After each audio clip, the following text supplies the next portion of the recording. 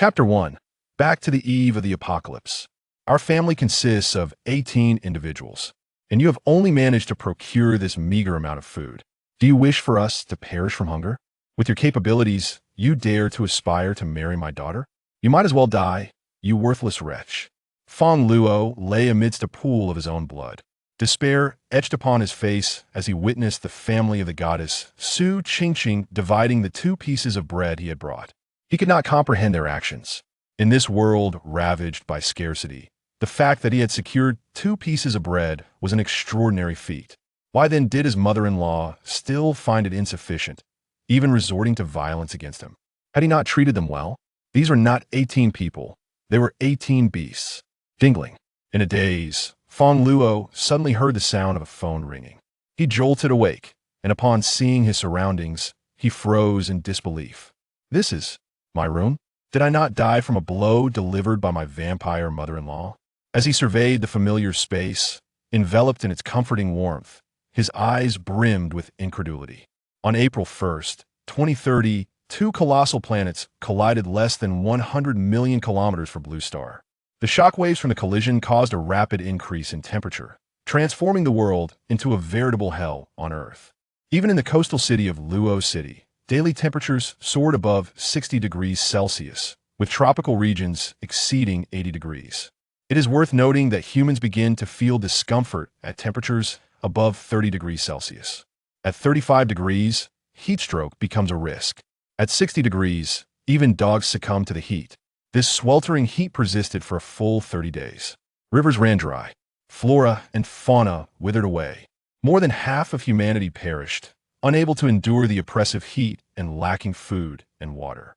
Do not inquire why air conditioning was not utilized. The units were rendered inoperable. Moreover, the relentless heat rendered normal work impossible. Power plants failed to function, resulting in widespread electrical fires and global blackouts. To compound matters, unknown viruses carried by the 2 colossal planets drifted to Blue Star. One such virus was labeled the zombie virus.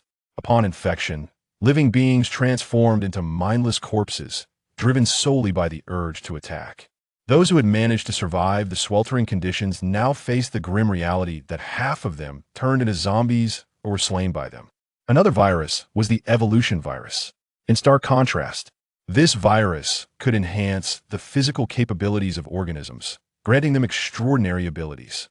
In his previous life, Fong Luo unwittingly contracted the evolution virus, awakening an exceedingly rare power, spatial manipulation. However, this power remained shrouded in mystery, and he could not fully grasp its potential, having only mastered a rudimentary storage function. Regrettably, before he could learn any further capabilities, he met his demise at the hands of his vampire mother-in-law. Reflecting on this, a glimmer of cold resolve flickered in his eyes. 18 ungrateful beasts. The grievances of his past life would be repaid with interest in this one. Fong Luo rose from his bed and approached the refrigerator. Upon opening it, he discovered several bottles of chilled soda, igniting a spark of yearning within him. He seized one and eagerly consumed its contents. Refreshing. Fong Luo exhaled in satisfaction, feeling as though his very soul had been rejuvenated. His thirst had been unbearable. During the 30-day onslaught of heat, aside from seawater, nearly all freshwater sources had dried up. At that time, even drinking urine was an impossibility. He downed 2 more bottles of soda, his spirits soaring with each sip. It was truly exhilarating. Afterward, Fong Luo glanced at his phone, which indicated that it was March 21st, merely 10 days before the apocalypse would descend upon them. Having learned from the misfortunes of his previous existence, he resolved not to endure the pangs of hunger again. He must stockpile supplies at home without delay. However, even if he procured provisions, there was a limit to how long they could be stored. One must understand that the onset of the apocalypse would first bring about a relentless 30 days of heat. In such extreme conditions, most food would spoil within 3 days that he was determined not to consume decayed sustenance again. Just as Fong Luo wallowed in his predicament, a vast black hole materialized before him. Was this his spatial manipulation ability? I never anticipated that in my rebirth, my spatial powers would remain intact. Ecstatic, Fong Luo reveled in the prospect of this expansive black hole. for it would allow him to amass a considerable stockpile of supplies without the fear of spoilage. He then checked his bank account balance. 20,054,315 yuan. This was the compensation received after his parents were tragically killed in a car accident last year, struck down by a wealthy heir. Originally, the sum was 2.5 million, but in his pursuit of Su Qingqing, he had squandered over 500,000. Had he not been reborn, he would have spent all the remaining funds on Su Qingqing in the coming days. However, in this lifetime, he resolved not to be so foolish. This money would be used to procure supplies. Yet, with such a sum, he could hardly acquire much. The duration of the apocalypse was uncertain, and if it persisted for long, 2 million might not suffice for sustenance. He needed to find additional funds. First, he would resort to online loans. After all, in the event of an apocalypse, no one would come looking for repayment. With this thought in mind, Fang Luo promptly began downloading various lending applications. To his surprise, a simple search revealed dozens of platforms: 369, Dog East, Borrow It, and Ugly Group. Fang Luo's spirits lifted instantly. His credit rating was quite high, enabling him to borrow substantial amounts from each platform. In one fell swoop, he could secure hundreds of thousands. As for the interest, he didn't even bother to glance at it. Just then, his stomach grumbled, reminding him of his hunger. He pursed his lips. Since the onset of the apocalypse, he hadn't had a single satisfying meal, having given away any supplies he found to Su Qingqing's family. Reflecting on his past foolishness, he wondered why he hadn't kept some food for himself. Surely, he could attract beautiful women on his own. He decided to head to a hotel for a meal and to purchase some supplies. Stepping outside, he hailed a taxi. Driver, to the Grand Hotel of Luocheng, please. Oh, that's a 5-star establishment. Young man, are you going there for work? The driver raised an eyebrow, for the average cost of dining there exceeded 1,000 yuan. No, I'm going to eat. In his previous life, Fang Luo had endured a brutal apocalypse, never once enjoying a full meal. Now that he had the chance to be reborn, he certainly intended to treat himself to a good meal. Suddenly, his phone rang incessantly. Damn it, who is so bothersome? As he sat in the taxi, Fang Luo impatiently glanced at the screen, which displayed a name, Su Qingqing. Ugh, that wretched woman. He hung up in annoyance. Recalling the grievances inflicted upon him by her family in his past life, he felt an overwhelming urge to lash out. However, when she called again several times, his irritation reached its peak. He answered the call, his voice laced with anger. Are you out of your mind? Can't you take a hint? How does Brother Fang know that my mother is ill? A woman's voice, steeped in a hint of tea, responded from the other end. Brother Fang, my mother just came out of the hospital. I was about to take her to the Grand Hotel of Luocheng for a meal. She knows you have often looked after me and wants to meet you to express her gratitude. Chapter 2. The Schemes of a Green Tea Bitch Gratitude. Hearing the insinuation in Su Qingqing's words that she wished to introduce him to her family made Fang Luo unable to suppress a derisive laugh. He recalled his past life, where he had believed Su Qingqing's words and hastened to the Grand Hotel of Luocheng to meet her mother. He had expected accolades and praises, hoping it would lead to Su Qingqing being promised to him. To prepare, he had excitedly purchased numerous gifts along the way. Upon their arrival, the atmosphere was rather stilted. Aside from a few casual exchanges while ordering, the topic of their relationship with Su Qingqing was conspicuously absent. Whenever he attempted to broach the subject, they deftly diverted the conversation. It was only at the end, just before settling the bill, that they lauded his youthful achievements, suggesting that anyone fortunate enough to marry him would undoubtedly find happiness. At that moment, he felt a surge of optimism, believing that his union with Su Qingqing was assured, leading him to pay the bill without hesitation. However, in the aftermath, no news of a wedding ever materialized. It was only now that Fang Luo realized Su Qingqing had never intended to marry him. Her invitation had merely been a ruse to elicit a meal at his expense. He vividly recalled that gathering, where they had feasted with 18 in attendance, draining him of over 100,000 yuan, an expenditure he had never before encountered for mere sustenance. The audacity! Enraged, he contemplated terminating the call.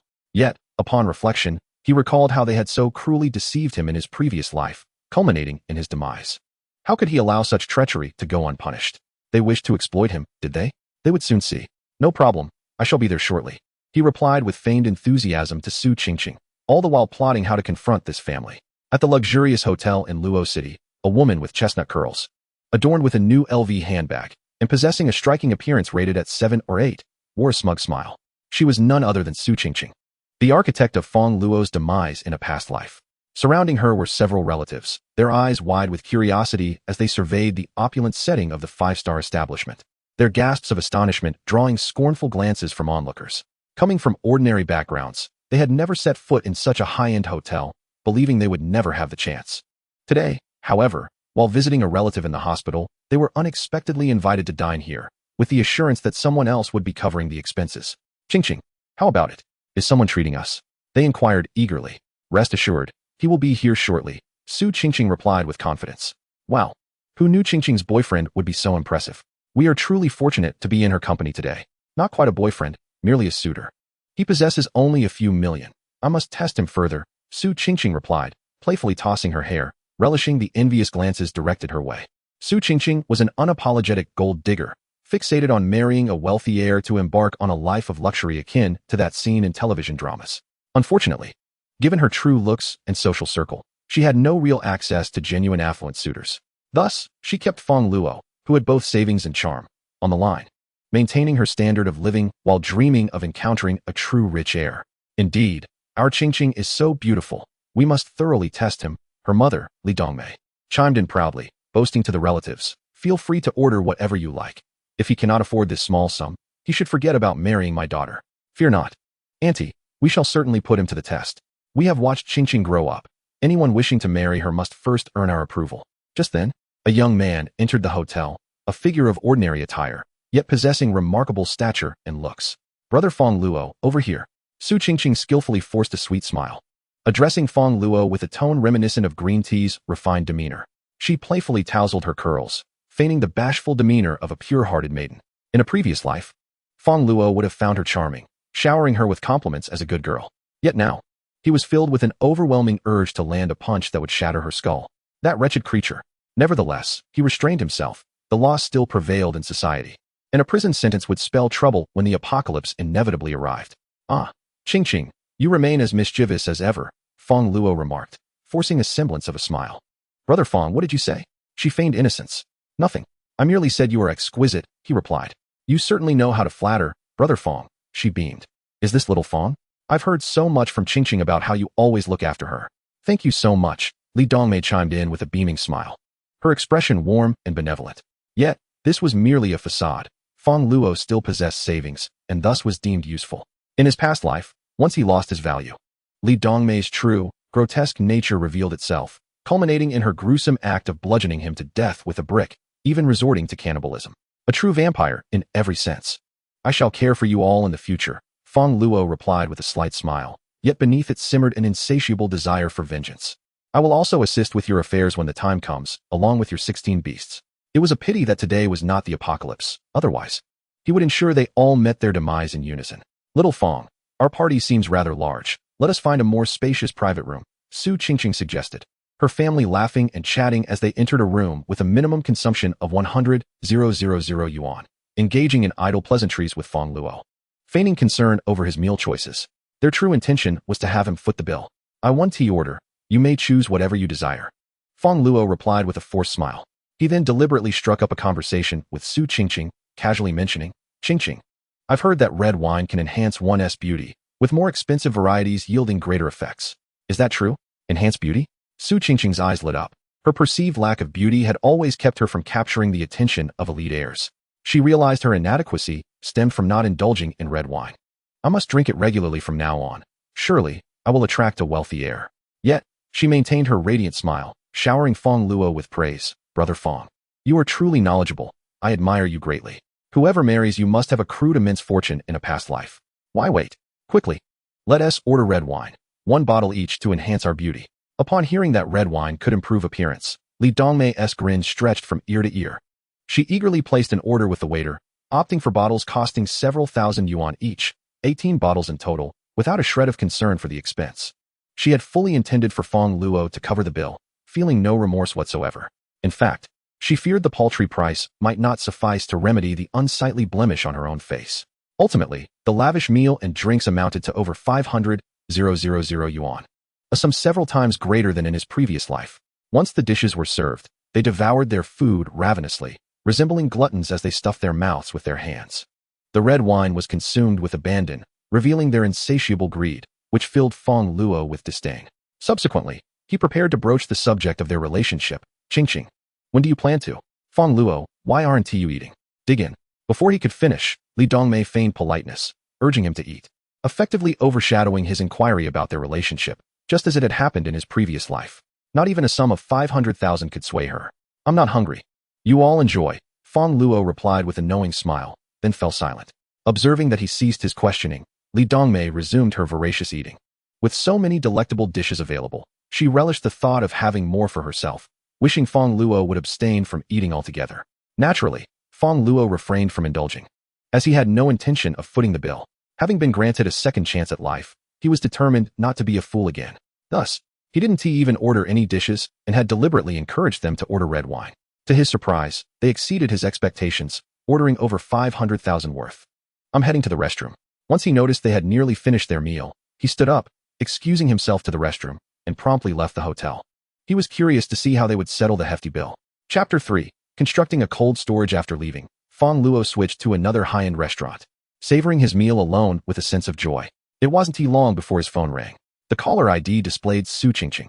Presumably, she was calling to settle the bill, only to discover he was missing.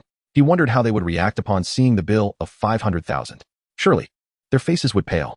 Reflecting on this, Fong Luo's appetite surged, making his food taste even more delightful. How exquisite!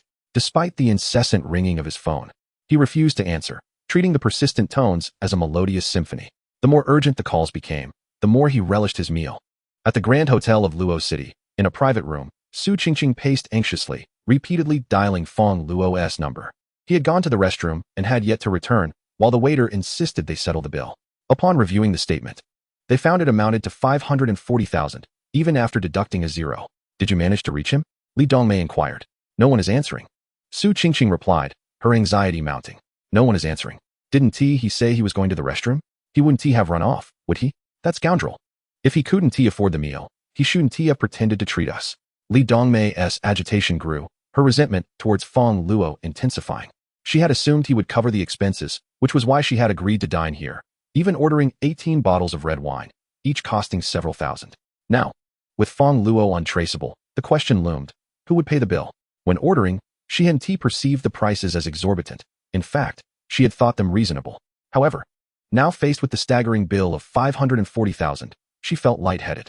Even selling herself would not suffice to cover it. She contemplated calling the police, only to realize that since Fong Luo entered the room, he hadn't ordered a single dish or tasted a morsel of food.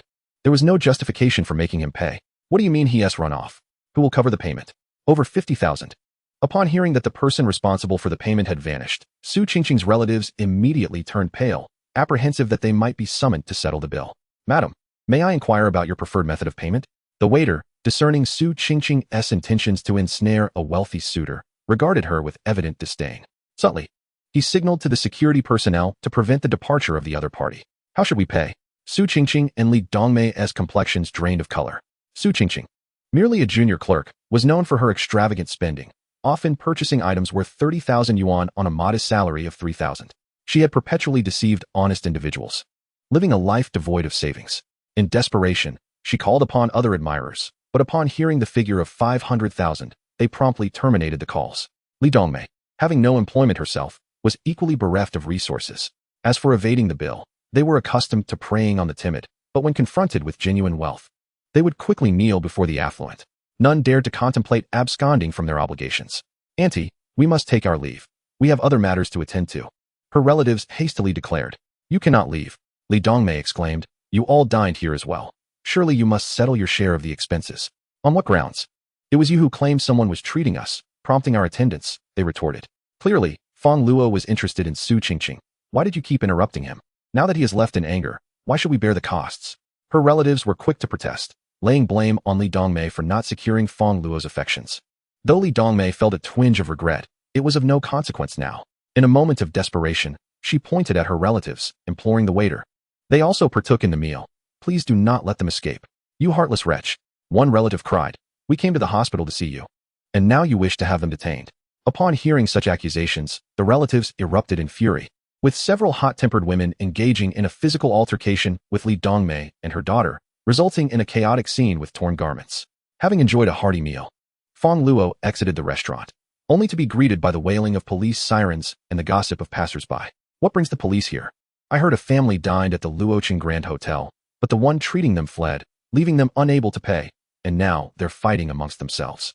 Such sensational developments piqued Fong Luo's interest. Is this family not Su Qingqing's? He mused, amused by the unfolding drama. I wonder if any harm has come to them. With his hunger satiated and a rival reprimanded, Fong Luo felt an even greater sense of contentment. Next, he contemplated preparing for the impending apocalypse. Previously, he had amassed 2 million yuan, and after borrowing over 500,000 from a lending platform, his balance now surpassed 260,000. I must create a sustainable environment. He deliberated on the prudent utilization of these funds. As the apocalypse loomed, the first challenge would be enduring 30 days of relentless, sweltering temperatures exceeding 60 degrees. In such conditions, concrete and steel structures would transform into colossal steam chambers, potentially collapsing under the heat. During that period, countless individuals would perish within their homes, reduced to mere morsels of meat, rendering such places utterly uninhabitable. In a previous life, Fong Luo had barely endured that harrowing period, teetering on the brink of death, akin to a nightmare. Such a dreadful experience was one he wished never to relive. Thus, he sought to first secure a comfortable environment. Fong Luo promptly rented a factory space online, a sprawling area of over 300 square meters, at a rental cost of 20,000. He refrained from directly leasing a cold storage facility, as typical cold storage units could not operate effectively in sweltering temperatures exceeding 60 degrees. Even if they did manage to function, the internal temperature would still soar to a staggering 40 degrees, rendering it unbearably hot. Subsequently, Fong Luo reached out to a refrigeration equipment company, expressing his desire to construct a top-tier cold storage unit, necessitating double the usual amount of cooling apparatus. Rest assured, sir, standard refrigeration units can achieve a minimum temperature of only 30 degrees. However, our company has recently developed a cutting-edge refrigeration device capable of reaching a chilling -50 degrees. Fong Luo's heart leapt with joy. With a temperature of 50 degrees, even in the event of an apocalypse, the indoor climate should not exceed 30 degrees. Excellent. Complete the setup within 3 days. He insisted. Sir, that timeline is rather tight, came the reply. I'll pay more. In Chapter 4, The Living Generator, Fong Luo approached the refrigeration equipment company with a request for a premier cold storage facility. Initially, the company stated that installation would require at least 15 days. However, upon offering additional compensation, the timeline was abruptly condensed to 3 days. Nevertheless, the cost escalated significantly. Each square meter now demanded 20,000, culminating in a total exceeding 6 million for the 300 square meter cold storage unit. This was somewhat beyond Fong Luo's budget, as he currently possessed only 2.6 million. Fortunately, such projects did not necessitate full upfront payment. Fong Luo was required to pay 1/3 as a down payment, amounting to 2 million, with the remaining 4 million to be settled within a month. Should he default, they retained the right to reclaim all equipment, along with a penalty for breach of contract. However, Fong Luo was unperturbed. The apocalypse was merely 10 days away, and who would concern themselves with penalties then? He resolutely agreed. They arranged to meet at a cafe to finalize the contract. The representative was a lean, tall man in his 30s, identified as Wang Chong, the company's manager. Mr. Fong, you are truly a remarkable young man. May I inquire what business necessitates such a high-spec cold storage unit? Wang Chong inquired with a smile, intrigued. This was his first encounter with a client willing to triple the price for expedited completion and seeking a cold storage facility far beyond standard specifications. Surely, he must be concealing some precious materials. You need not know, Fong Luo replied, unwilling to divulge his intention of residing within the cold storage, as he sought to avoid unnecessary complications. Of course, the man nodded eagerly, though his curiosity only intensified. They signed the contract, and that evening, construction commenced under the cover of night, proceeding with remarkable efficiency. The 2.6 million dwindled to a mere 600,000, with the need to procure food, water, and essential supplies looming. This amount was grossly insufficient. Fong Luo felt a pang of distress. Most critically, although he had constructed the cold storage unit, the refrigeration equipment also demanded a reliable power supply to operate. In the previous life, under the relentless heat, the power system of the city of Luo began to falter on the 3rd day. Consequently, I found myself in dire need of a high-capacity generator to maintain the normal functioning of the cooling equipment, leading to a substantial financial burden. It appeared that tomorrow I would have no choice but to mortgage my property and seek out some high-interest loans from private lenders. I wondered if the man could manage it.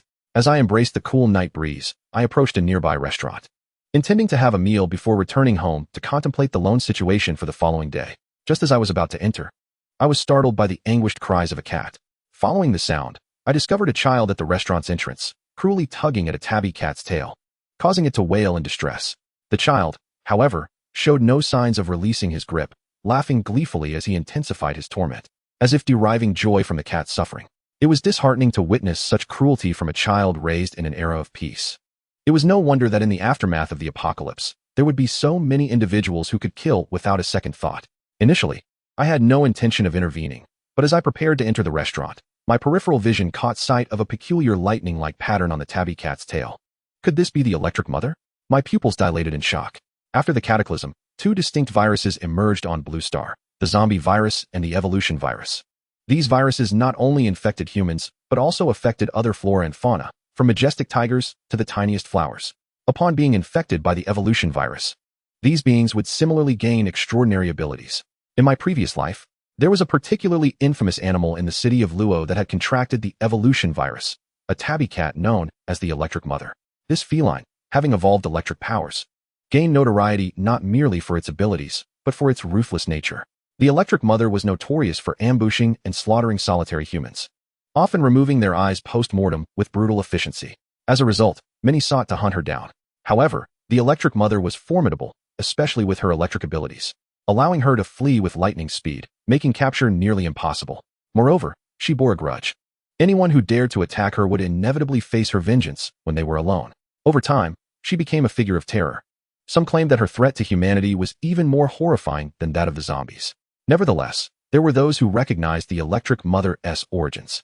I know that cat. Before the apocalypse, she was cared for by an elderly neighbor. After the old man's death, she was frequently tormented by the neighborhood children, one of whom blinded her in one eye. Thus, upon awakening her powers, she began to exact revenge, initially targeting those who had mistreated her. The most distinctive feature of the Electric Mother was the lightning-like pattern on her tail. Could this truly be her? A wave of astonishment washed over me as I rushed forward, pushing aside the child who was tormenting the Electric Mother, and I carefully lifted her to inspect her closely. Indeed, she was a female, and her eyes were not blinded. What wonderful news! Fong Luo's heart raced with excitement. This was a cat destined to awaken electric powers. Although many deemed its methods cruel and merciless, the lives it took were merely acts of vengeance, not indiscriminate harm to the innocent. If only she could tame this feline beforehand, she would gain a formidable ally in the apocalypse. Moreover, its electrical abilities could resolve the issue of power outages in a post-apocalyptic world, a living generator. You wretched creature, how dare you push my son? Just as Fong Luo reveled in her thoughts, a greasy, middle-aged woman stormed into the restaurant, fuming and pointing an accusatory finger at her. Fong Luo frowned at the spitting woman, feeling a twinge of displeasure. Did you not see your child mistreating this cat? I did, and so what? Children play. He merely kicked it a couple of times. It's not like he killed it. The woman, hands on her hips, declared, Listen here, my son is injured. And if you don't compensate today, you won't be leaving. I merely pushed him away. He didn't even fall. How could he be injured? Fong Luo was taken aback, not only by the woman's brazen attitude, but also by her audacity to extort her. I say it is so. The woman insisted, unyielding and blocking Fong Luo's path, shouting, Someone come quickly. This little hoodlum is bullying my son. There is no law anymore. Mom, it hurts. The unruly child pretended to be wounded, feigning tears. Fong Luo couldn't help but chuckle at such shamelessness. She had never encountered such a blatant display of audacity. If only it were the apocalypse. She would have taken great pleasure in teaching this woman a lesson. Chapter 5. Renovating the cold storage. Old hag, if you keep spewing nonsense, I'll make sure you regret it. Fong Luo knew that reasoning with someone so unreasonable was futile. With a fierce glare, she shoved the 200-pound woman back a few steps and strode away. Just wait. You dared to push me. The woman, a coward at heart, was intimidated by Fong Luo's boldness and did not dare to obstruct her further, though she continued to hurl threats. Fong Luo paid her no mind. What could a fat woman do? Seek revenge by bringing in someone to retaliate. She had no desire to linger and eat in such an atmosphere. Clutching the Electric Mother, she made her way home, ordering takeout and some cat food along the way. Once settled on the sofa, she cradled the Electric Mother under her arm, lifting her high to scrutinize her closely. Indeed, this was a female cat, with fur of a rich brown-black hue and weighing nearly 10 kilograms, a considerable heft. The most distinctive feature was a white mark at the tip of her tail, resembling a lightning bolt, almost identical to the legendary Electric Mother. The thought of soon possessing a cat with electric powers in the apocalypse filled Fong Luo with exhilaration. However, this cat was fierce and vengeful. She needed to tame her first. From now on, I am your master, do you understand? Meow. The Electric Mother cat emitted a sound, curling her tail around her private parts, as if to say, I am indeed a female cat. Is it truly polite of you to stare at my privacy? Fong Luo, completely oblivious, mistook her gesture for consent and excitedly produced cat food, saying, Here, eat this meal, and then you can accompany me. Upon seeing the cat food, the Electric Mother cat began to prance, meowing joyfully. Ultimately, For the sake of the food, she decided to accompany him. Thus, a friendly agreement was reached between the man and the cat. The following day, Fong Luo left the cat at home and prepared to secure a loan. His house, spanning over 130 square meters, was valued at approximately 4 million yuan according to the real estate prices in Luo City. The bank was willing to offer him a loan of 3 million yuan. However, due to his request for the funds to be disbursed within 3 days, the interest rate was slightly higher than usual, but Fong Luo remained unperturbed. In the face of an impending apocalypse, who would still be concerned about repaying loans? After borrowing from the bank, Fong Luo began to inquire about private lending options. In Luo City, there were 3 major private lending organizations alongside several smaller ones. However, the interest rates for private loans were exorbitant, starting at an annual rate of 200, akin to highway robbery. Moreover, these lenders employed aggressive tactics for debt collection, threatening violence not for non-repayment, but for the refusal to borrow. Upon visiting a lending company, Fong Luo witnessed a man, unable to repay his debts, being brutally beaten. This is what happens when you fail to repay. The assailants seemed to convey to Fong Luo with their scrutinizing gazes, warning him of the potential consequences of non-repayment. Yet, Fong Luo remained unfazed. With the world on the brink of collapse, their survival was uncertain, and even if they managed to endure, he had no fear of them. In due time, the electric mother cat would unleash her wrath upon them. Fong Luo explored every private lending option available in Luo City.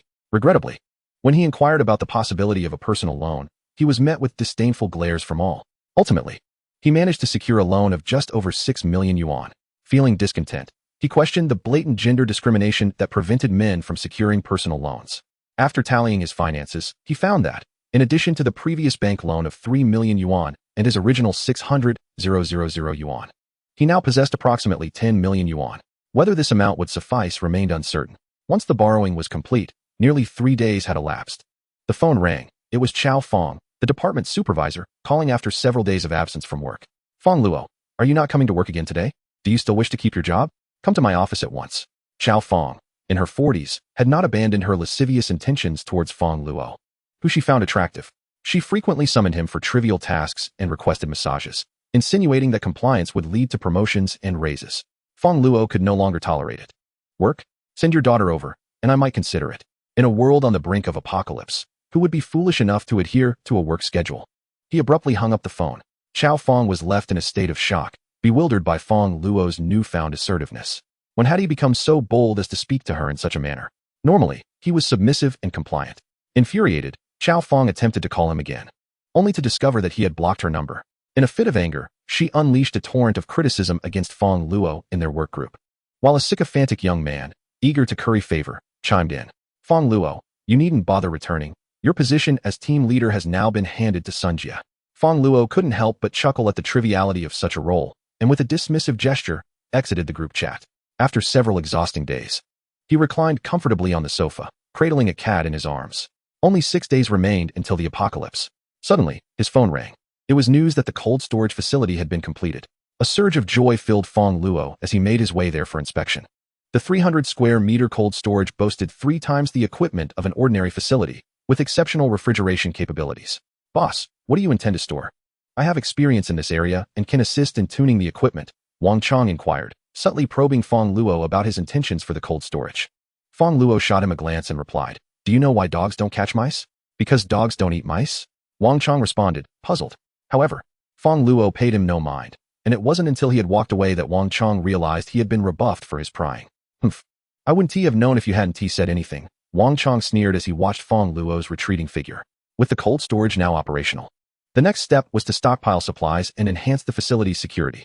The impending apocalypse promised formidable zombies, whose destructive capabilities would easily overwhelm ordinary structures. Although Fong Luo possessed spatial abilities, he lacked any offensive techniques.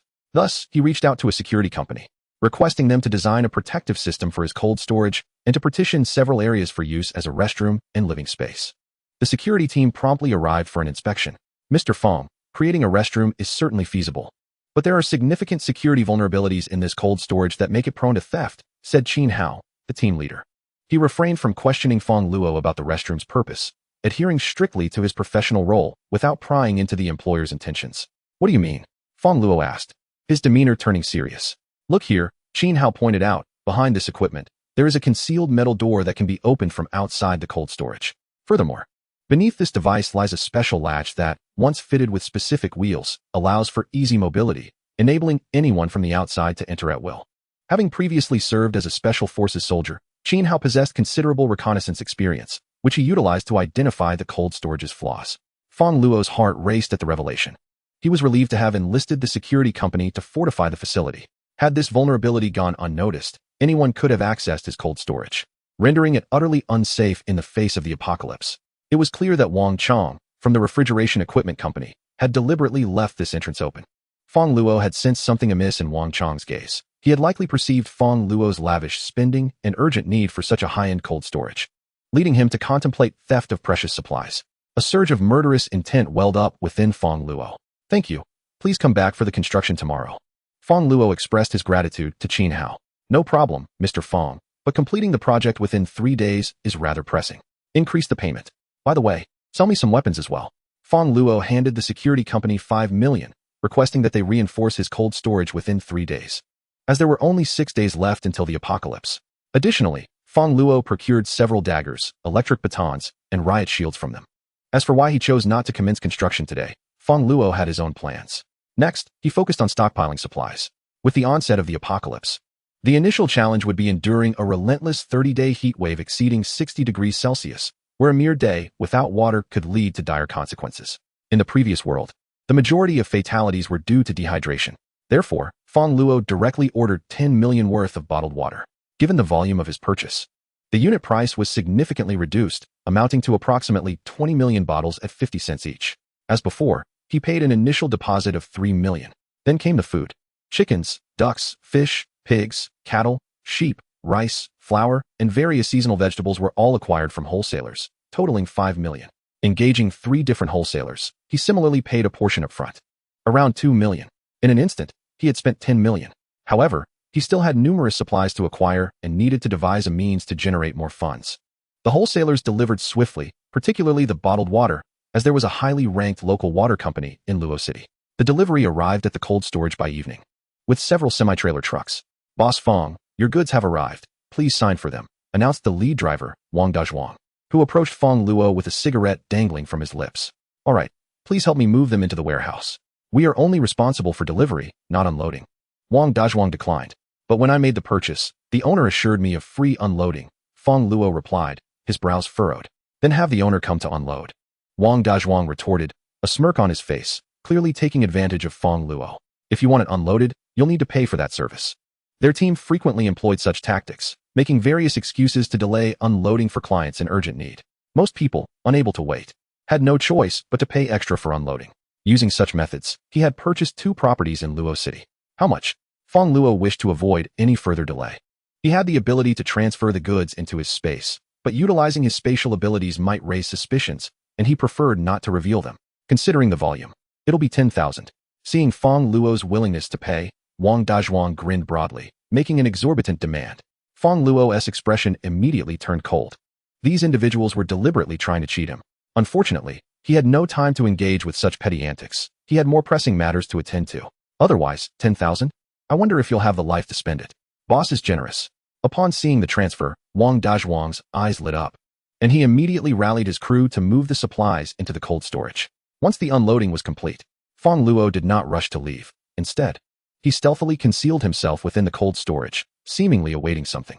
As fate would have it, in the early hours, faint rustling sounds emerged from outside the cold storage. Soon after, the cold storage facility, which had been identified by the security company as having vulnerabilities, began to stir unexpectedly. "I observed something being delivered today, and that individual was acting so mysteriously. It must certainly be something of great value. We should make our escape swiftly." Chapter 6. The billion-dollar warehouse. Wang Chong slipped through a prearranged hidden entrance into the cold storage, followed closely by 3 imposing men. Wang Chong was a seasoned criminal, frequently exploiting opportunities to assist in constructing warehouses, only to later infiltrate them and pilfer valuable items. His prior knowledge of the surveillance routes, combined with the extremely discreet entry he had set up, ensured that he had never failed in his endeavors, amassing considerable wealth in the process. Initially, he intended to retire from this life of crime, yet Fong Luo's peculiar behavior reignited his curiosity, and under the influence of greed, he set his sights on Fong Luo's cold storage. Thus, he established a hidden entrance ahead of time. Today, Those who had been surveilling Fong Luo noted that he had stockpiled several trucks of supplies, prompting an immediate response that evening. Let us take a closer look at what's inside the boxes, Wang Chong instructed his muscular associates, and they began to rummage through Fong Luo's cold storage. Boss, it's all bottled water. Bottled water? Wang Chong furrowed his brow. How could that be? That guy spent millions to construct a cold storage facility just to stockpile bottled water? Ridiculous. Keep searching thoroughly. The men resumed their search. However, when one of the burly men reached behind a row of boxes, a chilling dagger suddenly pressed against his throat, rendering him breathless with fear. His eyes pleaded for mercy, silently asking not to be killed. Unfortunately, the dagger pierced through his throat before he could even emit a scream, and he collapsed onto the ground. Fong Luo's gaze was devoid of emotion. This cold storage was meant to ensure his safety in a post-apocalyptic world, yet these intruders had established a hidden entrance. A threat to his very life. In his rebirth, Fong Luo would not spare any individual who posed a potential danger to him.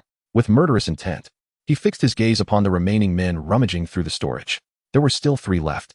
Engaging them directly would likely prove challenging. So Fong Luo remained hidden in the shadows, waiting for the others to become isolated, ready to eliminate them one by one. Before long, Fong Luo seized an opportunity and dispatched 2 more of them. Ultimately, only Wang Chong remained. At this point, Wang Chong sensed that something was amiss. The 3 men he had brought with him had fallen eerily silent. The cold storage was enveloped in an unsettling stillness, akin to an otherworldly phenomenon. Huji, Scarface. Wang Chong called out breathlessly, but received no response. Suddenly, he felt a chill run down his spine as a dagger pressed against his waist. Stop shouting. They are all dead.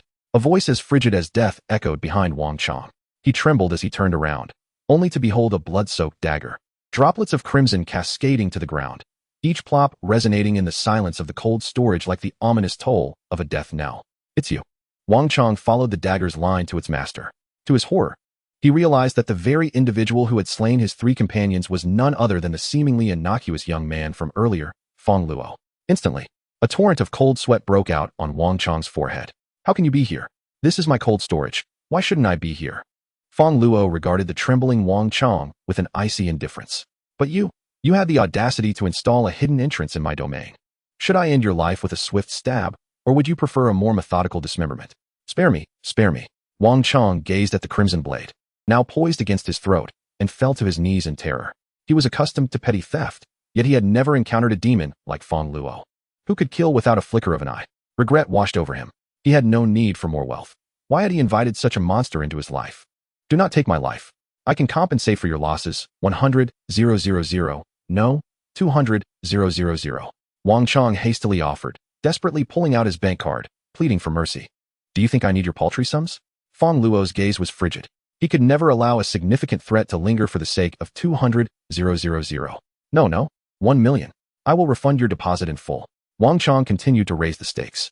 He had seen the bodies of his fallen companions and had no doubt that Fong Luo would not hesitate to plunge the dagger into him as well. You seem to be merely a manager, yet you possess such wealth? Fong Luo observed with surprise. When he had signed a contract with Wang Chong, he had learned of his status as merely the manager of a refrigeration equipment company, not the owner. This is all stolen from before. Wang Chong chuckled awkwardly, revealing how he had previously collaborated with construction teams to create hidden entrances for the purpose of theft afterward. Upon hearing this, Fong Luo's eyes brightened with a sudden idea. Which warehouses are involved? He inquired nonchalantly. We have participated in the construction of several significant warehouses in Luoqing, such as the Huiyong Supermarket, Luoqing Grand Hotel, and Luoshui Spring Water Factory. Wang Chong quickly listed multiple locations, all renowned local enterprises. Furthermore, he had detailed blueprints that could easily bypass surveillance. Fong Luo felt a surge of excitement. With so many large warehouses, the value of the goods would undoubtedly exceed billions. If he could stealthily infiltrate and stash all the supplies in his space, he would be worry-free for the end of days. No, for 10 lifetimes. Provide me with the layouts of these warehouses and all the hidden entrances. Fong Luo demanded urgently. Wang Chong, fearing for his life, divulged every detail without reservation. To ensure he would not lie, Fong Luo bound him and proceeded to one of the warehouses to verify. Indeed, a hidden entrance existed, and the surveillance routes matched the blueprints perfectly, ensuring he would remain undetected. Fong Luo felt a surge of joy. However, he refrained from hastily gathering his belongings. There were still 6 days until the apocalypse, and if the police discovered any trace of him, it would spell trouble. Boss Fong, can you let me go now? Wang Chong asked timidly, fearful that Fong Luo might end his life with a single stroke. Let you go? Fong Luo scoffed. The secret of the warehouse was divulged to him. If he were to release Wang now, and the items in the warehouse vanished, it would undoubtedly lead Wang to suspect him. Should he divulge this information, countless individuals would likely seek to harm him. Only a fool would release him. Without hesitation, Fang Luo plunged a knife into Wang's heart. Subsequently, he retrieved Wang's phone and sent a message to his wife, informing her that he had been exposed. The police were after him, and he intended to flee abroad for refuge. He then checked Wang's bank account balance. To his astonishment, over 30 million. This man was indeed greedy, leaving only a mere 1 million for himself at the end. Fang Luo had no intention of taking all the money. He decided to leave several million for Wang's wife. This way, she would not overthink, nor would she report Wang's disappearance out of fear of the police. The remaining 20 million would be pocketed by him. Fang Luo glanced at the 4 corpses. If they were not disposed of, it would easily lead to exposure and police investigation. After some contemplation, Fang Luo attempted to use his spatial abilities to absorb them into a black hole space. To his relief, it worked. Previously, he had tried to absorb electrical appliances into the space, but had been unsuccessful then. It appeared that only inanimate objects could be contained within. After managing the bodies, Fang Luo also stored all the bottled water in the space. He then returned home, seemingly unfazed. The next day, the security company began reinforcing the cold storage, while Fang Luo, with over 20 million in hand, commenced procuring supplies for the impending apocalypse. Chapter 7. To Southeast Asia for green tea. With over 20 million at his disposal, Fang Luo first purchased several large generators along with fuel. Although he possessed an electrical mother, it too required rest. Thus, the generators would alternate in operation. He was not a heartless boss who exploited employees to work around the clock. Next, he acquired an array of tools. Axes, shovels, everyday necessities, toothbrushes, toothpaste, air conditioning units, washing machines, computers, gaming consoles, and a spacious bed that could accommodate 10 without feeling cramped. The apocalypse would bring illnesses, so Fang Luo stocked up on numerous medications, such as cold remedies and various tonics, along with a diverse wardrobe, suits, work attire, maid outfits, leather jackets, leather shoes, casual wear, black stockings, skin tone stockings, and 100 sets of Durex. Although the sweltering heat of the apocalypse would compel everyone to strip down, clothing would still be necessary once the heat subsided. Anticipating the need for distant travel post-apocalypse, Fang Luo also procured a civilian armored vehicle, the Dongfeng Mengshi, reputed for its bulletproof tires. Ordinary zombies were unlikely to breach its defenses. As for food, Fang Luo had inquired about the warehouses Wang mentioned, which were said to be well stocked. After all, those supermarkets were responsible for supplying daily necessities to millions in Luo City. If one were to identify a deficiency, it would be the absence of high-end gourmet food. However, this presents no challenge for Fang Luo, who still has several million remaining unspent. He promptly contacted the Grand Hotel of Luoqing to place an order for exquisite delicacies exceeding 1 million, including steak, fine red wine, and lobster, requesting delivery to his residence over the course of 3 days. The only remaining preparation involves acquiring weaponry. He procured some arms from a security company, albeit they were merely standard knives and batons, possessing limited lethality. It is essential to recognize that the apocalypse will give rise to zombies and individuals with extraordinary abilities. His spatial powers, at this stage, lack combat efficacy, rendering ordinary weapons inadequate against such adversaries. Should he find himself besieged, survival would seem impossible. With merely 5 days until the impending apocalypse, Fang Luo contemplated a journey abroad. As he pondered, a sudden knock resonated at the door. Upon opening it, he was met by a woman with brown, curly hair, her visage marred by several red scratches. "What do you want?" Fang Luo inquired, frowning at the visitor, who was none other than the scheming woman from his past, Su Qingqing. "Brother Fang, why did you leave so abruptly last time? You didn't answer my calls." Su Qingqing feigned innocence, her demeanor exuding a pitiful charm. Previously, Fang Luo had departed from the hotel in haste, following a dispute between her mother, Li Dongmei, and her relatives, which escalated into a brawl involving the entire family. Had she not hidden behind her mother's ample frame, her face would have surely suffered injury. Following the arrival of the police, they were detained for several days due to their disturbance of public order. Ultimately, it was her promise to borrow money from her relatives that settled the hotel bill, leaving her indebted by hundreds of thousands.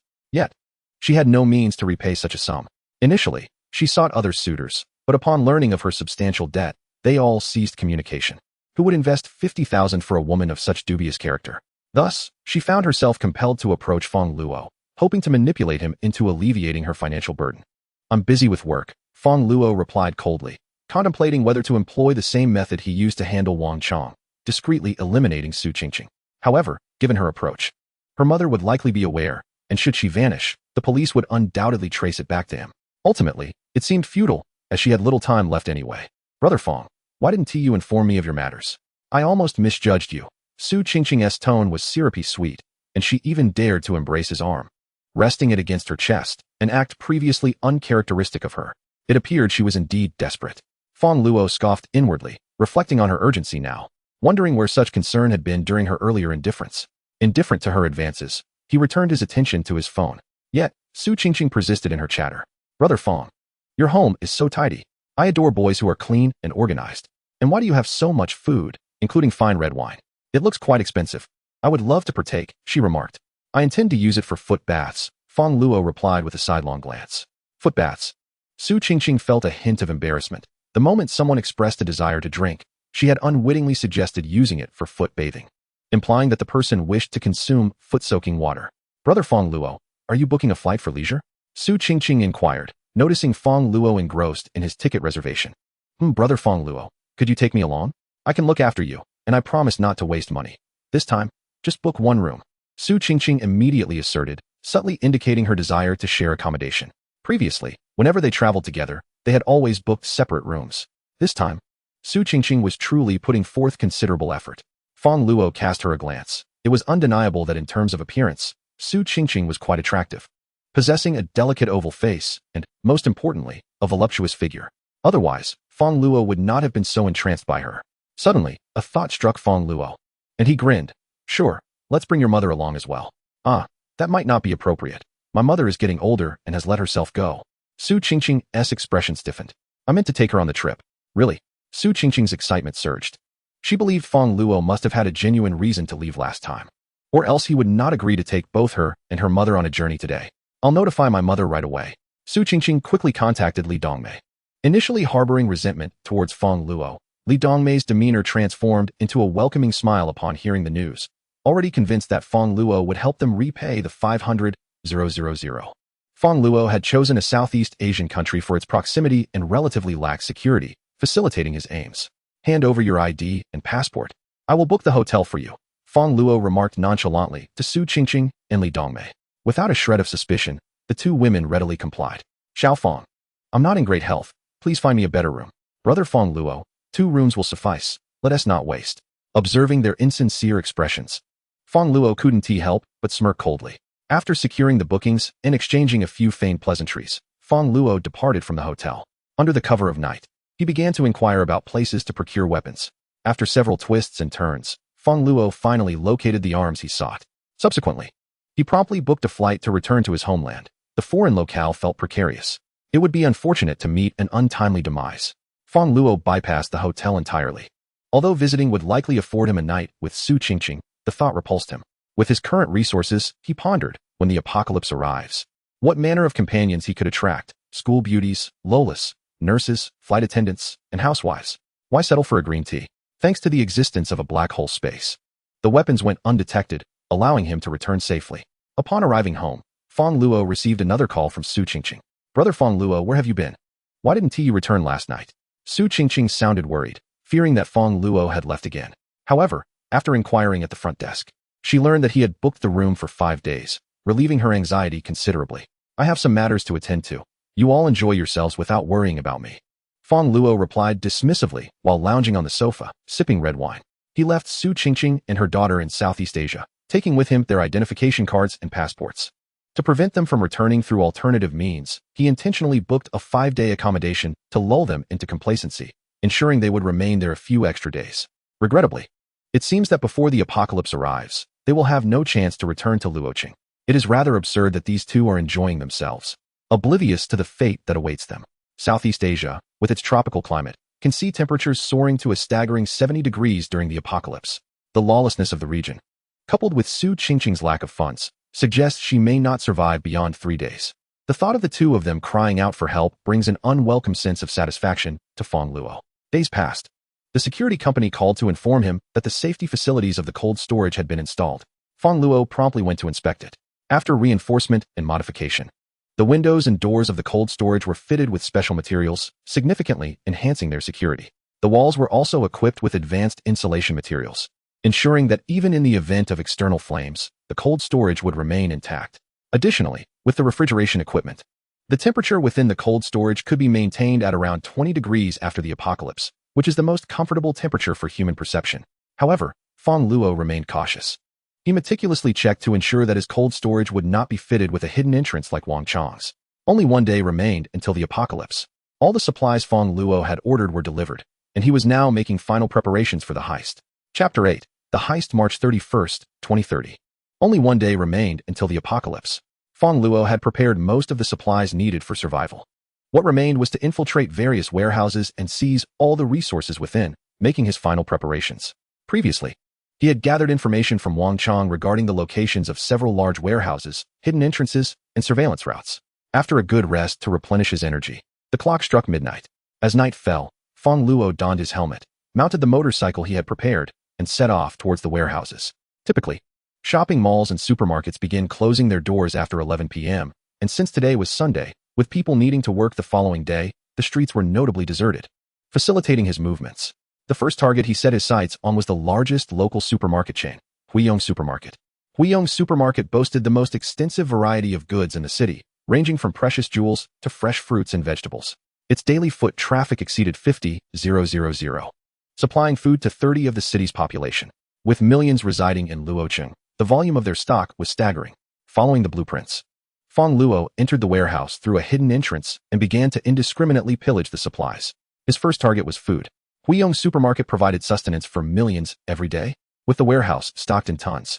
Upon reaching the refrigerated section, he discovered a mountain of frozen meats, including chicken feet, duck paws, and chicken legs, an astonishing quantity of several dozen tons. Without hesitation, Fong Luo collected all of it. Fresh meat, beef, lamb, and pork were all gathered. I recall the sweltering heat of over 60 degrees during the apocalypse, when all the meat stored in supermarkets and processing plants had gone bad and emitted a foul odor. Even so, it incited countless individuals to rush in and seize whatever they could. Fresh pork seemed like a distant dream. In terms of seafood, there were dozens of tons of shrimp, crayfish, grass carp, perch, bass, as well as giant prawns and king crabs.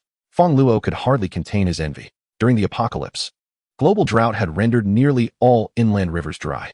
Whoever possessed a single crayfish would likely find themselves dining with Marilyn Monroe. Solely consuming meat without vegetables would lead to constipation and bad breath, hence vegetables were essential. He procured tons of bok choy, napa cabbage, leafy greens, chives, and his favorite potatoes and green peppers. Staple foods were indispensable as well. He gathered hundreds of tons of rice, flour, rice noodles, alkaline water cakes, and dumplings.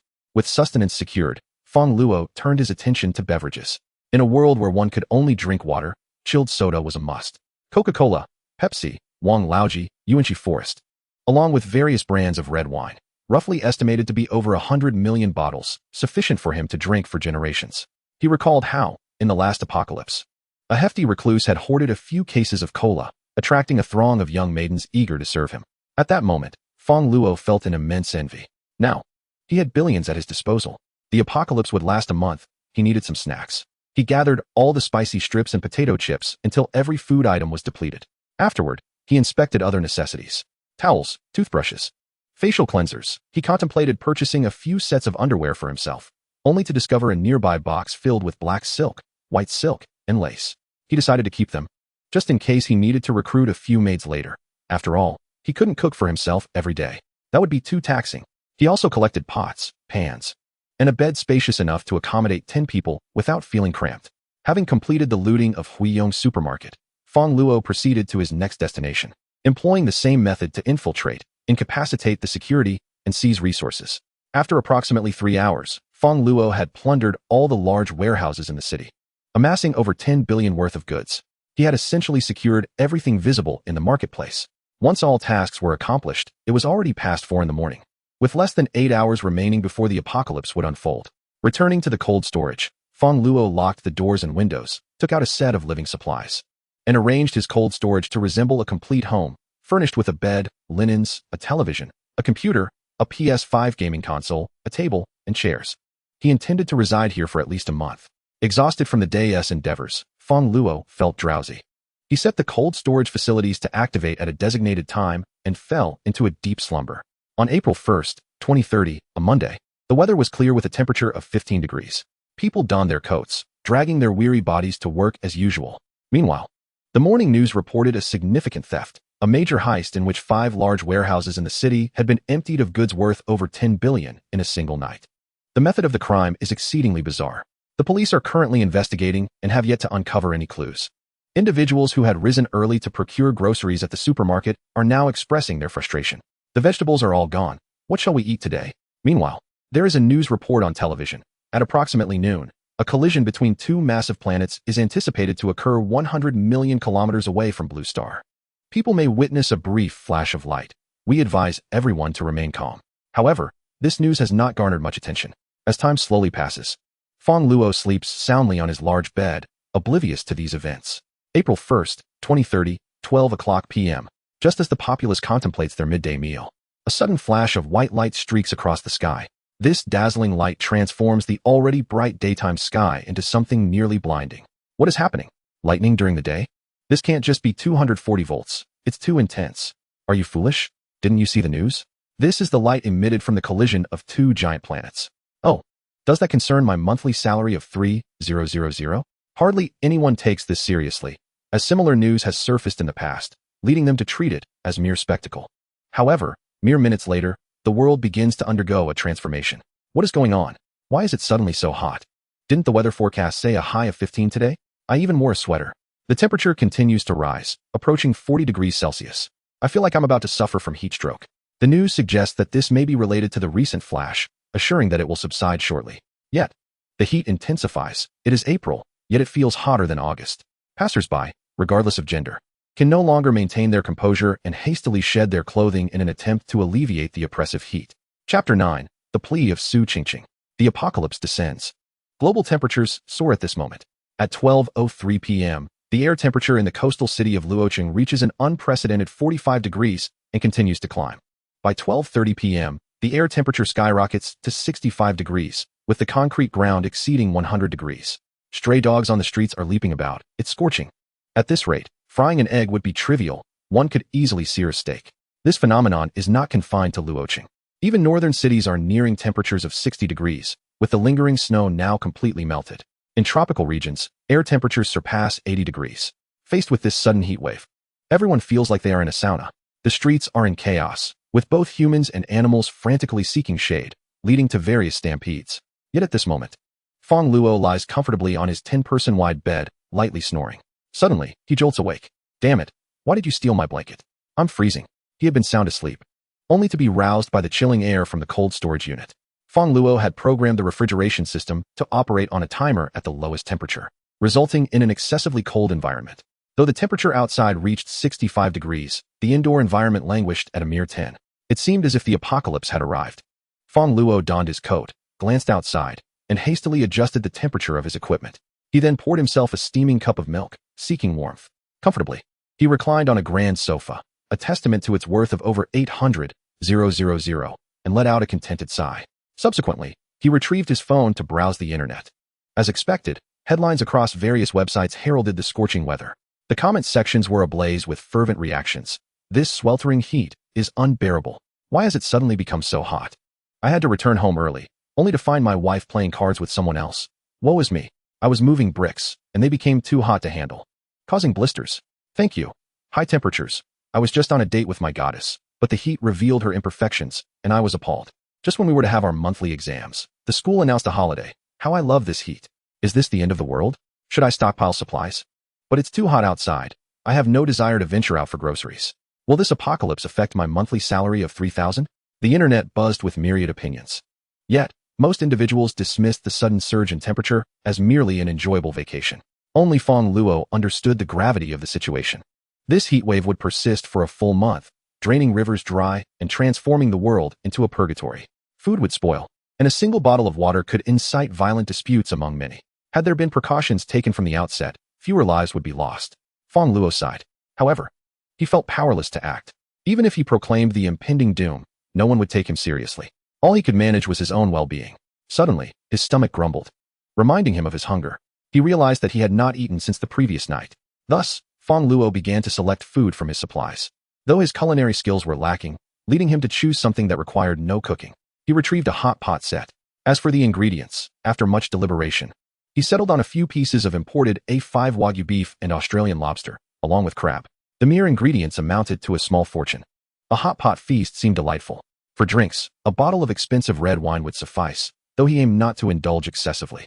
Outside, under the blazing sun and 65-degree heat, everyone scurried in search of shade. Meanwhile, Fong Luo found himself in a chilly 10-degree environment, clad in silk pajamas, savoring a fragrant beef hot pot. If any chef were to discover that he was preparing A5 Wagyu and lobster in a hot pot, they would likely be driven to despair over such culinary extravagance. One cannot indulge in hot pot indefinitely. He would eventually need to find a maid to handle laundry and cooking, Fong Luo mused. Suddenly, his phone rang, breaking the delicious moment. The caller ID displayed Su Qingqing. Fong Luo raised an eyebrow, recalling that she should still be in Southeast Asia, where temperatures soared to 70 degrees. What could it be? With a hint of amusement, he answered, Fong Luo here. On the other end of the line, a raspy voice filled with distress emerged from Su Qingqing. Brother Fong Luo, where are you? The room rental has expired, and it's suddenly sweltering outside. I can hardly bear it. Previously, Su Qingqing had accompanied Fong Luo to Southeast Asia, intending to devote herself to him in exchange for settling her debts. However, she was taken aback when Fong Luo mentioned he had matters to attend to, extending her stay for 5 more days and leaving her to amuse herself. She felt a flicker of joy, as this meant she could preserve her innocence and later pursue affluent heirs. During these 5 days, she joyfully explored with her mother, completely forgetting about Fong Luo. It wasn't until noon today, as their room rental came to an end and they had just checked out, that the temperature suddenly soared to 70 degrees. Su Qingqing and her mother stood at the hotel entrance, hopping from foot to foot in the oppressive heat, having stripped down to their undergarments to no avail. It was at this moment that they remembered to call Fong Luo. Qingqing, when is brother Fong Luo coming? My feet are blistering, lamented Li Dongmei on the other end of the line. Listening, Fong Luo felt a sense of satisfaction. So now you realize the discomfort of heat? In my past life, I endured scorching temperatures and battled zombies to procure food for you, yet you expressed no gratitude and even resented me for not doing enough, smashing your own head to seize my abilities. Now it's your turn to experience the heat. Can't bear it. Don't you have hands? Solve it yourself. Fong Luo responded dismissively while savoring a steaming piece of beef. Solve it myself? Su Qingqing was taken aback, then quickly grasped Fong Luo's implication, her tone turning melancholic. Brother Fong Luo, please don't joke. I don't know why the weather here has suddenly become so unbearable. Unbearable? Fong Luo wiped the sweat from his brow, caused by the spicy hot pot, and nodded. Indeed, it is a bit warm. I'm sweating too. Brother Fong Luo, please come pick me up, she implored. I can't right now. Why not come back by yourself? He replied. But, Brother Fong Luo, my ID and passport are with you. Su Qingqing, parched and desperate, sounded like a wilted flower. She had intended to buy some water, but all the nearby shops were sold out, leaving only expensive red wine, far beyond her means. Is that so?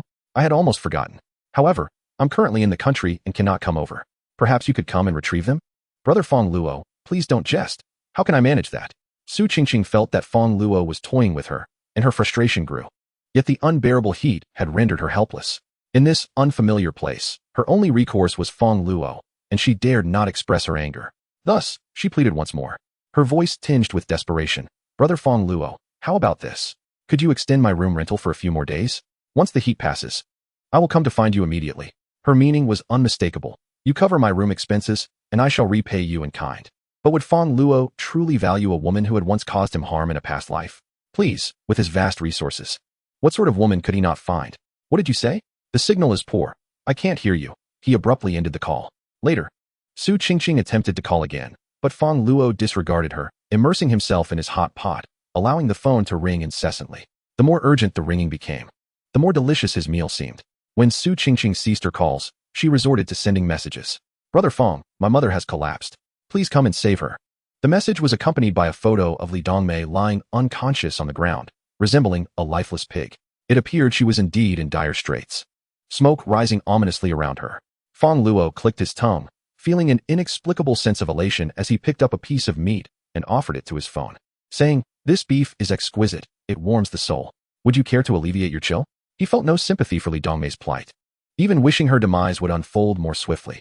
After all, she had caused him considerable distress in a past life.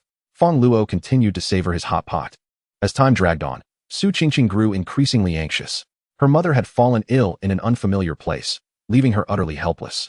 It was then she realized that her comfortable lifestyle had always depended on Fong Luo. Her bags, clothes, and phone, all gifts from him. Not one to be foolish. She understood that Fong Luo was deliberately retaliating against her. Regret washed over her.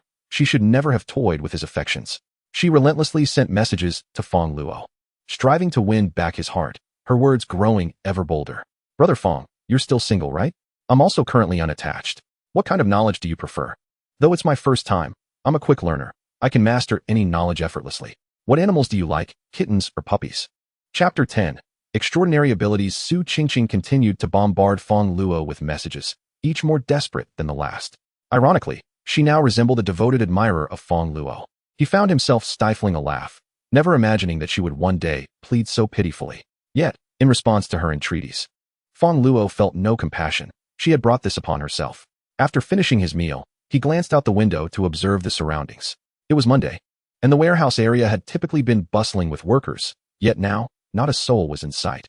Everyone had sought refuge from the oppressive heat. The temperature had soared to an astonishing 65 degrees. In such sweltering conditions, even a few minutes outdoors could lead to heat stroke or worse. Even within the confines of his home, with the air conditioning set to a frigid 16 degrees, the indoor temperature would not drop below 50. Moreover, standard air conditioning units would soon fail under such extreme conditions. In contrast, Fong Luo's cold storage utilized state-of-the-art refrigeration equipment, boasting 3 times the number of devices compared to similar facilities. Additionally, the walls were reinforced with special materials. Inside, the temperature rested at a comfortable 10 degrees. Feeling pleasantly cool, indeed, he needed a jacket. Fong Luo reclined comfortably on his luxurious sofa, worth 800,000, connected to a 100-inch television, and boredly sought out a game to play. Nuclear Ping Luoshengdo seemed like a suitable choice. As midnight approached, the night deepened. Fong Luo finally began to feel a touch of fatigue.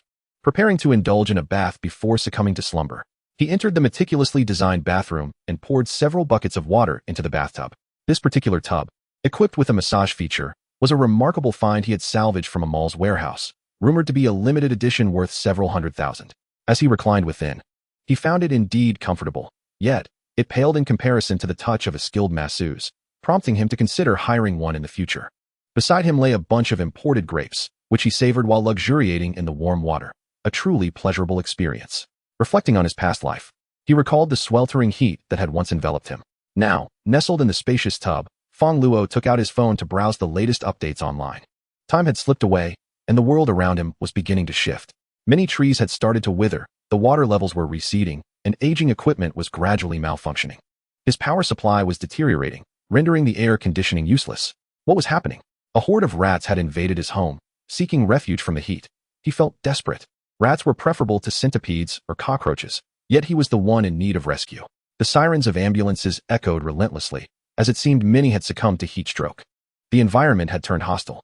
Numerous elderly individuals had already perished due to the extreme temperatures. However, the majority remained blissfully unaware of the impending crisis, continuing to engage in their usual banter, even wishing for the heat to persist. Yet, Fong Luo understood this was merely the calm before the storm. For now, the situation was not dire. Homes still had water, electricity, and food. However, once the days turned into a period of water and power outages, and when supplies ran low, their optimism would swiftly dissipate. At that point, chaos would reign, and the concepts of law and order would become insignificant in the face of survival. Moreover, the world would inevitably be plagued by viruses, zombie viruses, and evolution viruses. Either would inflict devastating blows upon human society. The zombie virus, once contracted, would transform beings into bloodthirsty entities driven solely by the instinct to attack and destroy. The evolution virus, while not stripping individuals of their rationality, would grant them formidable powers. Do not be deceived. Such power does not ensure compliance with the law. For instance, when Fong Luo saved the elderly woman, he encountered a corpulent woman and a troublesome child. Even a mere child, in times of peace, could exhibit a cruel demeanor.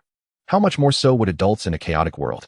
Those violent loan sharks, who already resorted to physical intimidation in peaceful times, would be far more ruthless in the aftermath of societal collapse.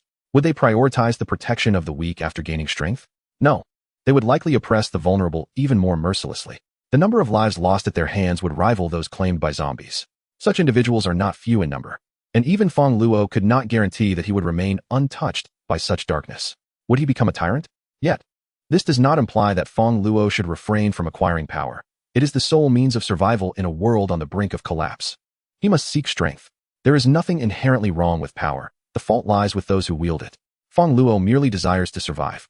Although he possesses spatial abilities, it is imperative that he fortify his strength. He cannot afford to languish in idleness. Abilities are classified into levels from 1 to 100, with higher tiers signifying greater prowess. In his previous life, Fong Luo was merely an ordinary level 1 ability user, among the weakest, with combat prowess indistinguishable from that of an average person. His initial spatial abilities offered no means of combat, merely a storage space, unlike fire or electricity, which boasted formidable fighting capabilities from the outset. To elevate his abilities, there are two methods. Firstly, absorbing more evolutionary viruses. Though their scarcity is staggering, one might search among 100 individuals and find none able to procure them. Secondly, one can vanquish zombies or other ability users to absorb the enhancement crystals residing within their brains, which serves as the primary means of strengthening oneself. Regrettably, in his past life, Fong Luo lacked the capability to slay zombies and could not find additional evolutionary viruses, ultimately failing to contend even with Su Qingqing's family. However, now that he has been reborn, Fong Luo is resolute in not repeating his past mistakes. He intends to gather a cache of evolutionary viruses to swiftly enhance his strength. Furthermore, the Electric Mother is beside him in this life, yet has not yet acquired any evolutionary viruses. At present, she is merely an ordinary cat. He wonders where she procured the virus in her previous existence. Gazing at the cat, snoring on the sofa, he is determined to locate these evolutionary viruses. With formidable abilities, he can confront adversaries and powerful zombies, ensuring his own protection. With this resolve in mind, Fong Luo immediately begins to devise a plan. He recalls that the outbreak of the zombie virus occurred on the 5th night of the apocalypse, suggesting that the evolutionary viruses likely emerged around the same time. Fong Luo retrieves a map of Luo City and examines the location where he was infected in his previous life, as well as the probable areas where the Electric Mother roamed. After considerable thought, he establishes a general direction. Time swiftly passes, and soon it is the 5th day of the apocalypse. For the past few days, Fong Luo has remained in the cold storage, as the virus has yet to descend. Venturing out prematurely would be futile, especially given the sweltering heat outside. Nonetheless, he has not been idle. Instead, he has engaged with VR equipment, immersing himself in the world of Resident Evil to preemptively experience encounters with zombies and accumulate combat experience. Having taken his endeavor too seriously, he played until 3 in the morning yesterday, waking at 7 in the evening due to the comfort of the cold storage. After his adjustments, the indoor temperature has remained a pleasant 18 to 20 degrees Celsius, the most comfortable range for human sensation. Were it not for his hunger and the impending viral outbreak necessitating the search for evolutionary viruses, he would have preferred to remain asleep. Was the 10-person wide bed uncomfortable? Alas, it felt rather empty, lacking something. Stretching leisurely, Fong Luo rose to prepare himself a bowl of abalone and sea cucumber porridge. Consuming overly greasy food on an empty stomach is unwise, so he set the steak aside. Although his culinary skills were rather mediocre, the high-quality ingredients rendered Fong Luo's creations undeniably exquisite. It seemed imperative to find a skilled chef to prepare meals for him. As he savored his congee, Fong Luo retrieved his mobile phone. Su Qingqing had ceased messaging him, her last correspondence lingering at 10 p.m. the previous night. She was likely in dire straits by now, stranded in Southeast Asia where temperatures soared beyond 70 degrees and lacking financial resources. A wave of relief washed over Fong Luo as he glanced at today's news. The temperature in Luo City remained consistently at 65 degrees. In a mere 5 days, the water level in the city's reservoir had plummeted by over 50 meters. Numerous small lakes had completely dried up. According to statistics from the municipal water company, Luo City had consumed a staggering 100 million tons of water in just 3 days, a daily usage exceeding 10 times the usual amount, not accounting for evaporation. The price of tap water had skyrocketed from approximately 3 yuan per ton to an astonishing 3,000 yuan per ton, an increase of 1,000-fold. The water supply from the plant was no longer sufficient to meet the city's demands, and certain areas had begun experiencing water shortages. With supplies restricted to affluent neighborhoods within the city's second ring, the disparity between supply and demand was so acute that even monetary means could not procure water. Furthermore, under the relentless heat, numerous fires had erupted, leading to power outages in over half of the city. The air conditioning units, the sole source of respite, had become ineffective. More than 80 of the elderly had succumbed, and many young individuals with compromised health had also perished from dehydration. News reports indicated that the death toll in Luo City's hospitals had surpassed several 100,000, excluding those who might have died at home or on the streets. The total could well exceed 1 million, and this was merely the 5th day. The outbreak of zombies had yet to commence. Chaos reigned in the streets, as once comfortable residents could no longer endure the scorching heat and ventured out in search of food and water. The crime rate in the city surged by 350, with rampant incidents of robbery and brawls erupting on every corner. The police and firefighters were overwhelmed, struggling to cope with the escalating crisis. Fong Luo's cold storage had also lost power. However, he was fortunate to possess a generator and fuel, allowing him to generate electricity independently. The temperature within the cold storage remained pleasantly cool. Fong Luo reflected on his past life, recalling how he had endured similar torment, fighting desperately for a mere sip of water. Fortunately, in this life, he had adequately prepared supplies and constructed a cold storage unit, sparing him the fate of losing his life over a loaf of bread. Nonetheless, his fuel reserves were limited, necessitating the exploration of alternative solutions. He cast a glance at the peacefully slumbering electric mother. Rest for 2 days, and then you'll diligently carry out your duties. After finishing his abalone and sea cucumber congee, the clock struck 8 in the evening. Fong Luo calculated that less than 2.5 hours remained until the previous life's zombie outbreak. Driving to his destination would take approximately 1 hour, allowing for potential delays along the way. Fong Luo was about to venture out, just in time to catch the first wave of the virus descending upon Blue Star. Equipped with a map and clad in protective gear, he prepared to leave. Suddenly, a series of loud knocks echoed from the cold storage facility's door. Frowning, he approached and peered through a specially designed window, only to find several men wielding tools, relentlessly hammering at his door. "Brother Wong, are you certain there are supplies inside?" one man inquired. Almost immediately, a rough voice responded, "Of course. Just a few days ago, I delivered goods worth over 10 million in bottled water here. If we seize this place, we won't have to worry about water for years. Besides, I carefully observed that this cold storage is equipped with top-tier refrigeration units. The temperature inside will never exceed 30 degrees. 30 degrees? That would be so refreshing." Another exclaimed, "What are we waiting for? Let us pry it open." Chapter 11. Robbery at the entrance of the cold storage. The men wore expressions of greed and desperation, wielding hammers and crowbars as they struck the door with fervor. The incessant banging reverberated through the air.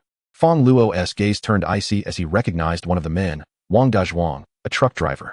He was the very same person who had delivered the 10 million worth of bottled water to Fong Luo.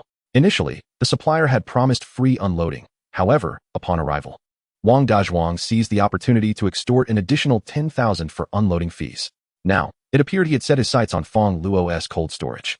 The hammering continued relentlessly, but the door remained impervious to their efforts, while the men grew increasingly exhausted, panting like dogs, tongues lolling out. Their audacity was laughable. Fong Luo scoffed internally. He had invested 5 million in hiring a professional security company to reinforce this facility. With mere hammers in hand, they could hammer away for a year without inflicting a scratch on the cold storage. He had no need to worry about them breaching his defenses.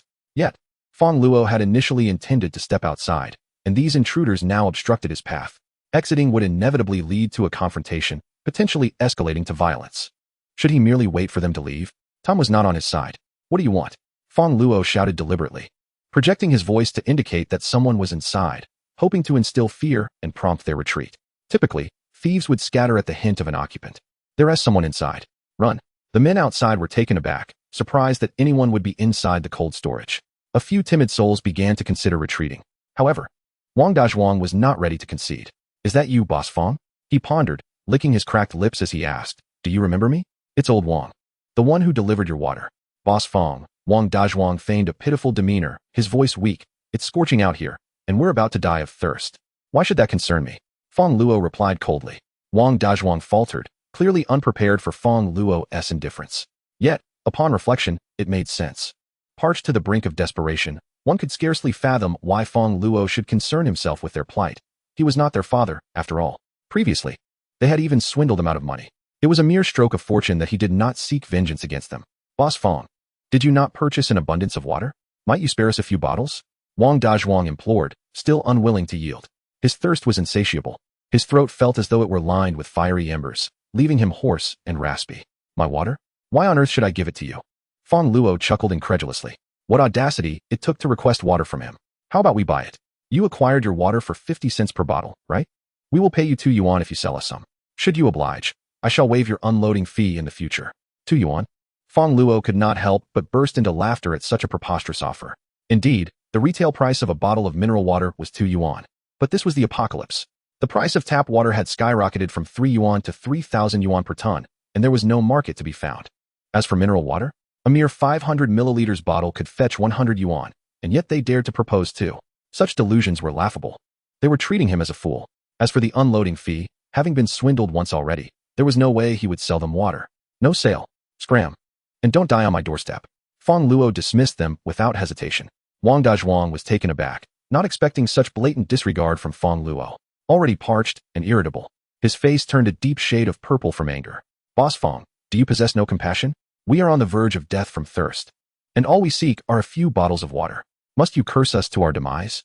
Indeed, do you have not an ounce of compassion? Have your consciences been devoured by dogs? You have ample water. Sharing a bit would not affect you. I have never encountered such a miserly soul. The individuals behind him joined in the chorus, condemning Fong Luo for his lack of empathy, accusing him of turning a blind eye to their suffering. They conveniently forgot that only moments prior, they had been hammering at his door with malice, and not long ago, they had schemed to cheat him of his money. I shall say this once more, die wherever you please, just not on my doorstep. Fong Luo resolutely rejected their moral coercion. He had no ethics to bind him. Then do not blame us for our lack of courtesy, Wang Dazhuang retorted, his expression now menacing. And how do you intend to show your lack of courtesy? Fong Luo replied, his tone mocking. Boss, while your door may be sturdy, it is not invulnerable, Wang Dazhuang replied coolly. With 5 of us armed with an array of tools, a mere iron door cannot thwart our advance. You stand alone. And once we breach that door, his visage twisted into a malicious grin. Brothers, let us smash it. With that command, the group seized their hammers and crowbars, launching a vigorous assault on the cold storage. Initially, they had contemplated theft. However, now, sensing Fong Luo's isolation, they resolved to seize it outright. They had long observed that no one else was around, and even if Fong Luo were to perish, no one would be the wiser. Such folly was beyond comprehension. As Wang Dazhuang showed no intention of retreating and continued to pound on the door with increasing fervor, a surge of murderous intent welled up within Fong Luo. Initially, his intention had merely been to drive them away. Fong Luo was not a killer. He did not possess a cold heart that could casually disregard the lives of others. However, with the evident intent to harm him, how could Fong Luo remain passive? If one does not provoke me, I shall not provoke them. But if they transgress against me, they shall face annihilation. His gaze turned icy as he quietly opened the black hole space, retrieving weapons purchased in Southeast Asia. He then called out towards the door, stop knocking. I will open the door. Come in, and I will send you off. Consider it a wise choice. Wang Dazhuang let out a cold snort, feeling a sense of relief as he hastily set down the hammer he had been wielding. Outside, the temperature soared to 65 degrees Celsius, leaving him parched and weak. After swinging that heavy hammer, several others had already collapsed to the ground. Had they waited just a couple more minutes, even he would have considered giving up. Thankfully, this youth had been intimidated by his imposing presence. Wang Dazhuang took a step back, his eyes fixated on the cold storage door. Suddenly, with a creak, the door slowly opened, releasing an incredibly refreshing breeze from within. Wang Dazhuang shivered, the hairs on his body standing on end. Moments ago, he had endured the sweltering heat, and now he was greeted by a coolness beneath 20 degrees. The others, who had just been overcome by the heat, now wore expressions of sheer contentment. They could hardly believe such a refreshing place existed in the world. The contrast between the interior and exterior was akin to heaven and hell. This is astonishingly cool. It feels like less than 20 degrees. Damn it. This kid has been living in such a comfortable environment. What bliss. Hurry inside. We must get in. Don't push. Let me go first. I swung the hammer the most. The group scrambled forward, eagerly rushing into the cold storage, even tumbling over one another, their faces betraying their avarice. They intended to seize this place, to claim all the resources within, to dwell here forever. As for the true owner of the cold storage, they could go far away and die far away. However, upon crawling into the cold storage, the first sight that greeted them was a pair of size 44 boots, and as they looked up, they were met with the dark muzzle of a gun pointed directly at them. Instantly, a chill ran down their spines. Chapter 12. Do not tempt me, Wang Dazhuang, reveling in the comfort of the cool air, was greedily rushing inside when he was suddenly tripped by several people who had halted ahead of him, causing him to tumble violently and bleed from his nose. Damn it, why are you all stopping? Get inside, he shouted angrily, but his companions remained frozen, each staring in shock at the scene before them. Confused, he turned to look as well. There stood a tall and handsome young man, clad in green combat attire, wielding a weapon with a peachwood stock. This was something he had seen on television. Was it called an AK-47? Wang Dazhuang was utterly incredulous. Such a weapon, typically reserved for the screen, had inexplicably found its way into Fong Luo's hands. In the land of Yen, acquiring such a thing is far more challenging than earning $1 million. After a moment of astonishment, calmness swiftly returned. It must be fake, undoubtedly a deception. Humph. You little brat, do you think you can intimidate me with a toy gun? Wang Dazhuang sneered at Fong Luo. He then kicked a few dazed companions, exclaiming, Are you all fools? This is Yen. How could he possibly possess a real gun? Gradually, they began to comprehend. Indeed, in Yen, firearms are prohibited, and an ordinary person would never encounter one. This toy gun looks so remarkably realistic that I nearly fell for it. The group regained their smiles.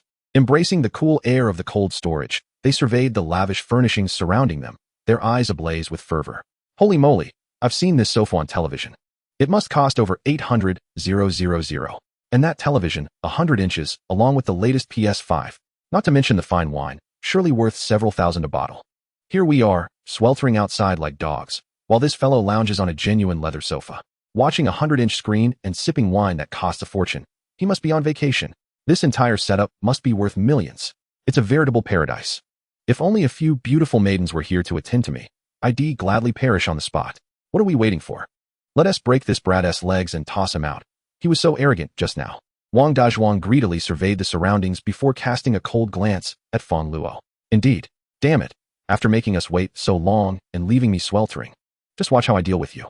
At this, the others quickly closed in on Feng Luo with menacing intent.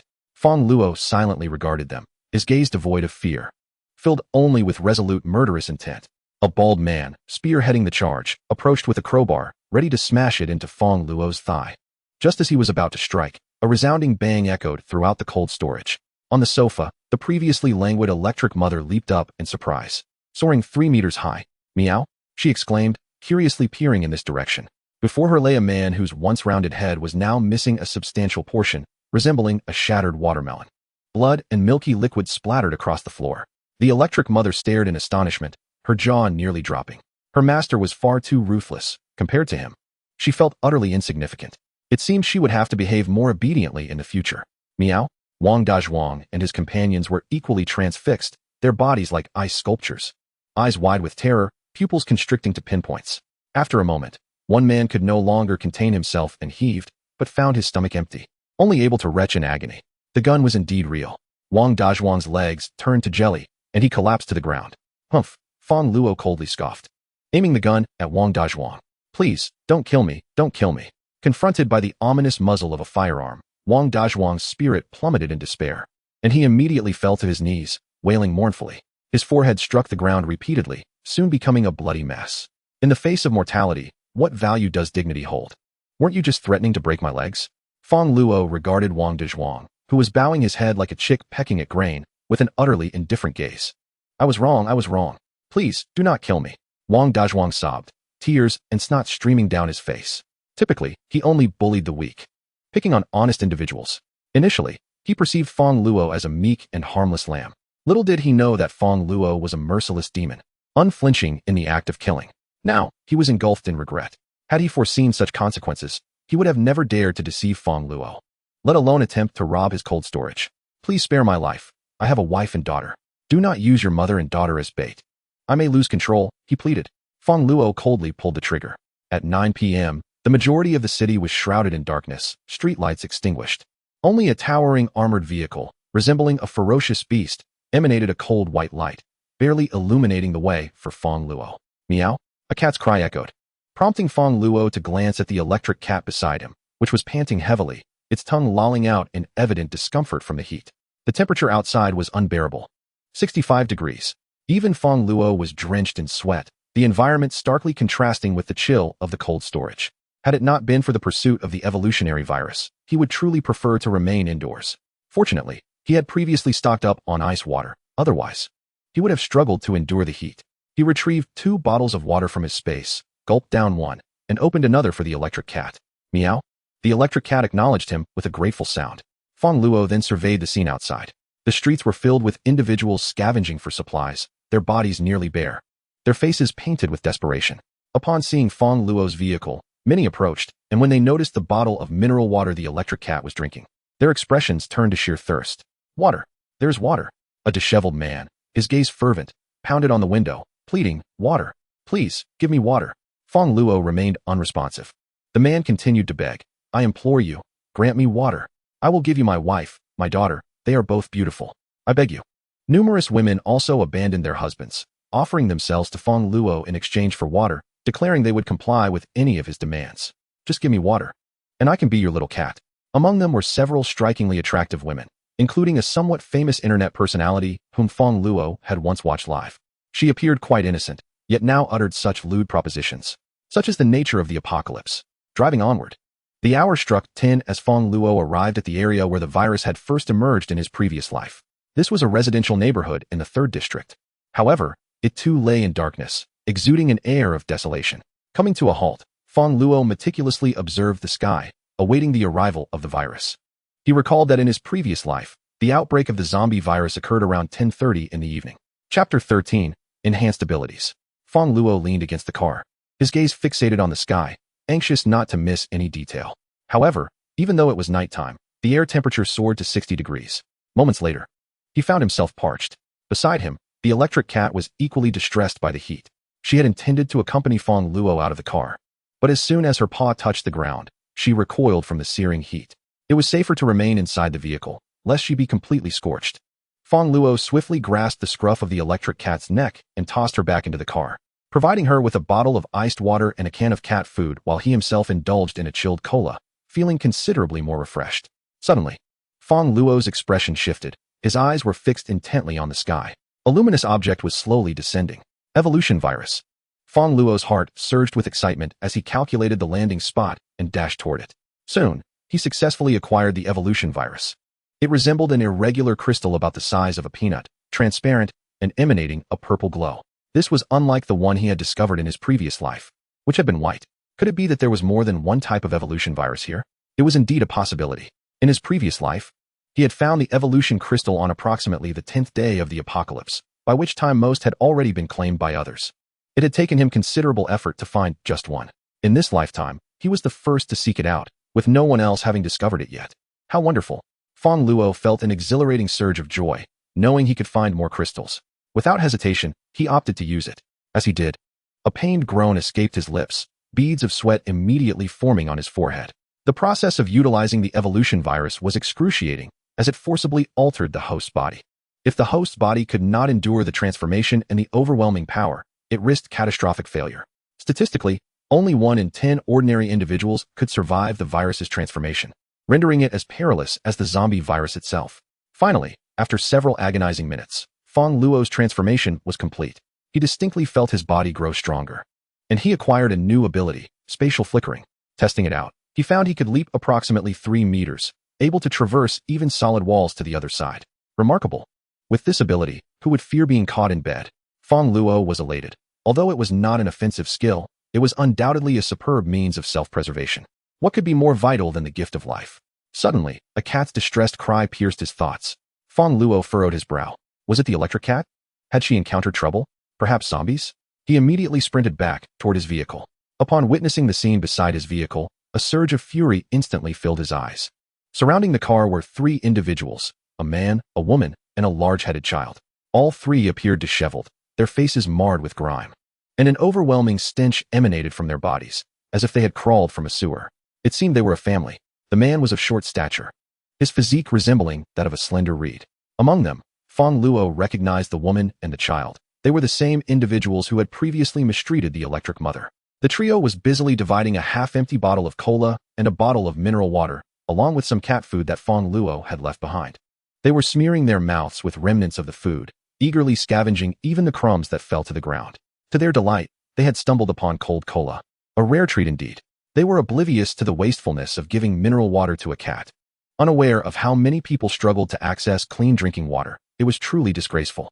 "Dad, save me a sip," the child exclaimed. "Drinking cola isn't good for you. Let Dad have it." In no time, they had devoured all of Fong Luo's provisions, their faces reflecting a lingering desire for more. For the past few days, they had subsisted on spoiled, rancid food, and when water was scarce, they resorted to drinking each other's urine to survive. Thus, the icy cola and cat food were akin to a feast fit for royalty. Inside the car, the electric mother glared with fury at the marauders who had stolen her sustenance, emitting a low, menacing growl. She recognized them, particularly the child who had tormented her relentlessly. Her eyes burned with hatred. "How dare you? What is wrong with taking a little food? Can a worthless life compare to mine?" Lu Zhuang shot a glare at the electric mother. Beside him, his wife, Li Xiaomei, eyed the electric mother hungrily and suggested, "This cat seems quite plump. Shall we kill it for meat?" "Mom, I want to eat cat meat." The child chimed in. "What a splendid idea." The family's greedy gazes fixated on the electric mother, their hands reaching out to capture her, intent on flaying her alive. However, the electric mother was not defenseless. She lashed out with her claws, leaving the intruders with scratches. "Damn it! How dare you scratch me? I'll crush you!" Lu Zhuang yelled, picking up a stone to hurl at the electric mother. "Stop right there. A chilling voice rang out behind the trio. They turned to see a handsome man glaring at them, his eyes glimmering with an ominous intent. Just a glance was enough to frighten the large-headed child into tears. "Who the hell are you?" Lu Zhuang shouted, irate at his son's distress. "This is my car," the man declared. "Your car?" Lu Zhuang scoffed. "You say it's yours, so it must be yours? I could just as easily claim it as mine. Call him over and see if he agrees. Get lost, or I'll take you down," Lu Zhuang threatened, his arms flailing like those of a thin bamboo rod, leaving one to wonder how this 250-pound woman could have given birth to such a large-headed child. Wait a moment. At that moment, Lu Zhuang's wife scrutinized Fong Luo, seemingly recalling his identity, and immediately shouted at the top of her lungs. "It's you? You little brat. Do you know him?" Lu Zhuang inquired of his wife, a sense of unease brewing within him. Could he possibly be his wife's lover? With such striking looks, it was no wonder their son bore no resemblance to him. "Not only do I know him, he previously assaulted our son and even pushed me," Li Xiaomei exclaimed, her hands on her hips, pointing at Fong Luo like a shrew. "Daddy, he hit me." Meanwhile, their son, in tears, pointed at Fong Luo, labeling him a villain. "How dare you strike my son? Listen here. If you don't compensate for the medical expenses today, you shall not leave." Lu Zhuang and Li Xiaomei closed in on Fong Luo, rolling up their sleeves, their demeanor menacing. 100 boxes of water. Don't even think of claiming you don't have it. You just gave water to a cat. I want cola." Their son wailed, sobbing and shouting. The family resembled a cacophony of squawking ducks, their ruckus irking Fong Luo immensely. Truly, they were a peculiar lot. Fong Luo regarded them with cold eyes. The good mood he had just acquired from the evolution virus had dissipated entirely. He retrieved an AK from his space, preparing to deliver them a thorough lesson. However, at that very instant, the son's cries abruptly ceased. Chapter 14. The Zombie Apocalypse, April 5, 2230. The planetary virus descended upon Blue Star, igniting the outbreak of the zombie virus. The true apocalypse had officially commenced. In the city, two men simultaneously discovered a bottle of mineral water, engaging in a fierce struggle over its possession. "Ha ha ha, you skinny twig, how dare you compete with me? Perish." The burly man landed a punch that sent his opponent sprawling to the ground, reveling in his victory as he prepared to savor his spoils. Yet, in the next moment, the defeated, frail man suddenly began to convulse, emitting strange gurgling sounds from his throat, and then, as if transformed, lunged at the strong man. He sank his teeth into the neck of the man, whose size exceeded his own by a factor of 2. Such occurrences were happening worldwide. Whether among the destitute survivors, or the billionaires, or even the highly trained military, anyone could become a zombie or fall victim to one. With temperatures soaring to 65 degrees, power outages, water shortages, food spoilage, and the emergence of mutated zombies, the world plunged into utter chaos. No one could guarantee how long they could survive in such dire conditions. Meanwhile, Fong Luo observed from a distance. The son's cries had ceased, and he suddenly began to convulse, rolling his eyes back and producing eerie gurgling sounds. "Son, what is wrong?" Lu Zhuang and Li Xiaomei, who had been surrounding Fong Luo, noticed their son's strange behavior and hurried over. "Rabies? Did he get scratched by a cat?" Lu Zhuang, holding his son, still thought it was rabies and intended to extort money from Fong Luo. However, at that moment, the son in Lu Zhuang's arms transformed, his face contorting grotesquely as he bit down fiercely on his father's neck. The son had become a zombie. Lu Zhuang's eyes widened in horror, instinctively attempting to struggle free. However, despite being merely 7 or 8 years old, the child, now a zombie, possessed strength and speed far beyond what one would expect.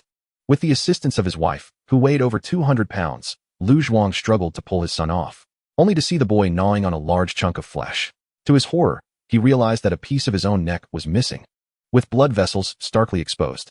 Before he could even express his anguish, a ruptured trachea caused him to collapse to the ground, lifeless, his eyes wide open in disbelief. He could not fathom why his son would attack him. Meanwhile, Li Xiaomei was frozen in shock. Her son had killed her husband. But what terrified her more was that her portly son was now baring his teeth at her. The emaciated Lu Zhuang had contained no meat, but this robust woman, with her ample flesh, was surely a delectable target. "Stay away. Get away from me, you little beast. I am your mother," Li Xiaomei shouted, hurling her son away and turning to flee. Yet it was too late. The boy leapt onto her back, sinking his teeth into her flesh, exposing her white bones. Within minutes, the couple lay dead on the ground, victims of their own son. Fong Luo, witnessing this horrific scene, was profoundly shaken.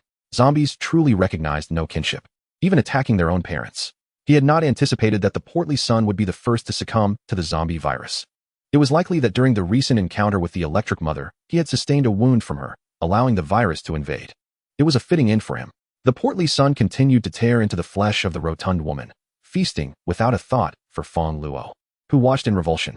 Disgusted by the gruesome sight, Fong Luo retrieved a weapon from his space, prepared to eliminate the zombie. However, to his surprise, a tabby cat suddenly appeared before him. The electric mother? Fong Luo regarded her with curiosity, uncertain of her intentions. But as he observed closely, his eyes widened in astonishment. The electric mother had awakened her abilities without him realizing it. At that moment, her tail crackled with electrical sounds, emitting sparks that illuminated the dark night like a firework. It seemed that while Fong Luo had departed, an evolution crystal had also landed nearby. Cats possess superior night vision and are often intrigued by luminous objects, so it was likely that she had come to investigate and inadvertently been infected. Are you intending to take action yourself? Fong Luo probed. Meow? The electric mother was notorious for her desire for revenge. In her previous life, those who wronged her met their demise at her hands, having endured mistreatment. She now sought vengeance with her newly awakened powers. You truly are one to settle scores. I admire that, Fong Luo chuckled, appreciating her resolve. He could not condone the notion of repaying kindness with kindness. Such actions felt disingenuous. A true gentleman is one who avenges wrongs. Go ahead, but be cautious of being bitten. Fong Luo felt no pity for the boy, now a zombie, despite his former status as a child. To spare him would lead to more victims. Meow? The electric mother understood and promptly charged towards the zombie, her tail emanating a flickering current that shot forth. With a resounding crack, the large-headed zombie collapsed, charred and lifeless. Goodness! This left Fong Luo utterly astounded. In his previous life, he had merely heard tales of the electric mother's formidable prowess, but never anticipated such overwhelming strength. One strike was sufficient to vanquish a zombie. Were he in her position, without the use of a weapon, he doubted he could so effortlessly eliminate a zombie. What was most astonishing was that the electric mother had only just awakened her abilities. Indeed, it appeared that animals possessed greater combat prowess than humans post-awakening. Fong Luo felt a sense of relief, fortunate to be the electric mother's master, having treated her well. Otherwise, given her vengeful nature, she might have electrocuted him in an instant. Electric mother, from this day forth, I shall offer you double the fish treats. You must remember to express your gratitude, he said, gazing at her with a flattering demeanor.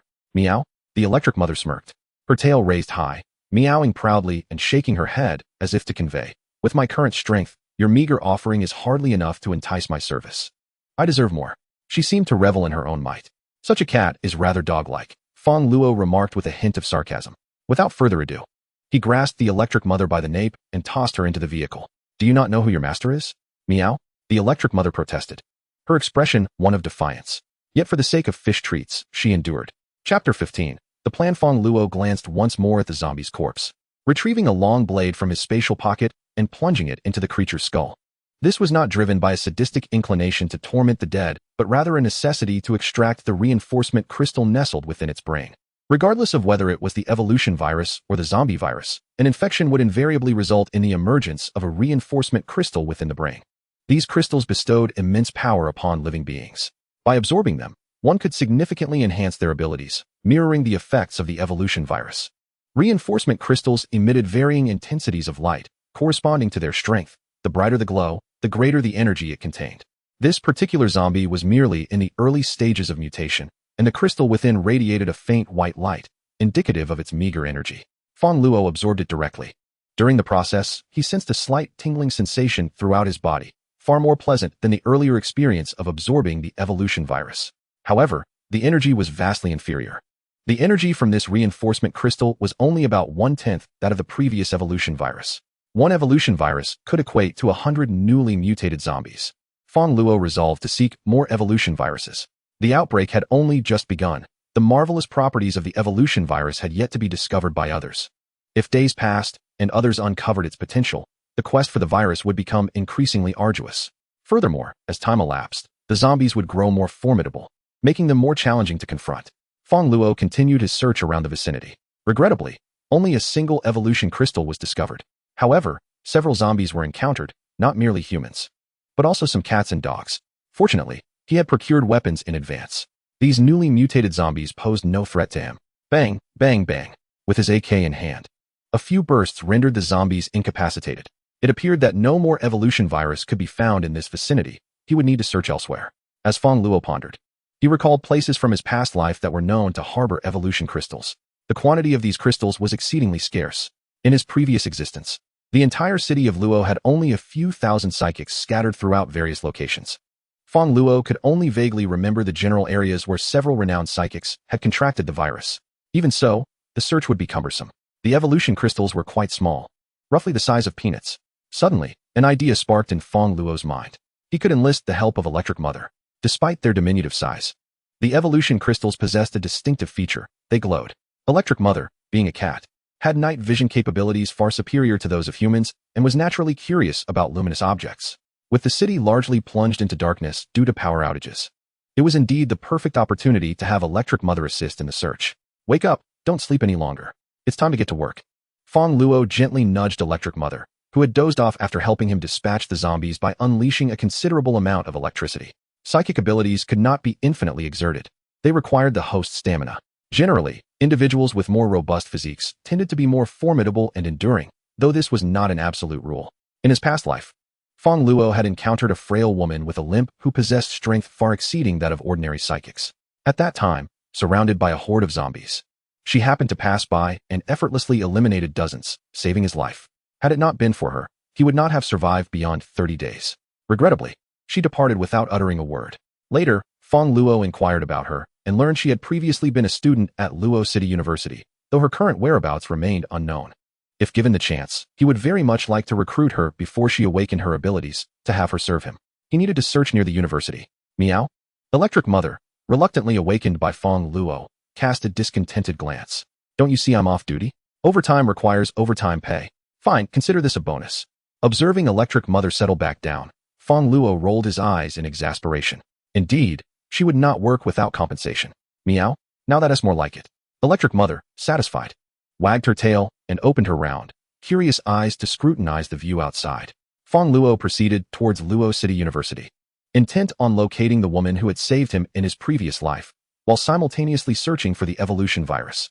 The streets were chaotic. Individuals who had been scavenging for supplies suddenly transformed into zombies, beginning to attack other survivors. Just as Fong Luo exited the residential complex, he spotted a beautiful young woman in panic, clad only in her undergarments, fleeing in terror. Regrettably, the speed of the zombies was too swift. Ultimately, she found herself besieged by 3 male zombies, who tore at her with ravenous ferocity, leaving her scant clothing in tatters. Even in the throes of transformation, their lasciviousness remained evident. Fong Luo observed with righteous indignation as these creatures targeted the most vulnerable areas of the woman's flesh. Blood splattered everywhere during the gruesome scene. As Fong Luo passed by, the zombies even climbed onto his vehicle, relentlessly clawing and gnawing at it. Fortunately, his vehicle was an armored Dongfeng warrior. Though it was a civilian version, its tires and windows were bulletproof. The ordinary zombies' bites left no marks on Fong Luo's vehicle. Instead, they shattered their own teeth in the futile endeavor. Without hesitation, Fong Luo retrieved an AK from his space and, through the firing port, eliminated the zombies one by one. However, the gunfire attracted even more zombies, encircling the vehicle in a manner that left no escape, their incessant howls amplifying the horror of the scene. The Electric Mother nearby was visibly agitated. Luckily, Fong Luo was mentally prepared. He reflected that had he not encountered zombies in his previous life and honed his skills through days of VR zombie games, he might have succumbed to fear in such a terrifying moment. It was indeed ghastly. Yet, within the safety of his vehicle, he felt secure. Fong Luo continued to fire through the port, methodically dispatching the zombies. Thankfully, he had an ample supply of ammunition, otherwise, he might not have been able to eradicate them all. Previously, during his trip to Southeast Asia, he had purchased weapons worth millions, with hundreds of thousands of rounds of ammunition. After more than 10 minutes, he finally vanquished all the zombies. However, his vehicle was now surrounded by corpses, making it a challenge to open the door and exit. He meticulously dispatched each zombie. As the numerous crystallized cores they possessed could yield a valuable evolution crystal, none of it could be wasted. After half an hour, Fong Luo had amassed over 100 zombie core crystals. He resumed his journey, driving the armored vehicle over the bodies of the zombies, splattering fluids from those whose skulls had been crushed under the weight of the several tons of armor. Chapter 16. Lin Zijin. Fong Luo made his way toward Luoqing University. The streets, ravaged by the zombies, had become a chaotic scene, littered with the remnants of broken vehicles, refuse, and dilapidated buildings that had collapsed under the impact of out-of-control cars. There was scarcely a place to set foot. Fortunately, Fong Luo was driving an armored vehicle with a high chassis and robust suspension, allowing him to traverse both zombies and debris with ease. In a regular vehicle, progress would have been nearly impossible. Luoqing University, the largest in the city and a key national 985 institution, boasted a student population exceeding 30,000. drawing scholars from across the nation. However, after days of relentless heat, power outages, water shortages, and spoiled food, the campus had lost much of its vitality. Still, some students remained on campus, unable to return home due to the halted transportation caused by the extreme temperatures. Fong Luo drove directly into the campus, encountering security personnel who attempted to obstruct him, but these guards had already succumbed to the zombie plague. It seemed the school had fallen as well. Indeed, no place was spared. With a sigh, Fong Luo wondered where that limping woman might be. Fong Luo was not acquainted with the limping woman. In a previous life, after being rescued by her, she had departed without a word. All Fong Luo managed to learn was that she was a student at Luoqing University. He decided to head towards the girls' dormitory first. He drove the armored vehicle, crushing the corpses of the security guard zombies, speeding towards the dormitory. At the girls' dormitory, were those outside truly zombies? What should we do? Inside one dorm room, several girls were trembling in fear. The recent upheaval had shattered their worldview. It began with a sudden spike in temperature, followed by a loss of water and electricity. Just moments ago, a horrifying scream echoed from the adjacent dorm. And upon peeking out, they were met with the ghastly sight of a zombie, its mouth clinging to the arm of a girl. Could it possibly be her roommate? Panic seized them. What can we do? Are you suggesting we lure the zombie away? Scoffed a woman clad only in revealing lingerie, exuding an air of arrogance. Sister Nana, don't joke. How could I possibly outrun a zombie?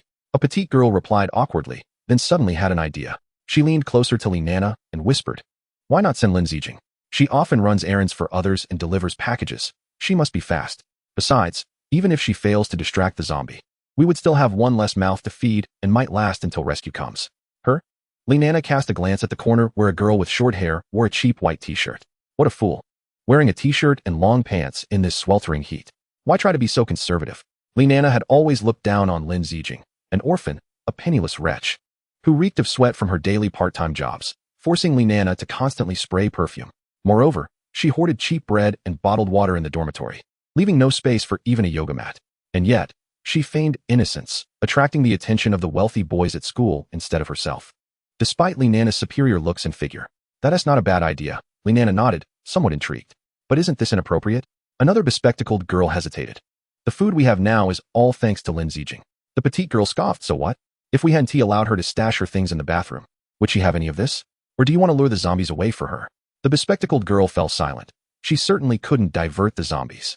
Excellent. Li Nana smiled with satisfaction, then turned to the bewildered Lin Zijing. Lin Zijing, after deliberation among the three of us, we have decided to assign you a task. A task?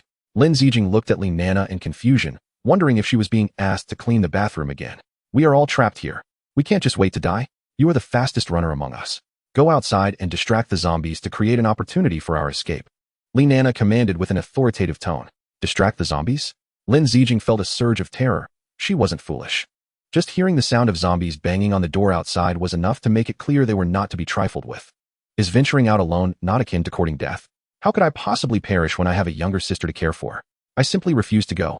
Though Lin Zijing typically presents as meek and compliant with the whims of others, in the face of such an unreasonable demand, she stands resolute. You must go regardless. Li Nana huffed, stepping forward to seize Lin Zijing.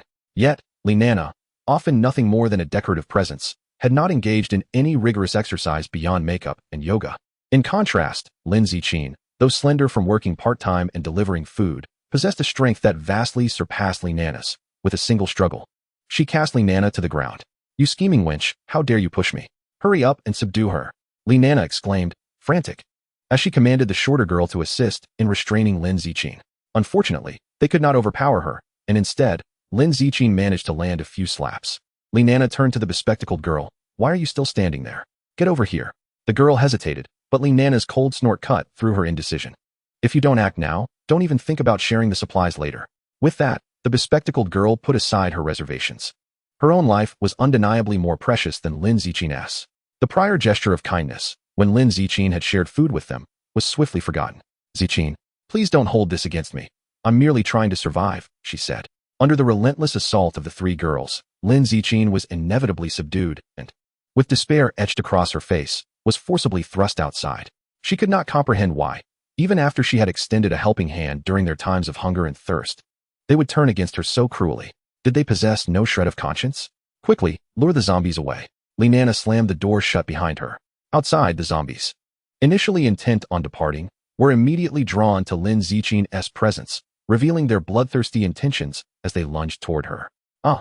Startled, Lin Ziqin felt her legs weaken. Yet the instinct to survive propelled her to flee. She could not afford to die.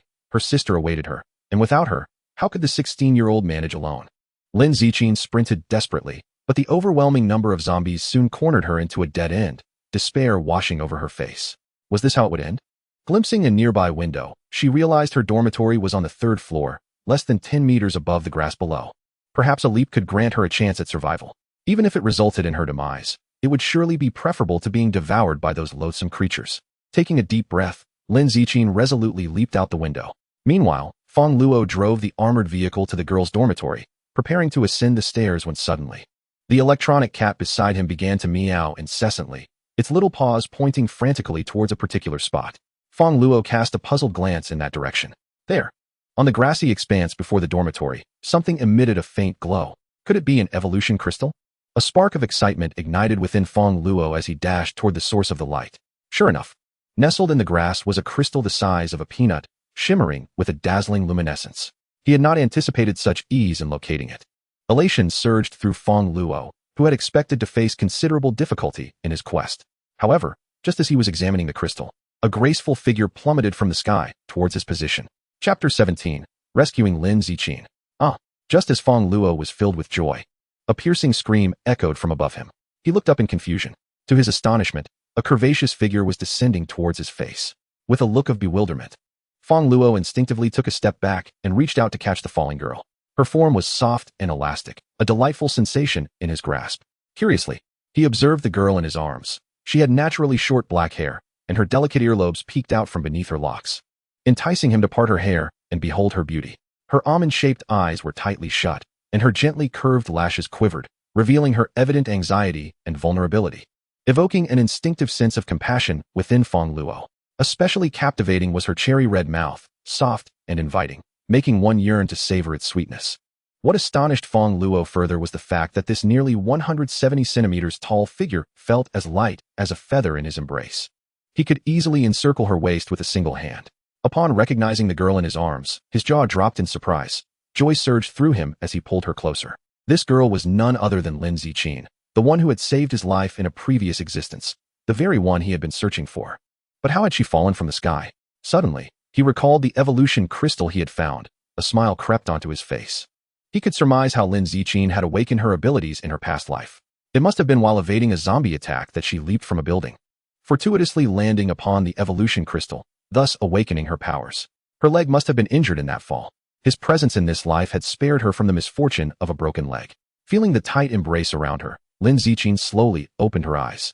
Upon realizing she was in the arms of a stranger, a flush crept onto her cheeks, and she immediately attempted to break free from Fong Luo's hold.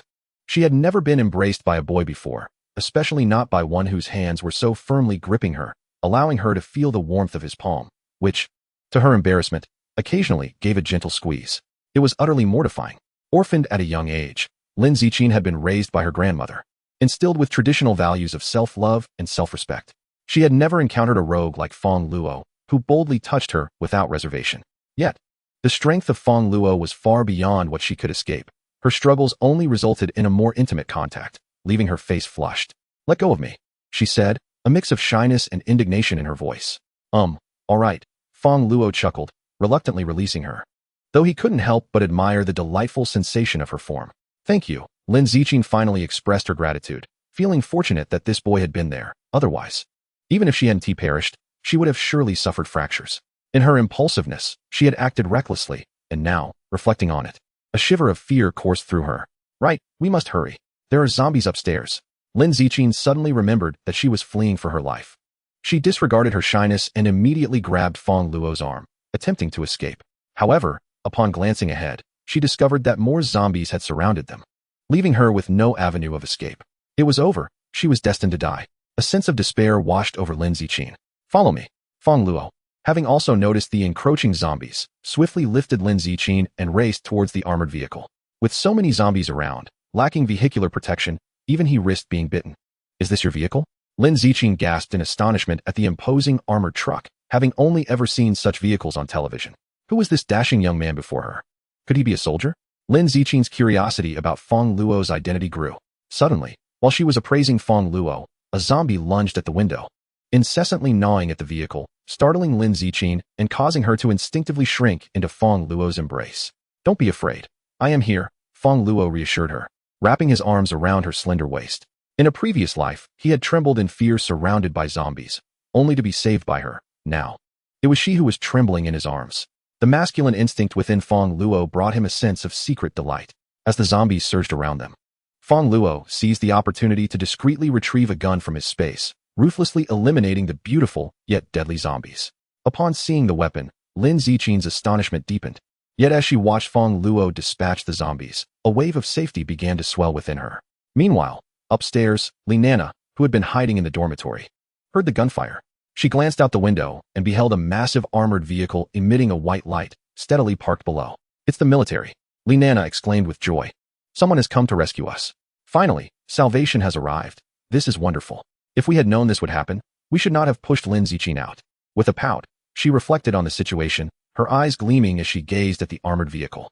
In such perilous times, only an armored vehicle could provide her with a sense of security. Minutes later, Fong Luo had dispatched all the surrounding zombies, leaving the ground littered with severed limbs and remnants. Lin Ziqing glanced at the gruesome scene, her stomach churning. "This is no ordinary day. You must grow accustomed to such sights," Fong Luo encouraged, patting her back. Lin Ziqing felt somewhat better and curiously asked Fong Luo, "Will the world always be like this?" "Perhaps," Fong Luo mused. He was uncertain. At least for several years, it would not return to what it once was. Several years. Lin Ziqing gasped, her face betraying her worry. When would she be able to rescue her sister? "Thank you," she said after a moment of silence, expressing her gratitude to Fong Luo. "No need to thank me," he replied with a smile. In their previous life, it was she who saved him. Returning the favor was only right.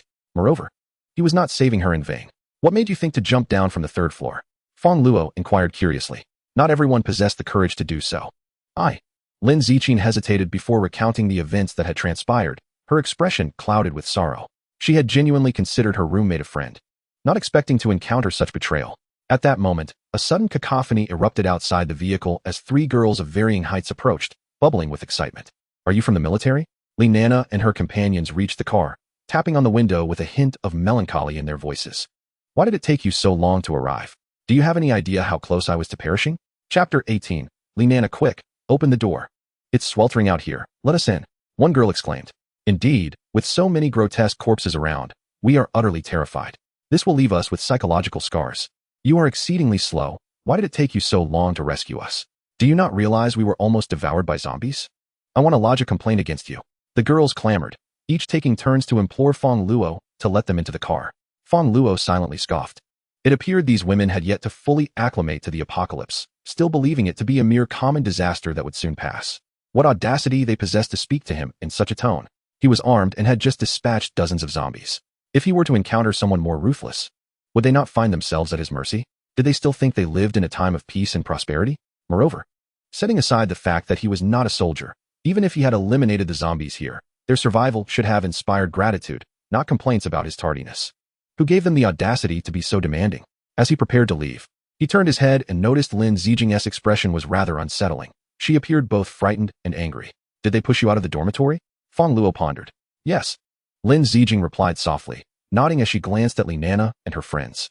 Her relationship with them had never been cordial. They treated her like a servant, frequently requesting her to fetch them tea and meals while she alone maintained the cleanliness of their shared space. Moreover, they often spoke ill of her behind her back.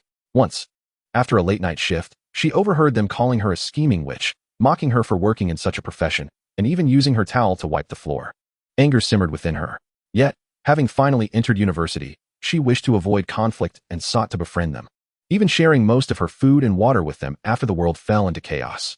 Little did she expect they would still treat her in such a manner. "Do you desire revenge? I can help you eliminate them," Fong Luo offered. Lin Ziqing had saved him in a previous life, and he felt indebted to her. "What?"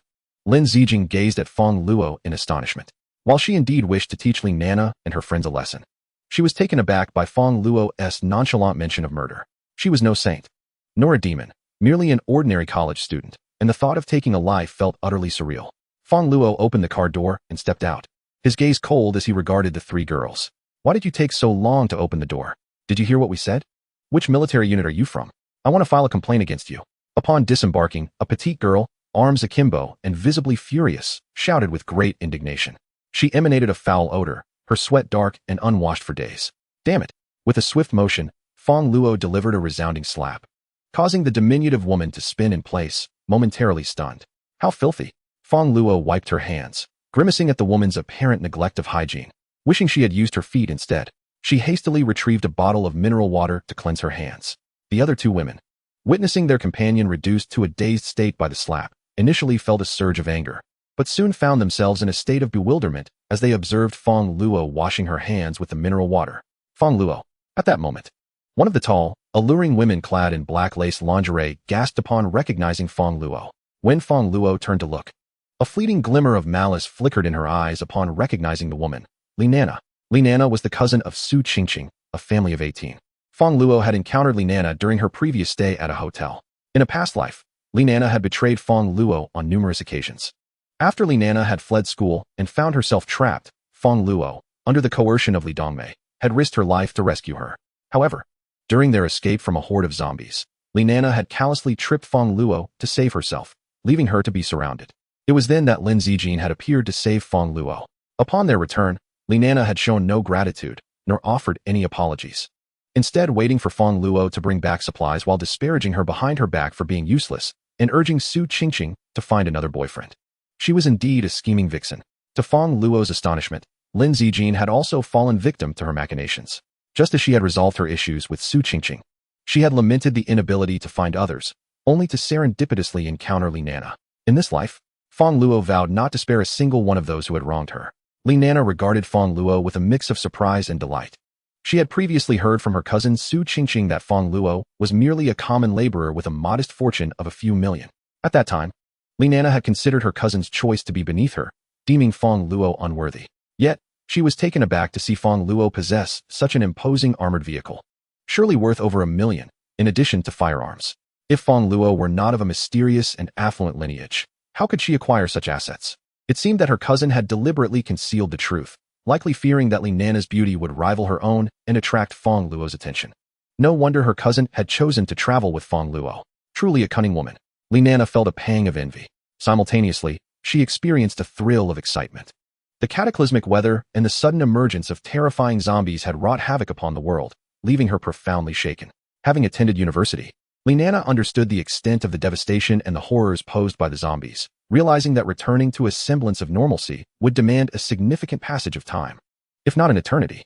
If this were the case, then even if the military personnel were to arrive and provide rescue, I would receive the same treatment as the two local mutts beside me, possibly even sharing a space with the homeless. With my beauty, how could I possibly endure such a life? However, Fong Luo is different. As my cousin-in-law, he would undoubtedly treat me, his sister-in-law, with far greater kindness than he would extend to others. This would elevate my status above the rest. If only I could manage to win Fong Luo away from my cousin, with his armored vehicle and weaponry, I would have no need to worry about safety even in a world consumed by chaos. I might even engage in activities otherwise deemed inappropriate. I am confident in my ability to achieve this, for my figure and appearance surpass those of my cousin, and, most importantly, I am young and still a university student. Fong Luo, is that you? Did you come specifically to pick me up? Li Nana exclaimed, her face lighting up with a flirtatious smile as she tightly wrapped her arms around Fong Luo's, fearful that her roommates might not recognize their relationship. She spoke loudly on purpose. Chapter 19. Do you think you deserve it?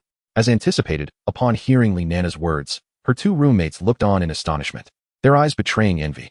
Sister Nana, is this your boyfriend? They asked, casting admiring glances at both Li Nana and the imposing armored vehicle beside them. Fong Luo. I apologize for earlier. The diminutive woman, who had just been struck, now dared not utter a word in protest. The girl beside her wore a face full of ingratiation. Li Nana felt a sense of pride, harboring the determination to seize Fong Luo from her cousin. Fong Luo, is this your vehicle? Where are we headed now? Li Nana clung to Fong Luo's arm, deliberately swaying it side to side in a coquettish tone. It must be said that as Su Qingqing's cousin, Li Nana bore a striking resemblance, boasting an attractiveness of about 8 out of 10, with an ample figure to match, particularly in this heat. Dressed in nothing but a lace bodysuit, her long legs were on full display, enhancing her allure. The sensation of her touch on Fong Luo's arm was unmistakable. Where to? He thought to himself with a cold smirk, certainly not to an easy demise for her. However, such a swift departure would be far too lenient on Li Nana. Fong Luo intended for her to experience despair. Let us head home, he stated. All right, Li Nana replied, blissfully unaware of Fong Luo's true intentions. She nodded enthusiastically. sweetly adding that she would need his care. Fong Luo simply smiled in silence. Care? Indeed. I will ensure you experience both the heights of hope and the depths of despair, he mused, intending for her to feel the weight of overwhelming pressure. Fong Luo took his seat in the vehicle. Li Nana excitedly dashed to the passenger seat, but upon opening the door, she was taken aback to find someone seated inside. Lin Zijing, what are you doing here? Li Nana frowned, irritated that this wretched girl had survived, having been rescued by Fong Luo. With a hint of displeasure, she commanded, Is this your seat? Get out. Lin Zijing lowered her head, feeling forlorn, and prepared to exit the vehicle, hoping to seize the opportunity to leave directly. However, just as she was about to alight from the vehicle, a large hand grasped her arm. Sit down, Fong Luo commanded without room for dissent. Lin Ziqin was taken aback. Shouldn't Fong Luo be seated with his girlfriend? Why was he preventing her from disembarking? Fong Luo? Li Nana also felt perplexed. What the hell? Get in the trunk. And don't dirty my car. Fong Luo coldly gestured towards the back. What? Li Nana stared in disbelief, questioning if she had misheard. How could Fong Luo possibly be instructing her to go to the trunk? Are you joking, Fong Luo? She inquired. What? Do I need to repeat myself? Reluctantly, Li Nana wanted to protest further, but upon seeing Fong Luo's unwavering expression, she sealed her lips. In this perilous post-apocalyptic world, as a delicate flower with no strength to defend herself, she dared not defy Fong Luo. In this world, the strong reigned supreme. Grudgingly, she complied and climbed into the trunk with her two roommates. A wave of irritation surged within her, yet she dared not direct it at Fong Luo. Instead, she channeled her resentment towards Lin Ziqin. Surely, it was this scheming girl who had spoken ill of her. As dawn approached, the search for evolution crystals during the day proved exceptionally challenging. After a night of toil, Fong Luo felt weary, and Electric Mother appeared somewhat drained as well. He intended to rest in the cold storage first. The day's haul had already been quite fruitful. 3 evolution crystals, hundreds of zombie core crystals, and he had even located Lin Ziqin. Electric Mother, exhausted, settled into the back seat to sleep, while Li Nana and the others, confined to the trunk, emitted a foul odor. Meow? Electric Mother complained, wondering why her master had allowed these individuals into the vehicle. Enough with the complaints. Fong Luo said as he retrieved a piece of salmon from his space and offered it. Salmon. Thank you, Fong Luo. In the trunk, Li Nana mistakenly believed the fish was intended for her and eagerly reached out to accept it. After days in the apocalypse, she had not consumed anything remotely palatable, subsisting solely on dry, hard bread. Salmon was a delicacy she had rarely tasted even in times of peace. Nearby, the petite girl and the bespectacled girl could not help but swallow hard, their expressions filled with envy. However, just as Li Nana was about to take the salmon, a tabby cat snatched it away. The cat shot a disdainful glance at the bewildered Li Nana. What are you staring at? Did you think this was for you? Do you even deserve it? Chapter 20. Paradise, you wretched cat. Having had her salmon stolen by Electric Mother and subjected to a gaze that suggested she was trash, Li Nana felt utterly defeated. Initially frustrated with Lin Ziqin, her anger now boiled over, prompting her to lash out at Electric Mother. But who was Electric Mother? Having just awakened her electric abilities, she could effortlessly dispatch lowly zombie foes. Even Fong Luo, without a weapon, might not stand a chance against her. How could a fragile flower like Li Nana hope to prevail? Electric Mother harbored a grudge. Seeing Li Nana approach to grab her, she extended her claws and swiftly struck, leaving distinct marks on Li Nana's arm and chest. Ah! Li Nana cried out in pain, yet still unwilling to relent, she advanced towards Electric Mother once more. However, this time she was greeted by a jolt of electricity. Zing! The sound of crackling electricity echoed, causing Lin Zijing to curiously turn her head. Upon seeing Li Nana, with smoke billowing from her mouth and her hair resembling a bird's nest, she was taken aback. Besides her, the 2 petite girls, bespectacled, were similarly affected. What happened to them? Lin Zijing gazed at Fong Luo in astonishment. Nothing to worry about. Electric Mother is simply being hospitable, offering them a little electric therapy. Fong Luo chuckled lightly, internally commending Electric Mother for her fine work, thinking of a little extra meal in the evening. This cat. Lin Zijing was momentarily perplexed, but her keen mind began to piece things together. It could unleash lightning? Indeed, Fong Luo shrugged. There was no need for concealment regarding such matters. In a few days, everyone would come to know about the abilities, and he wanted to prepare Lin Zijing mentally. He also intended to help her awaken her own powers soon. Lin Zijing felt a mixture of shock and understanding. However, recalling the prior encounter with the mindless zombies, she found it somewhat easier to accept. Will they die? She asked, a hint of worry in her voice. Not at all, Fong Luo shook his head. Electric Mother knew her limits, and was aware that Fong Luo did not wish to eliminate them at this moment. Thus, she had held back. Nonetheless, they had still endured quite the ordeal. After a while, Li Nana gradually regained her composure, her eyes filled with terror as she glanced at Electric Mother. keeping a safe distance equivalent to half a car's length. This cat could actually discharge electricity. She had even involuntarily released a few drops of urine. Fong Luo, it's... Li Nana looked at him with a pitiful expression. My pet. Pet. Li Nana was struck with awe, realizing Fong Luo's extraordinary capabilities. With an armored vehicle and firearms, she had not anticipated the presence of an electrically charged cat. Instantly, her respect for him deepened. She dared not harbor any grievances against Electric Mother. In fact, the more Electric Mother tormented her, the more exhilarated she felt, for it signified Fong Luo's formidable strength, thus ensuring her safety. Once she became Fong Luo's woman, she would also become the mistress of this cat. How delightful it would be to roam freely with it.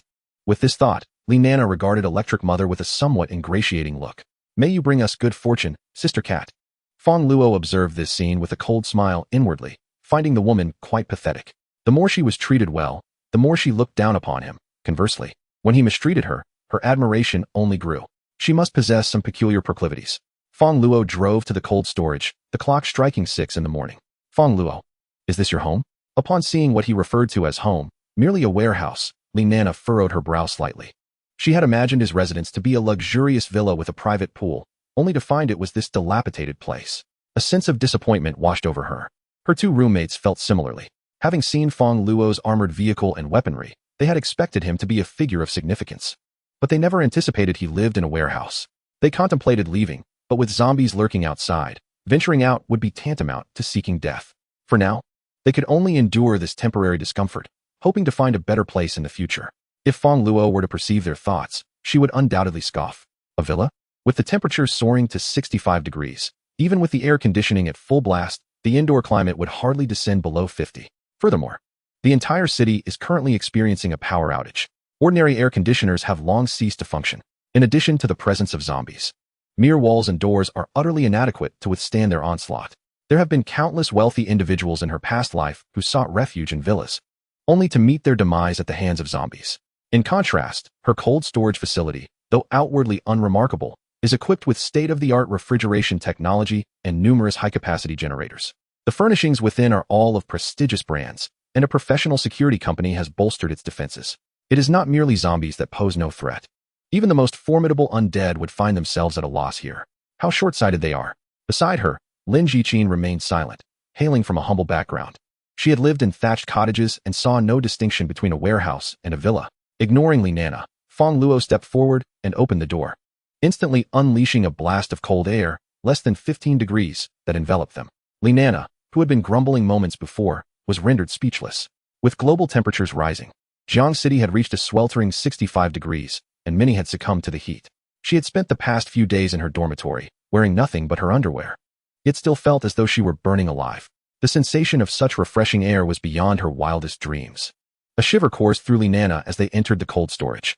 Inside, a dazzling array of furniture awaited them, leaving the women astounded. Was that a custom Hermes sofa? Like Su Qingqing, Li Nana was also enamored with luxury goods and had studied opulent items. Upon seeing Fong Luo's sofa, her jaw dropped. She recalled that this sofa cost over 800,000. The coffee table, crafted from mahogany, was worth at least several hundred thousand. The chandelier and carpet were all high-end brands.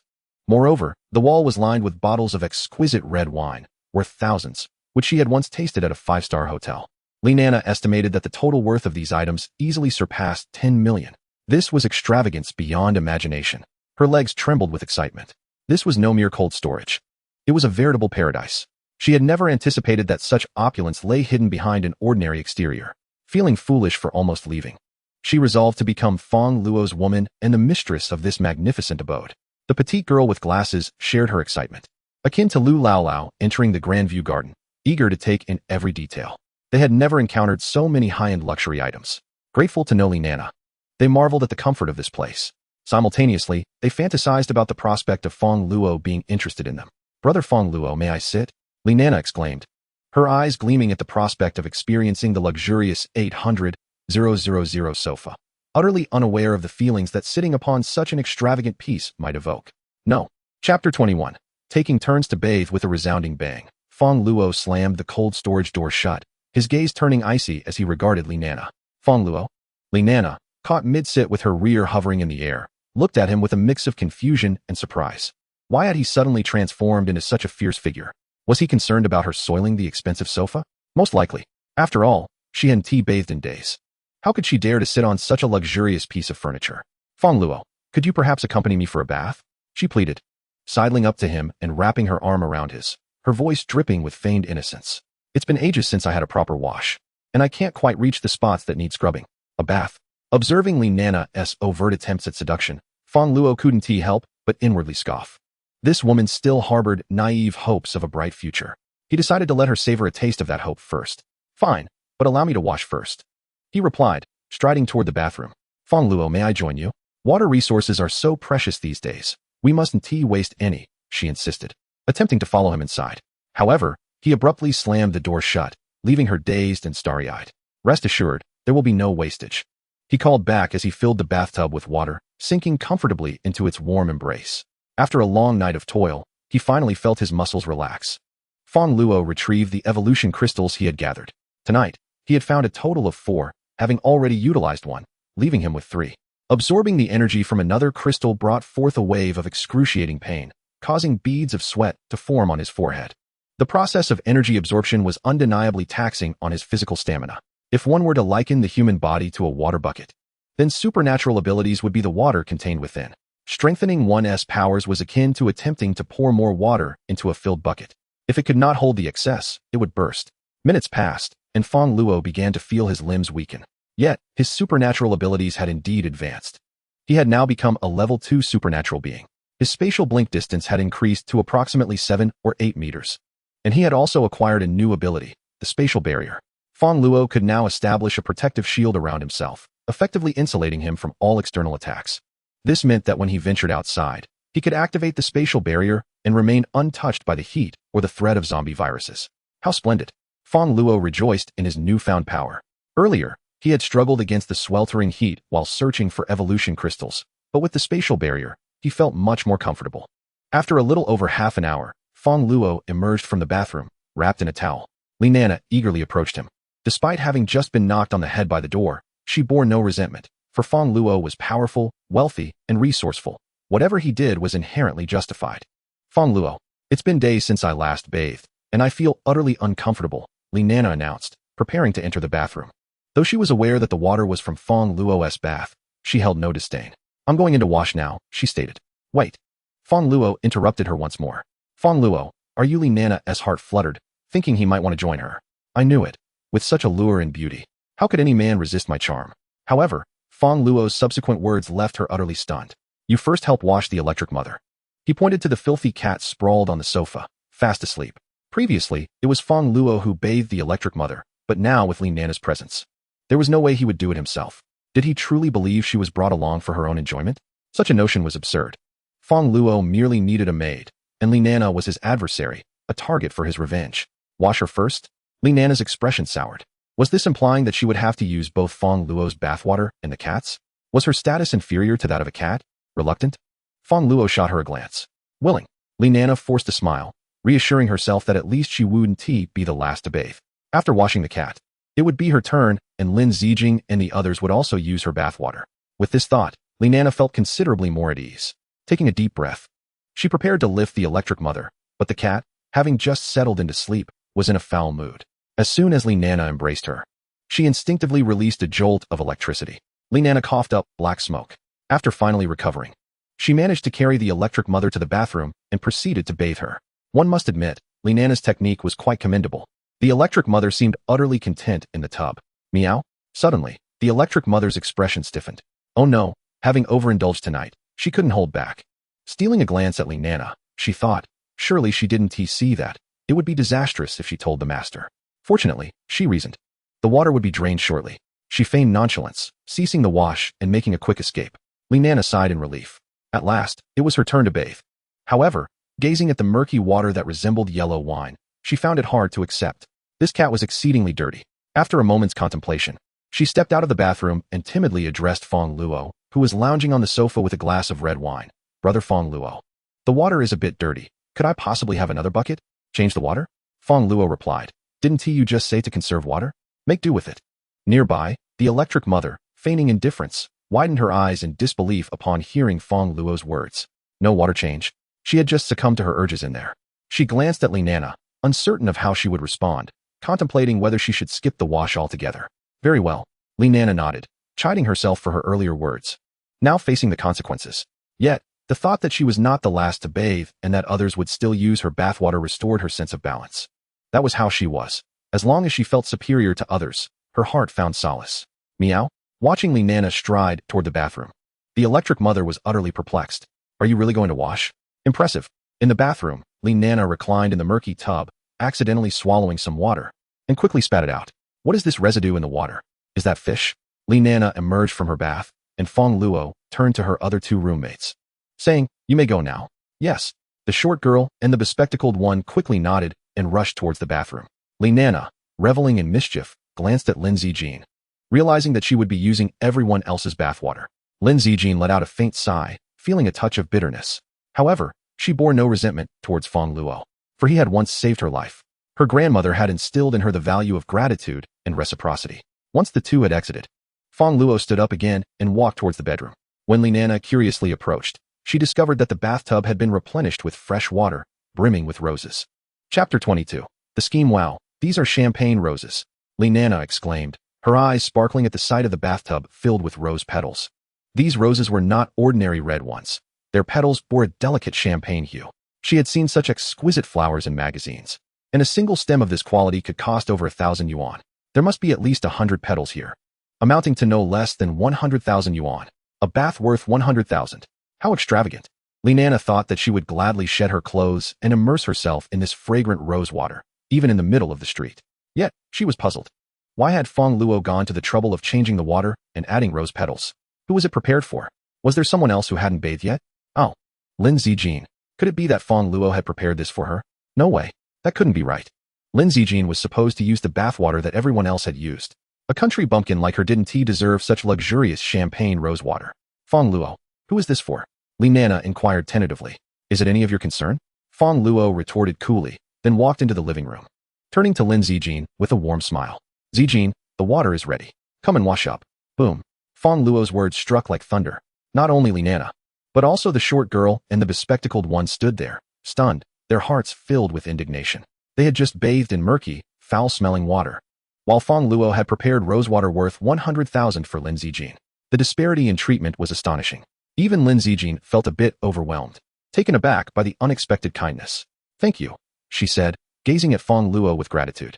During these tumultuous days of the apocalypse, Lin Zijin had lived in constant fear, experiencing the treachery of many hearts. Fong Luo was the kindest person she had encountered. She silently vowed to repay his kindness, no matter what. What are you waiting for? Hurry up and go. Are you waiting for me to scrub your back? Fong Luo teased with a smile. No, I don't need that. Lin Zijin quickly waved her hands, her face flushing as she dashed into the bathroom. As a young woman, she was not accustomed to such banter. Fong Luo possesses admirable qualities. He is kind-hearted, tall, and handsome. However, witnessing Lin Zijin's bashful demeanor brings a smile to his face as he reclines on the sofa, savoring a glass of red wine valued at over 100,000. As he gazes at Lin Zijin entering the bathroom, indulging in a luxurious bath worth 10,000. Li Nana is consumed by envy and resentment, questioning how an unsophisticated person could enjoy such luxuries. Are you tired? Would you like me to massage your shoulders? Li Nana coos, positioning herself next to Fong Luo. Yet, as she leans in, Fong Luo's previously gentle expression turns icy. He swiftly delivers a sharp slap to Li Nana's face. Stay away from me, Fong Luo. Li Nana, bewildered by the sudden assault, is left pondering his intentions. Why would you strike me? Curiosity piqued, Fong Luo taunts her. Are you wondering where your cousin has gone? Where? Li Nana inquires, her voice trembling as she senses something amiss. With a grin, Fong Luo replies, she is in Southeast Asia. Southeast Asia, Li Nana exclaims, alarmed by the region's oppressive heat and chaos, leading her to a troubling realization. Why would she be there? Fong Luo's cold laughter echoes. Your family conspired against me, and I shall take my revenge. Su Qingqing is likely 6 feet under by now. What?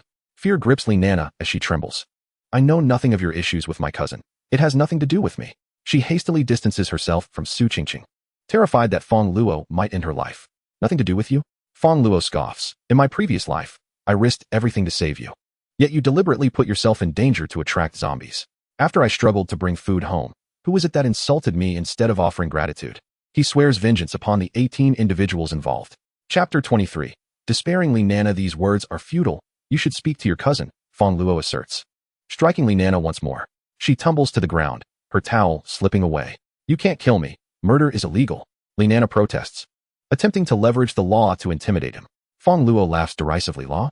This is the apocalypse. Who abides by the law anymore? Li Nana's face pales as she realizes the truth in his words. The world outside is rife with chaos, where murder and robbery occur incessantly. The law has become a mere joke in these dire times. Even if Fong Luo were to harm her, there would be no one to seek justice on her behalf. Yet, she desperately wishes to survive. Fong Luo grips her throat, causing her face to flush crimson as she struggles for breath. Panic sets in. Please don't kill me. I beg you. I'll apologize on behalf of my sister. It was wrong of her to treat you this way. I bear a striking resemblance to her. Whatever retribution you seek, I will endure it. Treat me like a dog. Just spare my life. I implore you. Oh, Fong Luo raised an eyebrow, noting the resemblance between Li Nana and Su Qingqing. Memories of the former's arrogant demeanor surged within her, igniting a flicker of wickedness in her heart. However, to simply eliminate her would seem somewhat indulgent. Yet, the actions of her family had undeniably provoked her ire, Fong Luo remarked. Li Nana immediately grasped Fong Luo's implication and hastily knelt down. Wait, Fong Luo suddenly interjected, picking up a bottle of red wine nearby. I recall you have a fondness for this. Li Nana paused momentarily, but in her desperate bid for survival, she could only nod in acquiescence. Afterward, Fong Luo reclined comfortably on the sofa, observing Li Nana, who knelt on the floor in disarray, her hair tousled and her voice hoarse. A wave of vindictive pleasure washed over her. Wasn't she once so haughty? Daily berating Fong Luo, while begrudgingly bringing her food, yet still finding it insufficient? Master, are you satisfied? Li Nana inquired, her eyes filled with terror as she regarded Fong Luo, who had transformed into a veritable demon, indifferent to her suffering. Nevertheless, she felt a profound sense of relief at having salvaged her life. Not satisfied, Fong Luo replied with a cold smile. Did she truly believe such a minor punishment would suffice for her mercy? That would be far too lenient. An affront to the life that Fong Luo had lost at the hands of her family. With that, Fong Luo produced a collar, tossing it to Li Nana. Since you wish to play the part of a dog, I shall grant you the opportunity. However, should you fail to meet my expectations, well, yes. Li Nana stammered in sheer terror, recognizing the lethal intent in Fong Luo's gaze. Is this how a dog should speak? Woof, woof, Fong Luo chuckled. She then turned her attention to Li Nana's two roommates, who watched in horror, having witnessed the exchange and actions between Fong Luo and Li Nana. We bear you no ill will. You cannot treat us this way. We wish to leave, the two women said timidly. Just moments ago, they had envied Li Nana. But now they yearned to distance themselves from this demon. In a world so vast, could they truly starve? Moreover, given the strength of the current state, such calamities would soon pass. Why should they endure humiliation here? Oh, Fong Luo nodded and promptly opened the door. No problem, go ahead. The two women, seizing the opportunity, rushed toward the exit. Yet, after only a few steps, a horde of zombies surged forth, tearing them to shreds. Li Nana, initially contemplating escape, was paralyzed with fear at the sight, collapsing weakly to the ground. To remain here meant suffering at Fong Luo's hands, while leaving meant facing a gruesome demise at the jaws of the undead. Despair clouded her eyes. At that moment, Lin Zijing emerged from the bathroom, freshly bathed and even more enchanting. Her long, dark hair cascaded like a waterfall over her shoulders, droplets of warm water glistening as they traced the flawless contours of her collarbone. Her porcelain skin appeared almost ethereal, and most striking were her long, shapely legs, round and proportionate, elegantly straight and elongated. Lin Ziqing gazed at Li Nana, who was kneeling on the ground, and the two missing roommates, perplexed by the unfolding situation. They have left, Fong Luo remarked with a smile. Oh, Lin Ziqing nodded, mistakenly believing that her roommates had merely departed from this place, unaware that Fong Luo referred to their biological departure. Suddenly, a rumble emanated from Lin Ziqing's stomach, causing her cheeks to flush with embarrassment. You must be hungry, Fong Luo noted, feeling a bit peckish herself. Utilizing her abilities or the evolution crystals consumed a significant amount of energy, necessitating a substantial intake of food to replenish. I'll fetch you something to eat. Though I must confess, I'm not much of a cook, so please don't hold it against me if it turns out poorly. I can cook, Lin Ziqing replied. Chapter 24. The Culinary Goddess. Wow, I didn't expect your culinary skills to be this remarkable. Fong Luo had intended to prepare the meal herself, but upon Lin Ziqing's insistence, she allowed her to showcase her talent. To Fong Luo's astonishment, Lin Ziqing prepared an exquisite spread of dishes, each more delectable than the last. Fong Luo's mouth nearly watered at the sight. Even the previously slumbering electric mother scampered over, mewing in anticipation. Before the apocalypse, Fong Luo had stockpiled an immense quantity of supplies, including countless chickens, ducks, fish, and various precious ingredients. However, her culinary skills were rather lacking. She often resorted to merely boiling abalone and lobster for hot pot, which, despite being plentiful, had become monotonous. Now, with Lin Zichin's arrival, Fong Luo's food dilemma was splendidly resolved. With this culinary goddess, she could savor a diverse array of flavors each day. Truly, a treasure had been found. On the side, Li Nana, who had been lost in thought, gazed longingly at the sumptuous dishes, swallowing hard. Steamed abalone, braised turtle, garlic butter lobster. How could Fong Luo have amassed such a feast? These were delicacies she could scarcely dream of, let alone in the current apocalyptic world. For days, she had subsisted on hard bread, unable to relieve herself. She watched Fong Luo with eager eyes, hoping for a morsel of meat to be tossed her way. Yet Fong Luo ignored her entirely, even offering a piece to Electric Mother right before her. She felt as though she was inferior to a mere cat. Li Nana was genuinely on the verge of tears, perplexed as to what offense she had committed against Fong Luo to warrant such torment. It seemed exceedingly cruel. As Fong Luo and Lin Zichin enjoyed their exquisite meal, Lin Zichin felt a blend of joy and shyness. She stole glances at Fong Luo, who stood over 6 feet tall, with a refreshing short haircut exuding a sunny disposition. There was a hint of determination in her brows, mingled with an air of rebelliousness. Lin Zichin found herself quite fond of Fong Luo's demeanor. Most importantly, Fong Luo displayed a certain gentlemanly quality. Although she had initially pinched Lin Zichin when rescuing her, she had not made any further advances nor imposed any unreasonable demands upon her, nor had she taken advantage of the situation. This was precisely why Lin Zichin chose to follow Fong Luo to the cold storage. Had Fong Luo made any excessive requests or displayed even a hint of desperation from the outset, Lin Zichin would have chosen to flee, even at the cost of her life, and certainly would not have developed any feelings for her. However, if the drooling Li Nana were to learn of the esteemed Lin Zichin's assessment of Fong Luo, she would undoubtedly be infuriated to the point of bloodshed. A gentleman? Not tempted by your beauty? Are you aware that he just indulged himself with you, playing with you in ways more extravagant than anyone else?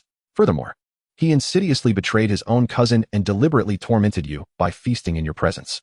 Is this truly the demeanor of a gentleman? He sheltered you only out of lust. Once he strips you bare, you shall have ample cause to weep. Your culinary skills are remarkable. Who taught you? Fong Luo inquired, not sparing a glance at Li Nana while casually conversing with Lin Zichin over their meal. Apart from acknowledging Lin Zichin's prowess, Fong Luo was not particularly informed about her other attributes. My grandmother taught me, Lin Zichin replied, her character inherently reserved, rarely engaging with boys. However, she felt a burgeoning fondness for Fong Luo, prompting her to share openly. She recounted her parents' passing, her upbringing with her grandmother, and the bond she now shared with her sister following her grandmother's demise. While she spoke, she discreetly gauged Fong Luo's expression, apprehensive that he might look down upon her. Fortunately, he did not. Moreover, she learned that Fong Luo's parents had also met with an untimely fate, fostering a sense of kinship between them. Lin Zichin felt an increasing closeness to him. Fong Luo, too, pondered the cruel irony of fate, often targeting the most unfortunate souls. Lin Zichin's life had been tragically difficult, yet it had forged her resilient and industrious spirit. He speculated that this very hardship might be the source of her extraordinary abilities, a case of fortune arising from misfortune. You have a sister? He asked. Yes, she attends school at Luoqing No. 1 High School. I wonder how she is faring now. Lin Zichin's expression dimmed at the mention of her sister, her concern palpable, as her sister was her only remaining family. Do not worry, I shall visit her tonight. Fong Luo reassured her with a gentle pat on her shoulder. With the onset of the virus, he had been discreetly seeking evolution crystals while others were unaware, and he could conveniently check on Lin Zichin's sister during his excursion. But it's perilous out there with so many zombies, Lin Zichin protested. Having been saved by Fong Luo once already, she felt deeply touched and did not wish for him to take further risks. What is there to fear? I am a man, armed with a gun. If I encounter zombies, I shall dispatch them without hesitation, he chuckled lightly. Lin Zichin then recalled that Fong Luo had previously wielded a firearm, vanquishing a horde of zombies, which eased her anxiety somewhat. She felt an overwhelming gratitude towards him. He had been exceedingly kind, and she pondered how she could ever repay such generosity. The two continued their conversation for a while, but soon fatigue overcame them. Lin Zichin had been on edge for days, hardly managing any sleep, while Fong Luo, after a long night and having absorbed 2 evolution crystals, found himself utterly exhausted as well. Let us retire for the night, Fong Luo suggested with a yawn. Where will I sleep? Lin Zichin blushed at his words. Having assessed the cold storage earlier, it was spacious, measuring 300 square meters, yet contained only 1 room, implying that she would have to share it with Fong Luo. Lin Zichin, merely 20 years old and still in university, had rarely interacted with boys throughout her life. The sudden intimacy of sharing a bed was quite overwhelming for her. especially since Fong Luo had yet to confess his feelings. Rest assured, my bed is quite spacious, capable of accommodating 10 people, Fong Luo teased, sensing her unease. What? Are you afraid I'll take advantage of you? And no, it's not that. Lin Ziqing hastily waved her hand in denial. Oh, Fong Luo raised an eyebrow, a playful smirk forming on his lips. So you wish for me to take advantage of you then? Lin Ziqing's face flushed crimson, feeling as though every word she uttered was misguided. Fong Luo was clearly toying with her, prompting her to shoot him a mock glare. Seeing her flustered state, Fong Luo couldn't help but chuckle. Her shyness was undeniably adorable. Don't worry, I won't take advantage of you. In fact, I'm more concerned about you taking advantage of me, he admitted, acknowledging his own roguish nature while adhering to his principles regarding romantic entanglements, which he believed should be consensual. Of course, there were exceptions. If the other party was an adversary or the partner of one, the dynamics would change entirely, regardless of consent.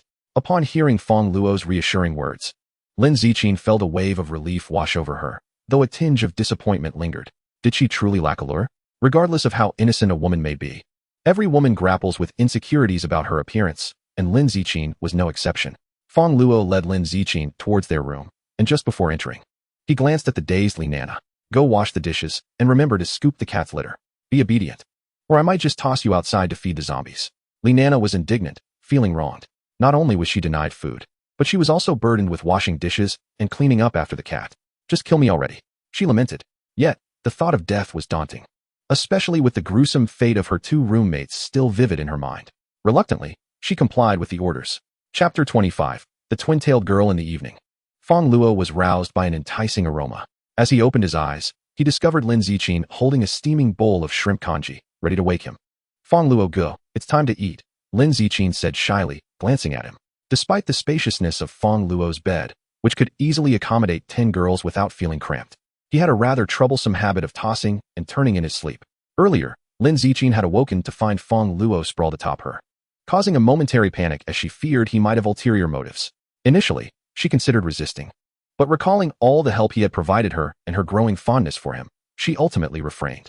However, as anxiety gripped her, she was soon calmed by the sound of his gentle snoring. Realizing he was merely asleep, she breathed a sigh of relief but chose not to push him away, fearing it would disturb his slumber. Instead, she remained beneath him until half an hour ago when she finally rose to prepare their meal.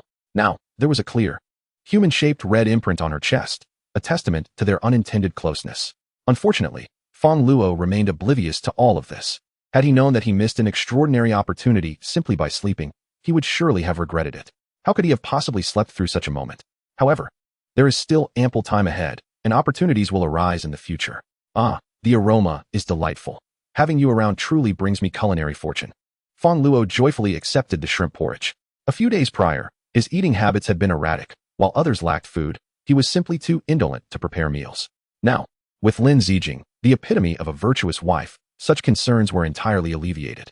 After finishing his meal and resting a while, Fong Luo resolved to venture forth in search of evolution crystals, while also hoping to locate Lin Ziqing's sister. Be careful, Lin Ziqing said with concern, her gaze fixed on Fong Luo. She yearned to rescue her sister, but feared for Fong Luo's safety. Rest assured, he replied, waving his hand dismissively. He opened the cold storage. Perhaps due to the presence of the 2 women from yesterday, some zombies still believed this place offered an endless buffet, thus congregating at the entrance. Upon seeing Fong Luo open the door, they lunged forward with menacing claws. However, these minor threats were insignificant in the face of firearms. He dispatched them all swiftly. Shortly thereafter, Fong Luo drove off in his armored vehicle, arriving at Jiangxing No. 1 High School. The zombie outbreak from the previous night had wreaked further chaos throughout the day. The streets were littered with bodies missing limbs, a truly harrowing sight. Few were seen moving about, as most had found refuge. Nevertheless, he unexpectedly stumbled upon 5 evolution crystals along the way, a fortunate find. Where could Lin Yu be? Fong Luo surveyed Jiangxing No. 1 High School, recalling Lin Ziqing's description of her sister. A charming girl, standing at 160 centimeters, with twin ponytails, adorning a petite pink dress and white knee-high stockings. As he drove into the school grounds, he couldn't help but feel that the likelihood of Lin Yu still being there was slim, given the days that had passed. The school lacked provisions. If she were alive, she would surely have ventured out in search of food. After a thorough search, he indeed found no signs of life, but encountered several ponytail zombies instead. To ascertain if any of them were Lin Yu, he scrutinized their appearances, ultimately concluding that none were endearing. Some were even gnawing on severed limbs, rendering them far from adorable. to prevent them from causing further fright. Fong Luo had no choice but to put an end to each ponytail zombie with precision. He hoped fervently that Lin Yuyu had not encountered misfortune. Opening his map, he sought nearby supermarkets or malls. If she were alive, she would undoubtedly be in search of sustenance. A moderately sized supermarket lay 800 meters away. Fong Luo identified its location. Before the apocalypse, he had thoroughly plundered the city's major supermarkets and warehouses, though some smaller ones had escaped his notice. Presently, these smaller supermarkets were likely to be the most densely populated areas. Fong Luo promptly drove towards it. As he approached, he heard a cacophony emanating from within, as if a heated debate was underway. "You little brat, how much can a girl like you possibly eat? With so many of us here, you dare to claim half for yourself? Isn't that a tad inhumane? Who claims I consumed it all by myself?" A girl with twin ponytails exclaimed, hands on her hips, indignantly asserting, "I have an elderly grandmother above me, a 20-year-old sister below, and countless younger sisters behind me. It is entirely reasonable for me to claim half of the food." In Chapter 26, within the confines of a supermarket, a young girl clad in a white t-shirt and a pink JK skirt brandished a watermelon knife in one hand while protecting several bags of rice and bottles of mineral water like a mother hen. Despite facing numerous adults who were several times her age, the girl remained utterly unperturbed. Beside her stood several high school students of similar age. "Little girl, I'm on the verge of starvation. How dare you monopolize so much food by yourself? Didn't your school teach you to respect the elderly and care for the young?" One woman chastised. "Indeed, which school do you attend that produces such ill-mannered students? Once this calamity passes, I shall file a complaint against you and have you expelled. There is only one Jiangxing No. 1 high school nearby. It must be from there." Another added, "How could such a disgrace emerge from No. 1 high?" Across from them, a group of over a dozen hesitated to advance, deterred by the girl's watermelon knife. None wished to be the first to provoke her, especially after witnessing one individual suffer a stab wound moments earlier. "She's quite young, yet so ruthless. What a little delinquent," they whispered. "Yo-yo, perhaps we should distribute some of this food. We cannot possibly consume it all. It would be unfortunate if the school expelled us," one ordinary-looking girl, intimidated, suggested from behind Lin Yo-yo. Unlike Lin Yo-yo, who struggled academically, she was an exemplary student, fearful of making any mistakes, let alone facing expulsion. "Will you, don't fall for their taunts," Lin Yo-yo retorted with an eye roll. Although she wasn't academically gifted, she wasn't foolish. The terrifying zombies outside, the extreme heat, and the peculiar abilities at play all pointed to a world in utter chaos. All these changes indicated that returning to a normal society was nearly impossible. The world would only descend further into disorder, resulting in more casualties. Expulsion? By then, the school might not even exist. Why fear such things? It was far more prudent to focus on surviving in the present. Respect for the elderly and care for the young? Lin Yo-yo scoffed, hands on her hips. "I'm only 18, and you all are nearing the grave. How can you demand respect for the young? If you want food, go find it yourself. I discovered this first. It is mine. If you're not afraid of dying, come and try to take it." Having grown up without parents, Lin Yo-yo had always been a good girl in front of her sister, but outside, she developed a rebellious nature, often getting into fights. In the face of such a scene, she was far from afraid. "Yo-yo is right. Why should we share the food we found?" Another voice chimed in. "Yo-yo, I stand by you. If they wish to harm you, they must first get through me." A handsome boy wielding a watermelon knife stepped forward, positioning himself protectively in front of Lin Yo-yo. "Thank you, Zhao He." Lin Yuyu regarded the young man with newfound respect, astonished that Zhao He, typically the model student, dared to step forward in such a perilous situation. This was indeed the conduct befitting a man. Flattered by Lin Yuyu's praise, Zhao He felt an overwhelming sense of exhilaration. He had been pursuing her for some time, but she had consistently expressed her disinterest in romance. Now, having taken the initiative, he was certain she would finally accept him. His decision to confront the group was calculated, as he recognized that the elderly individuals before him lacked combat prowess and weaponry, posing no real threat to his safety. As anticipated, the elderly merely resorted to shouting insults, too intimidated to physically confront him.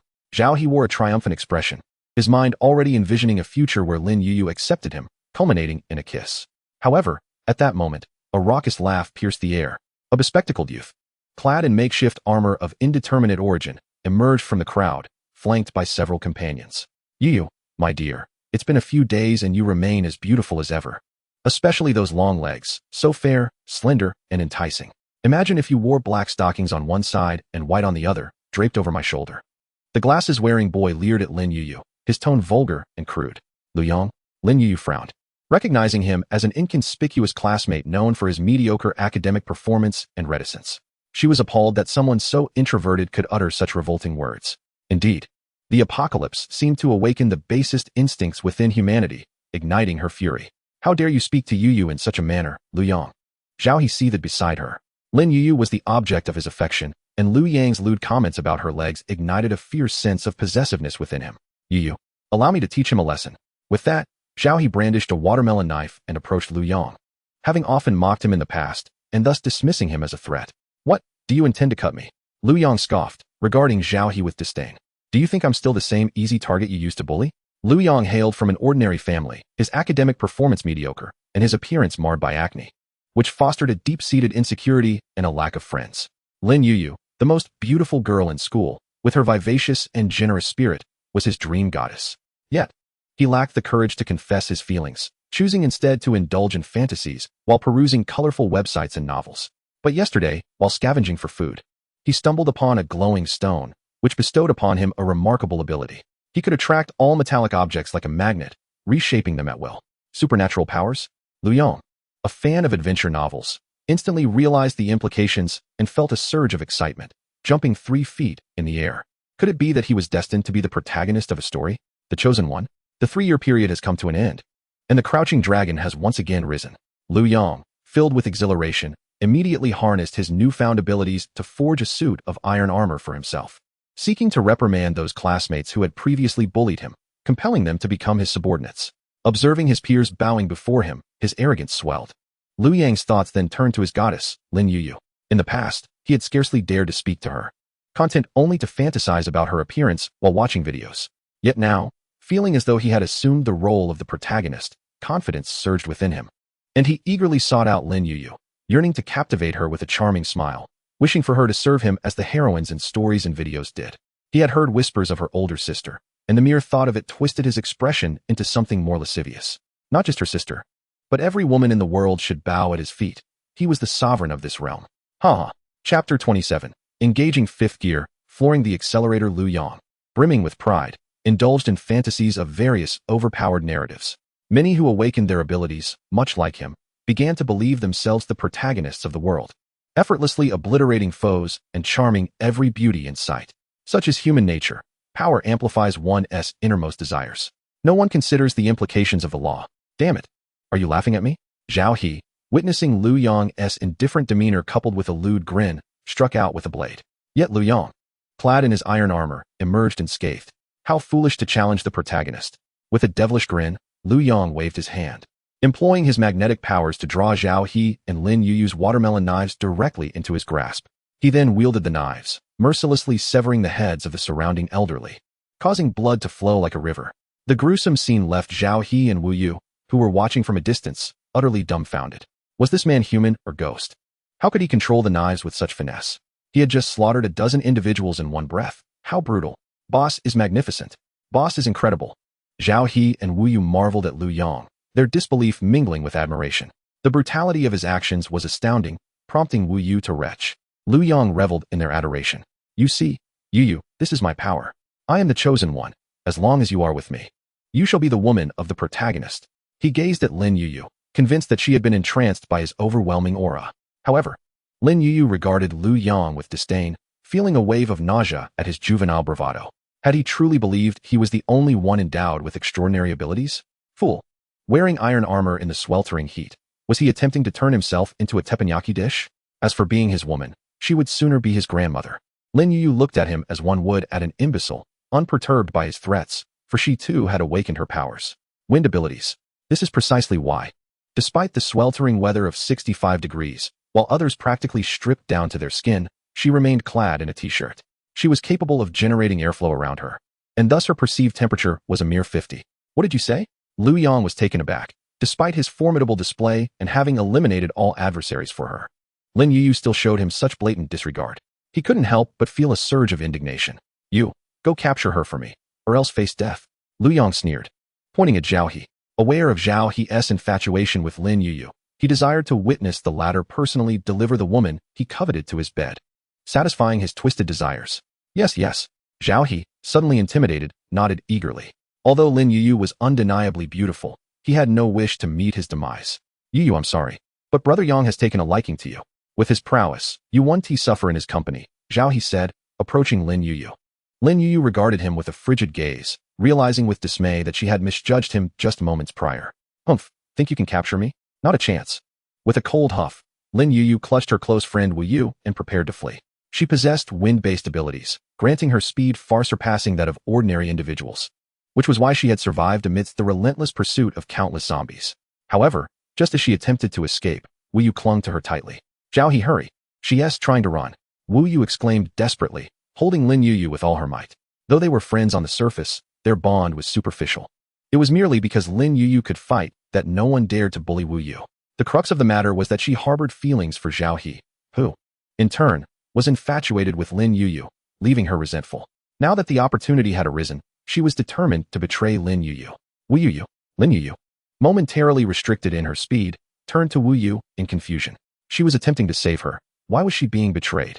Was this what friendship entailed? With a fierce glare, she struck Wu Yu several times, yet her grip only tightened. Just then, Zhao He arrived, seizing her hand and rendering her utterly immobilized. A lamb awaiting slaughter. You all. Lin Yuyu's eyes filled with despair. Mere moments ago, the three of them had stood united, but now, under Lu Yang's threat, they had splintered. She cast a look of disdain at them, particularly at Lu Yang, whose vile words sickened her to the core. Though she often displayed rebelliousness, she had never crossed any lines. The thought of falling into the hands of such a man filled her with dread. Lin Yuyu silently vowed that if Lu Yang attempted anything against her, she would rather bite her tongue and end her life than allow such a person to possess her. Regrettably, she had no knowledge of her sister's whereabouts. She was so fragile. Ha, splendidly done. I permit you to become my loyal minions. Lu Yang laughed heartily, relishing the treachery unfolding before him. TSK. Lu Yang approached Lin Yuyu with a slow gait, his gaze lecherously admiring her beautiful legs. In his mind, he had already envisioned her in 18 different ways. Little did you expect, despite never casting a glance my way, you are destined to find yourself beneath me shortly. Before Lu Yang could finish his words, a towering armored vehicle suddenly crashed through the supermarket's entrance, sending him flying. The crowd was left in bewilderment, unable to comprehend how an armored vehicle could burst in so unexpectedly. Apologies, something just caught my attention and I accidentally shifted into fifth gear, came the voice from within the armored vehicle. The door swung open, and a tall young man emerged, teasingly surveying the scene. Particularly the unfortunate Lu Yang, who had been sent sprawling. Fong Luo approached Lin Yuyu, scrutinizing her closely. She possessed bright, expressive eyes, wore her hair in twin ponytails, and was adorned in a petite pink dress complemented by white stockings. Are you Lin Yuyu? Fong Luo inquired, looking at the still-dazed Lin Yuyu. Who are you? Lin Yuyu responded, her expression one of confusion, primarily due to the dramatic entrance of Fong Luo. Just a moment ago, she had contemplated ending her own life, only to be interrupted by the sudden arrival of an armored vehicle. Moreover, the man before her was strikingly handsome and tall, reminiscent of a character from a fairy tale. Lin Ziqin sent me to find you, Fong Luo said with a smile, noting the slight resemblance between Lin Yuyu and Lin Ziqin. Though their temperaments were distinctly different, Lin Ziqin exuded gentleness and tranquility, while Lin Yuyu appeared lively and endearing. Brother-in-law? The thought inexplicably crossed Lin Yuyu's mind, perhaps due to Fong Luo's impressive stature and his timely rescue, creating an unconscious affinity towards him. Fong Luo was momentarily taken aback. Lin Yuyu was quite adept at forging connections, referring to him as brother-in-law most immediately. Nevertheless, he found it amusing. Damn it, which fool dares to run me over? Seeking death. Are we? Chapter 28. The extraordinary sisterly duo Lu Yang had been lost in fantasies about how to enjoy Lin Yuyu, when suddenly, an armored vehicle crashed in, leaving him dazed and disoriented. Fortunately, he was clad in protective gear, and due to magnetic forces, the impact merely left him momentarily breathless, sparing his internal organs from destruction. After regaining consciousness, he stood up once more, glaring fiercely at the uninvited guest, Fong Luo. It appeared this young man was a wealthy heir, possessing an armored vehicle even in this apocalyptic world. Lu Yang harbored a particular disdain for such individuals, handsome and affluent, with all the goddesses at their beck and call. Yet, in the face of his extraordinary abilities, they were nothing more than mere antagonists destined to be smacked down. Die! Lu Yang unleashed his magnetic powers, controlling a knife from the ground to slash toward Fong Luo. Brother-in-law, watch out! Lin Nana was the first to notice the impending danger. Seizing the moment while Wu Yu and Zhao He were momentarily stunned, she broke free from her restraints and swiftly lunged towards Fong Luo, aiding him in narrowly evading the knife. In truth, it would have been exceedingly simple for Fong Luo to dodge the knife, as he possessed the ability of spatial flickering, allowing him to leap distances of 7 to 8 meters at will. Furthermore, he had access to a spatial barrier, The spatial barrier not only isolates one from the sweltering temperatures outside, but also serves as a formidable defense against attacks. Not to mention something as trivial as a watermelon knife. Unless one were to strike with a cannon, it would remain unscathed. It is indeed a remarkable defensive technique. The reason he did not evade was that he noticed Lin Yuyu rushing towards him, and he did not wish for her to fall should she miss her target. As he gazed upon the delicate and fragrant young lady in his arms, Fong Luo was momentarily taken aback, his heart stirred with excitement. Lin Yuyu's recent gait seemed somewhat peculiar. Could it be a wind-based ability? This young woman before him had awakened a wind-related power, although not the most formidable of abilities. Wind manipulation is among the most comfortable skills to possess in a post-apocalyptic world. It can accelerate the flow of air around oneself, significantly diminishing the perceived temperature. Unlike fire or electricity, which, while potent, leave one feeling unbearably hot in temperatures exceeding 60 or 70 degrees. Furthermore, wind abilities excel in speed. Few can rival them in matters of self-preservation, apart from electric or spatial powers. As long as there is sustenance, survival is almost assured. It is a Tier 1 ability. What an extraordinary pair of sisters. The elder possesses formidable fire abilities, while the younger has awakened her wind powers. They are not only exquisite in appearance, but also exhibit contrasting personalities, one gentle and demure, the other lively and adorable. What thrilled Fong Luo even more was the possibility that these two enchanting sisters might serve him in this harsh world. Brother-in-law? Lin Yuyu gazed at Fong Luo with wide eyes. Though their acquaintance was recent, she felt a favorable impression towards him. She understood her sister well. Although pursued by many suitors, her sister seldom engaged with boys and would never mention her younger sister in their presence. Given their modest background and the reliance they had on each other, it was easy for ill-intentioned individuals to take notice.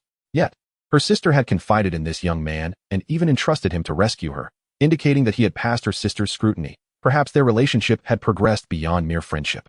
Moreover, Fong Luo's entrance and his playful banter resonated with her rebellious spirit, a trait that defined her character. Brother-in-law, could you please release your grip? I feel as though I might be suffocated. Lin Yuyu lamented, pointing to the hand that had firmly encircled her waist. In truth, upon her sudden leap into Fong Luo's arms, he instinctively embraced her, and upon discovering her wind ability, his excitement led him to hold her even tighter. My apologies. Fong Luo quickly loosened his hold, offering an awkward smile. What a faux pas. She might very well become my future sister-in-law. How dare you two flirt? Lu Yong, observing the intimate scene, was consumed by envy and resentment. Quickly, brother-in-law, we must flee. Lin Yuyu exclaimed in alarm, eager to escape with Fong Luo. Though she possessed abilities of her own, she was not particularly adept in combat. On the contrary, the magnetic abilities of the opponent, despite their later shortcomings, exhibited formidable combat prowess in the initial stages. No need to rush. Fong Luo waved his hand, and, while Lin Yuyu was momentarily distracted, retrieved an AK from the spatial realm. This individual opposite him possessed a crystal within his mind. Although his abilities were rather lacking, even a mosquito is still flesh. And such an opportunity should not be squandered. Wow, brother-in-law, where did you pull that from? Lin Yuyu's eyes brightened as she reached out. Discovering it was indeed a real firearm, Fong Luo felt a bead of sweat form. What was meant to be a normal action seemed oddly amiss once touched upon by Lin Yuyu. A gun. Lu Yong, across from them, was equally startled. The intimidation factor of firearms was significant, causing him to feel a twinge of trepidation. Without further ado, Fong Luo aimed and fired. Lu Yong, sensing impending doom, hastily employed his magnetic powers to intercept the bullets. However, the gun's potency proved overwhelming, and he could not fully block the assault. Yet, he managed to diminish its impact somewhat, and with the protection of his armor, he survived unscathed. Haha, I possess armor. I am the chosen one. Firearms are ineffective against me, Lu Yong boasted proudly. Fong Luo frowned slightly. This was the first time since the apocalypse that a firearm had failed. It was evident that, in the later stages, abilities surpassed the limits of conventional weaponry. Enhancing one's powers remained paramount. Armor? Fong Luo scoffed disdainfully, while it appeared impervious to blades and bullets. In reality, it was merely a moving coffin. Ordinary elemental powers, water, fire, electricity, could easily bring about his demise. Was the armor waterproof? Flames could turn him into a sizzling dish.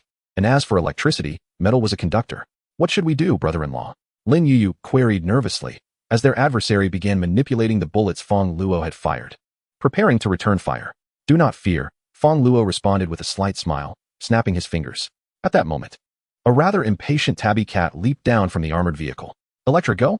Electra rolled her eyes. Did this trivial skirmish truly warrant her intervention? Remember to add extra rations. A cat? Lu Yong laughed boisterously at the sight of the tabby, mocking, a mere feline thinks it can defeat me?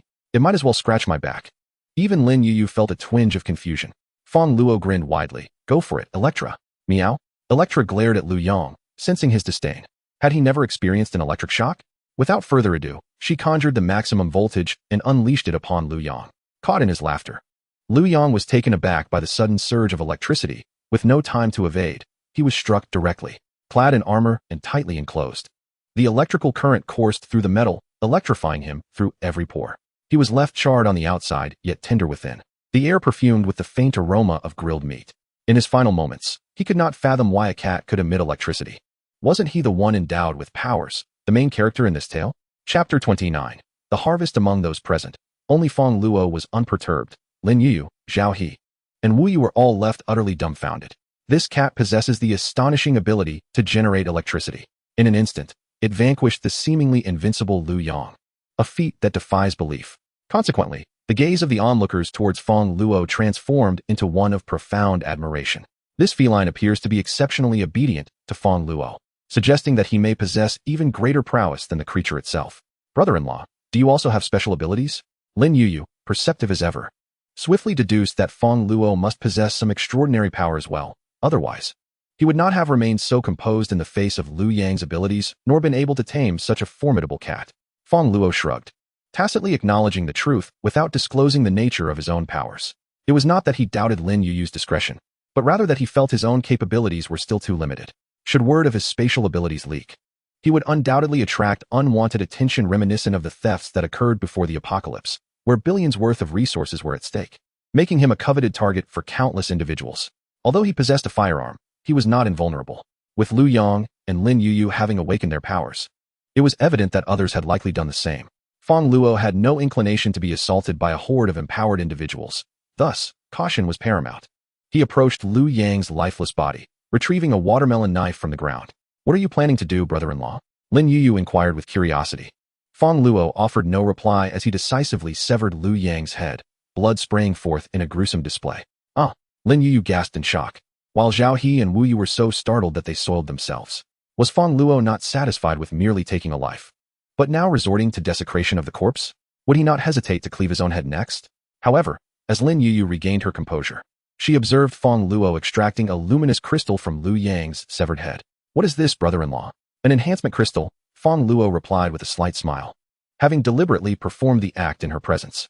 Firstly, Lin Yu, though rebellious, was still a young girl with a kind heart, often hesitant to act ruthlessly. Fong Luo aimed to prepare her for such scenes.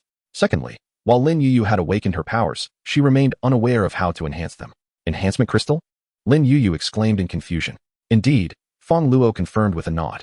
You must be aware that the emergence of special abilities is not limited to you and Lu Yang. Many others have likely awakened as well. Each individual's powers vary in strength, and to elevate one's abilities, one must continuously absorb energy. The source of this energy is the enhancement crystal. Every empowered individual, as well as zombies, possesses such a crystal within their heads. Do I have one in my head too? Lin Yu asked, her face a mask of astonishment, having been oblivious to these revelations. Her admiration for Fong Luo deepened as he shared this knowledge.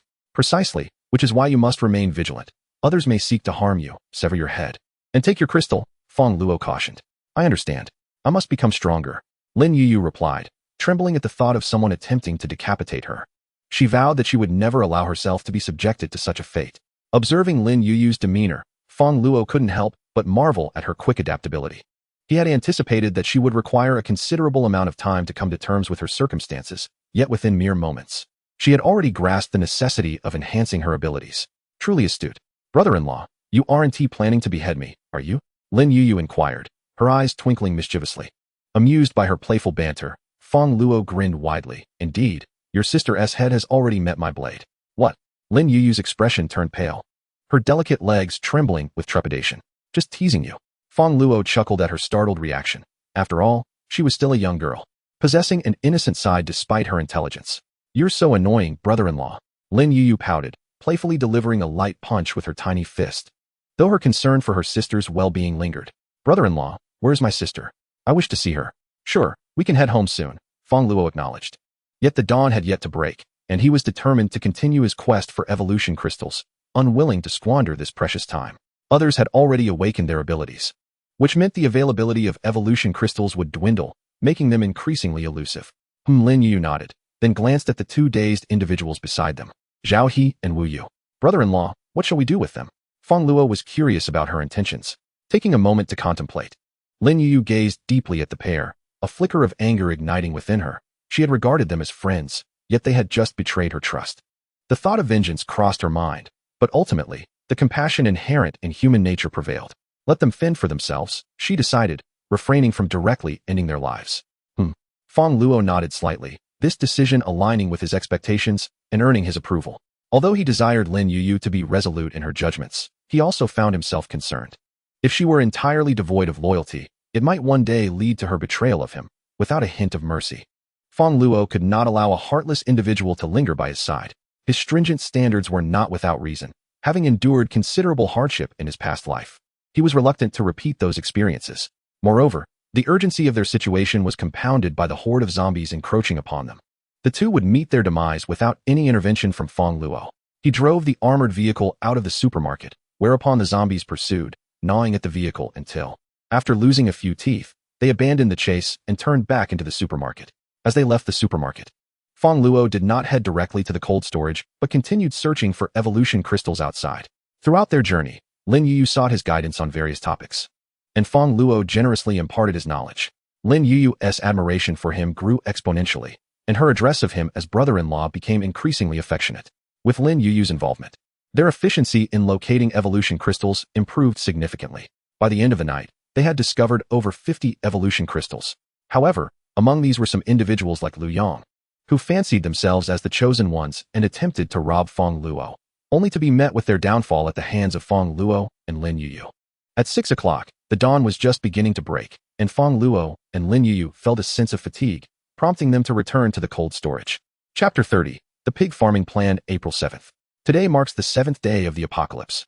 Initially, people remained unperturbed, perceiving the calamity as a mere holiday, attributing it to the heat, and even feeling a sense of joy.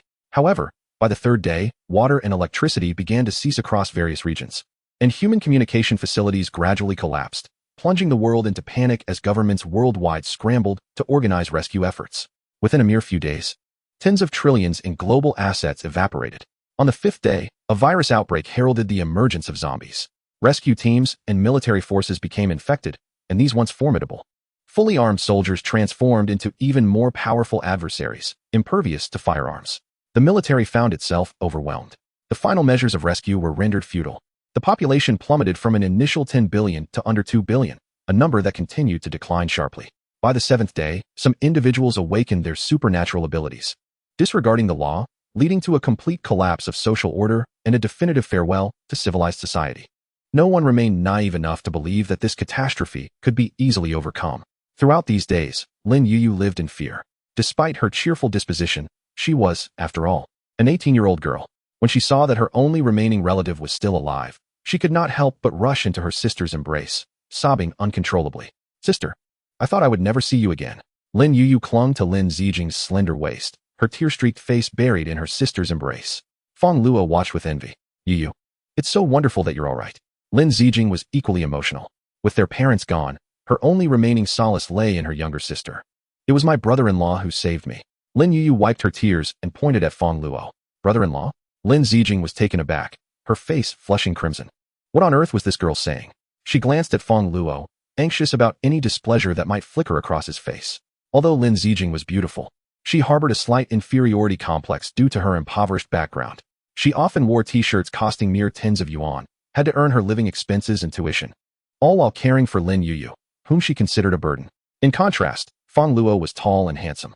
In this chaotic apocalypse, he owned a luxurious cold storage filled with delectable food and possessed firearms that ensured safety. With his attributes, even a major celebrity might vie for his affection. Could a mere Cinderella like her ever be worthy of him? He had saved her, helped her deal with her bullying roommate, sheltered her, and now he had rescued her sister. She felt she could never repay Feng Luo's kindness in her lifetime. "Thank you." Lin Zijing expressed her heartfelt gratitude. "What relationship do we share?" "Why the thanks?" Feng Luo smiled gently. Lin Zijing's cheeks flushed anew. What did Feng Luo mean by that? What was he implying about their relationship? Take Yu for a bath and prepare something to eat. After these days outside, she must be famished. Feng Luo suggested to Lin Zijing. "All right." Lin Zijing nodded obediently. "Thank you, brother-in-law." Lin Yu exclaimed excitedly, her voice melodious as she called out to Fong Luo. Lin Zijing's cheeks flushed, and she hurriedly led Lin Yuyo to the bathroom. Returning to his room, Fong Luo began to absorb crystals to enhance his abilities. Today had been exceptionally fruitful. He had discovered 56 evolution crystals and over 200 zombie enhancement crystals. If he were to absorb all these, he could potentially elevate his powers to an unprecedented level, possibly even acquire new offensive techniques. However, it would take considerable time to consume such a vast quantity. Absorbing evolution crystals was an exhausting endeavor, akin to enduring a sleepless night. Overindulgence could lead to adverse effects. Fong Luo took out one evolution crystal and commenced the absorption process. In the bathroom, the two sisters, having survived their ordeal, clung to one another even while bathing, sharing their experiences. What? You say he is not my brother-in-law? Lin Yuyo's expression fell as she responded to her sister's words, a hint of disappointment in her tone. Sister, you are being rather ungrateful. Brother Fong is truly wonderful, witty, handsome, and of good character. Most importantly, he is formidable. Where else could you find a man like him? You can't possibly dislike men, can you? Ah, no wonder you always bathe with me. In Chapter 31, Lin Yuyo's persuasion, Lin Zijing playfully scolded. Where did you learn such things? Is it proper to speak of your sister in this manner? Her eyes glimmered with envy. Though her sister was 2 years her junior, her figure was nearly comparable, and if time continued its course, she might soon surpass her. Sister, do you like brother-in-law? Lin Yuyo teased, playfully splashing the water.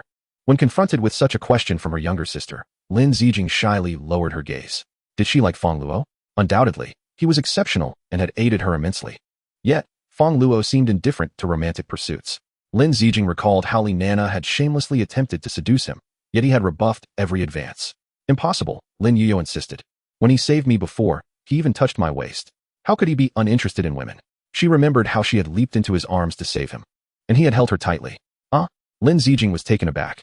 Realizing her slip of the tongue, Lin Yuyo quickly changed the subject. Sister, as the saying goes, a woman chasing a man is like a veil between them. You mentioned someone was trying to seduce brother-in-law. If you don't take the initiative, he might be whisked away. Think about it. If she succeeds, how might she torment us? Would we still be able to enjoy the comforts of air conditioning, fine wine, and steaks? Instead, we would be left wandering outside. Can you bear to see me, your sister, starving and drenched in sweat? If it comes to that, I will have to take matters into my own hands. I understand, Lin Zijing quickly interjected, unwilling to let her sister suffer. However, the thought of having to take the initiative to entice Fong Luo made her cheeks flush crimson. As someone who had never experienced love before, the prospect of being the one to initiate in her first romantic endeavor was daunting. With this in mind, Lin Zijing playfully reprimanded her sister, and the two girls frolicked together in the bathroom. Meanwhile, Fong Luo remained oblivious to Lin Yuyo's encouragement of Lin Zijing to pursue him. Had he known, he would surely have praised her for her cleverness, realizing that his rescue of her had not been in vain. He had successfully absorbed another evolution crystal, further enhancing his abilities. The distance of his spatial flicker had increased to approximately 10 meters, and his spatial barrier could now withstand a pressure of 1 ton. Additionally, he had acquired a new skill, spatial mark. The function of spatial mark resembled that of a monitored timed explosive. He could pre-establish a mark in a location and observe the scene at any time, with the ability to detonate it and inflict damage within a certain range.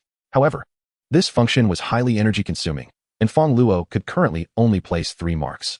Yet, this skill proved to be immensely practical, allowing him to gather crucial intelligence by marking significant locations. It was important to note that all communication devices in the world had ceased to function, and information could only be conveyed through word of mouth or physical means.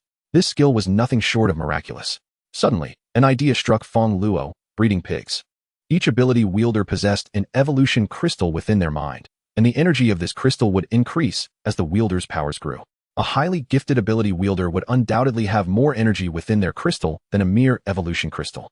Thus, a unique method for enhancing power emerged. Find a highly gifted individual, awaken their abilities, allow them to grow stronger, and then slaughter the pig to seize the crystal within their mind. In a past life, there had been a formidable individual who attracted starving ability wielders with resources, only to eliminate them and claim their crystals, rapidly elevating himself to a top-tier power. Fong Luo had nearly fallen into this trap before being warned by a brother, ultimately escaping the clutches of danger. Now, he contemplated attempting this strategy on Li Nana. Due to the high temperatures, Li Nana had discarded her clothing and was now clad only in undergarments. Having gone days without food and trapped in a cold storage unit, she had succumbed to unconsciousness in a corner. If he did not attend to her soon, she might perish. With urgency, Fong Luo retrieved a bottle of water from his space and splashed it onto her face. Li Nana stirred awake with a soft sound. Upon seeing the water dripping from her body, she instinctively licked it, desperate from the cold, hunger, and thirst. After a moment of clarity, Li Nana noticed Fong Luo beside her and immediately began to weep. "Master, I'm so sorry. Please, I beg you for something to eat." She attempted to rise but lacked the strength, instead crawling to Fong Luo's side, clinging to his leg and pleading incessantly. She was on the verge of breaking down. Chapter 32. The Death of Li Nana. Consume it.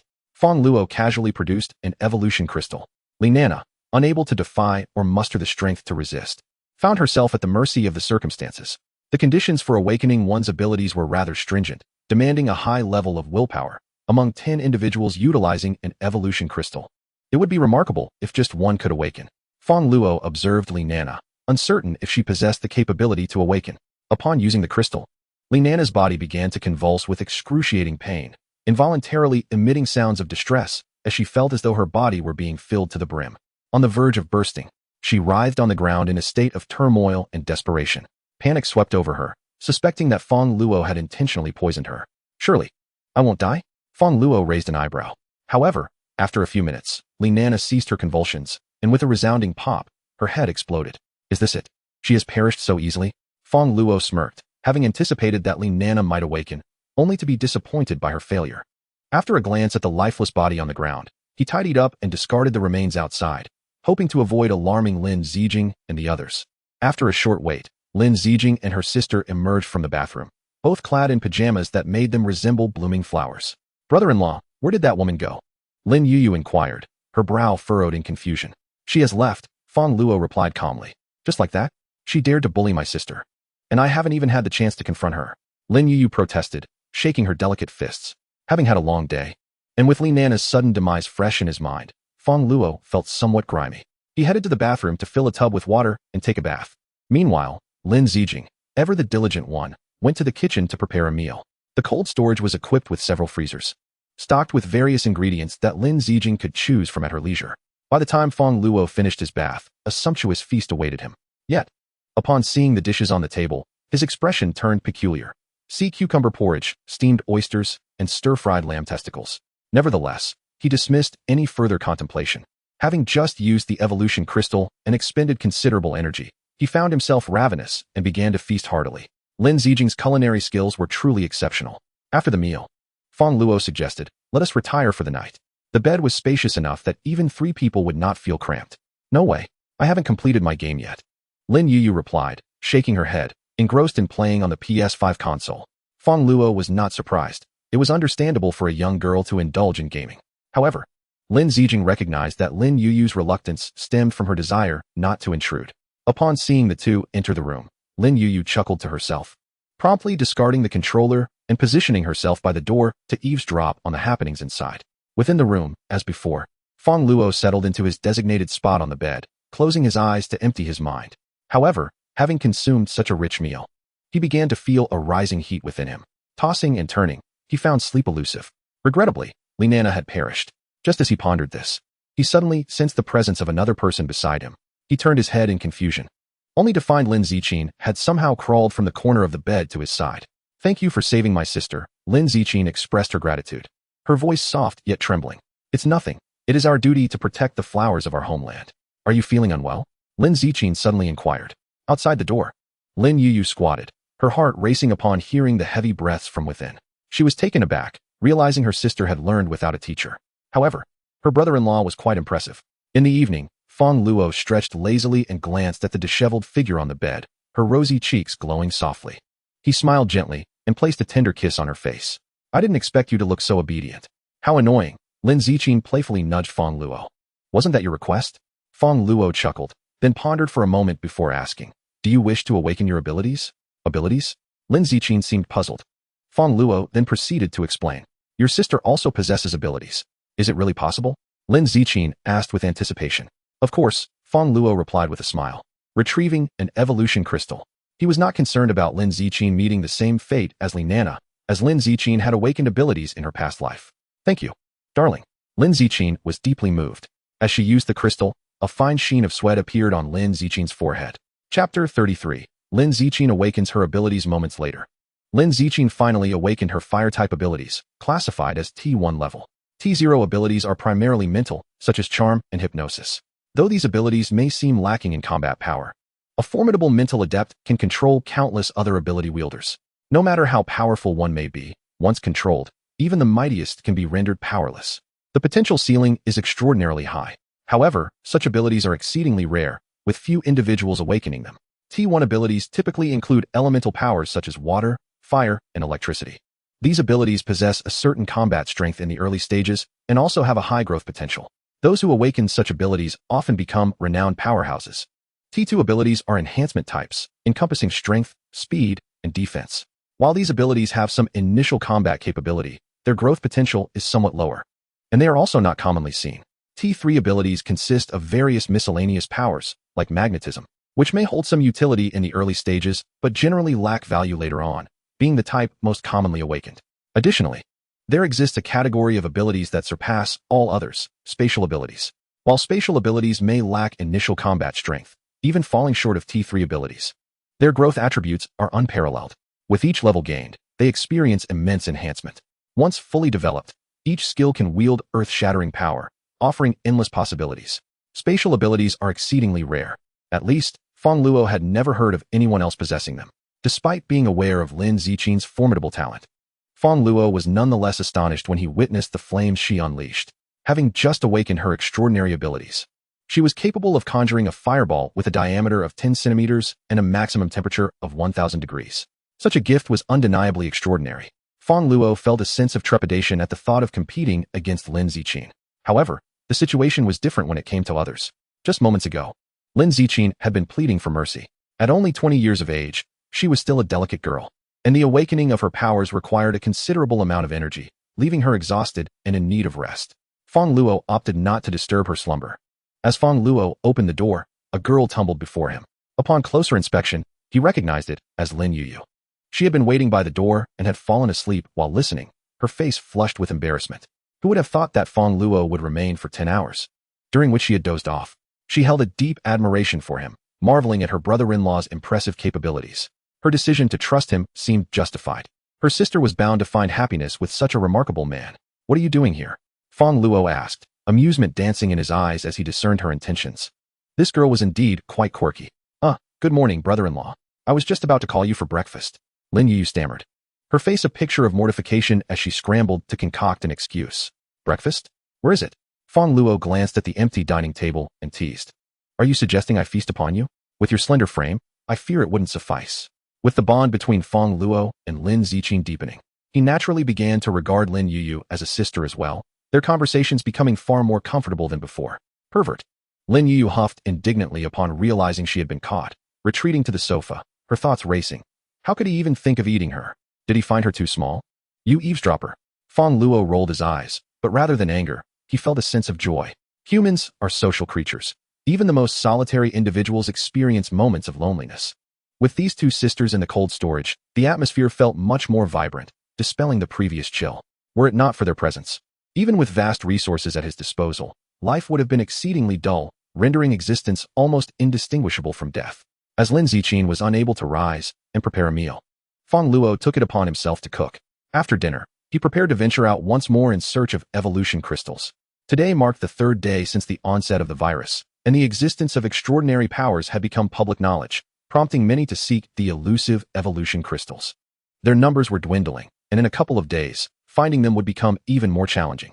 In this apocalyptic world, aside from essential supplies, evolution crystals were of paramount importance, as they represented strength. Accumulating a sufficient quantity of these crystals would enable the cultivation of a formidable faction. For instance, possessing 10,000 evolution crystals could allow Fong Luo to train 1,000 loyal wielders of extraordinary powers, making him virtually invincible. In a sense, evolution crystals held greater significance than food itself. Chapter 34. Outing brother-in-law. I want to go too. As Fong Luo prepared to venture out, Lin Yuyu hurried over. Her inherently lively and rebellious nature, now augmented by newfound powers, spurred her desire to confront zombies for amusement. After some contemplation, Fong Luo deemed it a reasonable idea. Strength lies in numbers, and the likelihood of discovering evolution crystals would be significantly enhanced. Lin Ziqing had just engaged in a sparring match with him and had fallen asleep, so he opted not to wake her. Fong Luo maneuvered the armored vehicle, transporting Lin Yuyu and the electric cat outside. It It was the 8th day of the apocalypse. Those who had survived thus far were either exceptionally resilient or had astutely stockpiled resources in the early days of the catastrophe. In tumultuous times, heroes emerge, and the world still harbored many intelligent individuals. Fong Luo did not harbor the arrogance of believing his amassed resources, totaling billions, rendered him invincible. The streets were nearly deserted. Lin Yu gazed out the window, her expression tinged with nostalgia. This street had once been bustling with vendors every evening, but now it was largely populated by zombies. Fong Luo remained silent, having already endured such experiences in his previous life, devoid of any sentimentality. "Brother-in-law, where are we headed?" Lin Yu inquired. After a moment's reflection, Fong Luo pondered which renowned ability users had awakened later in their past lives. Luocheng, a first-tier coastal city, spanned a vast area, and Fong Luo had only explored less than 10% of it. He had managed to collect over 70 evolution crystals, a substantial achievement considering that in his previous life, there had been only a few thousand known ability users scattered throughout the city. As for any concealed crystals, he remained uncertain. "Let's south head to Kunying Street." Fong Luo recalled the location and promptly drove there. Upon hearing the name, Lin Yu's brows slightly furrowed, as if recalling unpleasant memories. Kunying Street had once been a hub for various tutoring centers, bustling with students even late into the night. In his previous life, it had birthed numerous T2 level ability users. Yet the status of the evolution crystals remained unknown. Upon arriving at Kunying Street, which was now shrouded in darkness, the absence of students was palpable. The lights were extinguished, and no figures could be seen. "The vehicle cannot enter. Let us proceed on foot," Fong Luo suggested, parking in a safe spot. The pedestrian street was narrow, littered with obstacles, making it accessible only by foot. "Electric Cat, keep your eyes peeled," Fong Luo instructed, emphasizing that their success in locating the crystals hinged on the cat's keen senses. "Meow." The electric cat stretched out a paw, as if demanding payment, maintaining its pragmatic demeanor. "What's the rush? Do you take me for a negligent employer?" Fong Luo playfully flicked its forehead, then turned to Lin Yu with a questioning gaze. "What troubles you? You seem rather glum." Lin Yu, usually so vivacious, had fallen silent. "I'm fine," she replied, shaking her head, her thoughts drifting to the fate of those who once filled the streets. Seeing her smile return, Fong Luo nodded and followed the electric cat in search of the crystals. Before long, a crystal was discovered. It appeared that the locals had yet to uncover these treasures. What splendid fortune! Fong Luo was elated. There were at least a dozen crystals here. "Electric Mother, splendid work, keep it up." He tossed a fish toward her and continued the search.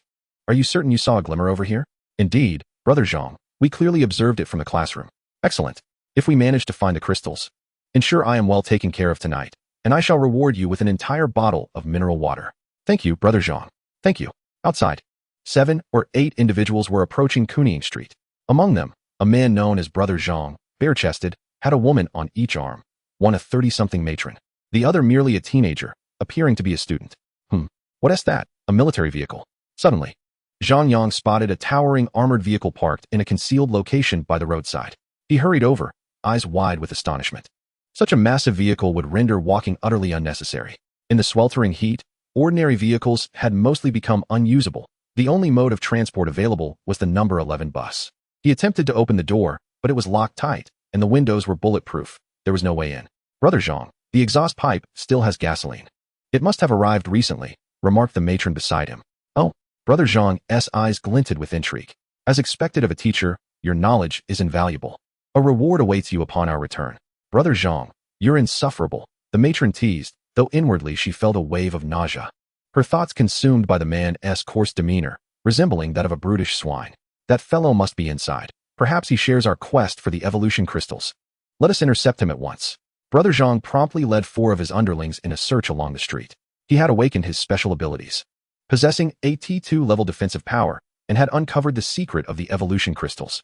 Thus, when he heard the 2 women nearby might have encountered the crystals, he wasted no time in bringing his men along. Chapter 35. The bullying of Lin Yu. "Boss, over there." Upon hearing the call, Zhang Yang rushed forward and indeed discovered a man with 2 women, the man clutching several recently unearthed evolution crystals. Greed flickered in his eyes. If he absorbed all those crystals, how powerful he would become. Shifting his gaze, he noted the 2 women beside the man, one tall and voluptuous, with an alluring gaze, easily scoring above an 8 in attractiveness, while the other was petite and charming, her features exquisitely sculpted, already remarkable for her age, deserving at least a 9. They were leagues above the matron and the college girl accompanying him. "Damn, that fellow is quite fortunate," Zhang Yang thought, consumed by jealousy. and immediately plotted to seize both the crystals and the women for himself. Such stunning women deserve to be possessed by someone as formidable as Lin Yu. At that moment, a college girl beside Zhang Yang seemed to recognize the young lady across from them. The audacity of that wretched girl to still be alive. As Lily gazed at Lin Yu across from her, with her flowing hair and immaculate appearance, devoid of any blemish, she could not help but feel a surge of jealousy upon comparing her own disheveled state, having gone nearly a week without brushing her teeth or washing her face. How could it be that this lowly creature lived a life seemingly better than her own? Do you know her? Zhang Yang inquired with curiosity. She used to be in our tutoring class. An orphan, surviving solely on the meager earnings of her sister, who resorts to exploiting her charms, came the disparaging reply. How dare you? Lin Yu trembled at the insult directed at her sister, a mix of fear and indignation washing over her. What is happening? Fang Luo furrowed his brow. He could not abide such slander against Lin Zijing, the woman he held dear. With a deep sense of grievance, Lin Yu recounted her story, though her family was impoverished. Her sister, Lin Zijing, had always cared for her, scrimping and saving to enroll her in tutoring classes to enhance her education. Unfortunately, their financial struggles made them easy targets for ridicule. Lily, who had never shown an interest in her studies and frequently mingled with unsavory characters, harbored jealousy of Lin Yu's beauty and modest background. She often bullied Lin Yu, tearing her books apart, and even going so far as to ambush her with others, slapping her and forcing her to kneel. Rumors spread that Lin Yu's sister had resorted to selling herself to fund her education, questioning how someone from such a destitute family could afford it otherwise. Desperate for help, Lin Yu approached the tutoring class teacher, Lu Fang, a married woman standing beside Zhang Yang. However, Lu Fang dismissed her plight, callously suggesting that it was odd for Lin Yu to be targeted while others were not, further emboldening Lily. With no other recourse, Lin Yu felt compelled to skip classes. Yet, her tormentors continued to pursue her, even blocking her way at school. To shield her sister from harm, she reluctantly befriended the delinquent students at school, but they were no match for the thugs of the outside world. Time and again, she found herself nearly assaulted by these ruffians, leaving her with deep psychological scars. Upon hearing Lin Yu's harrowing experiences, a fiery anger ignited within Fang Luo. Initially, he had presumed her altercations stemmed from a rebellious spirit due to a lack of parental guidance. He was appalled to discover that she was a victim of bullying, and her associations with troublemakers were merely a means of self-protection. It was unfathomable to imagine a young girl, deprived of parental protection and ignored by her teachers, enduring such torment. The sense of helplessness must be overwhelming. Had Lin Yu been even slightly more fragile, she might have contemplated ending her own life. Bullying in schools is a vile scourge. Fang Luo harbored a profound disdain for such injustices. How many blossoms have been irreparably damaged? And now, it was Lin Yu, his very own sister, who suffered. Fang Luo had always been protective of those he cared for. He was determined that this shadow would not linger in Lin Yu's heart. Do not fear, for I am here, and no one shall harm you. Fang Luo gently patted the trembling back of Lin Yu, seeking to soothe her agitated emotions, his gaze filled with compassion. The warmth emanating from Fang Luo enveloped Lin Yu, granting her an unprecedented sense of security. For years, she had endured a daily torment, never once having anyone stand before her to declare that no one could bully her. Today, Fang Luo was present before her, and her heart immediately calmed significantly, a wave of gratitude washing over her. Chapter 36. The toad aspires to court the swan across from them. Zhang Yang had begun to perceive the situation. He was well acquainted with Lily, having associated with her since middle school, leveraging her reputation to intimidate other students. This beautiful girl before him had likely been a victim of Lily's bullying as well. He glanced at Lily, then at Lin Yu, noting that their appearances and demeanors were worlds apart. Moreover, Lin Yu appeared to be a pure and innocent maiden, likely experiencing such attention for the first time. If he could elicit a favorable impression from this girl and win her over, it would be quite a delightful endeavor. With this thought in mind, Zhang Yang beamed at Lin Yu and asked, "My dear classmate, has this woman ever bullied you?" Lin Yu shot a glance at Zhang Yang, perplexed by the intentions of the burly figure before her. "I loathe bullying in school more than anything. If I had known she was such a person, I wouldn't have intervened for her," she thought. "Come with me, and we shall repay her tenfold for how she treated you. If she dares to resist, I shall stand up for you," Zhang Yang declared with a grin. "Zhang Guyu," Lily exclaimed, her eyes wide with disbelief. "You didn't say anything like that when we were in bed. Besides, you were an accomplice in my bullying others." She had begun to discern Zhang Yang's motives, realizing that he was drawn to Lin Yu's beauty, hoping to gain her affection and perhaps more. Consequently, Lily's resentment toward Lin Yu deepened.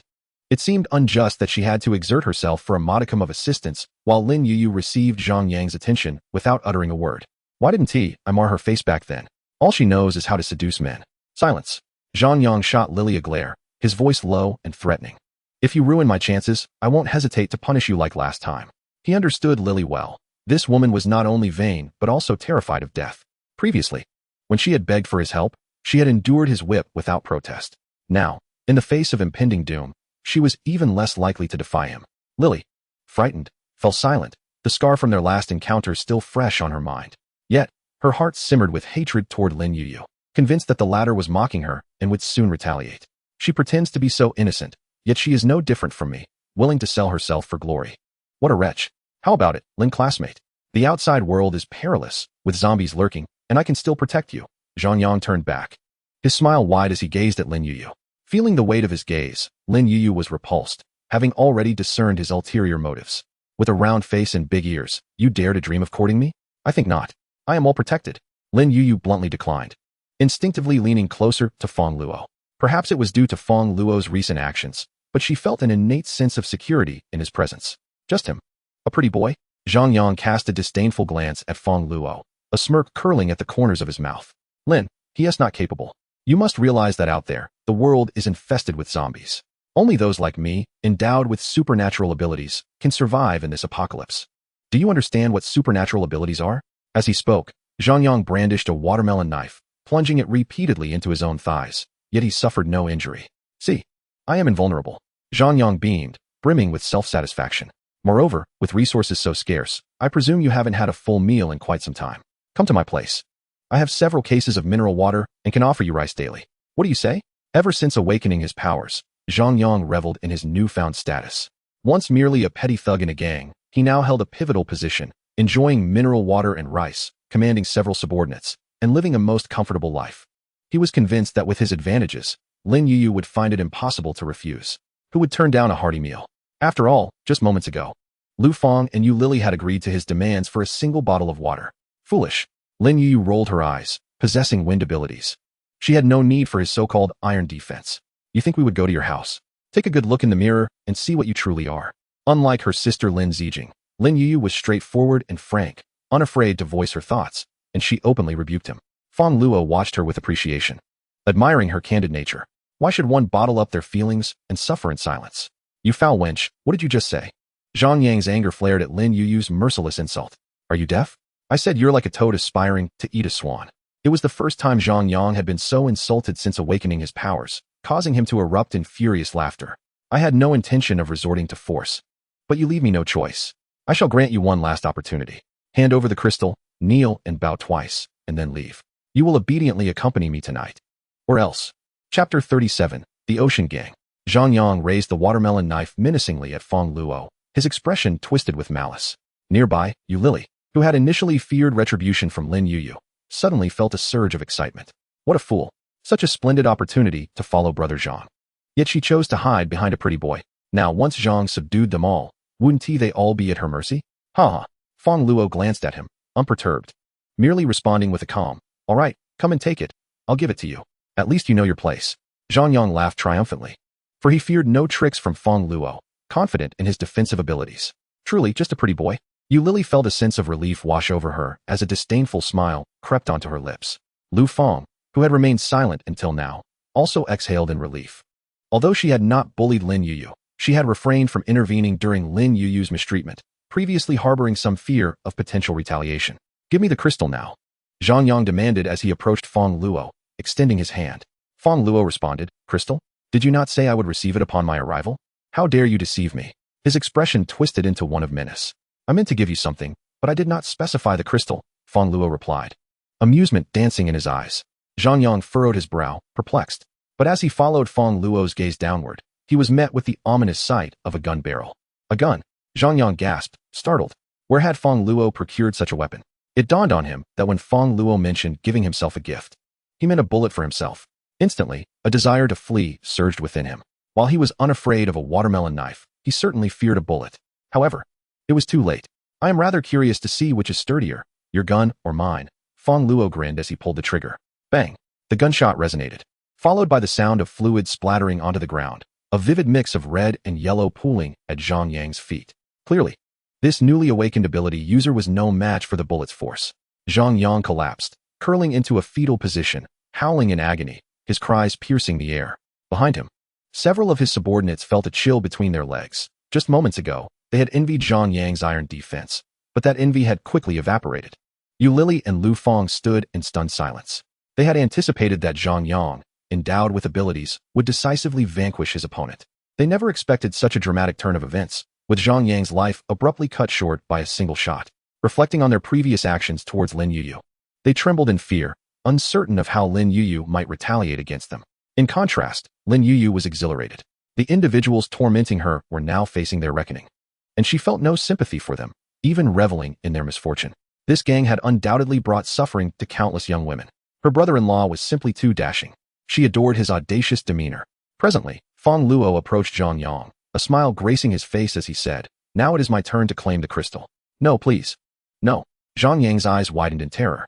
Although Feng Luo wore a smile, to him, it resembled that of a demon. Feng Luo, however, paid him no mind and casually picked up Zhang Yang's watermelon knife. Zhang Yang was an ability user, albeit of T2 level, but the crystalline energy within his mind surpassed even that of pure evolution crystals. "You cannot kill me," he shouted desperately, eyes fixed on the knife now within Feng Luo's grasp. "Oh, do enlighten me," Feng Luo replied, raising an eyebrow. "I am a member of the Ocean Gang." The mention of the Ocean Gang caused Feng Luo's expression to shift to one of seriousness. He had heard of this organization in his previous life. The Ocean Gang was once a loan sharking syndicate in the city of Luo, and in the aftermath of the apocalypse, many within it had awakened abilities, forming a significant body of ability users. This gang was not to be trifled with. Relying on their supernatural abilities, they roamed the land, committing acts of robbery and extortion. Upon encountering other practitioners of the arcane arts, should the adversary refuse to submit, their fate was sealed, death awaited, and their precious crystals would be seized. In a previous life, Feng Luo once stumbled upon a bottle of water, only to be robbed of it entirely under the pretense of protection fees.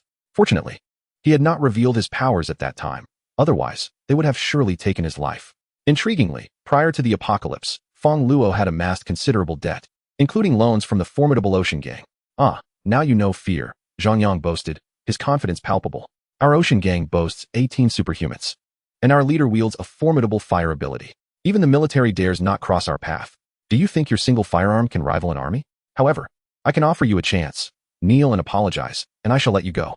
Zhang Yang attempted to intimidate Feng Luo, fully aware that if Feng Luo spared him, he would not honor his word. He had lost his lifeline and could never forgive Feng Luo. "Oh, is that so? I am trembling with fear," Feng Luo scoffed disdainfully. With a swift motion, he cleaved Zhang Yang's skull in two, leaving him to perish with unblinking eyes. Oblivious to the audacity that drove Feng Luo to oppose the Ocean Gang, without hesitation, Feng Luo extracted the crystal from Zhang Yang's brain. The crystal radiated with a brightness exceeding that of a standard evolution crystal by more than double, indicating an energy surplus. One crystal was worth two. Impressive indeed. Feng Luo then turned his gaze towards Yu Lili and Lu Feng, who had been rendered utterly speechless by the brutality they had just witnessed. Feng Luo's mercilessness surpassed their wildest imaginations. They were certain he would kill them without a second thought, devoid of remorse. Yet, they had no desire to meet their demise. Yu Lili was the first to react. She fell to her knees, crawling desperately to Feng Luo's feet. Her expression, one of servile pleading. "Please don't kill me. I can be your loyal servant. I possess a wealth of knowledge and will do as you wish." She understood that her life now lay entirely in Feng Luo's hands. Chapter 38. The Kill. Having navigated the social landscape since middle school, Yu Lili was well versed in the art of manipulation and flattery. Recognizing the gravity of her situation, she prostrated herself before Feng Luo, her voice dripping with desperation. In the past, when she had offended those she could ill afford to cross, such gestures had often secured her safety, typically resulting in little more than a few blows. However, Feng Luo remained unmoved. Though not devoid of desires, he was discerning. Not all women piqued his interest. Yu Lili, lacking the charm of Linana, was merely a trifling figure easily dismissed. "Do not plead with me. Your fate lies in her hands," Feng Luo declared, shifting his attention to Lin Yuyu. The torment Lin Yuyu had endured required resolution from her own heart to dispel the shadows cast upon her psyche. Hearing Feng Luo's words, Yu Lili glanced at Lin Yuyu, her expression tinged with reluctance. The humiliation of begging for mercy from someone she had once bullied was almost unbearable. Yet the fear of death loomed larger still. She crawled over to Lin Yuyu, putting on a sycophantic smile as she pleaded, "Sister Yuyu, I was wrong before. Go ahead and hit me, however you wish, I won't resist." As she spoke, Yu Lili even slapped her own face, the sound resounding sharply, evidently with great force. Lin Yu regarded her with an indifferent gaze. In the past, she had been the one surrounded and forced to kneel, enduring slaps to her own face. Little did she expect that one day, Yulili would find herself kneeling before her. All of this was facilitated by Fong Luo, deepening Lin Yu's admiration and affection for him. It felt like a stroke of incredible fortune for her and her sister to have encountered someone like Fong Luo. Unfortunately, such a man was destined not to remain confined in a cold storage. He would venture into a broader world, where he would encounter all manner of women. She could only hope he would not forget her sister. "I won't hit you, so don't bother trying," Lin Yu said coldly. Yulili was taken aback. What did this mean? Not hitting her? Did it imply she intended to kill her? Fear gripped her, and she began to tug at Lin Yu, attempting to force her hand to strike her own face in desperation. "Sister Yu, I truly regret my actions. Please hit me. I will bow to you. Just don't kill me. I don't want to die." Lin Yu broke free. "I won't strike you because I refuse to become like you." "Like me?" Yulili questioned, her expression a mix of confusion and concern. "Yes, I have endured the torment of school bullying. You might think that bullying others is gratifying, but I will not stoop to your level, taking pleasure in the suffering of others." "So you won't kill me?" Yulili asked tentatively, a flicker of hope crossing her face. Clearly, Lin Yu's words did not inspire remorse in Yulili. She was merely concerned about her own survival. As long as she could live, she would continue to bully others afterward. Lin Yu shook her head. "I will not strike you, but I will kill you." With a fierce glint in her eyes, she unleashed her wind-based powers, sending a blade of air slicing through Yulili's throat. Yulili collapsed to the ground, breathless. This scene horrified Lu Fong, who stood nearby, utterly shocked. Even Fong Luo was taken aback. He had thought Lin Yu would show mercy and let Yulili go. Instead, she had chosen to end her life. Upon reflection, it made sense. Lin Yu did not wish to become a bully like Yulili. Yet she refused to forgive the pain inflicted upon her. Her goals were clear, her decisions resolute, and her sense of justice unwavering. Lin Yu then turned her gaze to the stunned Lu Fong. "Please, don't kill me. I never bullied you," Lu Fong pleaded. Fear etched on her face as she struggled to comprehend the transformation from Lin Yu's previous demeanor to this cold-blooded killer. Was this what happened when an honest person was pushed to their limits? She seemed like a sorceress. "You indeed did not bully me, but you enabled the torment," Lin Yu replied with a detached expression. Initially, she was bullied by Yulili and sought Lu Fong's assistance on multiple occasions. However, her pleas were met with indifference. Lu Fong even remarked that the perpetrator's choice to target her rather than others was a reflection of her own shortcomings. "I too am a victim of circumstance. I am merely a teacher. Previously, I had contacted her parents, yet no change occurred, and they even accused me of defamation. I was left with no choice but to turn a blind eye, for the alternative would cost me my job, and I have a family to support." Lu Fong, in her desperation, confided in Lin Yu. Lin Yu paused, recognizing the harsh reality presented. In this day and age, teachers, whether from external institutions or within schools, hold little authority. Once a complaint is filed, dismissal is almost inevitable, leading to a devastating career setback. This explains why so many teachers shirk their responsibilities. Securing employment is exceedingly difficult. While one might condemn such neglect as a lack of professional ethics, it cannot be deemed outright malevolence. She merely chose her family over her students. Though Lin Yu was decisive and resolute, she was not devoid of understanding. The true instigator was already deceased. There was no need to punish another collateral victim. "You may leave," she gestured, allowing Lu Fong to depart. In such a chaotic world, how long could a woman like her survive? Thank you," Lu Fong exclaimed joyfully, hastily preparing to flee. However, she hesitated and turned back to Fong Luo, stating, "There were 8 of us who came together, and one went to the restroom on the way, arriving later than us. He has yet to show up. And he likely discovered that you killed members of the Ocean Gang. He may have gone to report it. You must escape quickly." Chapter 39. Encirclement. Someone has alerted them? Fong Luo felt a tightening in his chest, realizing that despite having dealt with everyone, there was still a lapse. While he harbored no fear of the Ocean Gang, the presence of Lin Yu complicated matters. According to Zhang Yang, they had 18 awakened individuals. Being besieged by so many was perilous. As Fong Luo prepared to flee, a deep voice echoed from the street. He turned to see at least 30 individuals advancing, brandishing various weapons, their demeanor menacing. To Fong Luo's astonishment, all of them had awakened powers, several even at T2 level. It appeared the Ocean Gang had recruited additional awakened individuals during this time. This was problematic. Over 30 awakened beings. Even with his spatial abilities and firearms, he could not eliminate them all. Survival was the only option. The combat effectiveness of spatial abilities in the early stages was too weak. How dare they send a warning? Scum, they deserve to die? A burly man approached Lu Fong, unleashing a wave of flames with a flick of his hand. Fire-type ability, T1 level. Lu Fong was engulfed in flames, screaming in agony as she rolled on the ground. Yet the fire showed no signs of extinguishing. Within 2 minutes, she was unrecognizable, reduced to a charred corpse. The brutality was utterly merciless. Yet on the man's countenance, there was not a trace of compassion. In fact, a smile lingered at the corners of his lips, as if he relished the sound of anguish emanating from his victim beneath the flames. Perverse. Lin Yuyu silently cursed, retreating in fear behind Fong Luo. You seem rather familiar. After dealing with Lu Fong, Fu Dahai shifted his gaze to Fong Luo, a sense of recognition washing over him. Boss, I remember him. He previously borrowed money from us. 20,000. One of Fu Dahai's subordinates interjected. Oh. Fu Dahai raised an eyebrow, his tone both mocking and cruel. Young man, your fate appears quite dire. In this apocalyptic world, perhaps your debts would have been absolved. Yet here you are, encountering me once more and having slain a member of my gang. According to our code, I ought to terminate your life in honor of my fallen brother. Fu Dahai's tone shifted. However, I can offer you another chance. What kind of chance? Join our gang. Is it truly that simple? Of course not. Fu Dahai grinned wickedly. First, you must surrender all the evolution crystals you've acquired to repay the 20,000 you owe us. Secondly, that woman, give her to us, so our brothers may have their way with her, as a tribute to our deceased comrade. But fret not. I shall merely indulge for a time before returning her to you. Fu Dahai's gaze fixated on Lin Yuyu. One must admit, in this arid apocalypse, the already beautiful Lin Yuyu radiated an even greater allure. For the majority of people now appeared grimy and disheveled, diminishing the appeal of even the most attractive faces. In contrast, she was pristine, her skin fair and smooth, making her irresistible. Thus, even Fu Dahai, the leader of a gang surrounded by numerous beautiful women, found it difficult to resist her charm. Lin Yuyu's complexion paled. Having never even been in a relationship, she could not possibly submit to these individuals. She would rather perish. Fong Luo's expression also grew cold upon hearing this. Surrendering all evolution crystals and offering Lin Yuyu to them was utterly unacceptable. The significance of the evolution crystals aside, Lin Yuyu was his sister-in-law, a member of his own family. If he were to comply, Lin Zijing would loathe him for eternity. Moreover, he could not sacrifice the life of the woman he cared for merely to grasp at a fleeting chance of survival. He was not that kind of man. What if I refuse? Fong Luo spoke in a chilling tone. Refuse?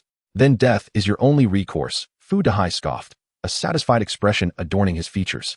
Though Fong Luo wielded a firearm, Fu Dahai dismissed him entirely.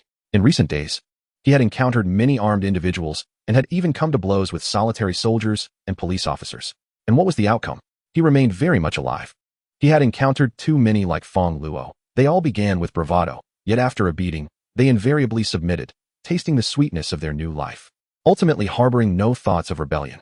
Such is human nature. However, he underestimated Fong Luo, misjudging his resolve. In the face of familial bonds, Fong Luo would never yield. Very well, I accept your terms. Come and retrieve what you seek. Fong Luo feigned a struggle as he spoke. He discerned that several awakened individuals with defensive and magnetic abilities were nearby, all positioned around Fu Dahai, their sole purpose being to protect him. In a direct confrontation, it would be exceedingly difficult to harm Fu Dahai with firearms. The moment he raised his hand, Fu Dahai would likely be shielded, subsequently launching an attack against him. Humph. Attempting to deceive me? Do they think I am as foolish as Zhang Yang? Observing Fong Luo resorting to old tactics, Fu Dahai scoffed disdainfully, ordering him to remain stationary and toss the crystal to the ground. Fong Luo, appearing as if his scheme had been unraveled, sighed helplessly and reluctantly threw an evolution crystal towards him. Chapter 40. The Trap. At least you are perceptive, Fu Dahai remarked as he watched the crystal being tossed, a satisfied smile gracing his lips. Yet, he refrained from picking it up himself, instead instructing his subordinate to retrieve it. Go pick it up. Yes. A subordinate with defensive abilities stepped forward. This action, even observed by Fong Luo, prompted a secret admiration for his cautious mindset. Indeed, a leader must possess such acumen to avoid falling into traps, far more astute than the earlier Zhang Yang. However, if they believed this would shield them from his attack, they were sorely mistaken. The subordinate collected the crystal, ensuring its safety before handing it over to Fu Dahai. Indeed, it is an ability crystal. Fu Dahai exclaimed upon receiving it, scrutinizing it closely, and after confirming its authenticity, he burst into hearty laughter, casually pocketing it. Witnessing this, Fong Luo could not help but inwardly chuckle. You have brought this upon yourself. Kid, if you deliver this woman to us, all our grievances will be erased. Moreover, you may join our Dahai gang, receiving a bottle of mineral water and a bowl of rice daily. The women in the gang are at your disposal, rest assured. You will not suffer. Fu Dahai proclaimed, his face alight with pride, his gaze shamelessly appraising Lin Yuyu, as if she were already his possession. That sounds agreeable. Fong Luo replied with a smile, moving closer to Lin Yuyu and seizing her delicate hand as if to drag her towards Fu Dahai. However, Lin Yuyu regarded Fong Luo with unwavering composure, harboring no doubts that he would deliver her to another. As anticipated, Fong Luo abruptly pulled Lin Yuyu and began to flee. Damn it, they intend to escape. After them, Fu Dahai yelled, immediately pursuing Fong Luo. Yet, as he took his first step, a deafening explosion resonated, followed by Fu Dahai's heart-wrenching scream. Lin Yuyu turned in confusion, only to find the once vibrant Fu Dahai now sprawled on the ground, his lower limbs grotesquely mangled, likely rendered incapable of a dignified existence for the remainder of his life. She gazed at Fong Luo with newfound admiration, aware that he was undoubtedly responsible for this, though the means of his success remained a mystery to her. My brother-in-law is truly a remarkable man. Indeed, it was Fong Luo's doing, and the method was deceptively simple, a spatial mark. Spatial marks can be inscribed anywhere, serving a dual purpose as a surveillance function, allowing for real-time observation of surrounding dynamics, and as a bomb, capable of inflicting immense damage with merely a thought. Just moments ago, Fong Luo had inscribed a spatial mark on the crystal he tossed to Fu Dahai. Originally, Fong Luo intended to detonate it while it was in Fu Dahai's possession. Yet unexpectedly, the latter simply tucked it into his pocket. Ah, this old trickster is playing me. Fu Dahai lay on the ground, his flesh mangled, his expression twisted in a fierce blend of agony and rage as he glared at Fong Luo's fleeing silhouette, vowing that he would not let the other escape. Don't worry about me. Capture him. I want his skin. Fu Dahai barked, pushing aside his underlings who were attending to him. Yes. Over 20 of his subordinates immediately pursued the direction in which Fong Luo had fled. They're after us. What should we do? Lin Yuyu's face paled as she noticed the approaching ability users, particularly one among them who possessed speed. Let us hide and look for opportunities to pick them off one by one. If we confront them head-on, Fong Luo won't be able to deal with so many ability users at once. Although we have firearms, they are not invincible. Some of the opponents are unafraid of guns, and they are armed as well. If they attack from all sides, I might find a chance to escape, but Lin Yuyu would not be so fortunate. However, if we engage in guerrilla warfare, Fong Luo has no fear. He possesses spatial abilities, allowing him to traverse walls and launch surprise attacks that are difficult to anticipate. Electric Mother, lead a couple of them over here, Fong Luo instructed Lin Yuyu before directly taking refuge in a narrow alley. Meow? In the face of serious matters, Electric Mother maintained her seriousness, forgoing her usual antics and obediently departing. Fong Luo felt no concern for Electric Mother. Her speed was already remarkable, and with her awakened electric abilities, no one could capture her. Brother-in-law, why do we need to lure them here? Lin Yuyu asked, puzzled as she watched Electric Mother leave. Shouldn't they be focusing on escaping? Of course, we are going to eliminate them. Don't they seek the evolution crystals? Each of them has an evolution crystal within their minds. Fong Luo replied with a cold smile. Brother-in-law, what are you planning?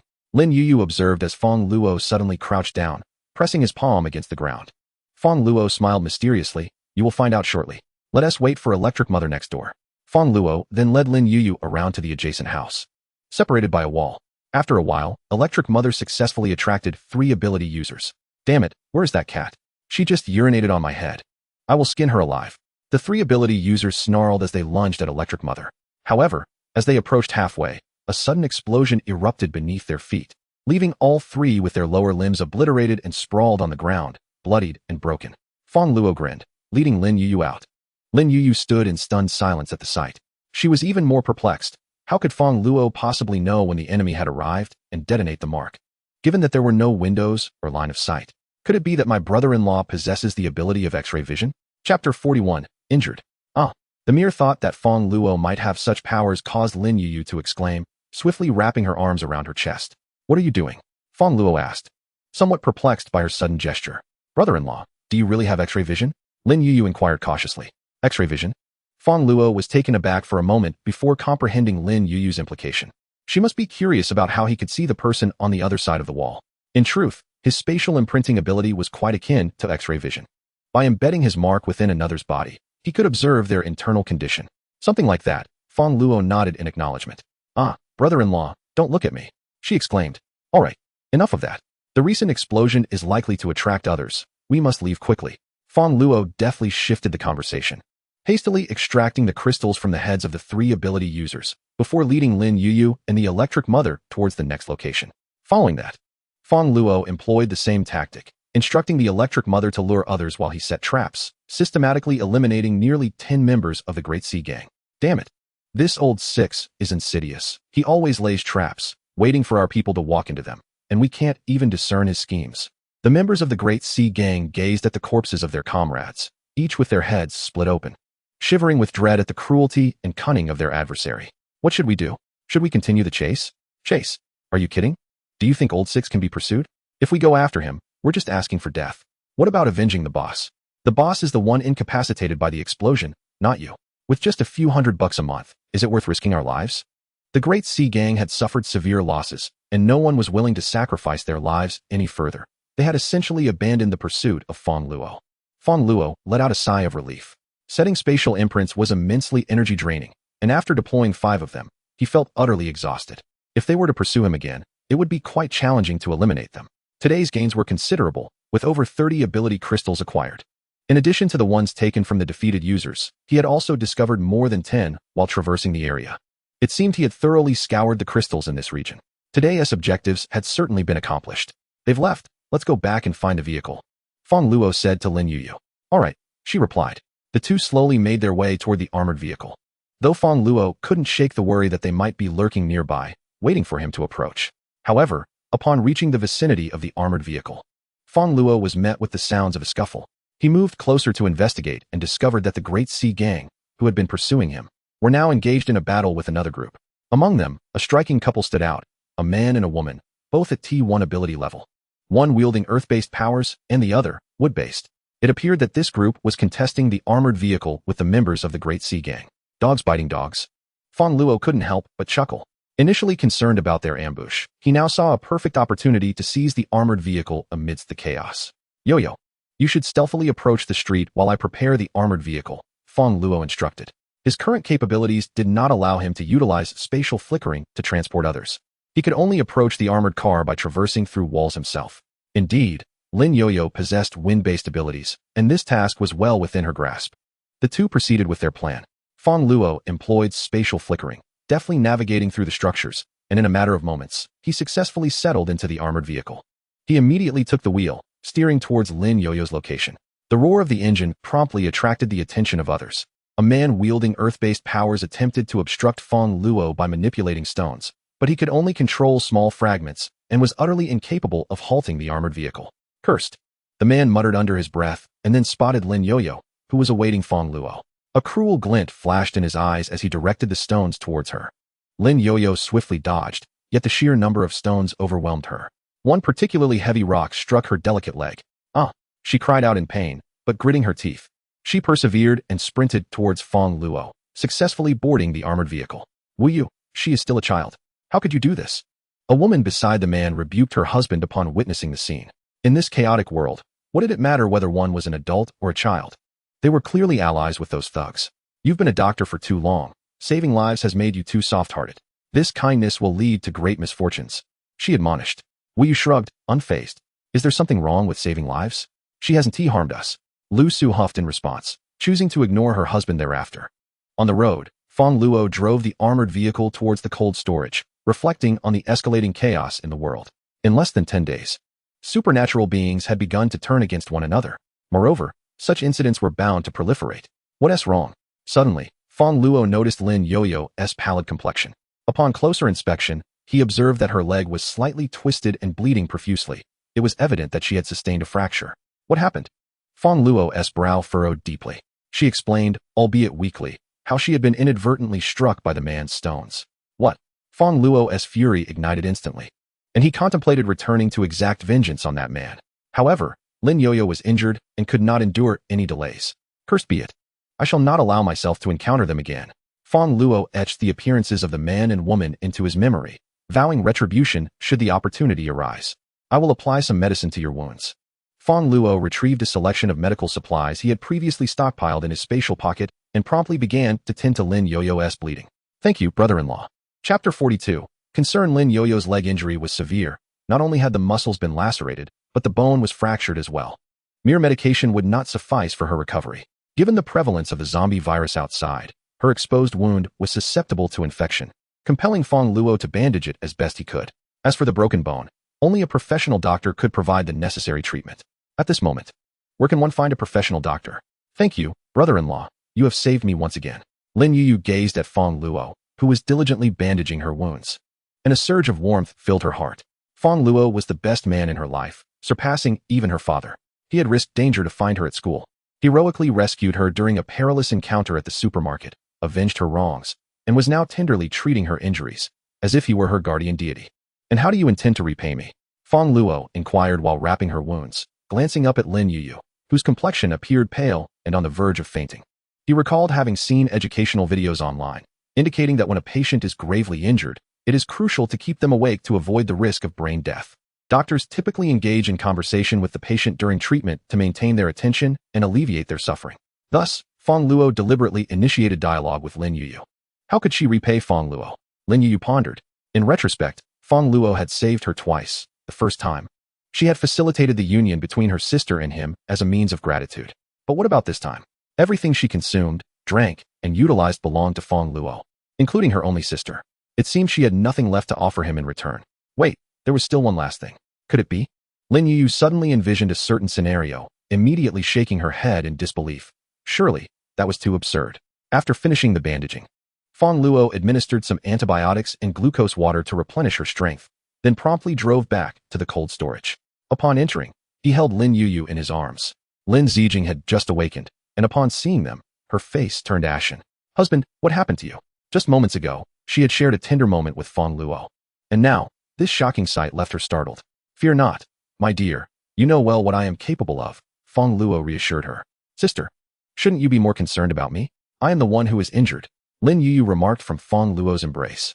Observing her sister's immediate concern for Fong Luo rather than herself, inwardly, she mused that indeed, a sister who is married is akin to water that has been spilled. "What is wrong with you?" Lin Zijing's face flushed with worry as she turned her attention to her sister. Fong Luo's expression darkened as he recounted the events. "She is not in life-threatening danger. However, her leg injury is troublesome.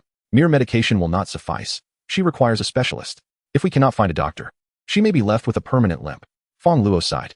In a previous life, Lin Zijing had been crippled. It seemed fate had now turned its gaze towards Lin Yuyu. He recalled the two culprits, a man and a woman. He vowed to ensure they faced justice. A limp?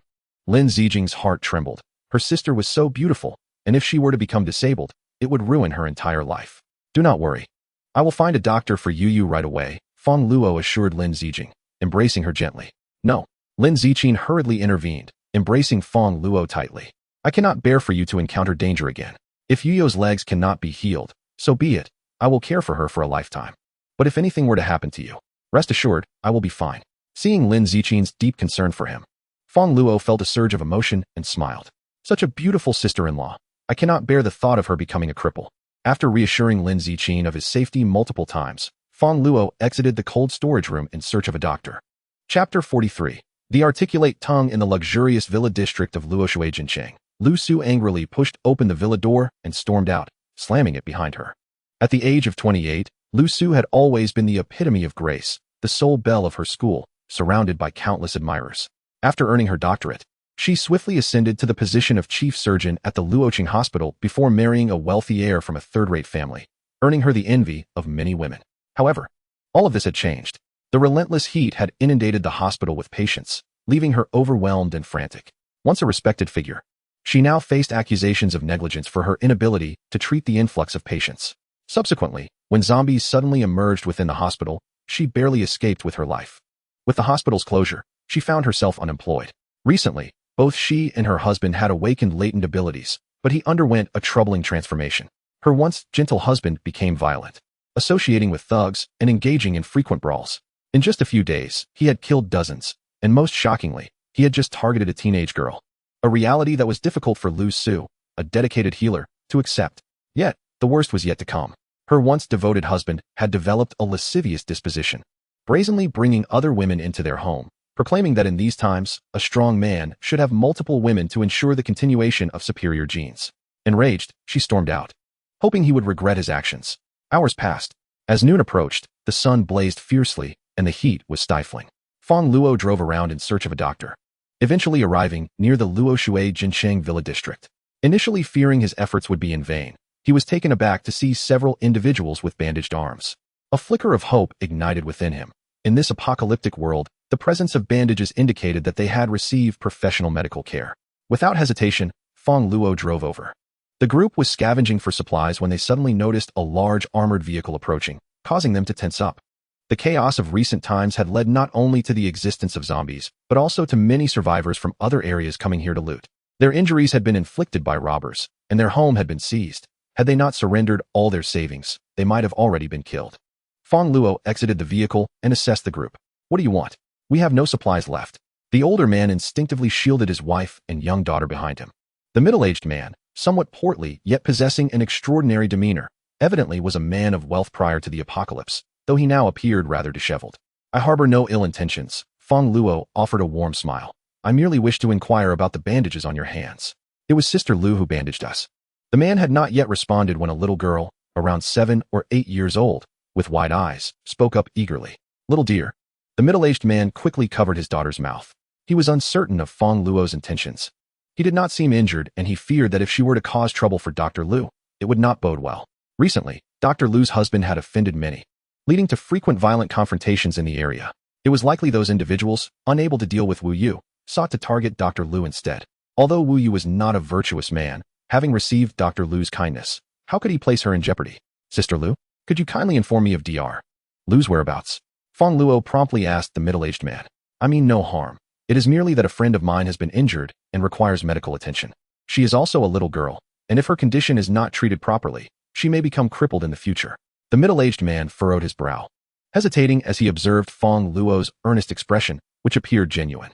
However, what if it were a ruse? Human hearts can be treacherous. Although they were in an armored vehicle, they did not resemble soldiers, suggesting it might have been seized from the military. I do not know any Dr. Lu. We have matters to attend to, so we must take our leave. The man shook his head, after which he took his daughter's hand, preparing to depart. Fong Luo felt a sense of urgency. It was clear they possessed the information she sought, but were unwilling to share. She swiftly obstructed their path. What are you trying to do? The middle-aged man stammered, his voice trembling slightly. Please do not misunderstand. I truly mean no harm. Fong Luo refrained from resorting to violence and instead produced a steak and a bottle of mineral water.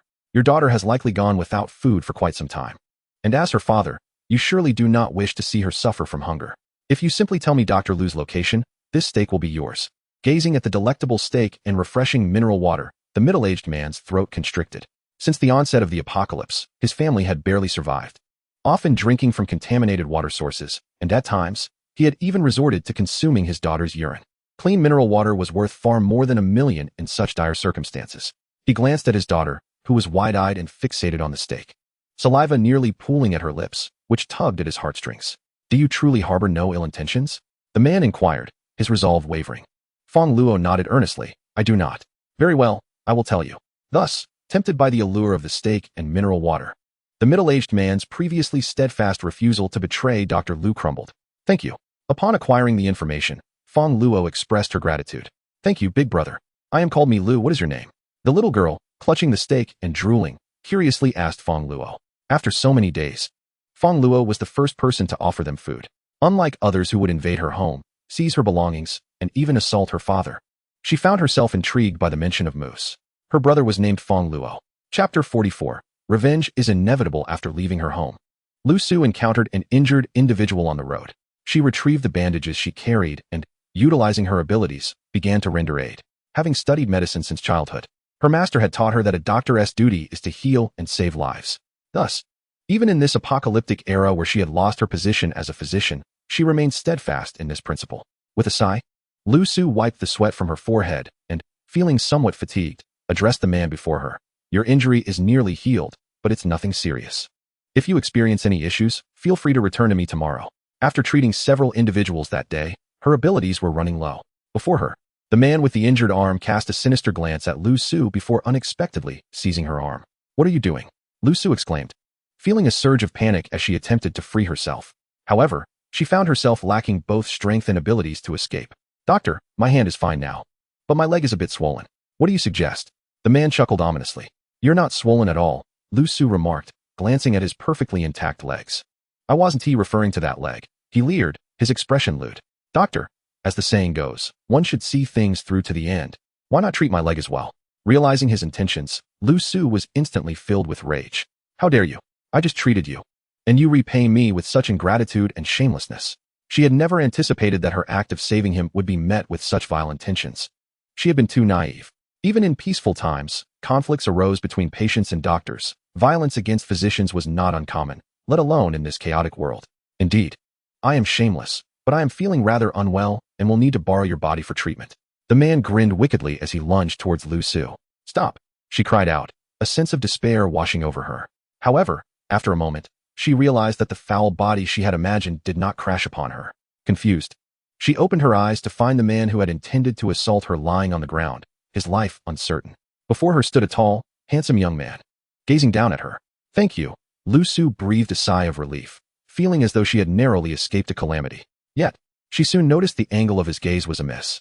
Glancing down, she discovered that the collar of her garment had loosened, allowing him an unobstructed view of her fair skin from his elevated position. Her face flushed crimson. Quickly, she adjusted her clothing and stood up, mortified at having been exposed to a man so much younger than herself. Don't mention it. Just ensure you repay me, he replied nonchalantly. Fong Luo had, in fact, spotted Lu Su early on and immediately recognized her as the woman who had accompanied the man who had injured Lin Yu the previous night, an elemental practitioner of wood. To her astonishment, the doctor she sought turned out to be her adversary. What a small world it is, just last night. She had been contemplating vengeance against these two individuals for Lin Yu's sake, and now fate had brought them face to face. Fong Luo scrutinized Lu Su, noting her pristine white dress, her dignified features, and her long, fair legs. At the age of 28, she was in the prime of her womanhood, exuding both maturity and allure. It was astonishing that the man from last night had inflicted harm upon her sister-in-law's leg. Surely, it wouldn't be unreasonable to seek some form of retribution from his wife, would it? Lu Su's heart raced at the thought, fearing Fong Luo might impose demands as outrageous as those of the man she had just encountered. She quickly responded, no problem. My home is nearby, and I can have my husband provide you with supplies. I have no need for supplies, Fong Luo retorted, as her space contained resources worth billions. What more could she desire? Lu Su swallowed hard, feeling a sense of dread. Having narrowly escaped one danger, she now found herself in another. Do you remember the girl your husband injured last night? Girl? Lu Su suddenly recalled, realizing that Fong Luo had come seeking revenge sooner than she had anticipated. I apologize for last night. I will ensure your girlfriend is healed, she exclaimed hurriedly. Healed? That is merely your duty. What about the pain she has endured? Fong Luo replied coldly. Lu Su found herself at a loss for words. What do you intend to do? If your husband has caused her pain, should I not return the favor? That seems only fair, Fong Luo sneered, leaning closer. Please no? Lu Su gasped. The pain you inflict cannot possibly compare to what that girl experienced. I will take care of your girlfriend. I beg you, spare me. I am already married. Lu Su was on the verge of tears, filled with resentment towards her husband for injuring that girl, which had now led to her own predicament. Married? Fong Luo chuckled. Isn't that a bonus? She paused her advance. While she intended to teach Lu Su a lesson, she had no desire to publicly humiliate her. Such proclivities were not her style. They could settle matters at home later. Where is your husband? Fong Luo inquired. What do you plan to do? Naturally, I intend to kill him. I believe in repaying debts of enmity, Fong Luo asserted. Lu Su reflected. Surely this is not the same as merely seeking revenge. This is a vendetta. That would be futile. My home is heavily guarded, and my husband is also an elemental practitioner.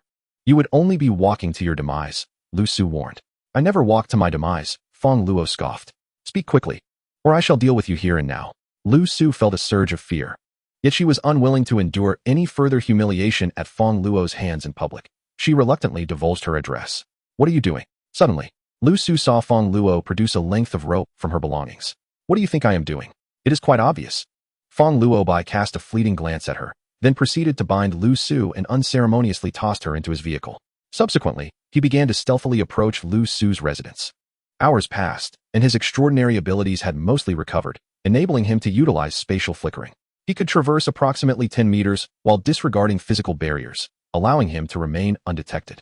In but a moment, Fong Luo had stealthily infiltrated Lu Su's villa. The villa was quite expansive, measuring at least 1,000 square meters, and several generators were maintaining a portion of its electrical operations. The courtyard was guarded by numerous individuals with extraordinary powers, yet none noticed Fong Luo's silent ingress. He refrained from alarming potential threats, having meticulously observed that the villa, along with the neighboring property, housed at least 50 individuals, half of whom were endowed with abilities and armed with firearms. Should he be besieged by such a contingent, even if he managed to evade capture, he could still sustain injuries. In a post-apocalyptic world, injury posed a grave risk. A mere misstep could result in one becoming a zombie. Thus, Fong Luo prioritized his safety above all. With utmost caution, he navigated the various corners of the villa, searching for Wu Yu's whereabouts. This individual certainly possessed a considerable stockpile of supplies. Utilizing his spatial flickering, Fong Luobai appeared in a room overflowing with an array of provisions, hundreds of bags of rice, and over 1,000 bottles of mineral water. It seemed these had all been acquired through nefarious means. Just the day prior, this person had attempted to seize Fong Luobai's armored vehicle. The room was securely locked. Aside from Wu Yu himself, it was unlikely anyone else could enter, ensuring Fong Luobai's presence remained undetected. Consider this your contribution towards my sister-in-law's medical expenses, he scoffed. A cold smirk gracing his lips as he employed his spatial abilities to abscond with the contents of the room. As Fong Luobai collected supplies from a hidden corner, he unexpectedly stumbled upon a metal box, tightly secured with several locks. Yet, he could still perceive a faint glow emanating from within. What could this be? Curiosity piqued. He examined the box, aware that forcibly opening it would likely draw the attention of those outside. After some contemplation, he decided to inscribe a spatial mark upon it, employing the mark's monitoring capabilities to inspect its contents.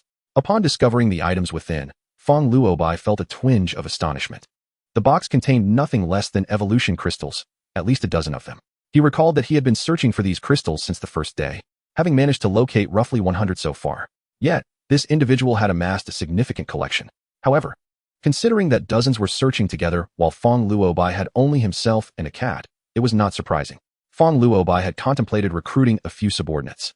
Yet his cautious nature prevailed. He did not consider his current strength formidable enough to warrant such a move, and he held high expectations for any potential allies, unwilling to face betrayal as he had in a past life. Consequently, he had refrained from taking action. At present, his only companions were the Lin sisters. Delighted, Fong Luobai had no intention of leaving these treasures for Wu Yu. He promptly cleared the room of all supplies and continued his search for Wu Yu's whereabouts. Upon reaching the pinnacle of the villa, Fong Luo faintly discerned a series of delicate gasps. Following the sound, he ventured into a room where several men and women were gathered. Brother Wu, aren't you worried your wife will run away since she is out? A woman inquired with a flirtatious tone. What is there to fear? Wu Yu scoffed. In the past, her family was powerful, and I was apprehensive about her divorcing me. So I dared only to indulge in secret. Now that the apocalypse has descended, her family's supermarket has been looted of billions in supplies. Their fortunes have dwindled. If she leaves me, she'll probably starve within days. Just watch. She'll return of her own accord. Women are inherently fickle. Brother Wu is truly formidable. Managing to keep the esteemed Dr. Lu completely in line, praised two other women standing beside him. Indeed, Wu Yu grinned with pride, addressing the two women. Once we're done here, I'll treat each of you to a bottle of mineral water. A bottle? The women's eyes sparkled with excitement. Chapter 46. The female breadwinner, the male homemaker? Such a game. Observing the scene within the room, Fong Luo couldn't suppress a derisive thought. This man's wife was out tending to the sick while he reveled in debauchery. Truly despicable. Humph. A cold huff escaped Fong Luo as he recalled how this man had injured his sister-in-law the previous day, and his eyes gleamed with murderous intent. Drawing a gun from his spatial pocket, Fong Luo concealed himself in the shadows, aiming for the man's head. Seizing a moment of distraction, he squeezed the trigger. Bang! The bullet was discharged, eliciting simultaneous screams from both men and women within the room. Fong Luo furrowed his brow, just as he fired. Wu Yu fortuitously swapped positions with the woman beneath him, causing the bullet to strike her instead. However, it penetrated her body and struck Wu Yu as well, who then fell with a cry. Yet, Fong Luo could not ascertain whether he was dead. Gunfire. The sound erupted from the third floor. The boss was in trouble. The gunfire alerted the supernatural beings in the courtyard, prompting a throng to rush upstairs. Sensing the imminent danger, Fong Luo swiftly utilized spatial flicker to appear at the villa's base, narrowly avoiding a collision with the incoming supernatural beings. He lamented internally. He was not a professional marksman and had only begun to familiarize himself with firearms in this new world.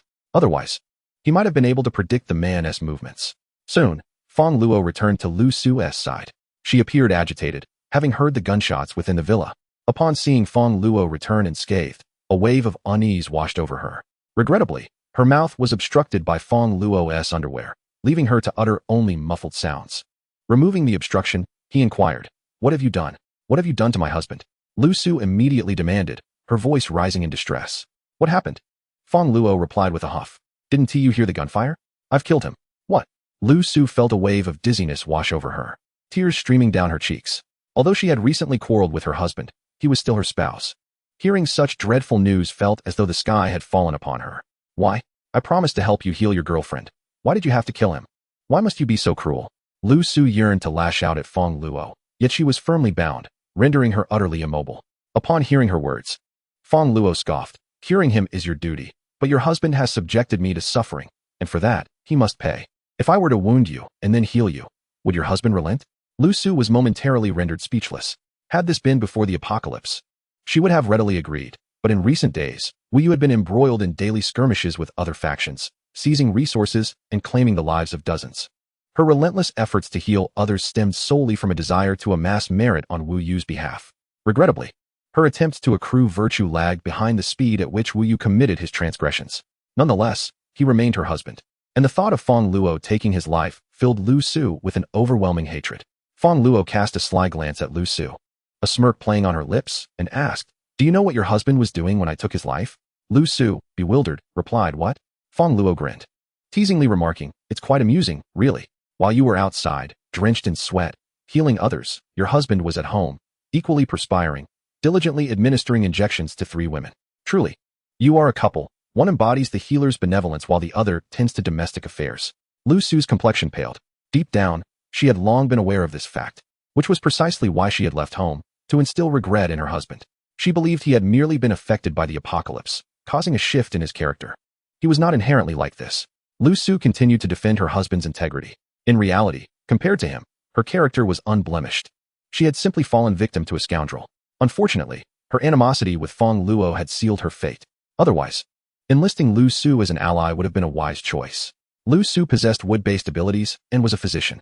In the apocalypse, aside from food, the greatest concern was injury, as even a minor wound could lead to infection and transformation into a zombie, a fate for which no remedy existed. A skilled doctor could swiftly tend to wounds, averting such calamities. Fong Luo contemplated that perhaps it was time for Lu Su to see her husband's true nature. "Would you like to know what your husband said whilst engaging in those acts with those women?" Fong Luo inquired. "What?" Lu Su furrowed her brow, feeling a sense of trepidation regarding the shocking revelations Fong Luo might disclose. "Your husband remarked that your family once held great power, fearing you would divorce him. Thus, he dared only to indulge in clandestine affairs. Now that the apocalypse has descended, he believes you will not survive 3 days alone, harboring no genuine concern about your potential departure. Impossible. You lie. My husband would never utter such words." Lu Su was taken aback, her face instantly flushed with anger. Their relationship had been one of love and mutual respect. How could he possibly be the person Fong Luo described? She was convinced that Fong Luo was merely slandering him. Others had made similar accusations in the past, but she had always dismissed them as attempts to sow discord. "A scoundrel, you say?" Fong Luo chuckled. She had merely spoken the truth, aiming to reveal Wu Yu's true self, yet she was branded the villain. Fong Luo could hardly be bothered with such a love-stricken fool. He retrieved his underwear and stuffed it into her mouth. Feeling somewhat unsatisfied, he then removed his socks and shoved them into Lu Su's mouth as well. Chapter 47. Wu Yu, Lu Shuai Jinqing. "Damn it, which scoundrel ambushed me? Where are they? Why have they not been apprehended yet?" A significant amount of blood flowed from Wu Yu's chest, and his face contorted in pain. Fortunately, the woman from earlier had mitigated some of the bullet's force, and with his earth-based abilities, his defenses were above that of an ordinary person. Otherwise, that gunshot would have likely been his end. "Boss, we've searched the entire Villa district and found no suspicious individuals," a subordinate reported. "Nobody? How is that possible? Could it be someone using a sniper rifle from 800 meters away to take a shot at me?" Wu Yu's anger surged within him. "Boss, could it be someone from a gang we've recently offended?" Wu Yu's heart sank. Indeed, that was a possibility. If they could not confront him head-on, they resorted to ambush. Wu Yu's family had originally been a third-rate clan, controlling underground enforcers. After the apocalypse, he swiftly expanded his influence, seizing vast amounts of resources and becoming a second-rate gang in Luoqing. However, such plundering inevitably ruffled feathers. The question remained, which gang had sent an assassin after him? There were numerous gangs, large and small, in Jiangqing. Originally, Luoqing was dominated by 3 prominent families, Li, Lu, and Shun. His wife was the legitimate daughter of the Lu family. Most people assumed Lu Su had climbed the social ladder to marry a wealthy second-generation heir. In reality, only a few knew that he had employed cunning to win her affection. He was the one who had climbed up. Unfortunately, before the apocalypse, her family's assets had been stolen, and they had suffered further during the upheaval, leaving the whereabouts of her family unknown. Now, the most powerful forces in Luoqing were the Li and Qin families, whose extensive industries allowed them to amass a large number of enforcers after the apocalypse. Wu Yu dared not offend them. The remaining factions were composed of second- and third-rate families, such as the Sanjiang Gang and the Evil Tiger Gang. Moreover, just last night, He had a violent confrontation with a small gang, seizing a substantial amount of their resources. Regrettably, 2 of their members managed to escape in an armored vehicle, and he had only injured 1 woman among them. Could it be that they had allied with a larger gang to seek revenge against him? Damn it. I must find out who is behind this. Wu Yu cursed under his breath and then asked his subordinate, "Where's my wife? Have you not found her yet?" I'm in excruciating pain. After being wounded, he had immediately sent someone to find Lu Su, hoping she could tend to his injuries. Yet, nearly half an hour had passed with no results. Could she have truly left? Boss, we found several individuals carrying stakes. Upon interrogation, they revealed that someone had recently inquired about your wife's whereabouts while holding stakes. She is likely to have been abducted. What? Wu Yu sprang to his feet. His wife had been taken? Lu Su was unlike any other woman. Aside from her extraordinary beauty, she was his beloved wife. What would others do to such a stunning woman? The very thought was unbearable. Wu Yu was suddenly overwhelmed with rage, feeling as though he had become the target of mockery. "Bring those individuals to me," he bellowed, his fury erupting as he smashed the table before him into splinters. He had always been the one to deceive others. How dare they turn the tables on him? Before long, a middle-aged man, a young woman, and a little girl were brought forth. "Damn it, Mi Hung, it's you." Wu Yu recognized the middle-aged man and immediately demanded in a menacing tone, "Who is the one that has been inquiring about my wife? Describe him at once." "Papa, please don't say anything." The little girl, Mi Lu, rushed forward to cover her father's mouth, her childish voice pleading, "How dare you kick my daughter? She is only 7. Mi Hung seethed, his anger igniting as he witnessed his daughter being sent sprawling. "I won't tell you anything. Just wait for Dr. Lu to be sullied." Seeing his daughter harmed, Mi Hung's fury boiled over. Initially, he had considered revealing the truth for the sake of Dr. Lu, but now, that was out of the question. Oh, quite defiant. "Are we?" Wu Yu's anger surged, smoke practically emanating from his head as he menacingly chuckled, fixing his gaze on the young woman beside him. "My wife is to be sullied. Huh, let us see whose wife will be sullied first." The woman shrieked in terror, calling for her husband. "Stop, I will tell you." Mi Hung relented. "His name is Fong Luo. He is quite handsome and drives an armored vehicle." Realizing that his wife was in peril, Mi Hung divulged what he knew about Fong Luo, knowing they were not familiar enough for him to sacrifice his wife's dignity for someone he barely knew. Humph. So it was those 2 from yesterday. Wu Yu's mind raced. "Fong Luo, dispatch men to track down that armored vehicle. Where has it appeared?" Hearing the mention of the armored vehicle, Wu Yu's fury intensified as he realized it was indeed the 2 who had absconded with his wife the day prior. He pounded his chest in frustration, even suspecting that the assailant who had shot him, referred to as Lu Lu, was also this Fong Luo. A sharp pain shot through his chest where he had been wounded, causing him to gasp, further deepening his animosity towards Fong Luo. "I hope nothing happens to my wife. Otherwise, when I find you, I will make your woman suffer." Wu Yu cursed inwardly, recalling that Fong Luo had a woman by his side. Turning his gaze to Mi Hung, he commanded his subordinates, "Take him outside and execute him. Not only has he caused my wife to be abducted, but he also dares to curse me with infidelity. As for this woman, I shall keep her for my own enjoyment." "Boss, what about this girl?" Wu Yu glanced at the unconscious Mi Lu, then waved dismissively. "Dispose of her. I am only interested in mature, alluring women." In no time, Mi Lu and Mi Hung were cast aside, while the remaining young woman cried and struggled. Yet, in this lawless apocalypse, no one showed her any compassion. Wu Yu then assessed his wound. Given the current circumstances, he lacked the motivation for any further endeavors. He needed to tend to his injury first. Regrettably, his wife had been abducted, leaving him with no choice but to rush to the storage room in search of the traditional medical kit for bandaging. However, upon his arrival, he was utterly astounded. The once spacious storage room now lay barren, devoid of the rice, bottled water, and other supplies that had previously been stockpiled. He could scarcely believe his eyes and rubbed them in disbelief. "No, something must be amiss. It must be the way I opened the door." Wu Yu stepped back from the storage room and tried again, only to find it still completely empty. "Damn it, where are my supplies? I had so much." Wu Yu let out a heart-wrenching scream, feeling a rage that eclipsed even the anger he felt over his wife's abduction.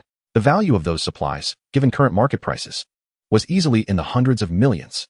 Moreover, they were essential for survival. Without them, how could he continue living? Would his underlings still heed him? Damn it! Who had the audacity to steal his resources?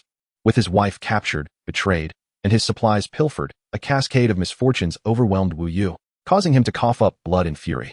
Meanwhile, Fong Luo returned triumphantly to the cold storage entrance, having not only located a doctor but also avenged himself, acquiring several evolution crystals in the process. "Darling, are you all right?" Lin Zijing rushed forward, anxiously inspecting Fong Luo for any signs of harm, fearing he had encountered some misfortune. "Fear not. You know my capabilities. I am unscathed." Fong Luo gestured towards the back seat of the vehicle. "Look, I have brought the doctor back." "Splendid. Lin Zijing's heart soared with joy, but her expression shifted to one of confusion as she noticed Lu Su's mouth stuffed with undergarments, her limbs bound in strange positions. Why is she tied up? Humph, Fong Luo scoffed. She is the one who injured Yu yesterday. Her husband is responsible. What? Lin Zijing's gaze turned hostile as she regarded Lu Su. Lu Su, ever discerning of good and evil, felt a pang of guilt upon realizing that it was Lin Zijing's sister who had been harmed. When she looked at Lin Zijing, there was a flicker of remorse in her eyes, not a trace of resentment despite the accusatory stare directed at her. However, her expression towards Fong Luo was one of disdain, perceiving him as a scoundrel.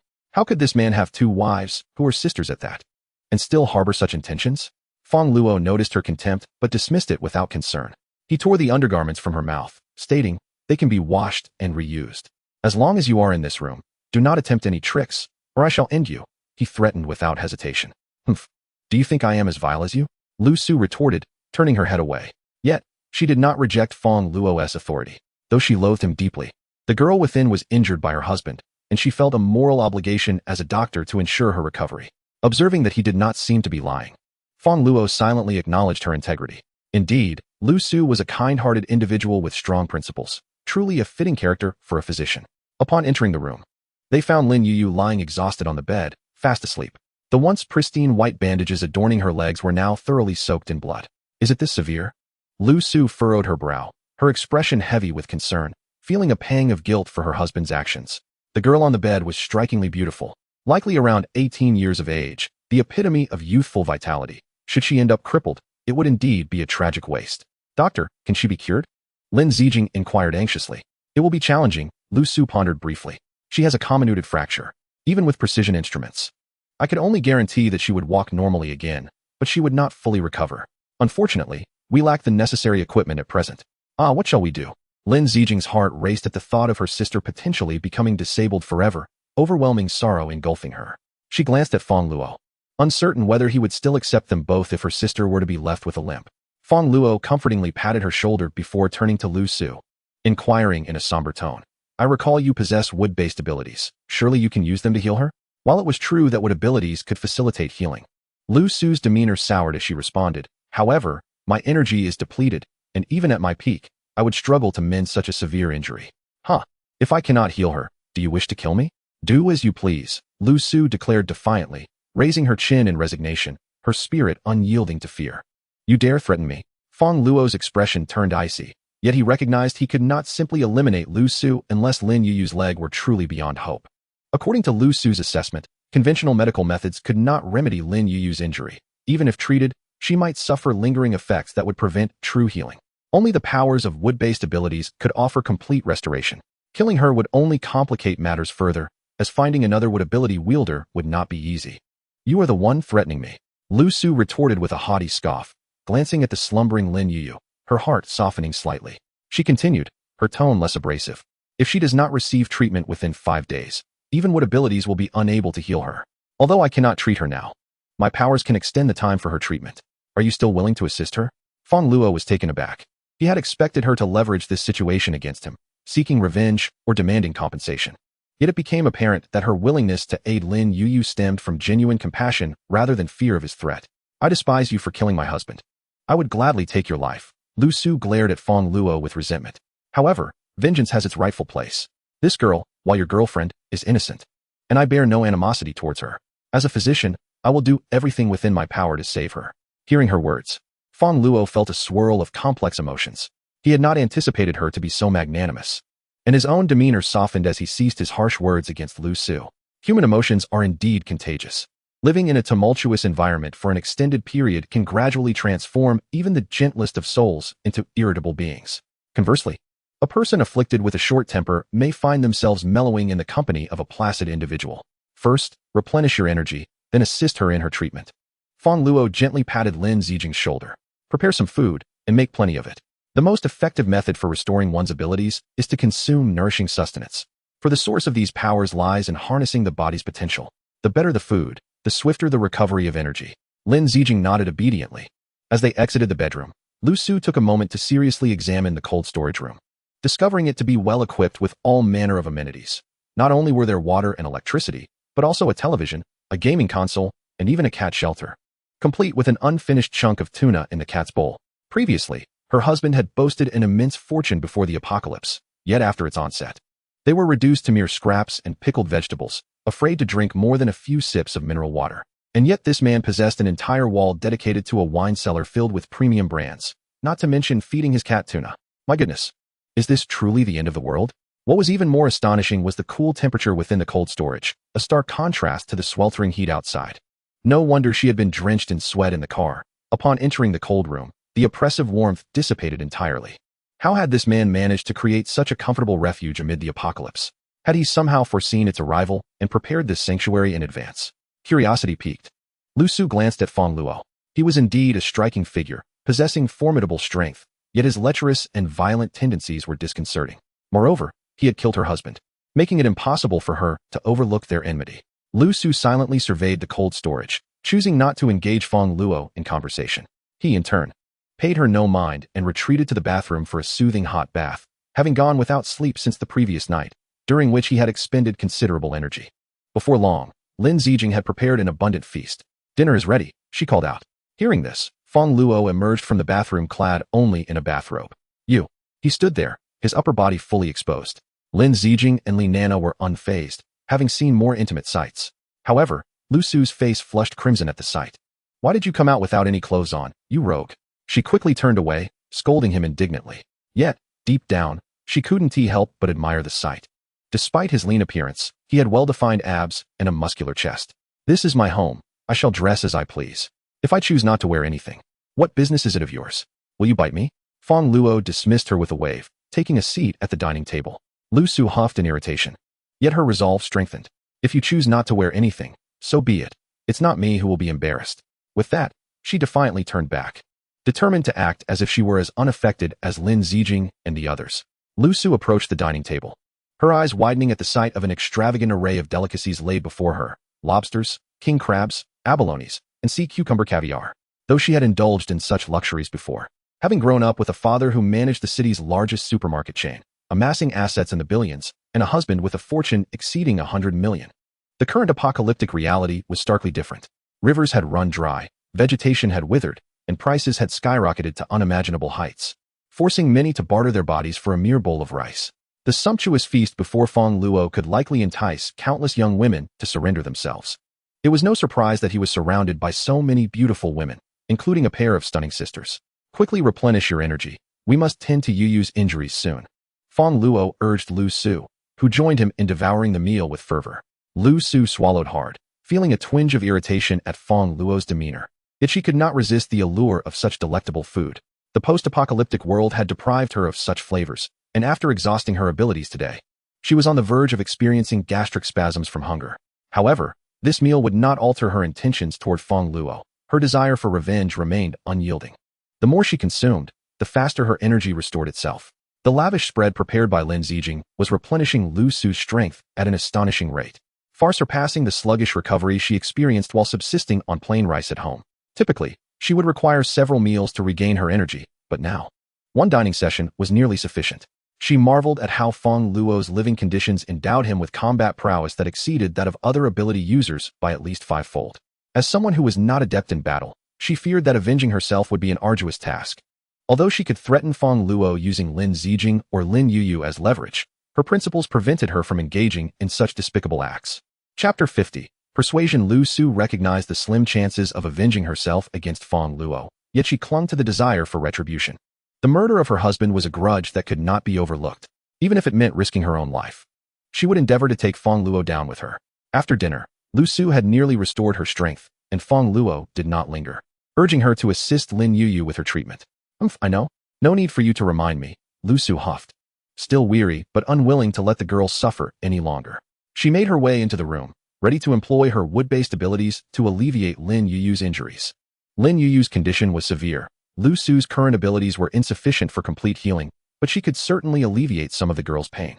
After an hour of dedicated treatment, Fong Luo took a moment to observe Lu Su closely for the first time. At the age of 28, perhaps due to her extensive education or prolonged time spent in hospitals, she emanated a dignified yet approachable aura. The cold storage room was frigid, yet Lu Su, having expended considerable energy, was now drenched in beads of sweat that glistened on her forehead. The warm perspiration trickled down her oval face, mingling with her dark tresses as it flowed toward her neck. It seems she is indeed making a concerted effort. Fong Luo's expression has softened somewhat. Faced with the family of her adversary, Lu Su's dedication to her work commands admiration for her noble character. It is likely this very virtue that led Lu Su to pursue a career in medicine, allowing her to ascend to the position of head of surgery at a top-tier hospital by the age of 28, earning the affection of many. It is a pity that such a dignified and kind-hearted woman is married to a man of such questionable character. Go take a shower. I have prepared the water for you, Fong Luo said to Lu Su, his tone noticeably warmer than before. Lu Su noticed this change as well. However, she chose not to comment, nor would she relinquish her thoughts of vengeance against Fong Luo. Thank you, brother-in-law.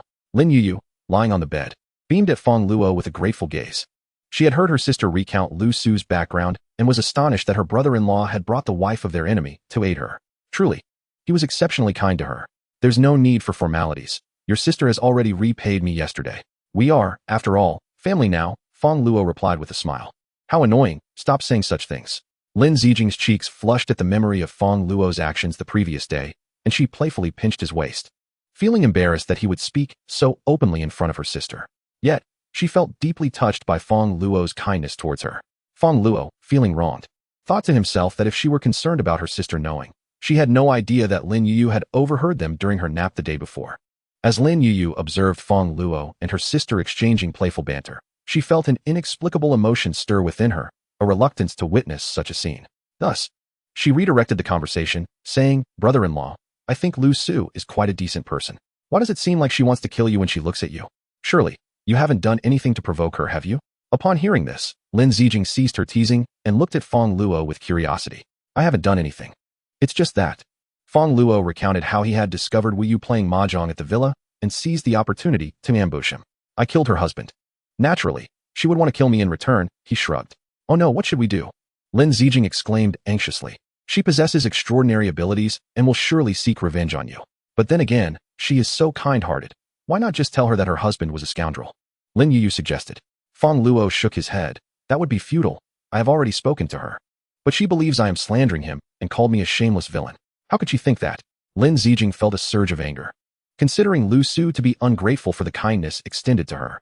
That's only natural, Fong Luo replied nonchalantly. If someone spoke ill of me in your presence, how would you react? Of course, I would not believe it, Lin Zijing asserted firmly. Exactly, Fong Luo smiled, affectionately wrapping his arm around Lin Zijing's slender waist, which was so delicate he could nearly encircle it with a single hand. This woman truly does not appreciate what she has, Lin Yuyu remarked, pouting slightly. Tentatively addressing Fong Luo, it's neither here nor there. Killing her is not the answer, nor is sparing her. Perhaps it would be best, dear brother-in-law. I find this woman quite captivating. With her enchanting figure and medical expertise, she is indeed an extraordinary lady. Did someone not say that to win a woman's heart, one must first approach her in a certain manner? You should persuade her, so she might spare you. Fong Luo's lips twitched slightly. Is this truly the rhetoric of an 18-year-old girl? Such audacity. To suggest persuasion. Yo-yo, what nonsense are you speaking? Lin Ziqing cast a reproachful glance at her sister, exclaiming. Are you attempting to publicly embarrass me? I never realized my sister was so whimsically clever. Are you feeling a tinge of jealousy, dear sister? Lin Yo-yo teased, gazing playfully at her sibling. Me? Not at all. Lin Ziqing's cheeks flushed, though she denied it. She surely did not wish for Fong Luo to be attracted to another woman. Sister, with such a remarkable brother-in-law, handsome and capable, many women will undoubtedly be drawn to him, and you might find yourself envious. Upon hearing her sister's words, Lin Ziqing felt a pang of melancholy. Fong Luo was truly exceptional.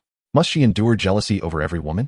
Enough of this foolishness. Fong Luo playfully flicked Lin Yo-yo's forehead. I do not find just anyone appealing. Your sister is so beautiful that my standards have been elevated. Those who do not match her beauty do not catch my eye. How many can you think of who surpass her in allure? However, upon reflecting on Lin Yo-yo's comments, Fong Luo recalled Lu Su's visage. It must be said that Lu Su's beauty is not inferior to Lin Ziqing's. In fact, Lu Su possesses a certain mature charm that is, in some respects, even more alluring than the youthful innocence of Lin Ziqing. Hearing Fong Luo's praise filled Lin Ziqing with sweetness. That is true, Lin Yo-yo nodded, and then turned to inquire. Brother-in-law, who is more beautiful, me or my sister? Fong Luo hesitated, clearly facing a dilemma. To be honest, the sisters bore such striking resemblance that in dim light, one might struggle to distinguish between them. He could only respond evasively. Both are beautiful, each excelling in her own domain. After some more conversation, Lu Su emerged from the bathroom, freshly bathed. Fong Luo suggested that Lin Ziqin take her turn, while Lin Yoyo, exhausted from her recent treatment, succumbed to slumber once more. He himself sat on the bed, preparing to enhance his own abilities. In recent days, he had been searching for evolution crystals, but his progress had been somewhat sluggish, only marginally surpassing Wu Yu. Nevertheless, Fong Luo had amassed over 120 evolution crystals, sufficient to significantly boost his strength without venturing out again. Many had now become aware of the existence of supernatural abilities, and the evolution crystals were nearly depleted. It was becoming increasingly difficult to locate them outside, making such endeavors a waste of time. Thus, Fong Luo resolved to dedicate his time to strengthening his abilities. Once the zombies had evolved, he would venture out to enhance his power through their defeat. As time passed, the strength of the zombies would grow at a terrifying rate. Some might even develop supernatural abilities. At that time, the energy from the enhanced zombie crystals would be no less than the current evolution crystals, and perhaps even more. Thus, Fong Luo found no reason to squander time searching for evolution crystals. Chapter 51. Enhancement. Fong Luo took out a crystal to use. His current ability level was approximately at level 2, with a spatial flicker mobility distance of 10 meters, a spatial barrier defense of around 800 kilograms, and the capacity to simultaneously deploy 3 spatial marks. Moreover, with the enhancement of his power, the quantity of crystals he could utilize at once had increased compared to before. In the early days of his awakening, using a single crystal would leave him utterly drained, but now he could use 3 in succession before feeling weakened. Half an hour passed. Fong Luo successfully absorbed 3 evolution crystals, gaining no new abilities, yet his strength had indeed increased. The distance of his spatial flicker improved from 10 meters to 12 meters. The defense of his spatial barrier rose from 800 kilograms to 1 ton. The number of spatial marks he could create increased from 3 to 4. After enhancing his powers, fatigue began to envelop him, and coupled with the fact that he had not slept since yesterday, he succumbed to slumber. Lin Ziqin emerged from her bath, adorned in a garment specifically chosen by Fong Luo for her. Her gaze fell upon the peacefully sleeping Fong Luo, and she quickly moved to his bedside, gently covering him with a blanket. Her eyes filled with emotion and a tinge of heartache. Fong Luo had done so much for her. She felt she could never repay him in this lifetime. She had completely fallen in love with him. Lying beside Fong Luo, she gazed dreamily at his handsome visage, pondering her sister's recent words. Her sister was right. More women would undoubtedly gravitate towards Fong Luo in the future, and they would become increasingly remarkable, much like the woman outside, including her own sister. In contrast, despite her awakening of powers, she felt incapable of assisting Fong Luo beyond preparing his meals. Her once proud beauty seemed utterly inconsequential in this apocalyptic world, although Fong Luo never showed any disdain for her. Lin Ziqin softly kissed Fong Luo. Feeling the touch of Lin Ziqin's lips, Fong Luo awoke with a start. Ziqin, you've turned mischievous, resorting to sneak attacks now. He chuckled playfully. I have not. Lin Ziqin's cheeks flushed bright red.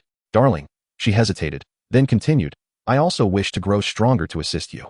Fong Luo was taken aback, uncertain why Lin Ziqin suddenly expressed such a desire. However, upon reflection, he surmised it was influenced by Lin Yuyu's injury. Remarkably, Lin Ziqin's fire ability was among the strongest in this cold storage, second only to the electric mother in the early stages. All right. Showing no reluctance towards his beloved, Fong Luo produced a crystal and handed it to Lin Ziqin. Witnessing Fong Luo's willingness to part with such a precious evolution crystal stirred her heart anew. After swiftly using the crystal, Lin Ziqin felt a slight surge in her power. Darling, I've grown stronger. Is that so? Shall we have a spar? Fong Luo grinned mischievously. Lin Ziqin panicked. Not like that. Yu is still here. She's asleep, he reassured her. Lin Ziqin cast a glance at Lin Yu and noticed that her breathing was steady as she lay in a deep slumber. This observation brought her a sense of relief. However, she still playfully glared at Fong Luo. Be quieter, she admonished. It's you who needs to lower your voice. Lin Yu had sustained injuries, and although she had received treatment and had slept for a while, discomfort had ultimately roused her from her sleep. Chapter 52. Verdant grass. Fong Luo enjoyed the most restful sleep he had experienced in several days, awakening at noon the following day. As the two emerged from the bedroom, Lin Ziqin headed to the kitchen to prepare a meal. Life felt wonderfully leisurely. Upon surveying the room, Fong Luo noticed Lu Su sitting on the sofa, her face etched with sorrow and dark circles under her eyes, indicating a sleepless night. Did you not sleep last night? Fong Luo inquired, cracking open a bottle of chilled cola with a satisfying hiss as he settled onto the sofa. Lu Su shot him an irritated glance, reflecting, and why would I sleep? You two were engaged in a fierce battle for hours. How could I possibly rest? I even felt the effects of it. Pray tell, you weren't eavesdropping last night, were you? Fong Luo regarded her with a teasing smile. Uft. Lu Su reacted as if her tail had been stepped on. You're absurd. I did not. It's your raucous noise that was too loud. Listening is one thing, I don't mind. By the way, why are you wearing those dirty clothes again? Didn't I give you new ones yesterday? Fong Luo asked, studying Lu Su with curiosity. You're not still wetting the bed at your age, are you? Only you would wet the bed. These are clothes bought by my husband, and I like wearing them. Is that a problem? Lu Su's expression stiffened. Reflecting on last night's events, she felt a surge of resentment. It was all Fong Luo's fault. And your voice was so loud. Yet, she could never let Fong Luo know the truth, so she hastily devised a retort against him. You truly treat your husband well. I find myself a tad envious of him, Fong Luo mused. Lu Su was a remarkable woman, both in character and beauty, and her status as a married woman made her all the more alluring. It seemed no man could resist her charm. Perhaps Fong Luo's tone shifted as he moved closer to Lu Su, gently caressing her delicate chin. What if you were to be with me? What do you think? Lu Su's face flushed with embarrassment. Instinctively, she wanted to slap Fong Luo, questioning his audacity. However, as she raised her hand slightly, doubt crept in. Fong Luo was formidable, and seeking revenge against him head-on seemed nearly impossible. She couldn't dare to resort to kidnapping Lin Yuyu or Lin Zijing. After contemplating for the entire night without a viable plan, Fong Luo's words suddenly sparked an idea for retribution. Fong Luo was known for his infatuation with beautiful women, and she fit the bill perfectly as a stunning young matron whom men adored. If she could use this opportunity to get closer to him and lower his guard, wouldn't it become easier to strike him down? Yet, this would somewhat betray her husband. However, she reasoned, this was also for the sake of avenging her husband. Wasn't it? With this thought in mind, Lu Su suddenly broke into a radiant smile, winking at Fong Luo with an air of bashful allure. All right then. Fong Luo was momentarily taken aback. He had fully prepared himself for a scathing rebuke from Lu Su, yet he found himself confronted with an entirely unexpected outcome. This was not the sort of statement one would anticipate from Lu Su. In truth, given her original disposition, such a notion would have been utterly inconceivable. The root of her altered perspective was, ultimately, Fong Luo himself. Since yesterday, he had already exposed her to similar experiences on more than one occasion, particularly the previous night, which had lasted several hours and left Lu Su flushed and flustered merely from listening, coupled with a sleepless night and a mind in disarray. These factors had subtly influenced her to reconsider the gravity of such matters. In a moment of impulsiveness, she devised a plan involving seduction. Are you serious? Fong Luo regarded Lu Su with a peculiar expression. She shyly nodded. Very well, then. Come kiss me, he said, raising an eyebrow and gesturing towards his own lips, while discreetly activating a protective spatial barrier. He could not bring himself to believe that, after just one night, Lu Su's animosity towards him had dissipated entirely, considering he had taken her husband's life. Although it was said that to win a woman's heart, one must first enter her affections. Lu Su had merely eavesdropped the previous night. He had yet to truly engage her. Fong Luo was not so vain as to think he could conquer a woman merely by sound alone. He was curious to see what tricks Lu Su had up her sleeve. Lu Su hesitated, feeling reluctant, but the thought of avenging her husband steeled her resolve. Thus, she gradually approached Fong Luo, rising onto her toes, her soft, rosy lips drawing nearer to him. Meanwhile, on a street in Luo City, a throng of supernatural beings marched towards a designated location. Have we confirmed that the armored vehicle has appeared in this vicinity? Wu Yu inquired of a subordinate beside him. Yes, boss. That individual is holed up in a cold storage facility nearby. I have witnessed it with my own eyes, came the reply. A cold storage facility? Wu Yu smirked coldly. At last, I have found you, you despicable wretch. How dare you kidnap my wife? You are courting death. He grimaced, scratching his head, grumbling about how long it had been since he had washed his hair. In the aftermath of the apocalypse, water had become the most precious of resources. Not only was drinking water scarce, but most people had foregone basic hygiene, resulting in a pervasive stench. Boss, you have a piece of grass in your hair. Grass? Wu Yu examined it closely. Indeed, it is grass. No wonder it itches. Who would have thought that even in this scorching heat, while the trees wither, the grass remains green? Truly, the world is full of wonders. Boss, we have arrived. It is that cold storage. After several minutes, Wu Yu and his companions finally reached the entrance of the cold storage facility. Still locked? Watch me break it open. Wu Yu sneered, utilizing his earth-based powers to manipulate a massive stone weighing over 100 pounds, hurling it towards the cold storage door. Inside, Fong Luo was locked in an embrace with Lu Su. Initially, Lu Su had intended to seize the moment when Fong Luo leaned in for a kiss, taking advantage of his lowered guard to launch a surprise attack. Her wood-based abilities were already preparing for action. However, inexplicably, when Fong Luo's lips met hers, she was overwhelmed. Losing all strength and her mind went blank. She wished to break free, yet found herself utterly powerless. What cunning tricks has Fong Luo employed? What should I do? Just as Lu Su believed she had sacrificed her innocence in vain, a thunderous crash resonated from the main entrance, followed by the familiar voice of a man. Fong Luo, get out here. Chapter 53. Ask your wife.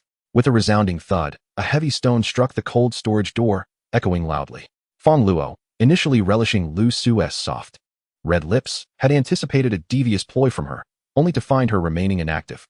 Adhering to the adage of seizing opportunities, he chose to take advantage of the moment. However, he did not foresee the impending intrusion.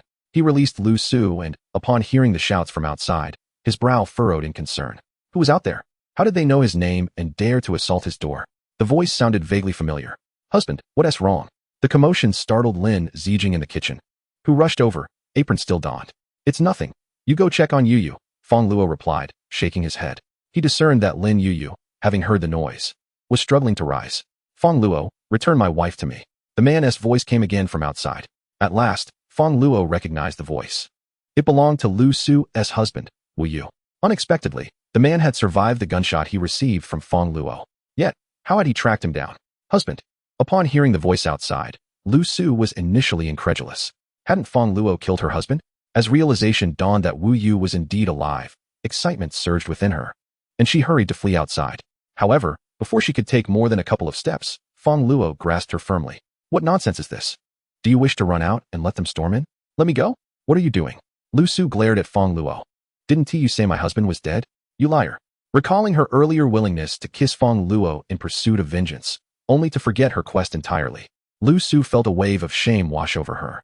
She believed Fong Luo had deceived her, intending to lure her into seduction and take advantage of her.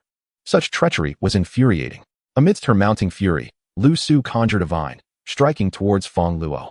The whip, imbued with her intense anger, flew swiftly. Fortunately, Fong Luo had anticipated her treachery and activated a spatial barrier in advance, rendering Lu Su's attack harmless. I knew you had ill intentions, Fong Luo remarked, delivering a sharp slap to her rear before retrieving a rope to bind her. Scoundrel! Lu Su glared at him furiously. Fong Luo ignored her and continued to focus on the door. Thankfully, his door was reinforced, and the abilities of those outside were insufficient to breach it. Curse it! What is this door made of? It won't budge, no matter how hard I slam it. Outside, Wu Yu, drenched in sweat, stood beside the shattered remnants of the stone, yet the door remained unmoved. It is worth noting that his current strength allows him to control a stone weighing 100 kilograms, delivering an impact against the door equivalent to at least 500 kilograms. Do not exert yourself. You cannot open it, Fong Luo said coldly to the outside. Are you Fong Luo? Upon hearing the voice, Wu Yu paused to take a moment's respite. How do you know my name? Fong Luo inquired gravely. He recalled that he had not disclosed his name.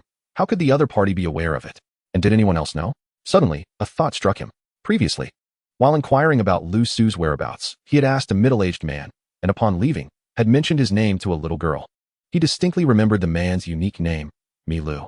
Did Mi Lu's family inform you? You are rather astute. Indeed, it was they who told me. You are quite generous, treating them to steak. After killing Mi Hong, Wu Yu had seized that same steak for himself, relishing it thoroughly. It was the finest meal he had enjoyed since the onset of the apocalypse. Yet, he wondered if Fong Luo still had any supplies. His urgency in locating Fong Luo was driven not only by the desire to rescue his wife, but also by the intent to seize Fong Luo's resources. Once he accessed his cold storage and eliminated Fong Luo, everything here would belong to him. What have you done to them? Fong Luo asked in a cold tone. Although the other party had not kept his secrets, he had, after all, aided him, and Fong Luo was curious about their fate. Oh, you care about them? Wu Yu grinned. I might as well tell you. The man I killed, and I kicked the little girl unconscious and discarded her. She is likely dead. As for the young woman, she initially resisted, but upon learning that her husband and daughter were dead, she attempted to ingratiate herself with me, plotting to kill me. However, I saw through her ruse. I must admit, she was rather enticing. Wu Yu spoke with casual bravado, as if recounting a proud achievement. Fong Luo listened, his expression darkening. He could hardly fathom the cruelty of this man, who could so readily harm a child of merely 7 or 8 years. Is this the husband you speak of? Fong Luo glanced at the pale-faced Lu Su, a surge of anger welling within him. Lu Su was rendered speechless. She too could not comprehend why her husband had transformed into such a brutal figure, leaving her feeling so estranged. Had he truly been masking his true self all along? Listening to Wu Yu's nauseating bravado outside, Fong Luo let out a cold laugh, deciding to turn the tables on him. Was the young woman truly enticing? Of course. Wu Yu assumed Fong Luo was upset, but to his surprise, Fong Luo replied with a chilling chuckle. In fact, your wife is quite enticing as well. At these words, Wu Yu's expression froze, as if a mysterious green light radiated from above his head. Out of the corner of his eye, he caught sight of his subordinates, who were stifling laughter behind him. In an instant, Wu Yu's fury boiled over. How outrageous! You scoundrel, what did you just say? He bellowed, controlling a stone to strike the cold storage door once more. Did you not hear clearly? Fong Luo continued. Your wife's lips are quite soft. Just a moment ago, she initiated a kiss with me. You are spouting nonsense. That is impossible. Upon hearing this, Wu Yu found his anger somewhat dissipating. He understood his wife, a lady of noble birth, who placed great importance on her reputation. She would never engage in such behavior. Do you doubt it? Fong Luo chuckled. If you're skeptical, simply inquire with your wife if she just kissed me willingly. Chapter 54. The Green-Haired Turtle. Come now, tell your husband, did you kiss me? Listening to such shameful words, Lu Su's complexion fluctuated between crimson and pallor. She perceived Fong Luo as a devil, deeply wicked at heart, yet possessing a certain charm. She yearned to clarify her actions to her husband, but found herself at a loss for words, as she indeed had kissed Fong Luo, a fact that was indisputable. Additionally, she harbored another reason for her reluctance to explain. Wu Yu's family's actions had incensed her. As someone with a compassionate heart, she could not accept their behavior, leaving her utterly disheartened towards Wu Yu. Hence, she was disinclined to offer any explanation. Lu Su hesitated momentarily before nodding in affirmation, kissing him. Upon hearing this, Wu Yu was driven to the brink of madness. Among the three most intolerable affronts a man could endure in his life were the murder of his father, the theft of his wife, and the humiliation of his manhood. In comparison, the theft of one's wife represented the ultimate indignity to a man's honor. What infuriated Wu Yu even more was the fact that since their marriage 1 month ago, Lu Su had seldom been home, even on their wedding night. She had been at the hospital performing surgery, leaving little time for intimacy. Yet, astonishingly, within just a day, she had already initiated a liaison with another man. Wu Yu felt as though he were enveloped in a green haze of betrayal. You wretched woman, pretending to be so dignified, yet you betray me after just 1 day. Wu Yu roared, his voice likely echoing for hundreds of meters. You dare to insult me. Lu Su could hardly believe Wu Yu's tirade. Previously, he had treated her with utmost gentleness, regarding her as a princess, never daring to raise his voice, let alone to such a volume. The reason she had kissed Fong Luo was to aid Wu Yu in seeking revenge, and had he not previously disregarded her feelings by bringing another woman home? On what grounds did he have to rebuke her? Ultimately, Lu Su was a scion of a wealthy family. Although she typically exuded grace and gentility, a latent pride characteristic of her lineage resided within her, and she would not tolerate such insults. Anger ignited within her, surpassing even her previous indignation towards Fong Luo. What of it? Wu Yu outside dismissed her fury. Do you still fancy yourself the esteemed daughter of the Lu family? Your supermarket has been robbed of billions in assets, and your father's whereabouts remain a mystery. How dare you betray me? What is wrong with chastising you? I might even strike you. Wu Yu had married Lu Su not solely for her beauty, but primarily for her prestigious family background. The Lu family was one of the 3 prominent clans in Luo City, possessing assets worth billions. Otherwise, who would wish to marry a goddess merely to keep her at home? However, after their marriage, he received no assistance from the Lu family. Instead, he had paid a dowry exceeding 10 million and was compelled to perpetually feign virtue before Lu Su, cooking to please her. Ever fearful of inciting her displeasure and incurring the wrath of the Lu family, he felt like a mere parasite, harboring deep-seated dissatisfaction in his heart. Now, the Lu family has fallen into decline, and he no longer fears them. Moreover, he has awakened formidable powers and commands a group of dozens of subordinates. Thus, he casts aside his pretense and brazenly brings other women home in front of Lu Su. He presumed Lu Su would not dare to protest, but to his astonishment, she has audaciously donned the green hat herself. This is an unvarnished act of revenge. He finds himself so enraged that he not only refrains from scolding Lu Su, but feels compelled to strike her if she were to stand before him. You scoundrel! As Lu Su listens to Wu Yu's words, her complexion pales. She never imagined that Fong Luo's previous claims were true. Everything Wu Yu had presented in her presence was merely a facade. The gallant savior, the modest gentleman, these were all fabrications, driven solely by his interest in her family's wealth. Her disappointment in Wu Yu has reached its zenith. Fong Luo observes the unfolding drama with a peculiar expression. What did Wu Yu just say? The Lu family supermarket, with its vast resources, has been robbed? A jolt of realization strikes him. Could it be that he is the thief? Before the apocalypse, he had indeed emptied several supermarkets in the city. The possibility is strikingly plausible. In an instant, Fong Luo's gaze toward Lu Su shifts, now tinged with an unsettling awareness. Not only had he pilfered her family's resources, but he had also assaulted her husband and stolen a kiss. culminating in the unraveling of her marriage. Even Fong Luo, with his hardened heart, feels a twinge of guilt. However, he has no intention of naively confessing his misdeeds to her or seeking forgiveness. He has never claimed to be a paragon of virtue. For the sake of the resources, he plans to orchestrate a retaliation against this scoundrel of a husband. That thought lingers in his mind. At this moment, Lu Su has fallen silent. She desires no further connection with Wu Yu and has abandoned any thoughts of revenge against Fong Luo. Her singular focus is on healing Lin Yu. If Fong Luo is willing to release her, she will seek out her family. If not, she contemplates ending her own life. Outside, Wu Yu is seething with rage, feeling as though smoke is billowing from his head. He longs to burst in and eliminate Fong Luo, the man who has humiliated him. Unfortunately, his strength is inadequate to breach Fong Luo's door. Instead, he finds himself utterly exhausted from expending so much of his energy in the sweltering heat, feeling utterly depleted. Curse you. If you have the guts, open the door. Don't hide like a coward. Wu Yu bellows in frustration. Fong Luo, hearing his urgent pleas, can only chuckle. Why would he venture out to confront them when the cold storage is so uncomfortable? With a derisive laugh, he quips, "It seems someone is quite the coward, indeed. TSK. TSK, dear lady, your husband's tongue is truly soft. Alas, she didn't sleep well last night, and now bears dark circles under her eyes. My heart aches for her." Beside him, Lu Su finds herself torn between amusement and vexation. This Fong Luo, though he claims they spent the entire night together, has indeed captured the essence of her situation. The irony is that she truly does have dark circles, and he speaks no falsehood. Nevertheless, her disappointment in Wu Yu has left her wanting no further explanations. Wu Yu remained oblivious to the truth, mistakenly believing that the dark circles under his eyes were the result of an all-night duel between the two. Frustration bubbled within him, nearly causing him to spit blood. However, in an effort to maintain some semblance of dignity, he feigned indifference and, suppressing his fury, declared, "It's merely a woman. With my capabilities, what woman could I not have?" "Oh, your capabilities?" Fong Luo raised an eyebrow, poised to provoke him further. Indeed, he was an earth elemental abilities user, boasting maximum defense. Yet he resembled a green-haired turtle, essentially a land dweller. Lu Su, observing Fong Luo's mischievous demeanor, couldn't help but chuckle. Clearly, she found a sense of satisfaction in Fong Luo's antics aimed at Wu Yu.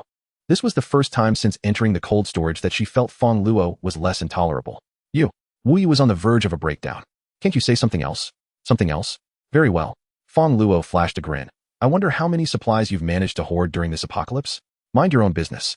Wu Yu was taken aback, confused by Fong Luo's abrupt change of topic. He had intended to retort, but as he pondered, he quickly recalled the incident involving his stolen supplies. His eyes widened as he demanded, "Did you steal my supplies?" "Let me calculate. 251 bags of rice, 1282 bottles of mineral water, plus 18 evolution crystals." Fong Luo did not answer directly, but loudly enumerated the numbers with her fingers.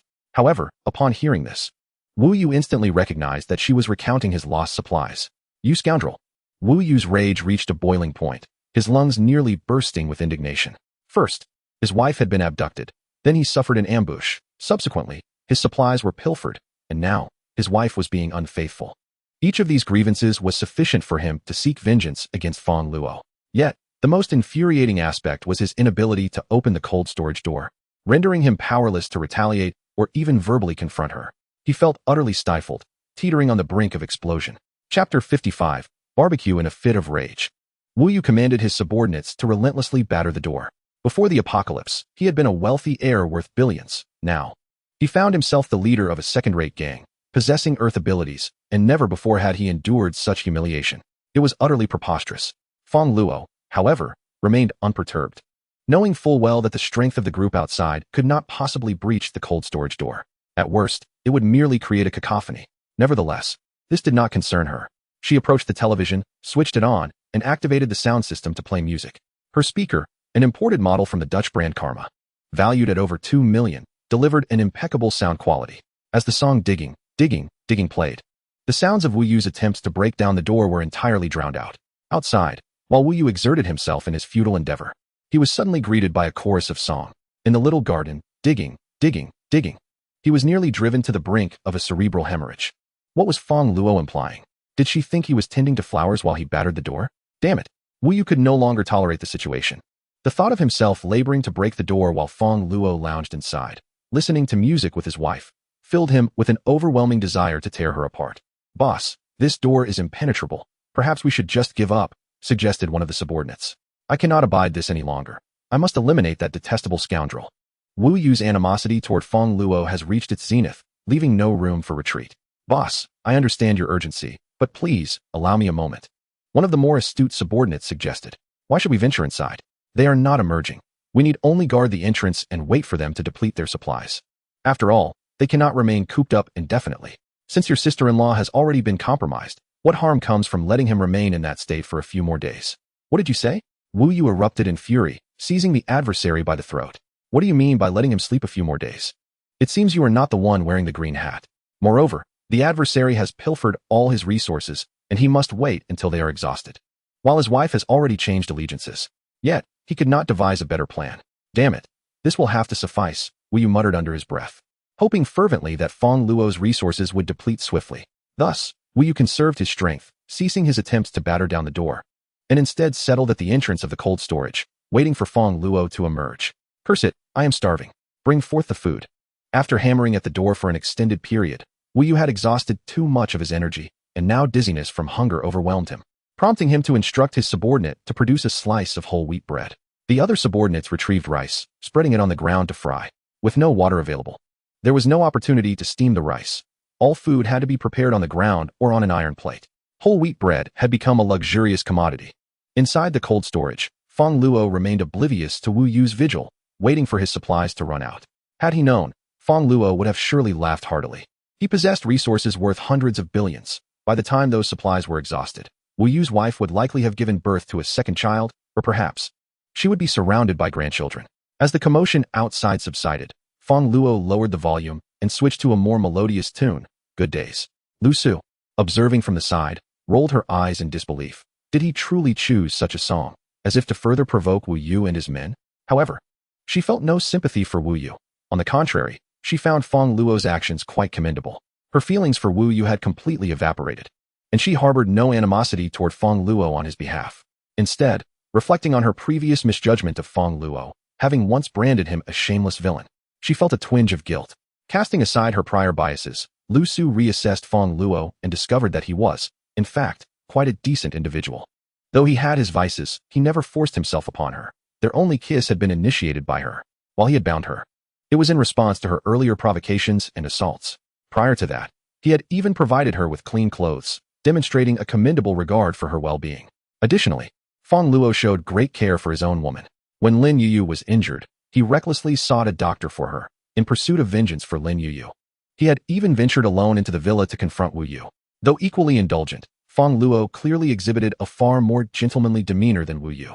Unbeknownst to Fong Luo, due to Wu Yu's actions, Lu Su, who had previously vowed to kill him, now labeled him a gentleman. Feeling a bit peckish, he had initially intended to dine, but was delayed by Wu Yu's antics, and could not help but mentally curse his entire family of women. Nevertheless, it was of no consequence. Fong Luo returned to the room, ready to call Lin Ziqin, who was holding her sister in her arms. Both of them wore expressions of concern, but upon seeing Fong Luo, their hearts were instantly set at ease. I'm sorry for the trouble I've caused you, brother-in-law, Lin Yuyu said with a hint of guilt. It's nothing, Fong Luo replied. You must be hungry. Let us prepare a meal. All right, I'll get started on dinner right away. Lin Ziqin nodded eagerly. Let us not cook today, Fong Luo suggested.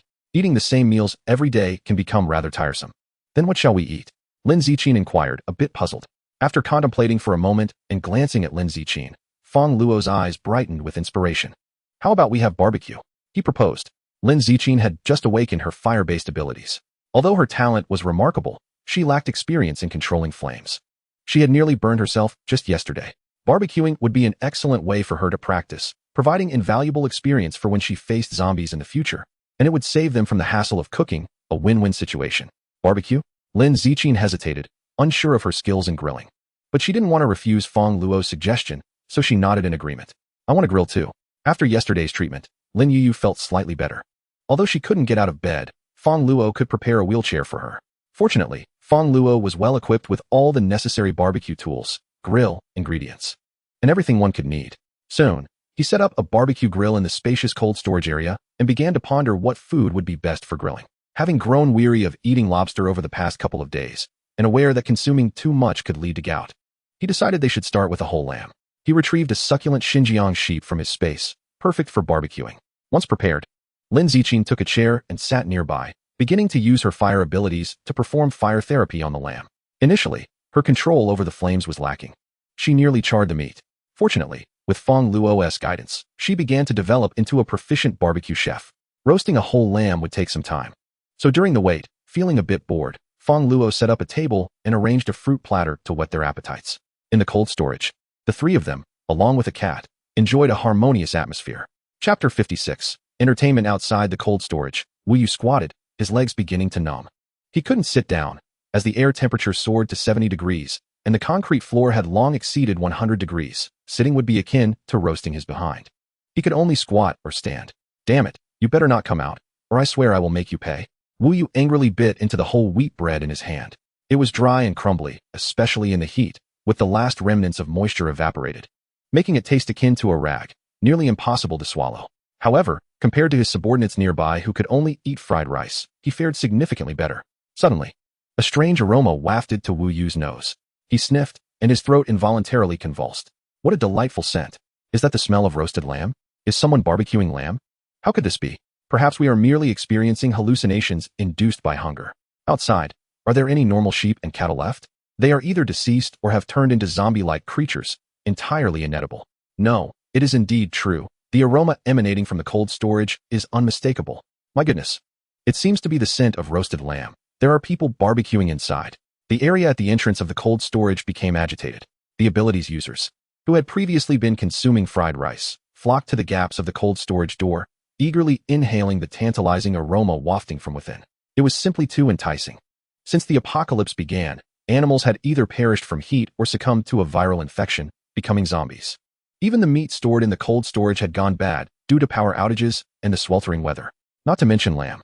I hadn't even tasted mosquito meat in days. Instantly, their gazes were filled with longing. If only they could have a piece of meat now, they would gladly act like dogs for it.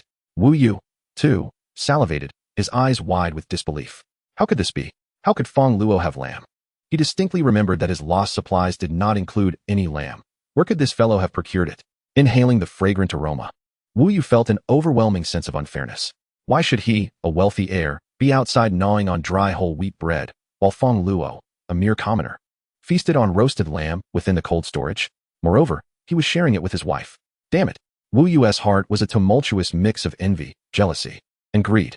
This fellow not only possessed an armored vehicle, but also lamb, and could silently pilfer his supplies. He must harbor some hidden secret. He had to uncover it. However, he currently could not open the cold storage door. Without Fong Luo emerging, he was left with no options, merely watching as the latter enjoyed his bounty with his wife. I refuse to believe there are no flaws to exploit. Wu Yu smirked coldly to himself, thinking that this cold storage was not invincible. Once his strength grew, he would find a way in. The aroma is irresistible. He could not help but salivate again. Following suit, he joined his subordinates, savoring the enticing scent wafting from the door. Yet, faintly, he could hear voices from within. Inside the cold storage. Bomb! Fong Luo exclaimed as he played a bomb card, accompanied by 4 twos, finishing the game with a grin directed at the women around him. I've won again. Cheers. The whole lamb was taking a bit longer to cook. To alleviate the boredom, Lin Yu suggested playing some games. Just as Fong Luo had gathered various playing cards and dice in his space, Lin Zijing was busy with the barbecue. Thus, Fong Luo, Lin Yu, and Lu Su engaged in a game similar to Do Di Zhu. The losers faced either a daring challenge or had to drink. However, the women were no match for Fong Luo, as he found winning to be exceedingly effortless. His spatial abilities were unparalleled. Brother-in-law, are you cheating? How come you always have 2 bombs per game? Lin Yu pouted, her cheeks puffed in frustration at her poor hand. Less chatter, you can't drink. So it's a challenge for you. Fong Luo chuckled. How can this be called cheating? Do you understand the uniqueness of my abilities? Humph, Lin Yu pouted, playfully looking at her sister. Sister, you now owe brother-in-law 9 kisses. Lin Zijing, standing by the barbecue, was utterly speechless. Each time Lin Yu lost, she was compelled to endure a punishment of 9 kisses. She wondered if she could withstand it. No more drinking, no more. It's time for a daring adventure. Lu Su, unable to handle her liquor, had already lost 8 rounds and was in a state of disarray. The mere thought of drinking again sent her into a panic, frantically waving her hands in refusal. A daring adventure? Lin Yu's eyes sparkled with mischief as she quickly added, since it's a daring adventure, everyone should partake. You should kiss brother-in-law too. What? Lu Su suddenly became flustered. How could she do that? Although she bore no ill will toward Fong Luo, it hardly warranted such an intimate gesture. Yet, as she gazed at the full glass of red wine, she found herself unable to drink any more. A tumult of emotions churned within her. Fong Luo, Overhearing Lin Yuyu's suggestion, could only laugh helplessly. Truly, Lin Yuyu was more stringent than her sister. Yet the old adage held true, sisters-in-law often serve as their brothers-in-law's closest confidants. She had not forgotten to seize an opportunity for his benefit. He felt his affection for her was not misplaced. Lin Zijing shot a reproachful glare at her sister. Her sibling was far too mischievous. Nevertheless, she refrained from elaborating. She had come to a resolution the previous day. Rather than harboring jealousy, she would focus on self-improvement, ensuring that Fong Luo would come to rely on her. Are you truly unable to participate? Lin Yuyu taunted. If you can't handle it, then perhaps we should spare you the trouble. Me? Unable to participate? Lu Su, proud and hailing from a wealthy family, had excelled academically and was often the envy of others. The moment she perceived the mockery in Lin Yuyu's words, her resolve was ignited, and she refused to back down. After a while, Lin Zijing smiled and redirected the conversation. The barbecue is ready. Come and eat. At last, Lin Yuyu ceased her teasing. The group had been hungry for quite some time, eagerly dividing the lamb among themselves, while the electric cat mewed and dashed over. The cold storage bustled with liveliness. Meanwhile, outside, Wu Yu was left in a pitiable state, surrounded by those with special abilities who lingered at the door, inhaling the tantalizing aroma, casting sympathetic glances his way. Infuriated, Wu Yu began pounding on the door once more.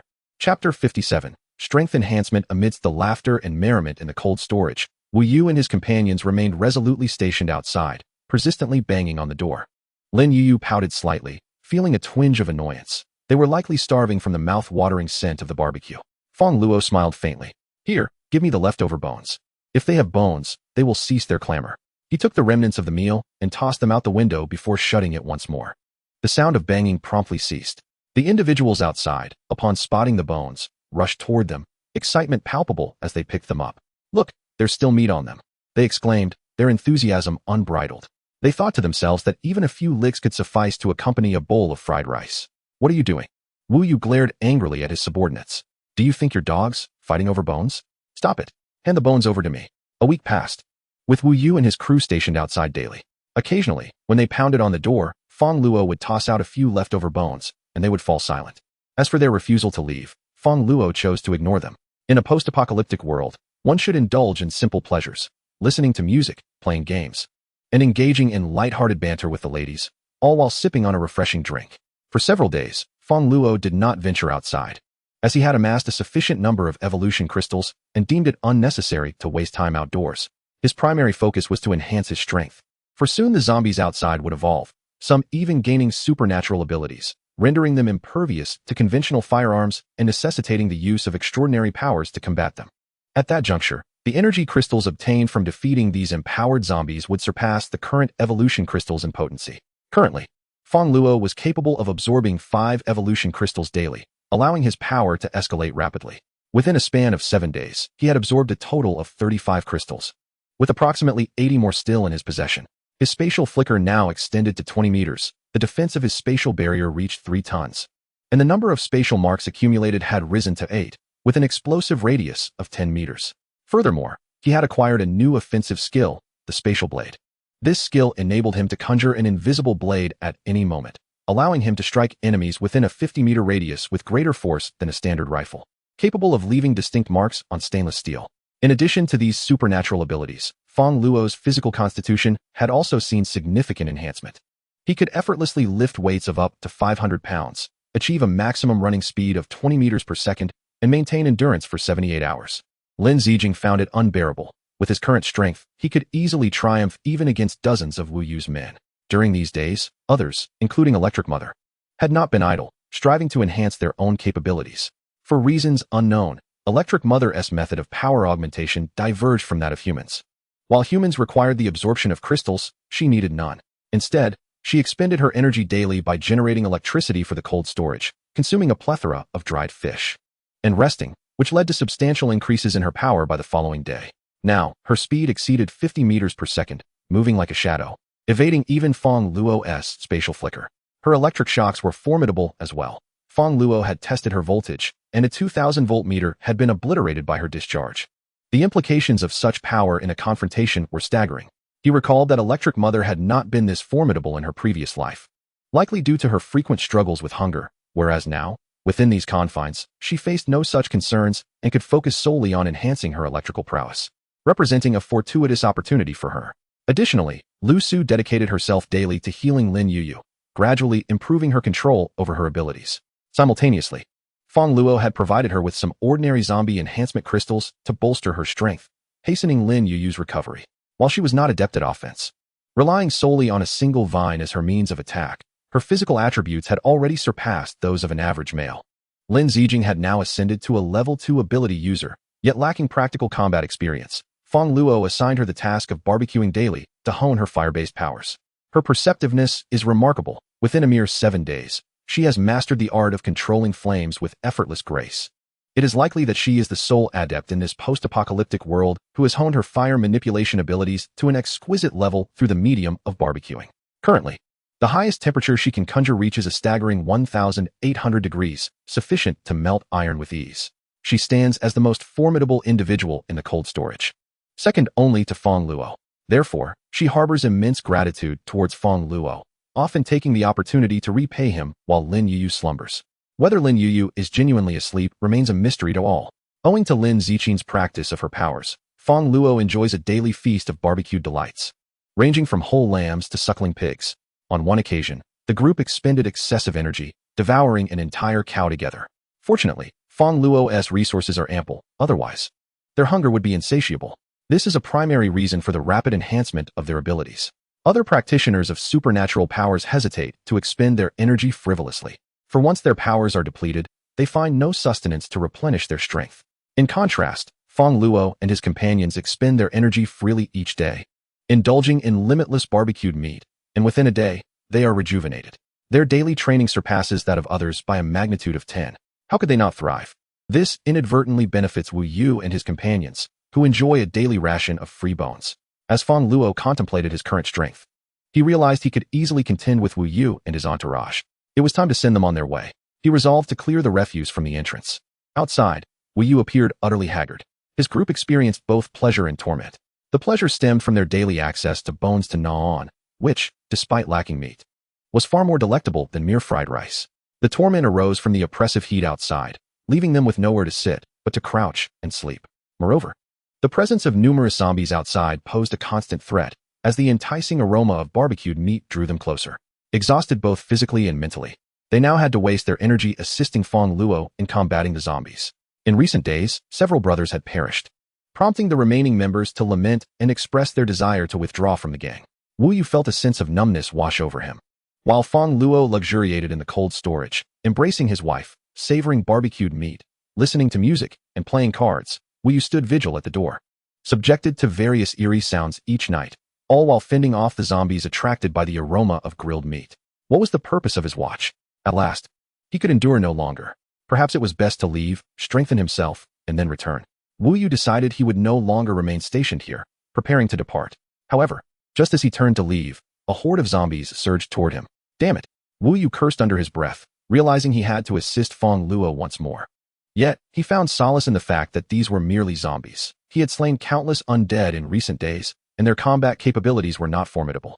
Nonetheless, when the zombies approached and began to attack his subordinates, he was left in utter disbelief. Chapter 58. Enhance zombies with a splatter. A jet of blood sprayed onto Wu Yu's face, and he gazed in astonishment at the scene before him. A zombie, which he could ordinarily dispatch with ease, shattered the skull of a defensive esper with a single, forceful strike. Fragments of the subordinate's cranium rolled to his feet, glistening with a grotesque mixture of red and white viscous fluid. How could this be possible? It is worth noting that this subordinate was impervious even to a watermelon knife. How could a zombie possess such formidable strength? The espers engaged in combat with the zombies were equally incredulous. Since the awakening of their abilities, they had faced numerous encounters with the undead. Though casualties had occurred, those zombies were merely slightly faster, stronger, and more resilient than the average human. With the right timing, they could sever a zombie's head with a watermelon knife. However, these particular zombies today seemed immune to their efforts. The blades merely dulled against their necks. In a moment of defiance, one subordinate raised a handgun, scavenged from a fallen police officer. Bang! A bullet struck the zombie's head, yet it suffered no harm whatsoever. In retaliation, the enraged zombie lunged at him, sinking its teeth into his neck. His eyes remained wide open in death. Not even a firearm could deter them. Panic ensued among the ranks. Wu Yu, though somewhat unsettled, was nonetheless a leader. Regaining his composure, he swiftly employed his abilities to launch an assault on the zombies. With a thud, One zombie lost an arm to a stone hurled by him. Use your abilities. Everyone, utilize your powers, Wu Yu urged, realizing that they could indeed inflict damage on the zombies. Ordinarily, they refrained from employing their powers against the undead, as energy was a precious resource, and they lacked sufficient food to replenish it. However, in this dire moment, they had no choice. Upon hearing the command, the group began to fight using their abilities. Yet, most possessed only low-level powers, many lacking offensive capabilities, and with their energy reserves nearly depleted due to inadequate nourishment, they stood little chance against the horde of formidable zombies. The entrance to the cold storage quickly transformed into a veritable meat grinder, limbs and severed body parts flying in every direction, accompanied by the incessant screams of the fallen. Inside the cold storage, Feng Luo, initially intent on confronting Wu Yu, caught sight of this scene through the window, his expression growing grave. Enhanced zombies had emerged ahead of schedule. Just as espers could evolve, so too could zombies gradually advance. Much like a cold virus, individuals who frequently relied on medication would find its effectiveness waning over time. The virus evolves, developing resistance to the treatments. The same principle applies to zombie viruses, and with even greater potency. Since the outbreak began over a week ago, numerous individuals had fallen victim to the zombies, while many of the undead had been dispatched by humans. In their struggle for survival, the zombie virus gradually undergoes self-evolution, enhancing its resistance to the weapons that have previously proven lethal. Throughout this period, humanity's methods of exterminating the virus have largely involved bladed weapons or modern firearms. As more zombies perished, the next wave of infections would result in reduced harm from these weapons. This is also why Feng Luo previously stated that the effectiveness of firearms against zombies diminishes as time progresses. It is not due to the inadequacy of the weapon's power. Rather, it is precisely because of its overwhelming strength that the greatest number of zombies have fallen to gunfire, leading to an increased immunity among subsequent zombies. Ultimately, the damage inflicted by firearms on zombies may become less significant than that of a mere fist, much like a certain MOBA game that Feng Luo has played, where the highest damage dealer is marked with a hatred chain. Zombies fear firearms and thus are similarly marked. This is one of the reasons the military has consistently failed to eradicate zombies. The damage from weapons has lessened, and there are other means through which zombies evolve. One of the most terrifying forms of zombies is the one transformed from those with supernatural abilities, supernatural zombies. These creatures not only retain the powers of their former selves, but also the means of enhancement. They prioritize attacking those with abilities, and the more formidable the ability holder, the more susceptible they are to the assault of these supernatural zombies. This is because they can extract energy from the crystals within the brains of these individuals, with more potent ability holders providing greater energy. In their eyes, ordinary humans are akin to plain rice, while those with abilities are a sumptuous feast. Individuals like Feng Luo are comparable to a grand banquet. The method by which these zombies replenish their energy is both straightforward and brutal. By consuming the brains of those with abilities, they instantly regain vitality, functioning almost like a perpetual motion machine. Should a powerful ability holder tragically succumb to zombification, it would spell a catastrophic disaster for humanity. If one day, Feng Luo were to become a zombie, the world would witness the emergence of a terrifying entity capable of infinite spatial jumps, barriers, marks, and blades that could eliminate anyone at will. At that moment, no one would be able to defeat him. Contemplating this, Feng Luo wore a peculiar expression. If he were to become a zombie, would it not make world domination considerably easier? However, upon further reflection, he decided against it. Becoming a zombie would mean losing consciousness. When he saw beautiful women, he would not merely wish to devour them, but would truly consume them, an utterly repugnant thought. A man who does not appreciate beauty finds little joy in conquering the world. Feng Luo would not want such a fate. The outside world's cacophony of roars startled several women within the cold storage. "Honey, what is happening?" Lin Zijin asked with concern. Feng Luo replied, "It's zombies. They are engaged in battle." Upon realizing this, Lin Zijin and the others sighed in relief. During this period, Wu Yu and his companions often assisted Feng Luo in dealing with the zombies outside the cold storage, alleviating many of his burdens. And they were no longer startled by the sight. However, this time was different. Feng Luo shook his head, explaining that this was an encounter with enhanced zombies. Enhanced zombies? The women were perplexed. Feng Luo moved aside from the observation window, allowing them to witness the scene outside. Wu Yu was still battling zombies. Though the confrontation was nearing its conclusion, his dozens of subordinates had already perished. The ground was strewn with severed limbs and blood, which, under the scorching heat, had dried into a dark, grim spectacle. Wu Yu himself was covered in blood. Wounds inflicted by zombies marred his body. He yearned to break free from the encirclement. But alas, dozens of zombies surrounded him. As a mere Earth-type ability user, he lacked the capacity for spatial flickering and found himself utterly trapped. With his last ounce of strength, he struck at one of the zombies, only to collapse helplessly onto the ground. How formidable these zombies are. Lu Su's complexion turned ashen. As a doctor, she had encountered various corpses, yet at this moment, she felt a wave of nausea. These were enhanced zombies. Fong Luo recounted the nature of these fortified undead to the women, urging them to exercise extreme caution in their future encounters. The women nodded gravely, none wishing to become the grotesque creatures lurking outside or to have their brains devoured. Bang, bang, bang. The sounds resonated as Wu Yu and his companions met their demise. The zombies, having caught the scent of Fong Luo and the others within the cold storage, began to pound relentlessly on the door. These zombies possessed a strength far exceeding that of Wu Yu and his group, producing a thunderous cacophony that made the ground tremble beneath Fong Luo's feet. His expression grew solemn. These zombies were tireless. If they continued their assault without respite, even the formidable cold storage could eventually succumb to their relentless onslaught. What shall we do? Lin Zijing inquired anxiously. We must eliminate them, Fong Luo replied with gravity. However, with his solitary strength, vanquishing such a multitude of zombies would prove exceedingly arduous. He glanced at the women. The abilities of Lin Zijing and the others had significantly improved, at least on par with Wu Yu. Chapter 59. Annihilation of the zombies. Fong Luo resolved to enlist the help of Lin Zijing and the others in eradicating the zombies outside. He had always maintained that he would not shelter those who merely consumed resources without contributing. When he first found Lin Zijing, it was her fire-type abilities that had drawn his interest. Enhancing her strength had been part of his intentions all along. Some might perceive Fong Luo as heartless, exploiting the women in his life as a cad. Yet, the world operated on such principles. No one would expend considerable effort on someone deemed useless, especially in an apocalyptic scenario. Nevertheless, Fong Luo was not the type to abandon Lin Zijing simply because she seemed ineffective. He was not a true cad. Once he claimed someone, he took responsibility for them. However, he could no longer afford to invest excessive resources in nurturing her. Resources were finite and should be allocated to those who excelled. Husband, I will assist you. Before Fong Luo could voice his request, Lin Zijing proactively offered her help. She had always been fiercely independent, adapting swiftly to her surroundings. After enduring the apocalypse for so long, she was no longer the frightened girl who trembled at the sight of zombies. Moreover, she had firmly established her goal, to remain by Fong Luo's side. The way to capture Fong Luo's attention was to aid him, thereby making him reliant on her. Thus, she had diligently practiced her abilities during this period. Now that an opportunity to assist him had arisen, she would not let it slip away. Very well, Fong Luo nodded, feeling a deep sense of satisfaction with Lin Zijing. He had indeed not misjudged her. As for Lu Su, he held her in high regard.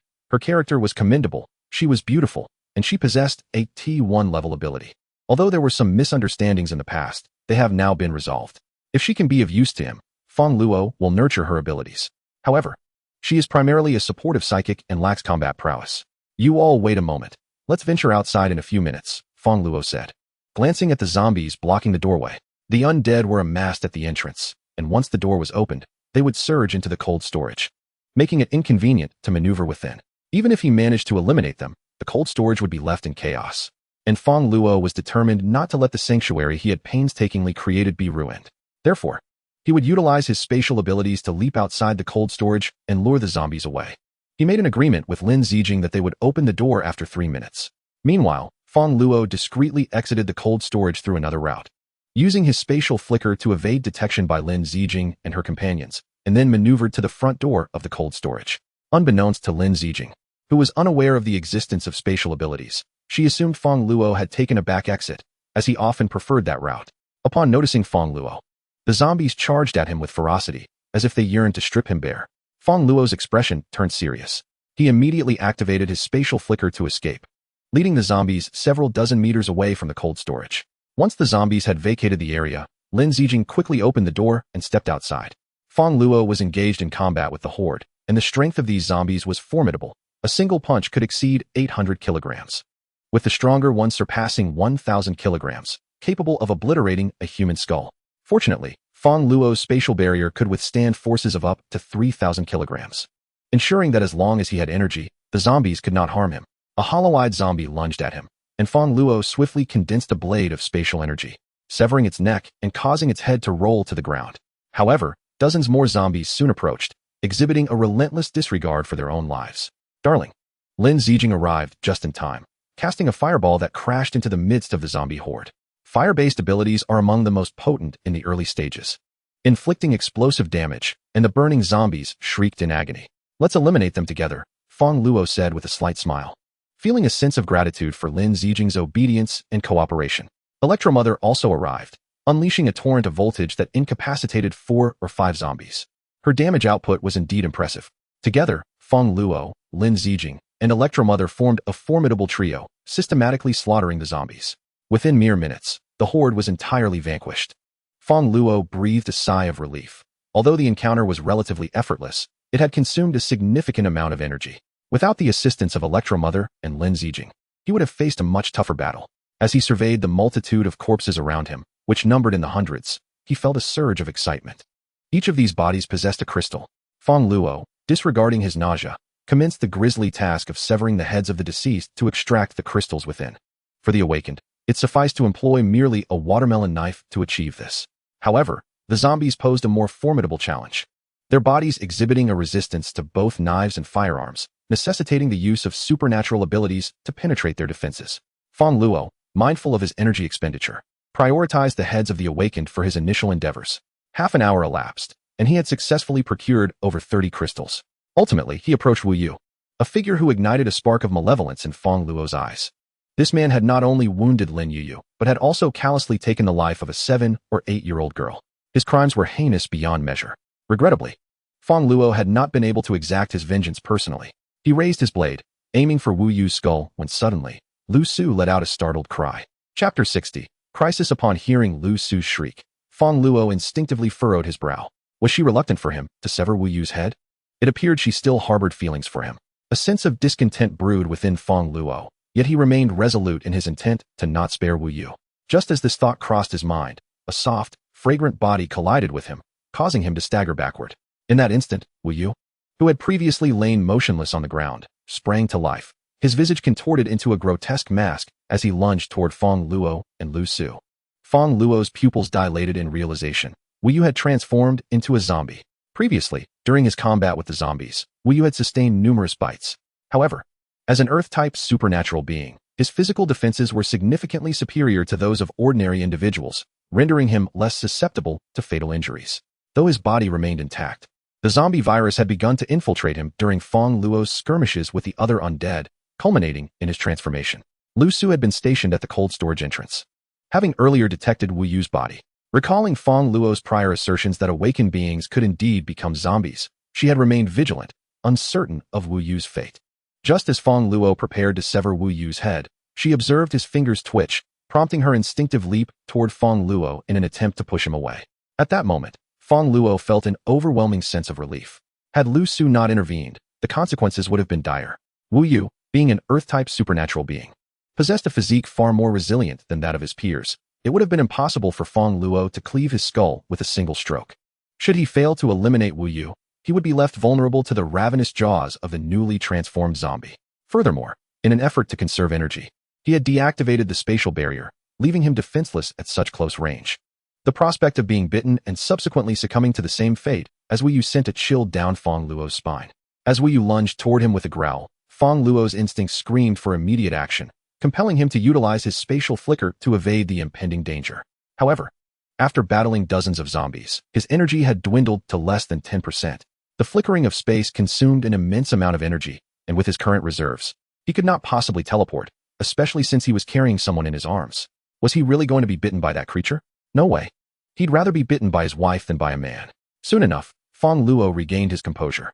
Although he could not teleport, he could activate a spatial barrier, which required minimal energy and could withstand up to 3,000 kilograms of damage. Without hesitation, Fong Luo activated his spatial abilities, turning to shield the vulnerable Lu Su and bracing himself against a claw strike from the zombie Wu Yu. Bang! Wu Yu possessed immense strength. After his transformation into a zombie, his power surged to 1,500 kilograms. While Fong Luo's barrier could withstand this force, he himself could not. The impact sent him and Lu Su flying more than 5 meters, landing in a tangled heap. Ah! Lu Su cried out, seemingly colliding with something. Fong Luo's expression darkened. That single blow from the zombie Wu Yu had drained his remaining energy, and he hit the ground hard, with Lu Su pressing down on him, leaving him with the sensation of broken ribs. Gritting his teeth against the pain, Fong Luo quickly snatched some food and tried to replenish his energy. But energy restoration was not instantaneous like swallowing a blue pill.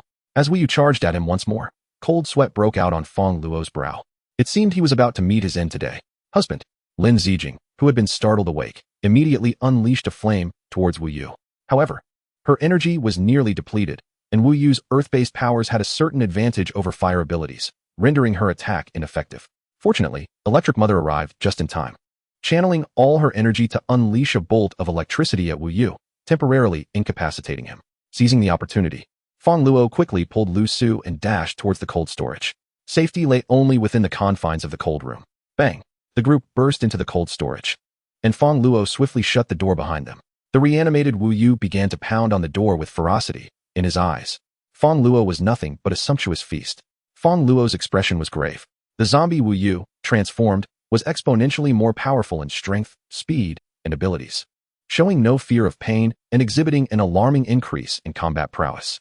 This was the most formidable zombie Fong Luo had encountered since the apocalypse began. In a direct confrontation, Fong Luo would not fear him, possessing the capability to eliminate him. However, his energy was entirely exhausted. He could not win now. As for Lin Zijing and Electric Mother, their abilities were completely countered by Wu Yu, preventing them from unleashing their full potential. There existed a hierarchy of constraints among abilities. For instance, water extinguishes fire, and fire consumes wood. The only ability seemingly unaffected by any constraints was spatial ability, as space bore no attributes. However, spatial abilities come with their own set of drawbacks. The energy expenditure when utilizing such powers is at least double, if not more than that of other abilities. Moreover, the rate of replenishing this energy is notably slower, requiring a greater amount as well. When Fong Luo's energy was completely depleted, returning to his peak state necessitated not only consuming dozens of pounds of food, but also at least 10 hours of recovery time. Fortunately, Fong Luo had ample supplies and need not worry about sustenance. Conversely, those lacking resources would find it impossible to sustain spatial abilities even if they were awakened. In his previous life, Fong Luo witnessed the futility of several ordinary individuals unable to fend off threats without resources, ultimately awaiting their demise. It is indeed a double-edged sword. Bang, bang, bang. A more forceful impact resonated at the door, accompanied by a low, vibrating hum from the cold storage, as the zombie Wu Yu unleashed his powers against it. This is dire, Fong Luo thought, sensing the impending danger. Although the cold storage door was extraordinarily sturdy, continuous battering for hours would inevitably lead to its collapse. What should we do? Lin Zijing inquired anxiously. Is there a way to stop him? If I were at my full strength, I could eliminate him, Fong Luo replied gravely. However, my energy has been nearly exhausted, and a complete recovery would take at least 10 hours, time we do not have. A sharp pain surged through Fong Luo's chest, eliciting a painful groan. Darling, what is wrong? Lin Zijing asked, her concern palpable. Fong Luo waved his hand, signaling that he was fine. Just a rib fracture, nothing serious. Rib fracture? Lin Zijing's eyes filled with worry. Let me help you heal. Lu Su immediately offered, having not participated in the battle and still possessing her full abilities. Aiding Fong Luo with a minor fracture would be well within her capabilities. All right, Fong Luo nodded, instructing Lin Zijing to prepare some food for him. He then retreated to his room, seizing the opportunity to rest and replenish his energy, knowing that idly waiting would lead to his demise. Chapter 61. Source of life inside the room. Lin Yu was already in a state of anxious distress. Her leg was injured, rendering her unable to move. Brother Fong Luo, are you hurt? It's nothing, just a minor injury, Fong Luo reassured her, indicating there was no need for worry, before lying down on the bed to rest. To be honest, he still felt a twinge of pain. Lu Su, being a doctor, was acutely aware of micro-expressions, and upon seeing the slight twitch at the corner of Fong Luo's eye as he lay down, she realized he was putting on a brave face. A pang of guilt surged within her. She understood better than anyone how Fong Luo had sustained his injuries. Through their time spent together, Lu Su had come to comprehend Fong Luo's character. He appeared cold and detached on the surface, yet harbored a pure and kind heart, guided by his own principles. His recent act of protection for her was a testament to that. In a similar situation, it was likely that Wu Yu would have fled, perhaps even using her as a shield, showing no inclination to protect her at all. Lu Su could faintly sense that Fong Luo's demeanor stemmed from past betrayals, deep and painful, which led him to remain perpetually guarded against others. Consequently, even in the presence of Lin Zijing, Fong Luo seemed reluctant to reveal his true self and all his cards. What kind of betrayal is this? Lu Su found herself somewhat intrigued by Fong Luo. Before understanding the situation, she truly did not wish for Fong Luo to meet such a grim fate. Why are you looking at me like that? You don't intend to kiss me again, do you? Fong Luo teased, noticing Lu Su's unwavering gaze. Do you wish for me to kiss you? Lu Su unexpectedly countered, leaving Fong Luo momentarily stunned. However, since the other party did not seem to mind, Fong Luo candidly replied, "What good would that do? Your zombie husband is out there banging on the door, and who knows when he might break in. I need to regain my strength first, otherwise I might end up as his next meal. There's no time for kissing, perhaps another time. He is not my husband." Lu Su huffed, feeling utterly disillusioned with Wu Yu. She regarded her experience with profound shame. If only she had listened to her father or master back then, had she not been so headstrong. Believing Wu Yu to be a paragon of virtue, she would not have endured this ordeal, nor would she now find herself estranged from her father and master. She wondered how they were faring, whether they were safe. Once this ordeal passed, she would seek them out. Fong Luo shrugged and closed his eyes to rest. "You." Lu Su hesitated before speaking. "I actually have a way for you to swiftly regain your strength." "You have a method?" Upon hearing this, Fong Luo's eyes flew open. "Yes," Lu Su nodded. "It's my special ability. Why didn't you say so earlier? Quickly, help me regain my strength." Fong Luo sprang up eagerly. But the abrupt movement caused a sharp pain in his chest. Yet, he paid it little heed. The formidable zombie with powers lurked outside. He needed to recover quickly. Lu Su hesitated, pondering a rather unconventional method, feeling a wave of embarrassment wash over her. She was reluctant to resort to such means. Nonetheless, seeing the urgency in Fong Luo's eyes softened her resolve. "Fine, let this be my final act of gratitude and apology to him," she thought to herself. "First, have Yu Yu step outside," Lu Su instructed, not wanting her method to be witnessed by others. "Why?" Fong Luo inquired, puzzled. "Are you going to make me take off my clothes?" However, he wasn't particularly concerned about being seen. After a moment's reflection, he acquiesced to Lu Su's request and asked Lin Zijing to take Lin Yu out. Lin Zijing was also somewhat perplexed, but, noticing Lu Su's flushed face, a certain suspicion began to form in her mind. Only Fong Luo and Lu Su remained in the room. "What method do you have?" Fong Luo pressed eagerly. Instead of responding directly, Lu Su asked, "Do you know about the source of life?" "The source of life?" Fong Luo was bewildered. "Are you talking about water?" "Close enough."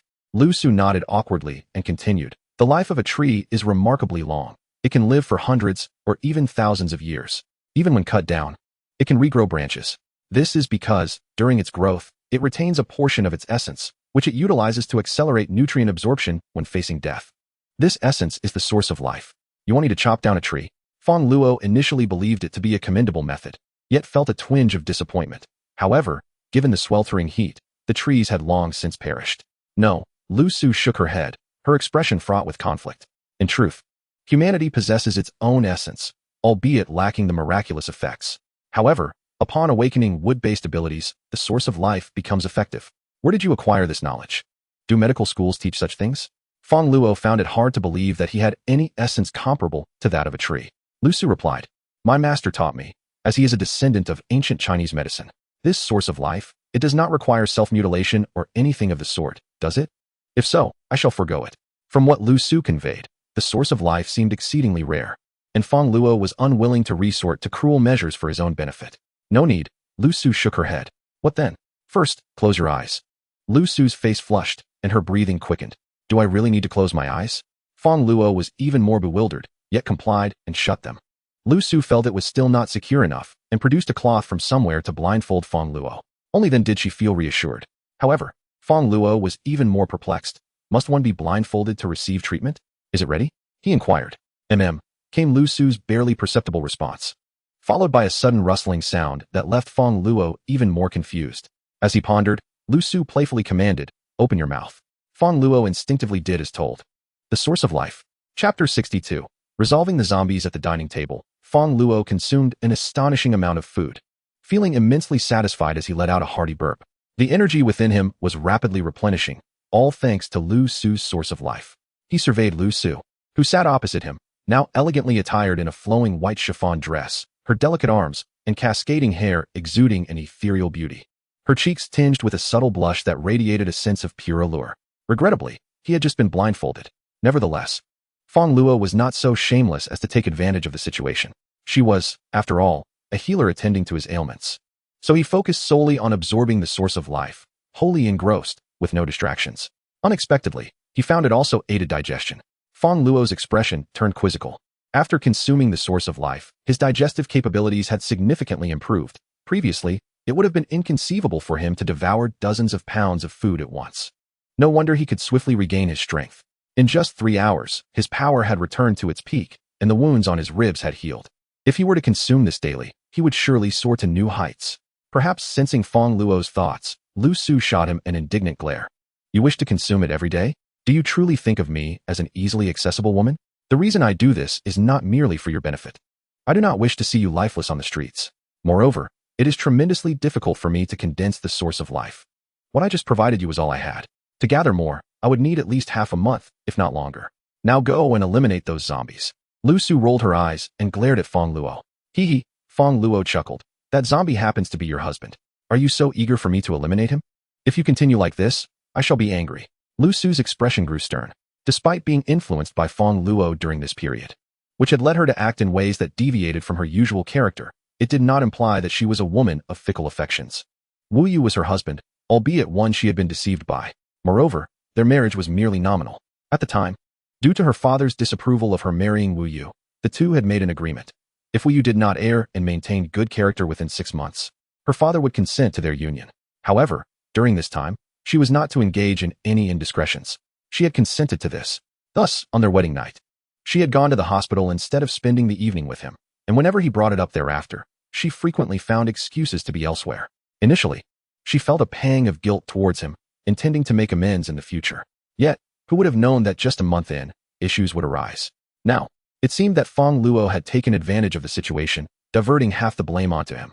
Nevertheless, it was fortunate that Fong Luo had appeared, allowing her to see through it all. Otherwise, her life would have been irrevocably ruined.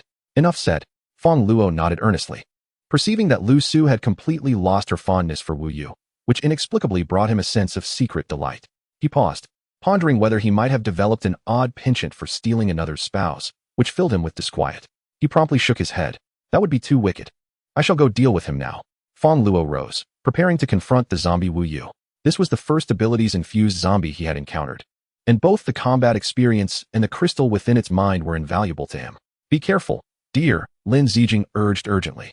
She had already assessed the strength of this zombie, which boasted a power of 500 kilograms and a defensive capability of at least 300 kilograms. Furthermore, possessing Earth-type abilities. Once activated, its defense would rise to a minimum of 1,000 kilograms, allowing it to control massive boulders weighing 500 kilograms, delivering a force exceeding 2,000 kilograms when thrown. Should he be struck by one of those, he would likely be reduced to mere pulp. Don't worry, Fong Luo replied with a grin. After the recent replenishment, not only had he regained his energy, but his strength had also seen an enhancement, making the defeat of zombie Wu Yu an assured victory. Although the zombie's strength and defense were formidable, nearly impervious to blades and bullets, it possessed a substantial weakness, its cumbersome nature. In contrast, Fong Luo's spatial abilities were remarkably agile, rendering the creature incapable of inflicting harm upon him. All he needed to do was wait until the zombie depleted its energy, then deliver a decisive blow. Knock, knock, knock. At the door, zombie Wu Yu continued to pound relentlessly. Inside the cold storage, there were 4 ability users along with an abilities-enhanced cat, making it an irresistible target for the zombie. Unless a more powerful ability user than Fong Luo appeared nearby, there was no chance the zombie would abandon its post. Fong Luo directly opened the door to the cold storage. Outside, the zombie Wu Yu, who had been relentlessly battering the door, lost his balance and fell flat on his face before Fong Luo. Fong Luo regarded him with a sense of pity. This fellow was indeed unfortunate. His wife had lived with him for so long, and he had tirelessly defended her against zombies at the cold storage door, acting as a loyal bodyguard, only to ultimately become a zombie himself. He had almost succeeded in killing Fong Luo, but alas, his wife had saved his life and aided in the restoration of his strength. Nonetheless, Wu Yu had committed heinous acts, mercilessly slaying a 7- or 8-year-old deer. Devoid of humanity, Fong Luo vowed not to let him off lightly. Howling, the transformed Wu Yu had completely lost his reason, perceiving Fong Luo as a delectable feast. Rising from the ground, he lunged at Fong Luo. I shall personally deal with you using the energy bestowed by LV Su, Fong Luo sneered. A flicker in space brought him behind his foe, and he thrust a spatial blade toward the back of Wu Yu's head. With a thud, the spatial blade struck the back of the zombie's head. Unfortunately, Wu Yu possessed earth-based abilities, and with his powers activated, his body was encased in impenetrable stone, his skull filled with concrete, making it exceedingly difficult for Fong Luo's attack to breach his defenses. Roaring in anger, Wu Yu turned and lunged at Fong Luo once more. Come and chase me, green-haired turtle. Fong Luo grinned mischievously, beckoning with a finger before sprinting away from the cold storage. Fighting could not occur within the confines of his home. Any piece of furniture was worth hundreds of thousands and belonged to prestigious brands. Damaging it would be a shame. Typically, ability-wielding zombies are drawn to the strongest individuals nearby, as they possess more crystalline energy in their brains. Thus, even as Fong Luo fled, Wu Yu chose not to attack Lin Zijing and the other women, opting instead to pursue the more formidable Fong Luo. Chapter 63, Rich Harvest Soon. The man and the zombie engaged in a game of chase outside the cold storage. However, Fong Luo could effortlessly shift over 20 meters with a mere displacement. While the cumbersome Earth-type zombie Wu Yu could not keep pace with him, he was treated like a dog on a leash. Finally, after numerous attempts, the frustrated Wu Yu let out a roar, driven by his combat instincts to unleash his full power, controlling countless stones to hurl at Fong Luo. Dozens of densely packed boulders rained down upon him, each weighing at least 100 pounds. If struck, even an armored vehicle would be crushed. Inside the cold storage, Lin Zijing and the other women were filled with dread. Had their energy not been depleted, they would have rushed out to shield Fong Luo, urgently calling, "Be careful." However, their warnings were unnecessary. Just as the stones were about to collide with Fong Luo, he had already reappeared behind zombie Wu Yu, seizing the moment to thrust a spatial blade once more toward the back of his head. With a swift motion, Fong Luo had conserved his energy throughout the prolonged encounter, while Wu Yu had wasted his in a futile pursuit and erratic use of his abilities. After his extraordinary ability had completely exhausted itself following the control of the stone, his defensive power had significantly diminished, rendering him vulnerable at the most critical moment. With a swift stroke, Fong Luo's blade pierced through the brain of the zombie Wu Yu, causing a splatter of brain matter. Such speed. In the cold storage, the few women observing Fong Luo's combat were left utterly astonished. Unable to discern how he evaded the barrage of colossal stones and maneuvered behind the zombie Wu Yu to deliver a fatal strike. It was truly astonishing. They vowed that Fong Luo was undoubtedly the fastest man they had ever encountered in the world. Could it be that her brother-in-law possessed speed-related powers? No. Lin Yu shook her head. While he had indeed been evading attacks with remarkable swiftness, resembling a speed ability, the way he had just attacked the zombie was clearly not indicative of such powers. He had been wielding a knife moments ago, yet it was now absent. Resembling her own wind-based powers, his blade could possibly be a manifestation of wind. However, it seemed that her brother-in-law's wind abilities were remarkably superior to her own. He was truly impressive. Lin Yu mused that their shared abilities made them quite compatible. Wind abilities, perhaps? Lin Zijing felt a surge of pride. Having learned much from Fong Luo in recent days, she had come to understand which abilities were formidable and which were not. Her partner not only possessed powerful wind abilities, but also wielded them with extraordinary prowess, which was simply marvelous. Conversely, Lu Su couldn't help but scoff inwardly. What wind abilities? Fong Luo's awakening should be attributed to the abilities of a notorious thief. Yet, she couldn't deny that Fong Luo was indeed formidable, cleaving Wu Yu's head in a single strike. Nearby, Fong Luo overheard the women's conversation and silently chuckled to himself. He was not endowed with wind-based powers, rather, he possessed the rare and precious ability of space manipulation. Although his combat style bore a striking resemblance to wind abilities, the actual combat power was vastly different. Nevertheless, it was understandable that they could not discern this. Space abilities were exceedingly rare. Since the apocalypse began, they had encountered no fewer than 100 ability users. Yet none had awakened space abilities. Others were likely in the same predicament. Furthermore, as long as he did not disclose it, it was probable that no one would be aware of the existence of space abilities, mistaking him instead for possessing wind or speed-related powers. This, in turn, spared Fong Luo considerable trouble. His current strength was insufficient. Should his space abilities be revealed, others would inevitably connect it to the theft of supplies prior to the apocalypse, leading to a collective assault against him. Moreover, the supplies he had pilfered belonged to Lu Su. If she were to find out, she would surely turn against him. With a single stroke, he had dealt with the zombie Wu Yu, and tranquility returned to the cold storage. Fong Luo excavated the crystal from Wu Yu's head, which immediately emanated a radiant glow.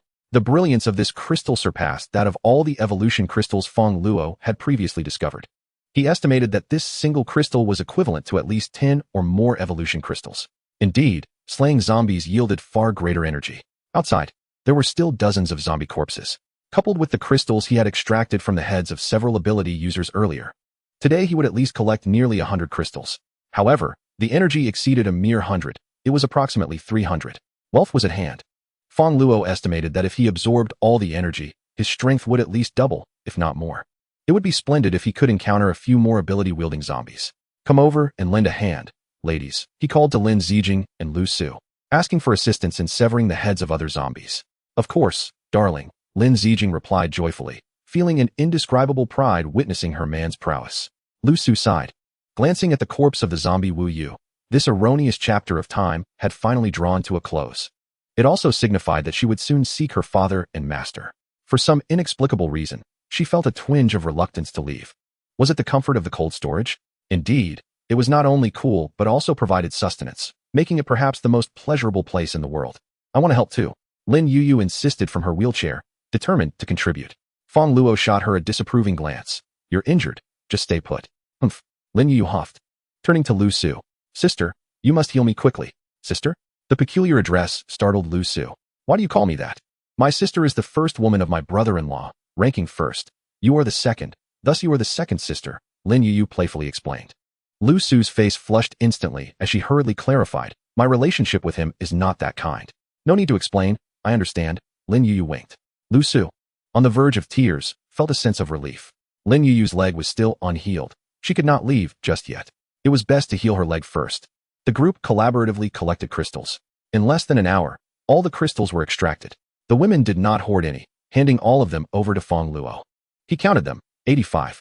Excluding the one from Zombie Wu Yu, each of these crystals equated to 34 evolutionary crystals, meaning there were effectively 300 evolutionary crystals in total. This collection surpassed all the evolutionary crystals Fong Luo had found since the apocalypse began. He did not claim them all for himself, distributing 10 to Lin Zijing and Lu Su, allowing them to enhance their strength as well. Upon returning to the cold storage, after a day of labor, everyone took a well-deserved rest. After dinner, Fong Luo commenced his strength enhancement. This time, the improvement would be unprecedentedly substantial. In this instance, Fong Luo had acquired 85 zombie crystals, equivalent to over 300 evolutionary crystals. Coupled with nearly 100 previously stored crystals, he effectively possessed 400 evolutionary crystals. Initially, he could absorb only 5 evolutionary crystals a day, but after absorbing Lu Su's life source, he now had the capacity to absorb 10. His efficiency had doubled. Moreover, as his strength grew, the quantity he absorbed also increased. 10 days passed, during which Fong Luo absorbed over 120 evolutionary crystals. Yet, his collection did not dwindle. In fact, it continued to multiply.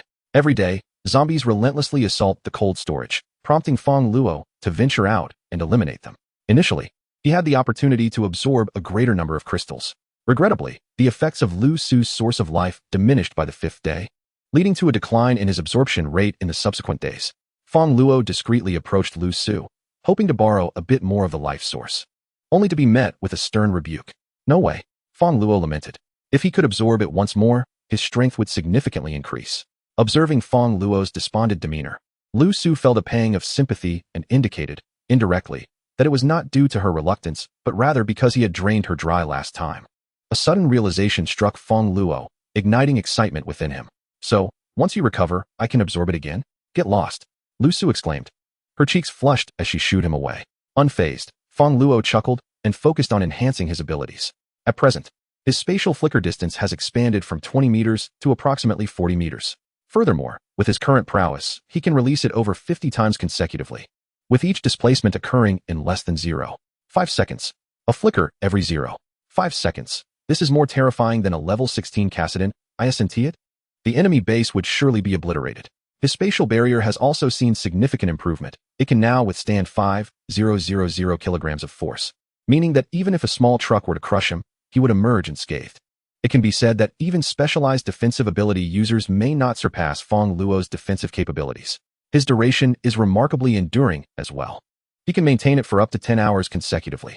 As long as he is not outnumbered, he can sustain it for at least 5 hours in typical combat scenarios. However, facing seasoned warriors would present a different challenge altogether. Additionally, he possesses spatial marks. Currently, Fong Luo can release a maximum of 15 marks simultaneously, akin to having 15 high-definition surveillance cameras, capable of generating explosions with a diameter exceeding 15 meters, causing substantial damage. The damage from his spatial blades is formidable. A solid steel rod, 5 centimeters thick, can be effortlessly severed, and should it strike a person, it would cleave them in two without difficulty. Dinner is ready, brother-in-law. Lin Yuyu's voice called from outside. During this time, Lu Su's strength has significantly improved, and Lin Yuyu has finally recovered from her leg injury, now full of vitality. Fong Luo stepped out of his room to find the dining table laden with at least 100 pounds of food. With the enhancement of their abilities and the consequent energy expenditure, the appetites of the ability users have also increased dramatically. To practice his powers, Fong Luo depletes his abilities daily. When ravenous, he can consume approximately 45 pounds of food. Lin Zijing can eat over 10 pounds, while Electric Mother requires 20 pounds. Collectively, The cold storage consumes at least 200 pounds of food daily. 200 pounds. Given the current prices of supplies in this post-apocalyptic world, that amount of food could purchase at least 100 reasonably attractive maids from the market. In essence, Fong Luo and his companions would need to consume the equivalent of 100 maids each day. Fortunately, Fong Luo possesses an ample supply of resources, enabling him to sustain such consumption. Were it another ability user, they would scarcely dare to expend their powers as carelessly as he does. After all, one must eat. Thus, it is only natural that Fong Luo's strength escalates rapidly, for he pays a price far greater than others. Brother-in-law, the weather outside seems to be cooling down. Several individuals began to converse as they dined. Indeed, Fong Luo nodded. Since the onset of the apocalypse, nearly a month has elapsed, and the sweltering heat has gradually subsided. It is no longer necessary to venture outside without clothing. However, this does not signify the conclusion of the apocalypse. The true peril of this new world lies in the zombies and those awakened ability users. With human technology in disarray, abilities have become the most formidable weapons on the planet. Powerful ability users can reign supreme in this dystopia, capable of fulfilling any desire. A modern-day emperor. If one were to tell these resource-holding ability users to adhere to laws, to refrain from fighting or killing, and to share their plundered supplies with those in need to collectively restore civilized society, would anyone heed such counsel? Absolutely not. In fact, they might even eliminate the one who dared to speak such words. Transforming a poor individual into a wealthy one brings joy, yet rendering a rich person impoverished? Oh, that is the harsh reality. Even Fong Luo, upon introspection, finds it difficult to achieve such a feat. At best, he refrains from harming the innocent. Of course, there are some who strive for peace, albeit they are few. Fong Luo happens to know one such person, and considering the passage of time, they should be making an appearance soon. As conversations continued, Lu Su gazed vacantly out at the recovering weather. It was time for her to seek her father and master. In truth, she could have healed Lin Yu's leg days prior, but in a bid to maintain her reason for remaining in the cold storage, Lu Su deliberately allowed Lin Yu to suffer a few more days of limping. Nevertheless, she understood that she could not persist in this manner indefinitely. After all, she could not simply become Fong Luo's woman. That would be utterly absurd, given that she is 5 years his senior, and he already has 3 women. In Lu Su's worldview, both men and women should only have one partner. Love should be pure and unblemished. Thus, upon awakening to the sight of the weather returning to normal, she resolved to depart. I am leaving, Lu Su declared to Fong Luo. You're leaving? Fong Luo immediately furrowed his brow. Lu Su's wood-based abilities, along with her connection to the source of life, are of tremendous benefit to him. He had long considered her an ally. The notion of her departure struck him as a loss comparable to hundreds of billions. Why? He inquired. I must seek my father and master, Lu Su replied, revealing but one of her motivations. Had Fong Luo not had other women, she might not have been so resolute in her decision to leave. Fong Luo fell into silence. If the reason presented by the other party were different, Fong Luo could still attempt to persuade them to stay, but this particular justification was one he could not dismiss. Deep down, Fong Luo was an exceptionally filial individual. Had his parents still been alive, even if 100 billion were placed before him, he would choose to seek them out. He held a great appreciation for Lu Su's actions. Very well, he nodded, not being a particularly selfish person. If he truly wanted to keep Lu Su from leaving, she would have no choice but to remain. Nonetheless, Fong Luo continued, let me assist you in your search. After all, she was looking for her father, not seeking separation. Bringing her father over would allow her to partake in the essence of life as well. Really? Lu Su's eyes brightened, her heart filled with a touch of gratitude. Of course, Fong Luo replied with a smile, noting that he also had matters to attend to outside, and considering the time, that individual should be making an appearance soon. Chapter 65. Lu family manor. After their meal, Lu Su prepared to venture out in search of her father, and Fong Luo accompanied her. Lin Yu had initially intended to join them, but Fong Luo declined. Given her recent injury, she was currently the weakest among them, should they encounter danger. Fong Luo was uncertain he could protect her. Lin Yu felt quite aggrieved, clinging to Fong Luo's arm and playfully complaining about her boredom and the dangers of being alone at home. What if someone breaks in and does something unspeakable? You'd lose a pure and lovely little sister-in-law. However, Fong Luo paid her no mind. You're merely a sister-in-law. Your innocence or lack thereof is of no concern to me. He shrugged. How could it be irrelevant? Lin Yu, flustered, nearly retorted but held her tongue. Ultimately, it was Lin Zijing who suggested, I'll stay and keep you company. In the end, Fong Luo, Lu Su, and a cat departed the cold storage together. Where's your home? Fong Luo inquired. My home is in the Binhai district. Lu family manor, Lu Su replied. Lu family manor? Fong Luo recognized the estate. situated in the coastal area, sprawling over 2,000 acres, complete with residential villas, swimming pools, golf courses, and more. It could be likened to a small palace. Rumor had it that its construction cost over 5 billion, and its market value would likely exceed that. He was taken aback to learn it belonged to Lu Su's family. Fong Luo couldn't help but gasp. But remembering the Lu family's assets exceeding hundreds of billions before the apocalypse made it less surprising. In comparison, his cold storage seemed rather insignificant. He jested, "Wealthy lady, reserve a room for me at your manor." "Don't call me wealthy lady. It sounds dreadful," Lu Su playfully scolded, casting him a reproachful glance. "If you truly wish, I could give it to you." Her words were not entirely unfounded. With the population having plummeted by billions over the past month of the apocalypse, the vast estate likely housed few survivors, and she was uncertain if her father remained. Bestowing it upon Fong Luo would pose no significant issue. The two exchanged light-hearted banter as they drove towards the manor. The weather had now dipped to a temperature of 40 degrees. While still warm, it was no longer unbearable. However, due to the enhanced zombies, few people dared to roam the streets alone. Consequently, Fong Luo encountered little company on his journey. However, there were several zombie dogs, cats, and mice encountered along the way. Fong Luo simply crushed them, preventing any harm. After more than an hour, he finally arrived near the LV family estate. However, the vicinity was surrounded by numerous zombies, some even clad in maid outfits, likely former servants of the manor. These zombies possessed significantly greater strength than before. Even Fong Luo's armored vehicle struggled to advance against them. Could there be someone inside? Fong Luo surveyed the area, noting at least a few hundred zombies. Zombies are instinctively drawn to food, gravitating towards areas with a higher concentration of humans.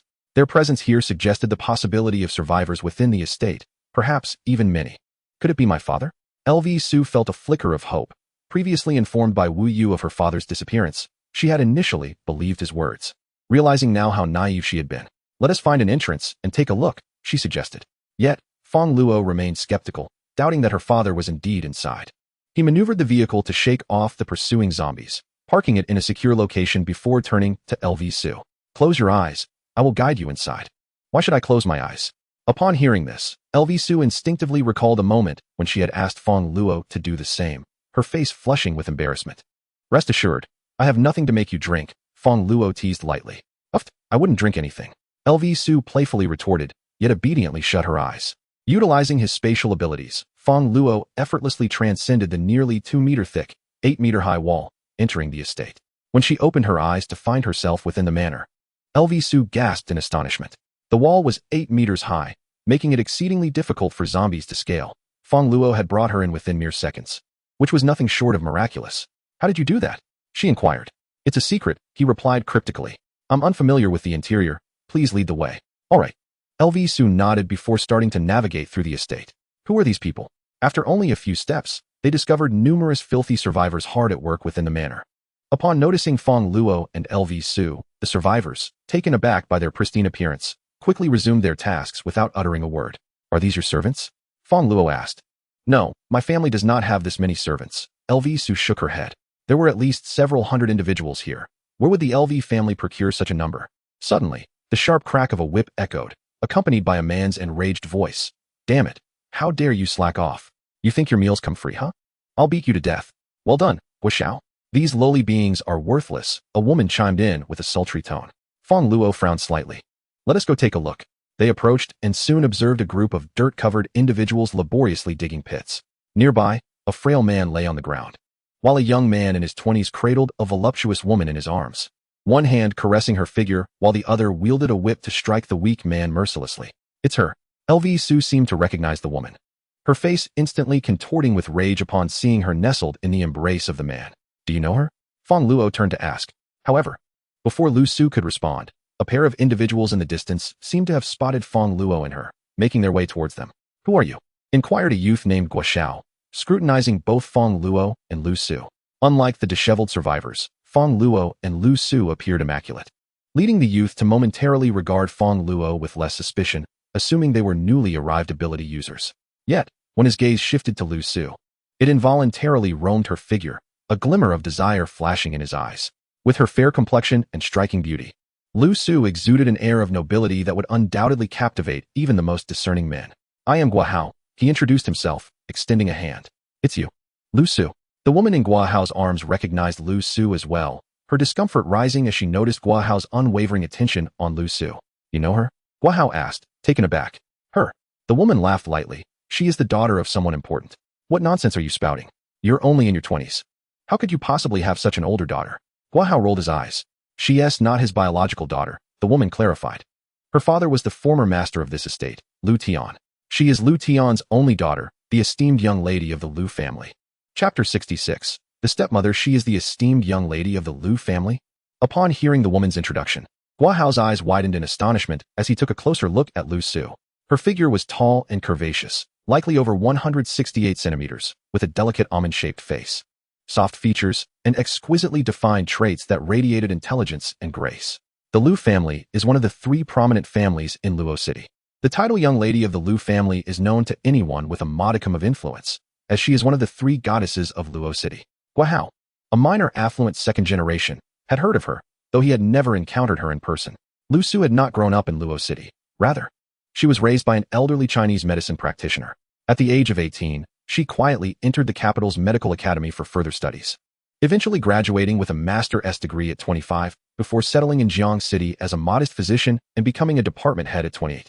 Throughout this period, she maintained a remarkably low profile, her reputation confined to elite circles.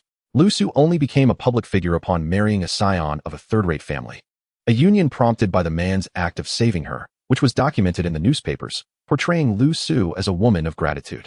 At that time, the top-tier heirs of Luo City lamented the loss of such a prize, wishing they could eliminate Wu Yu.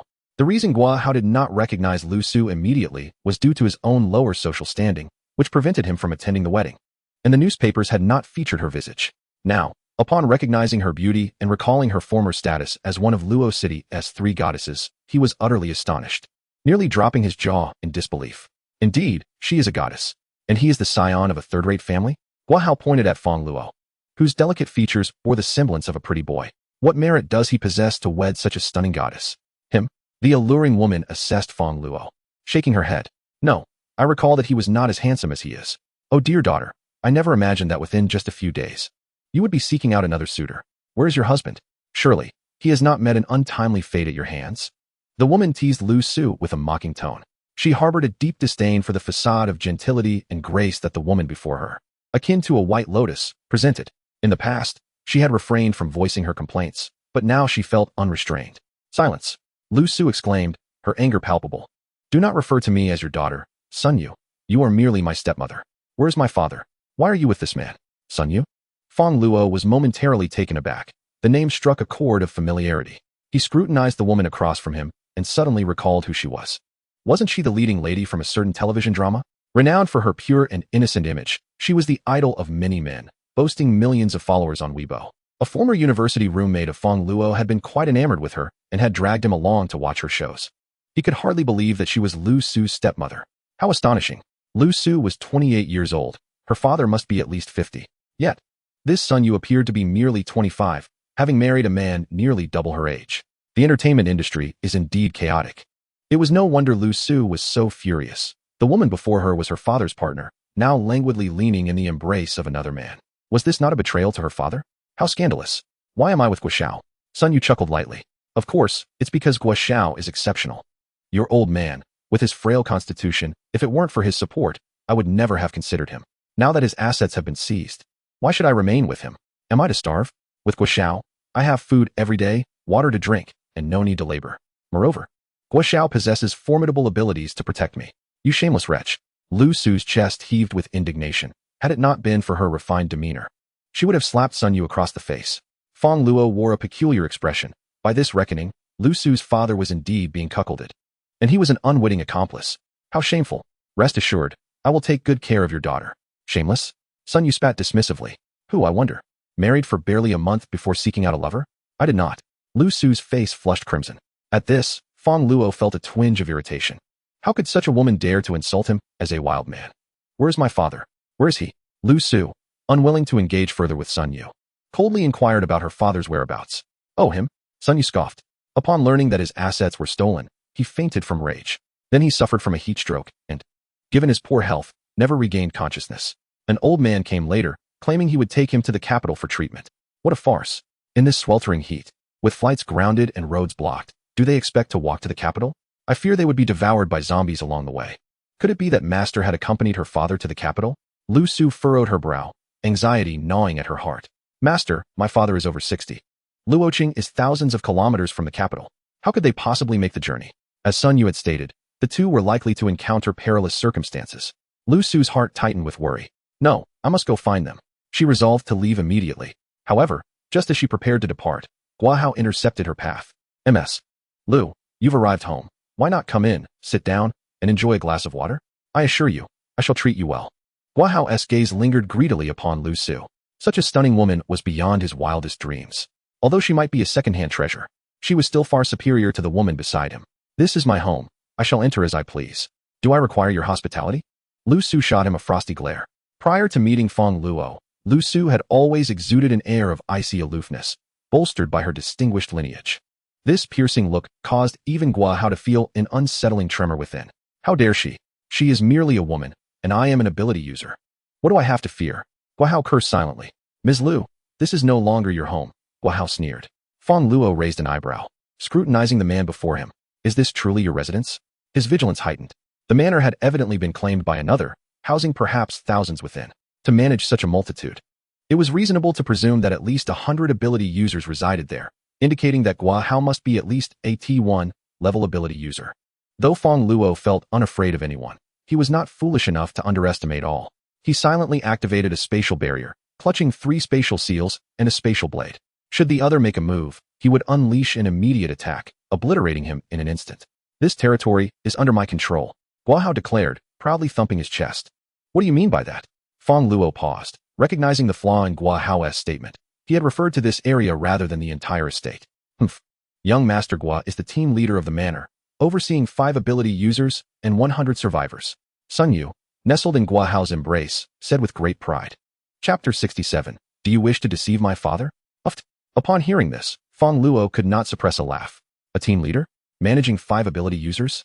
He had presumed the man to be a powerful overseer of the entire estate, only to discover he was a mere petty figure. Humph. Now you understand the gravity of the situation.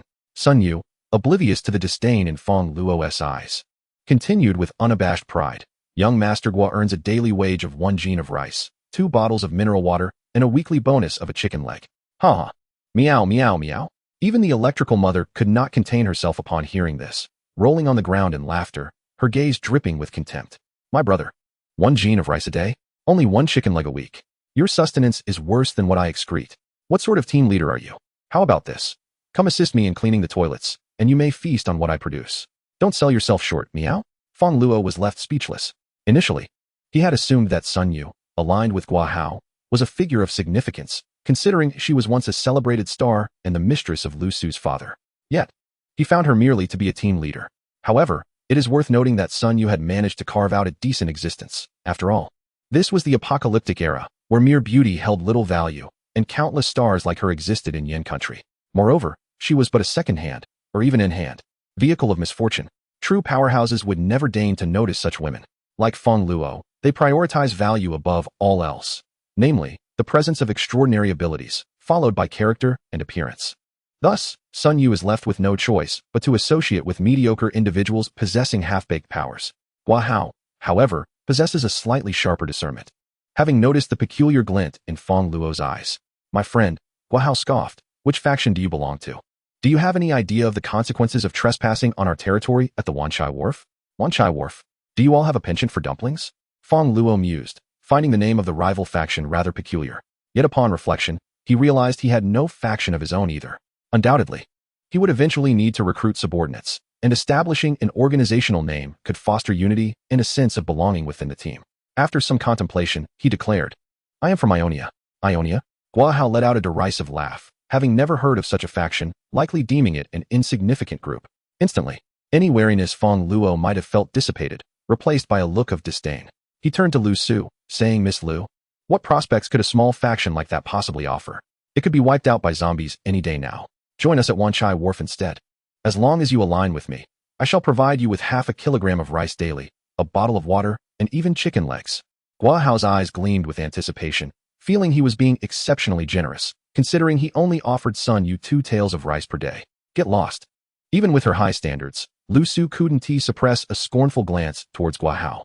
Half a kilogram of rice.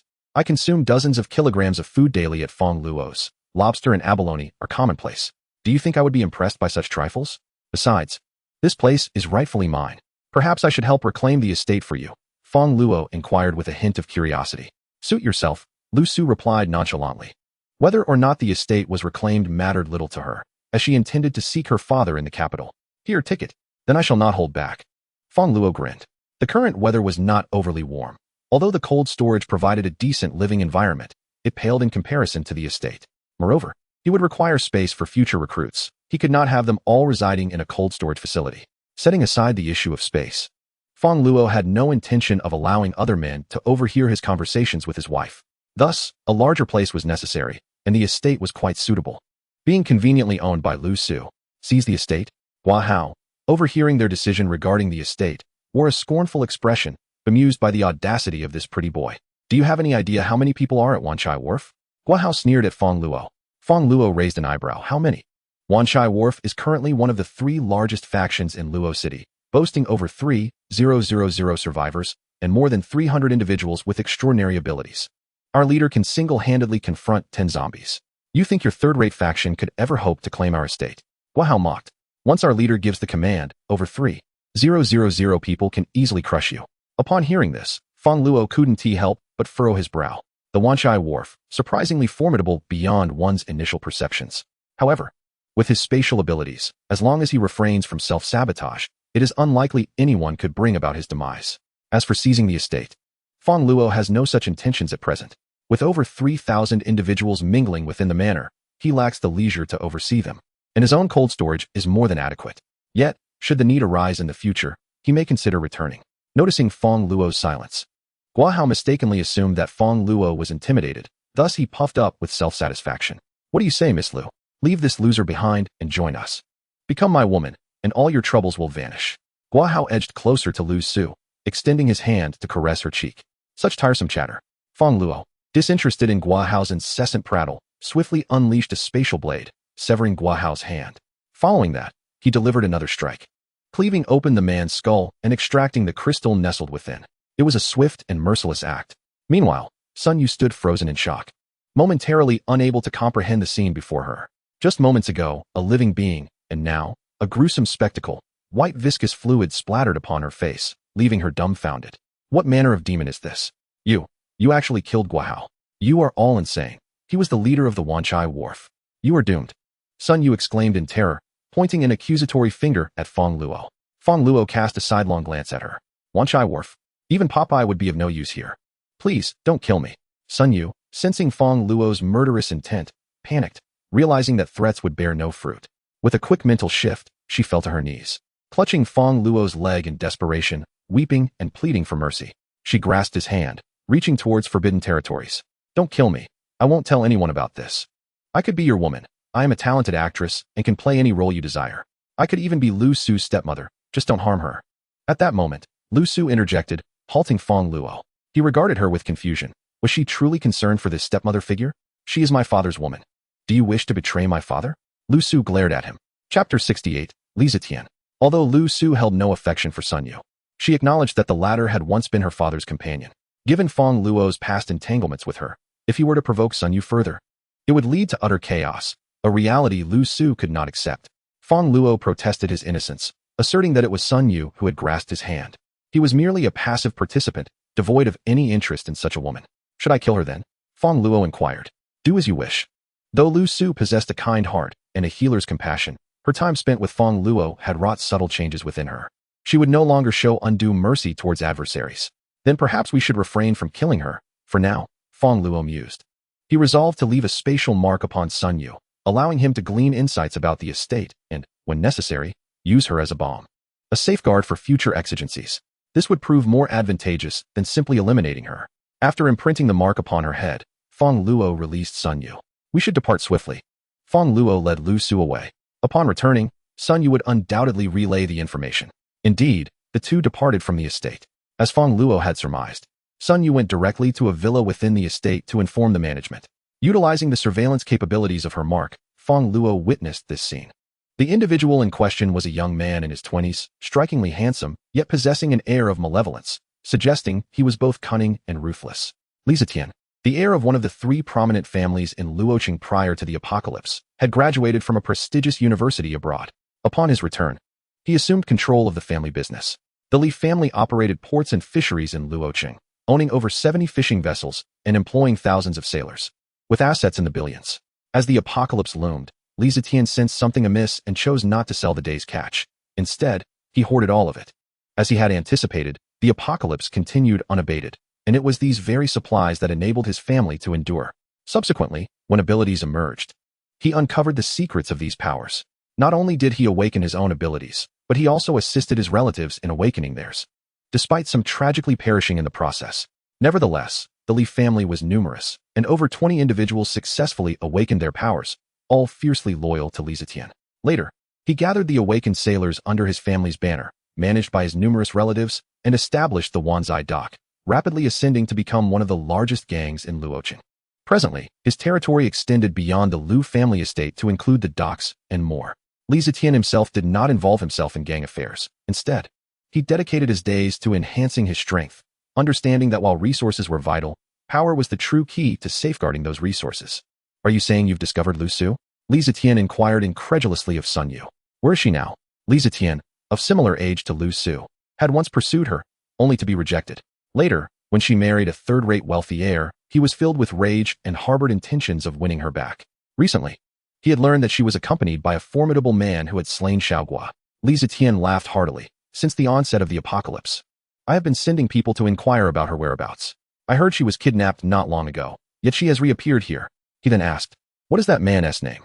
Sun Yu shook her head. I don't know, but he claims to be from the Ionian gang and intends to seize our estate. Ionian? Li Zetian frowned. Is there any significant gang in Luoqing called Ionian? Master. The only notable gangs in Luoqing currently are the newly emerged orphanage and the ruthless society organized by the Qin family. There is no second-rate gang named Ionian. A relative explained. Huh, a mere second-rate gang dares to covet our Wanzai dock, he scoffed. Li Zetian wore a disdainful expression as he waved his hand at his relative, saying, second uncle, go fetch Lu Su for me and eliminate this Ionia while you're at it. Turning his gaze towards Sun Yu, he added, you performed admirably. I shall reward you with an evolution crystal. Whether you can awaken your abilities will depend on your fate. Thank you, young master. Another suitor for Lu Su? Fong Luo observed this scene through the imprint, surprised at the number of Lu Su's admirers. If these individuals were to discover that Lu Su had restored her strength through such means, one could only imagine the envy that would ensue. They would likely wish to eliminate him. However, Li Zetian appeared somewhat formidable. Through careful observation, Fong Luo noted that his strength far surpassed that of Wu Yu. Although he was not an adversary that Fong Luo could easily defeat, dispatching him swiftly would prove challenging. Furthermore, Li Zetian seemed to have discovered a method for enhancing his power, akin to Fong Luo's own approach of continuously absorbing crystals and consuming substantial amounts of food. To his astonishment, all of his subordinates were his relatives. Fong Luo had previously contemplated inciting rebellion against them. In hindsight, it was fortunate he refrained. Had he acted impulsively and charged in, even if he managed to eliminate Li Zetian, unifying the estate would have been exceedingly difficult. He needed to methodically deal with Li Zetian's relatives first. After leaving the estate, the two resumed their journey in the vehicle, departing from the manor. Where do you intend to go now? Fong Luo inquired, glancing at the slightly distracted Lu Su. Lu Su met Fong Luo's gaze, hesitating for a moment before resolutely stating, I must go to the capital to find my father. To the capital? Fong Luo's tone grew serious. It is over 2,000 kilometers from here. Although the weather has cooled, the journey is fraught with zombies and ability users. You may very well perish along the way. I understand, Lu Su nodded. However, I was raised solely by my father.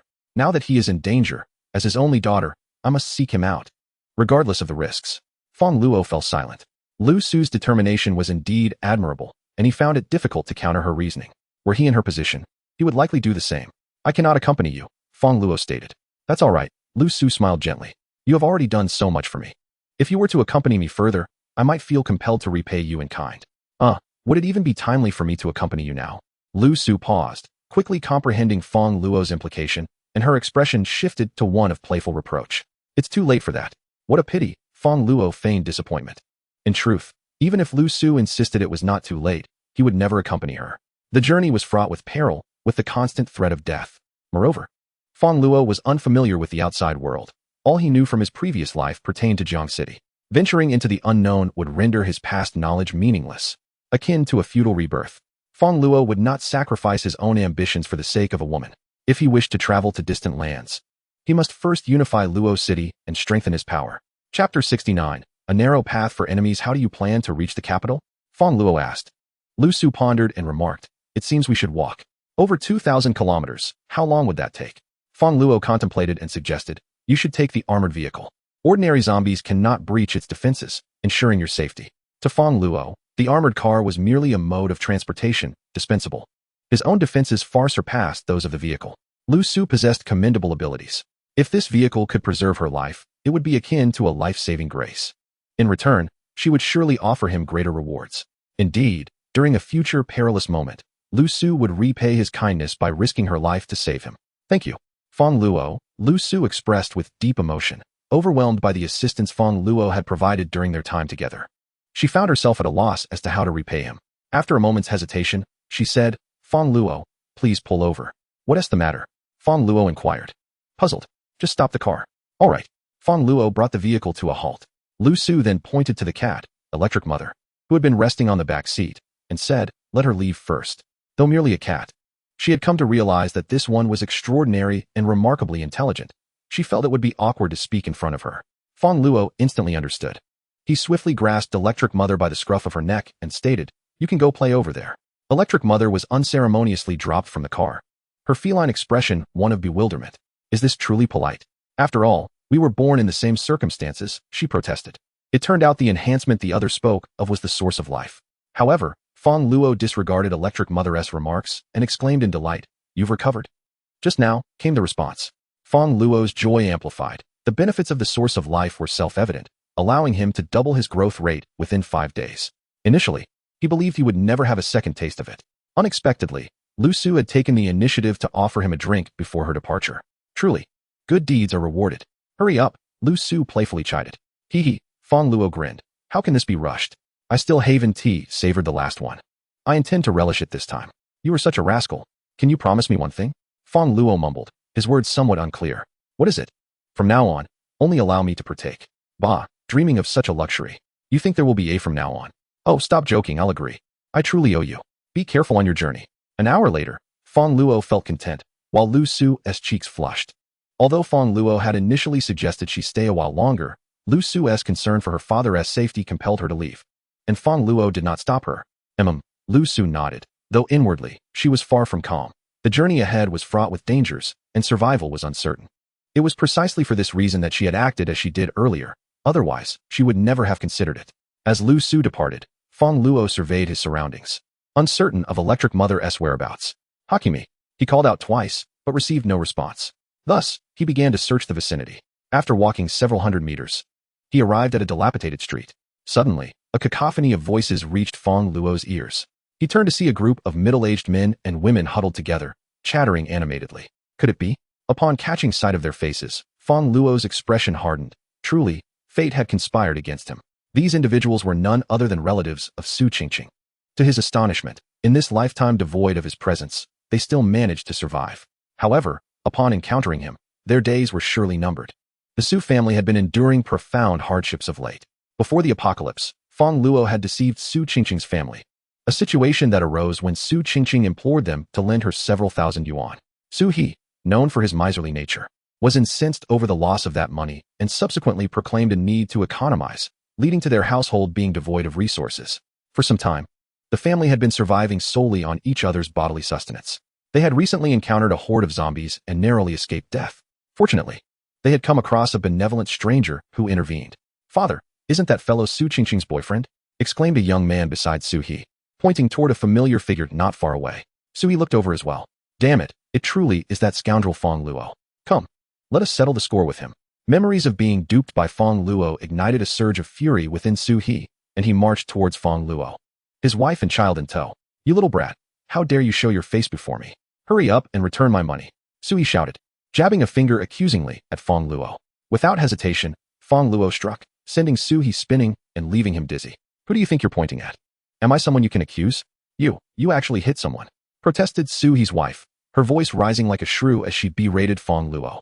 Is there no law left? Not only did you swindle us, but you also dare to assault us, you wretched creature. Fong Luo delivered another swift blow. Such a foul mouth. Have you been feasting on excrement? When did I ever swindle you? Su He's son, a timid soul, retreated a few steps at Fong Luo's brazen demeanor and aggressive strikes. You still try to deny it? At the Grand Hotel in Luo City, why did you flee without settling the bill? If it weren't for you, we wouldn't be in such dire straits, devoid of funds for necessities. Settle the bill? Fong Luo scoffed. Did I consume anything? From start to finish. It was you who ordered the dishes and drank the wine. Why should I pay? Absurd. The youth fell silent, understanding the logic, yet realizing that their understanding would not sway Fong Luo. For had he not held them in such disdain? Even if you didn't eat. As Su Qingqing's boyfriend, isn't it your duty to treat her relatives? Is that so? Fong Luo sneered. Which law states that a boyfriend must be treated like a sacrificial lamb? Furthermore, when did I ever acknowledge myself as her boyfriend? What makes you think you are worthy to be my kin? You. The Su family was left fuming, their faces flushed with anger. They had approached Fong Luo seeking trouble, only to be verbally trounced by him. Just wait. When Wudo arrives, I will ensure you pay for this. Suhi threatened, pointing at Fong Luo. Slap. Fong Luo delivered yet another resounding blow. Still daring to point? I'll have your hand severed. Suhi was seething with anger, on the verge of a heart attack. Yet he dared not point fingers anymore. His gaze caught sight of a man approaching in the distance, and excitement surged within him. It was Wuda. Suhi's wife and son also became animated at the sight. You're doomed, kid. Wuda is an ability user. An ability user. Fong Luo regarded this with disdain, although the name Wu De rang a bell. Fong Luo too noticed the man. It was him. In his previous life, Fong Luo had known this Wu De, a member of a gang known as the Orphanage Gang. The Orphanage, originally a CX organization, derived its name from its headquarters being situated in an orphanage. The leader of the orphanage was Zheng Shijian, who, by chance, discovered a method to rapidly enhance his powers, acquiring the crystals from the minds of other ability users. Upon learning this, Zheng Shijian was elated and immediately killed one of his subordinates to test the theory, finding it indeed effective. He then sought to kill more individuals. However, Zheng Shijian's strength was mediocre, and his ability was a non-combatant psychic power, making it exceedingly difficult to hunt other ability users. Zheng Shijian resorted to his old profession, CX. He excelled in manipulation.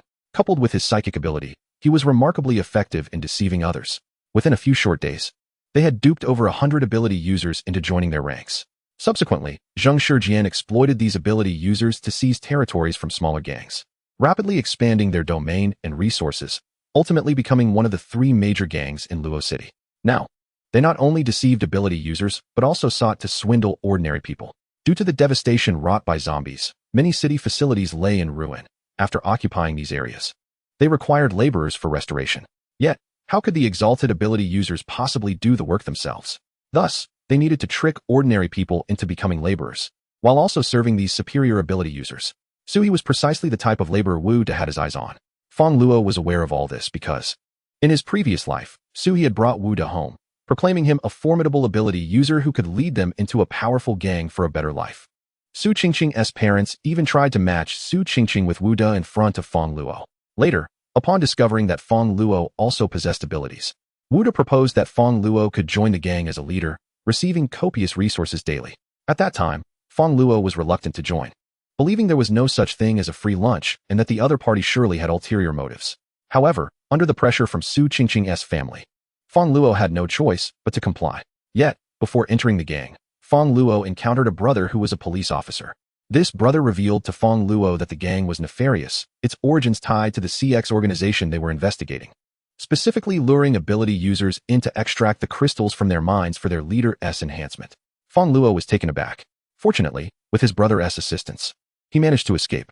However, upon returning home, Su Qingqing's family conspired to murder Fong Luo and extracted the crystal from his mind. Fong Luo pondered carefully. The Su family lacked any extraordinary abilities and could not possibly comprehend the significance of the crystal within his mind. What could motivate them to act in such a manner? There could be only one explanation.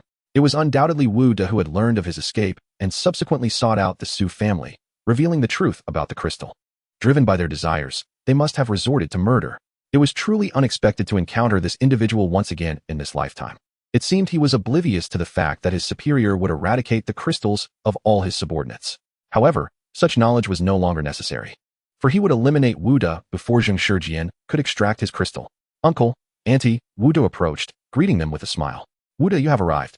Chapter 71. Deception. Su He, perceiving a glimmer of hope, rushed to Wu De's side and pointed at Fong Luo, exclaiming, "You must take our side. This fellow not only swindled our money, but also assaulted me. Look at my face, it's all bruised and swollen."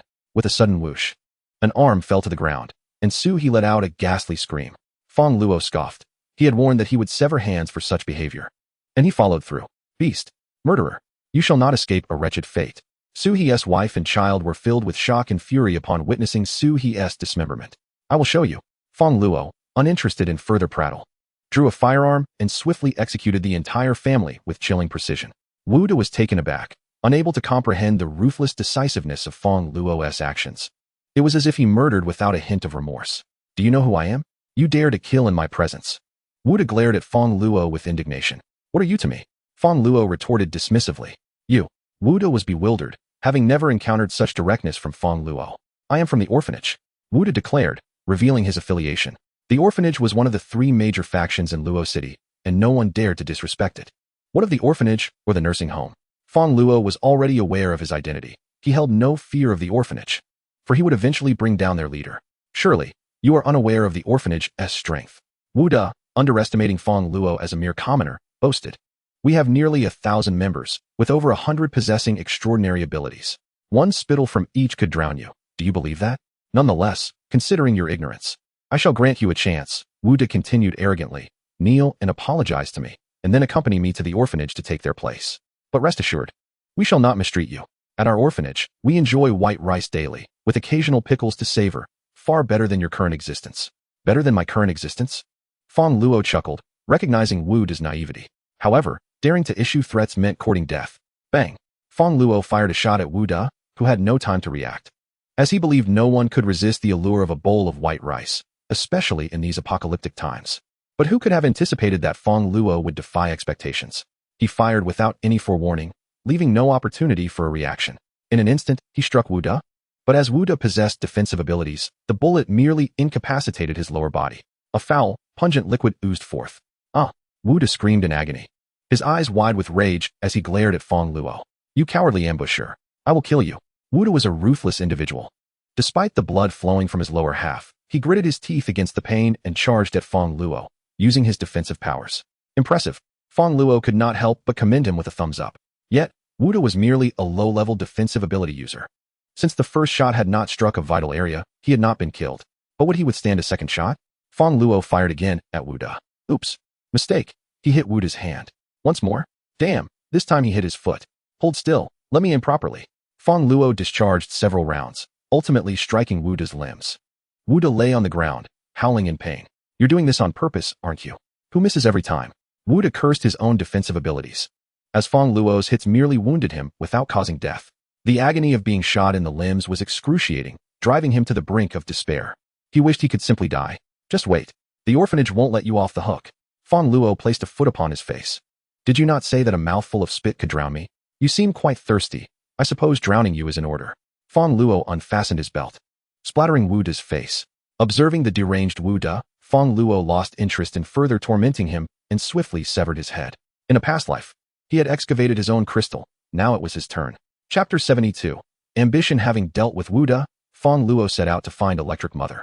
However, midway, he encountered a throng of at least dozens, all possessing supernatural abilities. Young man, have you seen an armored vehicle? It should contain a man and a woman. The woman under 30 and exceptionally beautiful. The leading middle-aged man obstructed Fong Luo's path. An armored vehicle? Fong Luo's expression became peculiar as he immediately realized these individuals were likely searching for him. Yet, they had never seen his face and presumed he was merely a passerby. With this thought, Fong Luo concocted a scheme. I saw it, and it went that way. He indicated toward the direction he had just traversed, which was indeed the orphanage's territory. Are you certain? If you dare deceive me. Li Quan narrowed his eyes, scrutinizing Fong Luo. Fong Luo lied without flinching. Absolutely. It must be there. Boss, that area belongs to the orphanage. Pursuing them could lead to conflict, one of his subordinates cautioned. After enduring the apocalypse, the world had long abandoned the rule of law. Various neighborhoods had been claimed and controlled by different gangs. Wan Chai Pier, being one of the 3 major gangs, dominated all territories in the coastal district, while the orphanage claimed the northern suburbs, adjacent to Wan Chai's domain. Conflict? It appears that the so-called Ionia is merely a guise adopted by individuals from this orphanage. No wonder it has gone unheard of. Li Quan let out a cold snort, his gaze icy. What a remarkable orphanage, and what a bold Zheng Shijian, a mere operator in the realm of CX, daring to trample upon us. We had long sensed their ill intentions, yet it was shocking that they would send someone to invade our estate, and even take the life of one of my brothers. The Li family has long been engaged in the port industry, a field that inevitably brushes against certain gray areas. Having navigated the underworld for decades, Li Quan regarded Zheng Shijian as nothing more than a minor player, incapable of enduring such a blow. Furthermore, should he turn a blind eye to the murder of a subordinate who would be left to toil for the Wanchai Wharf, they would surely flee. With a decisive wave of his hand, he commanded, "Let us proceed to the orphanage and seek justice for our fallen brother." Before departing, he shot a glowering glance at Fong Luo and remarked, "Brother, you too must be an extraordinary being, are you not, from the orphanage?" "I am indeed an extraordinary being, but I am not affiliated with the orphanage. I am merely a lone wanderer," Fong Luo fibbed, secretly amused. Observing the unfolding situation, it appeared highly probable that the Wanchai Wharf would engage in conflict with the orphanage, a perfect instance of dogs biting dogs. It would serve to weaken their strength and afford him room to grow. Fong Luo found this prospect delightful. "A lone wanderer? Would you care to join us at the Wanchai Wharf?" Li Quan inquired. "Certainly, it would be an honor." Fong Luo nodded in agreement.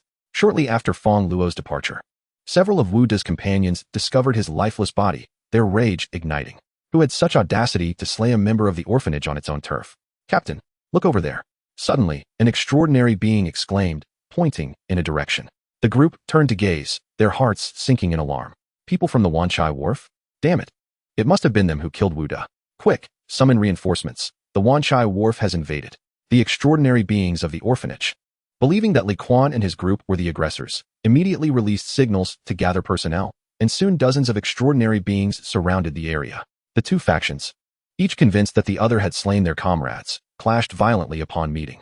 Observing this scene, Fong Luo chuckled softly and seized the opportunity to slip away unnoticed. Chapter 73. Can the dead still call? Meow? After departing, Fong Luo set out in search of his feline companion, ultimately hearing a meow from a distance. Following the sound, he discovered Electric Mother nestled in the arms of a woman, nuzzling affectionately, seemingly quite content. Goodness, even the mother cat is so brazen? Fong Luo thought, his brow furrowing. He quickly approached. "Electric Mother," Fong Luo exclaimed, seizing her by the scruff of her neck. "You certainly can run, can't you? Do you no longer want your dried fish? I could dock your pay, you know." "Meow," Electric Mother protested. "How dare you hold me up like this in front of others? Do I not deserve a shred of dignity? Who are you? And why do you call her Electric Mother?" The woman who had just cradled Electric Mother glared at Fong Luo with a displeased expression. She appeared to be around 24 or 5, clad in a short-sleeved police uniform, with a handgun holstered at her waist, and she seemed relatively tidy. A pair of monolid eyes, with slightly upturned brows and corners, exudes an aura of coldness and difficulty in approach. However, her beauty is striking, easily scoring a 9 out of 10. It appears she is a police officer. Yet, in this post-apocalyptic world, the presence of law enforcement has all but vanished. They have either perished or abandoned their duties. This woman, still clad in her uniform, must be extraordinary. "Xiaohua, do you recognize this cat?" Fong Luo was taken aback, as the other seemed familiar with Dianu. "Indeed," Yuan Yinyan nodded. "This is the cat owned by my former classmate's mother. However, after the elderly lady passed away, the cat went missing, and I searched for her extensively without success." "How did she end up with you? Did you steal her?" Yuan Yinyan's gaze turned hostile. "I did not steal her. I saved her," Fong Luo quickly interjected, recounting the tale of rescuing the cat. Respecting the police officer's profession, he wished to avoid conflict. "Now I understand." Yuan Yinyan's expression softened. "Thank you for taking care of her, but I must take her back." "Take Dianu away?" "Absolutely not." Fong Luo immediately objected. What a joke. He had poured so much effort into nurturing Dianu, from feeding her crystal treats to providing dozens of pounds of food daily, even arranging for a maid to clean up after her. There was no way he would let her go so easily. "I can take you with me. Would your father agree? If you need any form of compensation, please let me know," Yuan Yinyan suggested, pulling out several pieces of bread from her pocket. No wonder she had appeared so bulky earlier. She had been concealing something. Now that the items were revealed, it resembled a flatbread. What sort of flavor could bread hidden away like that possess? However, Fong Luo was uninterested and shook his head in refusal. "I do not require compensation. Dianu is not for you. Farewell." He turned to leave. "Stop." Yuan Yinyan immediately blocked Fong Luo's path. Fong Luo frowned. "What, do you intend to rob me?" He did not wish to engage in conflict, holding respect for her profession, but if she attempted to forcefully take the cat, he would not hesitate to resist. "Not at all." Yuan Yinyan shook her head. "How about this? Let Xiaohua choose for herself. Whoever she wishes to follow, she shall, and the other cannot impose their will." Fong Luo hesitated. What if Dianu, drawn by lust, leaped into the other's arms? That would be a significant loss for him. Yet, judging by the determination in Yuan Yinyan's demeanor, She would not allow him to leave without a resolution. Just as Fong Luo wrestled with his uncertainty, another figure approached. Sister Yin. The newcomer was a man, also in his early 20s, towering at approximately 190 centimeters, with dark, robust skin that conveyed a sense of sincerity and stability. It was he. Fong Luo recognized him, and a wave of memories flooded back, involuntarily drawing a joyful smile upon her face. Fong Luo. The man also recognized her and stood momentarily stunned before excitedly exclaiming, "No way, you're alive. Come on, He Dajiang, do you really want me dead?" Fong Luo responded, both amused and exasperated. "Lo Gu, I did not mean it that way." He Dajiang awkwardly scratched his head, saying nothing more. "Lo Gu." All the words are in the embrace. With that, He Dajiang pulled Fong Luo into a tight embrace. "What are you doing, hugging so tightly? I am not fond of men." Chapter 74. He Dajiang and Fong Luo were locked in a close embrace, both filled with joy in their hearts. He Dajiang and Fong Luo were the best of friends during their university years, often watching movies and playing games together, even helping each other pursue girls. However, during their time together, He Dajiang enlisted in the army, and their contact gradually faded. In their previous life, Fong Luo encountered He Dajiang only after the apocalypse had begun. At that time, Fong Luo was being taken by Wu De to join an orphanage, and it was there that he fortuitously met He Dajiang. It was also He Dajiang who revealed to Fong Luo that the orphanage was a CX organization and helped him escape. He Dajiang had saved Fong Luo's life, for which Fong Luo was eternally grateful. Unfortunately, in their past life, they had promised to fight together. But Fong Luo returned home and was ultimately betrayed by Su Qingqing's family. However, in this life, he succeeded in avenging himself. This time, apart from escorting Lu Su, he had another purpose, to find He Dajiang. Fate, it seemed, had a curious way of weaving their paths together, for they met here. "Meow, you two, let go." Yuan Yinyan angrily approached and pushed them apart. Two men being so sentimental. It turned out that in their excitement, Fong Luo and He Dajiang had inadvertently trapped the electric cat in the middle, nearly squashing it, and Yuan Yinyan looked on with concern. "By the way, Lo Gu, how did you survive? Have you awakened your powers?" He Dajiang curiously inquired. "Oh, I initially intended to start a business and built a cold storage facility. Just as the apocalypse struck, I managed to hide inside," Fong Luo replied, half-truthfully. Matters of reincarnation were not something to be disclosed lightly. "And you?" Fong Luo asked. "I had joined the army, and I just retired this year. I passed the entrance exam for a branch of our city's criminal investigation department. I had planned to meet you, but things got busy. Shortly thereafter, the apocalypse hit, and I was assigned to maintain order," He Dajiang sighed. "The world is in utter chaos. We not only have to deal with zombies, but also have to be wary of those with abilities. Our department is practically deserted, with only me and Sister Yin left. Who knows if the world can ever return to normal? By the way, let me introduce you," He Dajiang said, gesturing towards Yuan Yinyan. "This is Yuan Yinyan, a seasoned member of the criminal investigation team.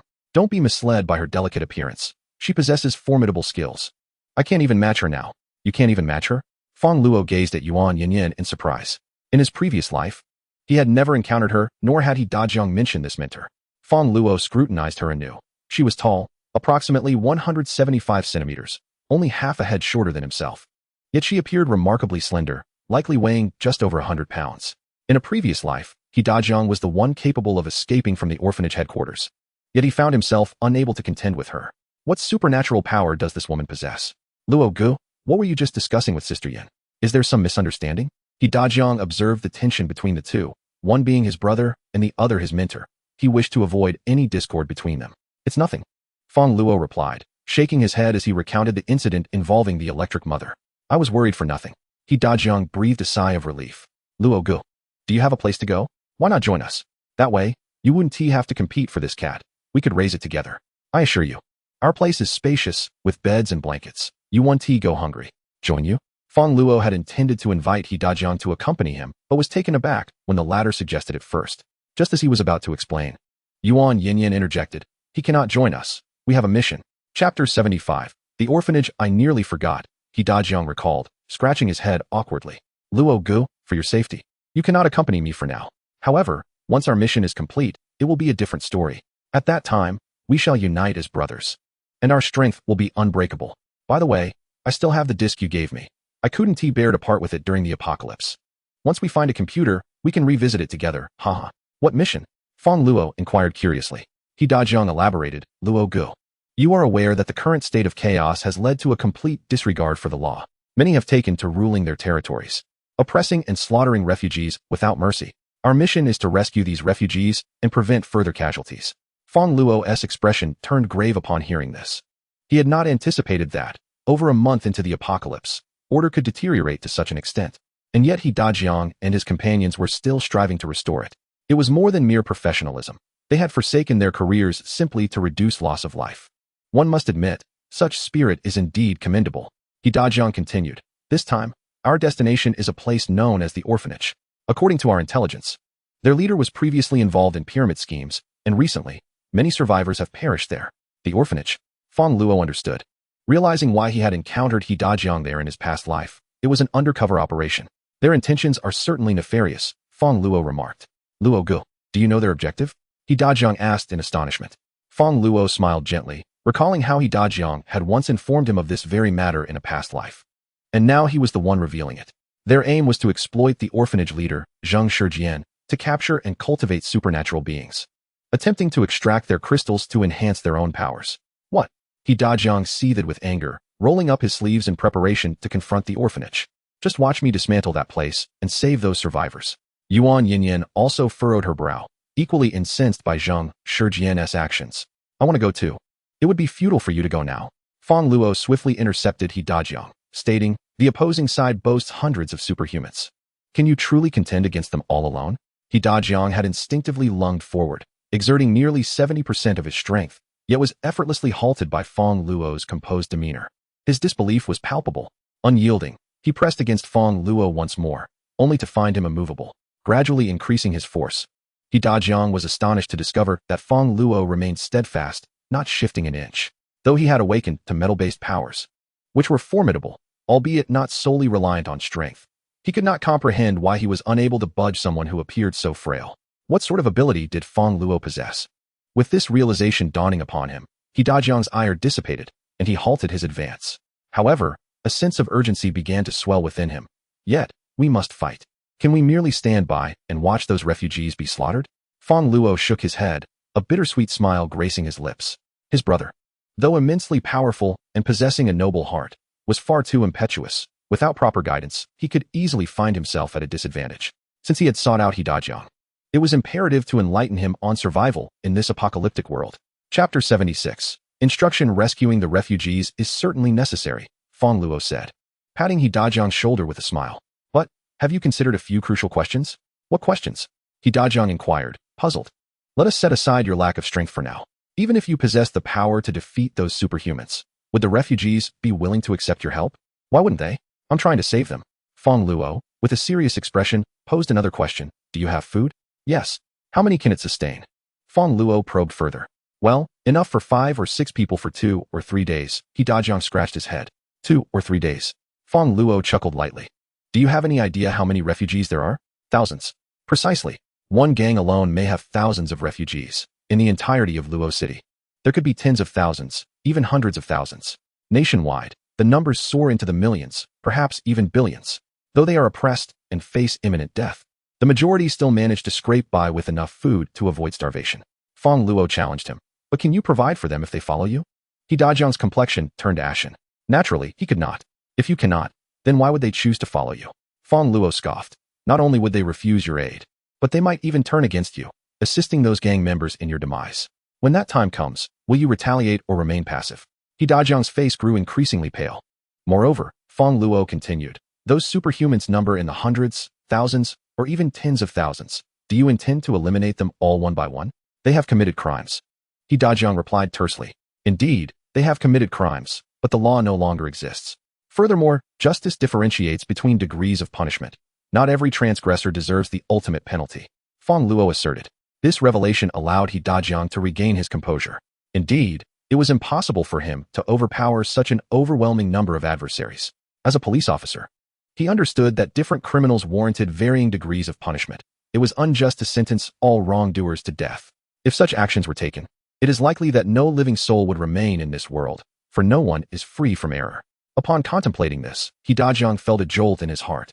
Fortunately, Fong Luo had awakened him from his reverie. Otherwise, he would not only have strayed from the right path, but also have fallen into peril. Meanwhile, Yuan Yinyan, cradling the electric mother, subtly nodded in agreement, realizing that Fong Luo's words held truth. Not every individual deserving of death. Furthermore, Fong Luo, with a grave expression, inquired, Dajiang, Have you ever encountered a zombie? Indeed. He Dajiang immediately affirmed. Many of my colleagues have fallen at the hands of zombies. Just recently, I dispatched two myself.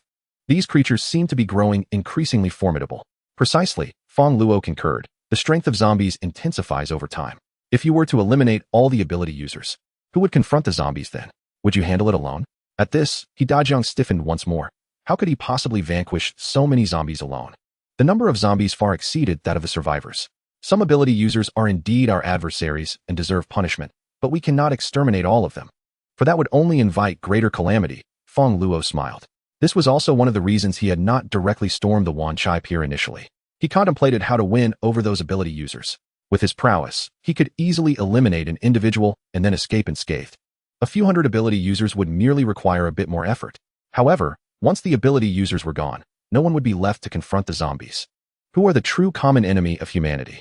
Chapter 77. Diverging Paths. Thank you, Luo Go. I understand now, He Dajiang said with a serious demeanor, grateful for Fong Luo's enlightening counsel. However, he then questioned, what should we do next? Yuan Yinyin, curious, looked at Fong Luo. He had eloquently discussed various dangers, but had yet to propose any solutions. Quite simply, Fong Luo smiled faintly. We shall construct a more formidable sanctuary, which will inherently save those refugees. Upon hearing this, Yuan Yinyin felt a twinge of disappointment. A stronger sanctuary? Do you possess the capability for that? Is there sufficient sustenance to support the survivors? Such righteous rhetoric. In the end, will we not have to clash with other factions for dominance? In essence, it mirrors the actions of those factions, seizing territory and proclaiming oneself king. As a police officer, Yuan Yinyin upheld her principles and would not easily contravene them. She abhorred conflicts and robbery. Fong Luo's approach contradicted her values. Initially, she harbored a favorable impression of him, but now it swiftly evaporated. Nevertheless, she maintained a stoic expression, not revealing her discontent. In contrast, He Dajiang held a different perspective. Unlike Yuan Yinyin, he hailed from the military and did not shy away from violence. Indeed, we need only establish a safer sanctuary, he declared. Let us return home. Fong Luo smiled as he draped his arm around He Dajiang's shoulder. Sister Yen. He Dajiang glanced again at the motionless Yuan Yinyin and said earnestly, Sister Yen, let us depart. We shall first visit Brother Luo's residence. I shall not accompany you. Yuan Yinyin cast a fleeting glance at the two of them and replied to He Dajiang. Dajiang, since you have found your friend, it seems fitting for us to part ways. I do not wish to delay my own affairs. Yuan Yinyin had no desire to associate with Fong Luo. She wished to save the refugees in her own way. Part ways. He Dajiang's face paled at the notion. However, Yuan Yinyin offered him no further words and simply walked away. He Dajiang felt a pang of sorrow in his heart. Meow? Seeing Yuan Yinyin attempt to take her away, the electric cat meowed and wriggled out of her arms, scampering towards Fong Luo. She understood well that following someone who could provide sustenance was paramount. Furthermore, Fong Luo had treated her quite well. The electric cat was both vengeful and grateful. Xiaohua, Yuan Yinyin exclaimed in distress. She had just agreed with Fong Luo that whoever the electric cat chose to follow, no one was to interfere. Did this mean she had lost the electric cat? She immediately considered pursuing it. Yet the electric cat was swift, already beside Fong Luo. After a moment's hesitation, Yuan Yinyin ultimately chose not to go back on her word. Take good care of Xiaohua. Otherwise, I shall not let you off easily. She left a warning before turning away. Fong Luo observed Yuan Yinyin's retreating figure, shaking his head slightly, lamenting that this beautiful police officer, though stubborn, was indeed a good person. However, he felt no sorrow, for he had already found the individual he sought. He glanced at the dazed He Dajiang and teased, Dajiang, you wouldn't happen to have feelings for her, would you?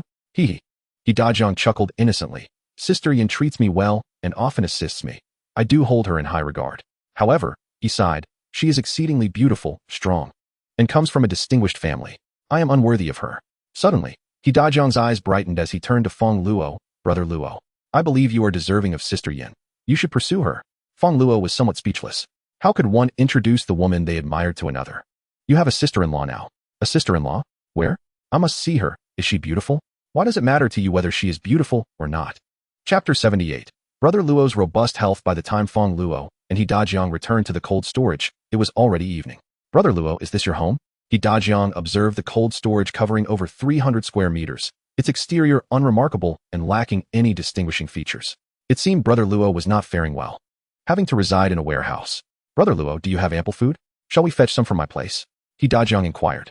After the apocalypse, food from supermarkets and convenience stores had either spoiled or been consumed by survivors.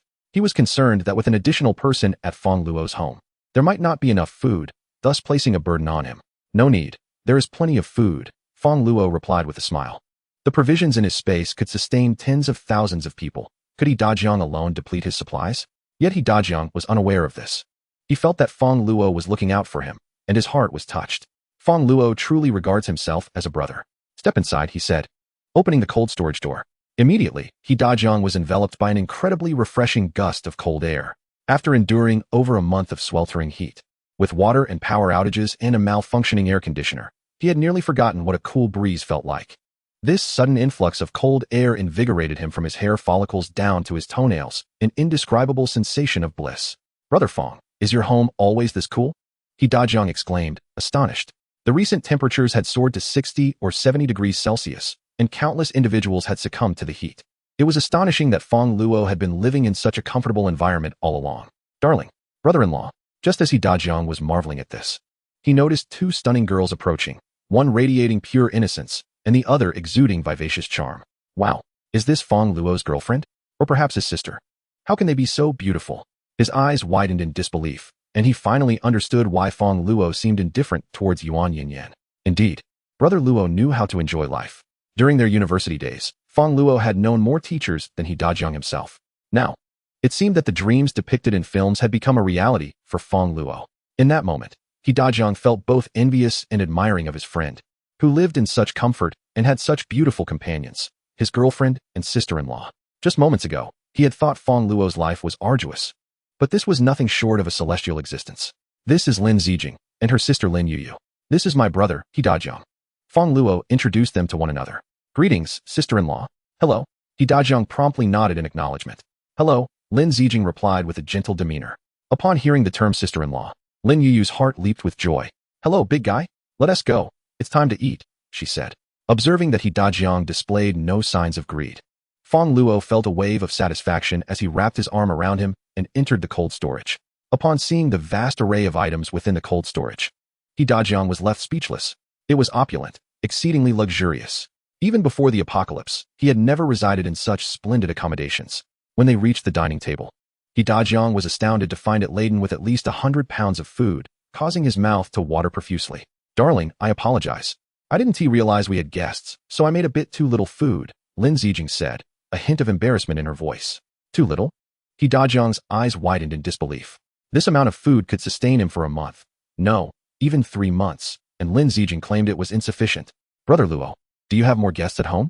He Dajiang assumed that Fong Luo must have a horde of little brothers to warrant such a feast.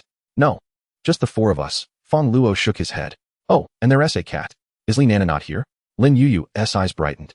Has she been devoured by zombies? Fong Luo rolled his eyes. Do you think 4 people and a cat could consume all of this food? He Dajiang felt Fong Luo was jesting. Fong Luo chuckled and proceeded to share with He Dajiang the method to enhance the proficiency of their powers. Is there really such a technique?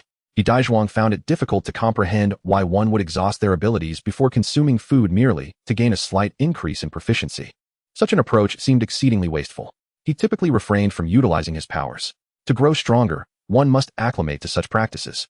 Fong Luo patted He Dajiang on the shoulder, suggesting that instead of choosing a staple food, indulging in lobster would more rapidly replenish his abilities. Come, eat more, he urged, presenting a 2-kilogram lobster to He Dajiang, who wore a look of numbness. After their meal, Fong Luo had He Dajiang take a bath and provided him with a new set of clothes. It was He Dajiang's first shower since the apocalypse began, a luxury he had been deprived of, as fresh water had been scarce. There's only one room. You'll have to make do and sleep on the sofa, Fong Luo informed him, giving his shoulder another reassuring pat. Though they were brothers, it was impractical for him to share a bed with his companion while accommodating his women. Fong Luo had no peculiar preferences in this regard. It was time to secure a larger space. The area was rife with warehouses, and he could convert some into dormitories for his subordinates. It's no hardship. This is far better than what I had, He Dajiang quickly protested, settling onto the sofa. His previous living conditions consisted of a cramped dormitory that was not only hot, but also uncomfortable. The sofa Fong Luo offered was worth hundreds of thousands. That's good. Fong Luo nodded, having bathed himself before returning to the bedroom. Upon seeing Fong Luo enter with Lin Zijing and Lin Yuyu, He Dajiang felt a surge of admiration. Brother Luo is truly in fine health. Days passed, and He Dajiang gradually adapted to Fong Luo's lifestyle. Abalone porridge for breakfast, steak for lunch, and lobster for dinner. Consuming over 100 pounds daily, He Dajiang possessed metal-based abilities, excelling in defense and capable of manipulating the density and structure of metals. Fong Luo provided him with several crystals to enhance his strength. Concerned about the possibility of the cold storage door being breached by zombies, Fong Luo instructed He Dajiang to fortify its integrity. Through He Dajiang's modifications, the density of the cold storage's metallic components increased by 50%. Now, even the most formidable ability-wielding zombies would find it challenging to breach the defenses of the cold storage. In addition to strengthening his powers, Fong Luo was also preparing to establish his own faction. Building a faction differed greatly from cultivating trusted confidants. Individuals like Lin Zijin and He Dajiang, who were considered confidants, needed to be evaluated for their character.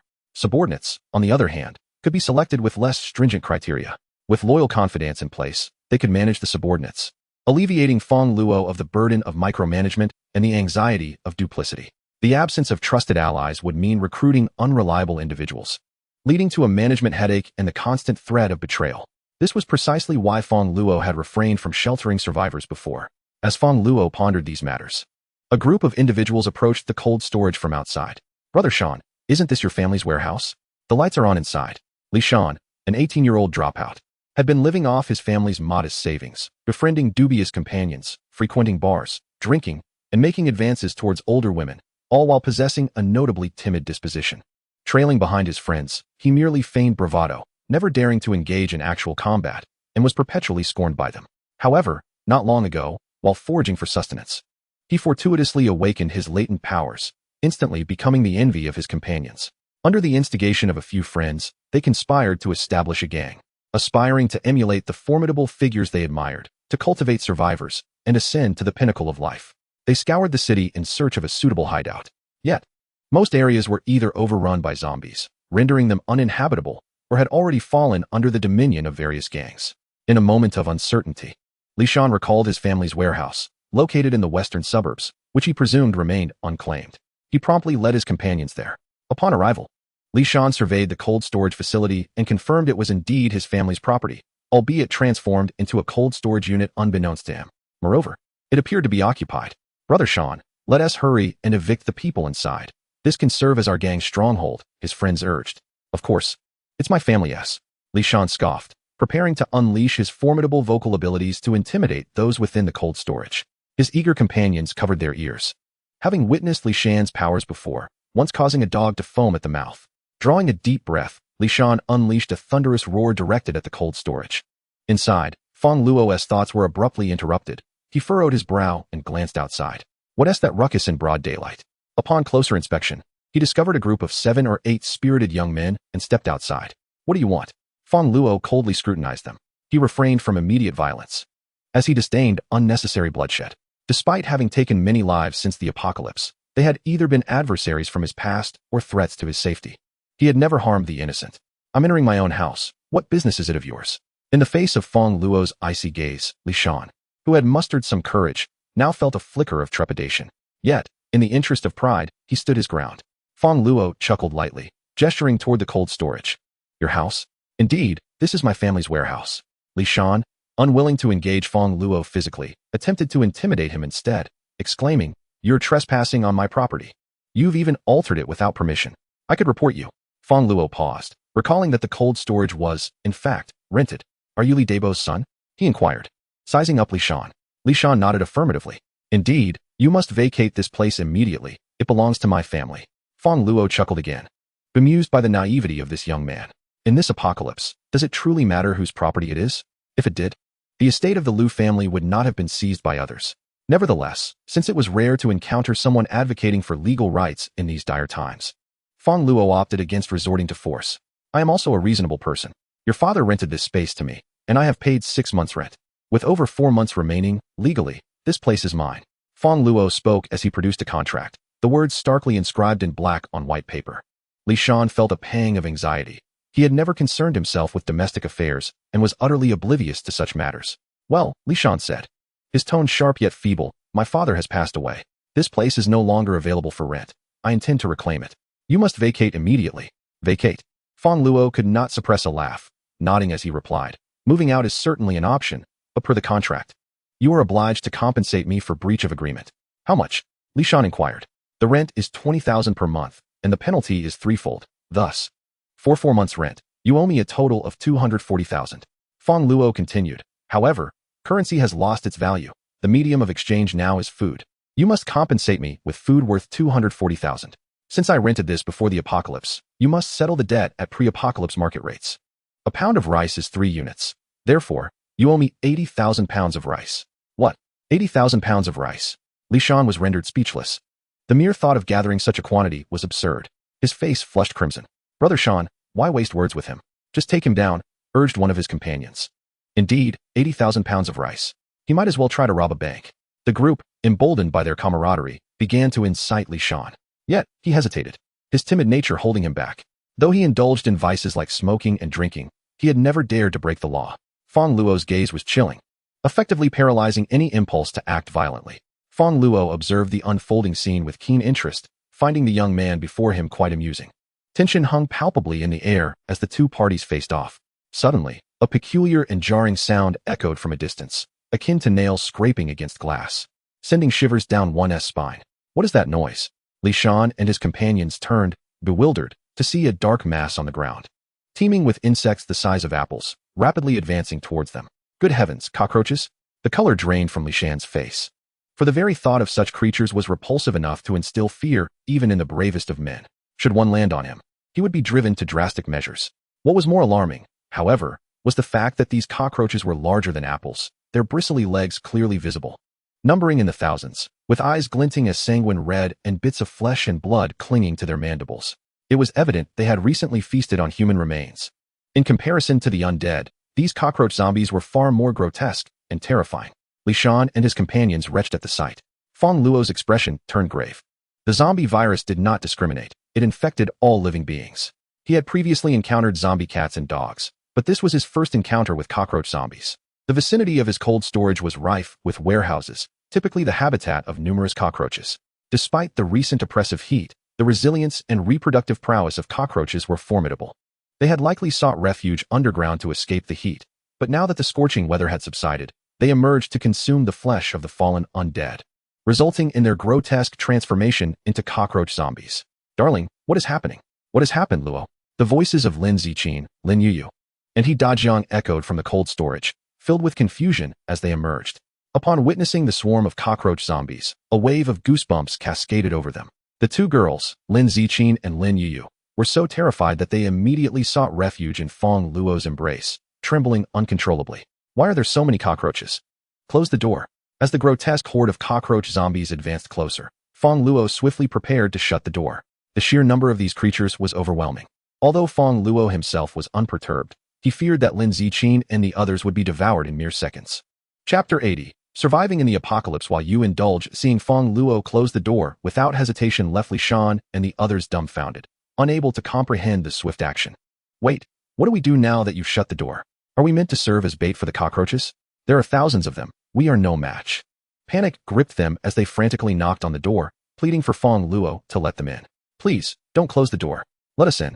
These cockroaches are revolting, and they are crawling with filth. What are we supposed to do now? We beg you, allow us refuge. We have elders and children depending on us. We do not wish to perish. Shan, speak up. This is your warehouse. Urge them to open the door. The cockroach zombies were now less than 200 meters away, closing in rapidly. The fear immobilized Li Shan and his companions, their faces pale as parchment. Humans instinctively fear dense clusters, especially when those clusters consist of cockroaches, one of the most repugnant creatures on Earth. Trembling, Li Shan began pounding on the door, imploring Fong Luo for sanctuary. Please, save us. Listening to their desperate cries, Fong Luo felt no pang of compassion. He had no desire for unwarranted bloodshed. Yet he was not a philanthropist either. Why should he invite trouble upon himself? What benefit do I gain from saving you? He replied coldly. Li Shan was momentarily at a loss. He had nothing to offer. Suddenly, a thought struck him. Brother, if you save us, this cold storage will belong to you, even after the contract expires. Fong Luo chuckled lightly. My dear brother, you are utterly naive. Should you perish, this cold storage would still rightfully be mine. His words dripped with audacity, yet they held an undeniable truth. In this apocalyptic world, once a person died, their possessions became unclaimed, belonging to whoever claimed them. It was not like a game where items were bound to their owners. Were Fong Luo to meet his demise, wouldn't his belongings be divided among the survivors? Li Shan's complexion turned ashen. Fong Luo's assertion rang true. Whether he lived or died, the cold storage was not his to begin with. Even if he were to reclaim it forcibly, it would not change the reality. Yet, he was not ready to meet his end. He still had much life to live. Brother, I implore you to save us. Just save me, and I shall become your loyal subordinate, serving you faithfully, Li Shan pleaded, his face awash with desperation. The cockroach zombies would arrive in no more than 20 seconds, and he had no desire to become their excrement. Fong Luo raised an eyebrow, feeling a stirring within him. Recently, he had been considering establishing a faction, and while he had already secured some trusted allies, he had yet to find a suitable subordinate. Although Li Shan possessed only average abilities, he was not without merit. It would not be unwise to recruit him. Fong Luo was unperturbed by the thought of potential aggression upon opening the door. Given their strength, Li Shan and his companions were unlikely to pose a threat. Having made his decision, Fong Luo opened the door. Li Shan and his companions immediately rushed into the cold storage room, their hearts racing as the cockroach zombies were mere meters away, almost sealing their fate. They felt an overwhelming sense of relief, akin to having escaped death. "Thank you, brother," Li Shan gasped, hurriedly expressing his gratitude to Fong Luo. "It is nothing. Just remember what you promised," Fong Luo replied with a light chuckle. Then, disregarding Li Shan and his companions, he sauntered over to the sofa, stretching luxuriously. The previous night, he had battled Lin Ziqin while Lin Yuyu slept. And this morning he had absorbed several crystals, leaving him utterly exhausted. "Rest is in order. Go, fetch a bottle of cola for my brother-in-law," Fong Luo commanded as he settled beside Lin Yuyu, giving her a playful pat. "My brother-in-law, I'm in the middle of a game," Lin Yuyu protested, her lively spirit shining through. Apart from honing her abilities, eating, sleeping, and calling her brother-in-law, she was engrossed in gaming. Just moments ago, she had been playing a cooperative session of Resident Evil with He Dajiang, under the pretense of gaining experience in combating zombies. "Enough of that," Fong Luo retorted, playfully smacking her on the head and snatching the game controller from her hands. "You're hopelessly inept at this. Now, fetch me that cola, or I want to allow you to sleep in bed tonight." "Dajiang, cover me," Lin Yuyu exclaimed, clearly irritated. "My brother-in-law is so annoying," she huffed, though she begrudgingly headed to the refrigerator for the cola, knowing that she still wished to sleep in her bed. Meanwhile, Li Shan and his companions, who had just narrowly escaped death, stared in astonishment at the scene unfolding in the cold storage room. Initially, they had not noticed the details, but upon closer inspection, they realized that the cold storage resembled a villa. Not only did it have electricity, but also carpets, sofas, a television, a gaming console, a wine cabinet, a kitchen, and a refrigerator. Everything imaginable was present, even items they had never seen before. Most astonishingly, they began to feel the refreshing coolness of the room, with temperatures not exceeding 20 degrees Celsius. Could it be that this fellow lived in such comfort during the sweltering heat of 70 degrees? One of them wondered. And what had that charming girl called him? Brother-in-law? They had just been discussing the matter of sleeping arrangements. Incredible. Since the apocalypse began, Li Shan and his companions have been living in a state of disarray, enduring oppressive heat and constant fears of zombie attacks, often grappling with hunger as well. In stark contrast, one individual indulges in the comforts of air conditioning, sipping cola, playing video games, and cozying up with companions. Is this truly survival in a post-apocalyptic world? It seems more like he is reveling in luxury. The faces of Li Shan and his friends are etched with envy and resentment, their hearts stirred with desire. How wonderful it would be if this place were theirs. Their gazes are fixed upon Li Shan, the strongest among them, who must feel the greatest injustice as he watches Fong Luo luxuriate in what was once his family's domain. They all await the moment when Li Shan will confront Fong Luo. Fong Luo, meanwhile, observes the group with a keen eye, testing their reactions. Initially, Li Shan felt a sense of imbalance within him. However, being an astute individual, he understood the importance of distinguishing between jest and the law even before the apocalypse. He refrained from engaging in fights or illegal activities, opting instead for smoking and drinking. Although fighting is no longer illegal, it has become a matter of life and death. Li Shan has awakened his abilities but does not consider himself a destined hero, knowing that many possess powers. When confronted with his abilities, Fong Luo exhibited no signs of anxiety. Even in the face of thousands of zombie cockroaches, he appeared astonished rather than afraid. It is evident that Fong Luo possesses abilities of his own, likely formidable ones. Additionally, a towering figure stands beside him, at least 6 feet 3 inches tall, with calloused hands indicative of someone accustomed to handling firearms. Li Shan recalls seeing such calluses in educational videos, suggesting that this giant is either a police officer or a soldier. After much deliberation, Li Shan's rational mind cautions him against recklessly confronting Fong Luo, aware that such an action could be fatal. Thus, he remains still, waiting for Fong Luo to initiate conversation. His companions, seeing Li Shan's hesitance, feel a wave of disappointment.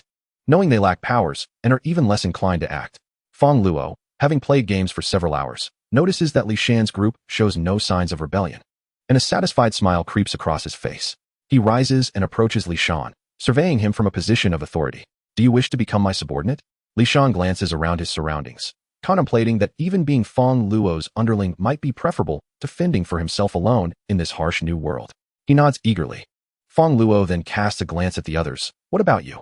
Though they all yearn to claim the cold storage for themselves, they recognize their lack of strength. After further contemplation, they decide that becoming followers isn't such a bad idea and promptly nod in agreement. We are willing. Excellent. Fong Luo chuckles lightly. You may become my subordinates, but I have a strong aversion to betrayal. A chill runs through the hearts of the group. Could it be that Fong Luo possesses mind-reading abilities? However, they maintain their composure, quickly assuring him of their loyalty. Yet, Fong Luo is not one to easily trust mere words. He extended his hand and lightly tapped Li Shan on the head, imprinting a spatial mark.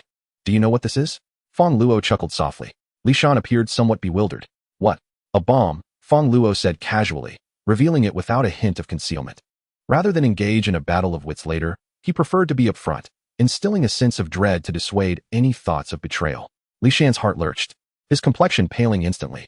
Did Fong Luo intend to kill him? Fear not, Fong Luo reassured, patting Li Shan's shoulder. This bomb won't affect your health, at most. It might just blow your head apart. However, as long as you remain loyal to me, it will not detonate. Li Shan's expression turned grim, feeling far from comforted. Instead, he found Fong Luo exceedingly cunning. To place a bomb in another's mind and then assure them of their well-being. Was that how one offered solace?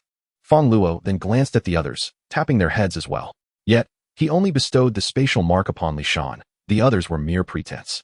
The spatial mark not only consumed energy, but also required considerable focus.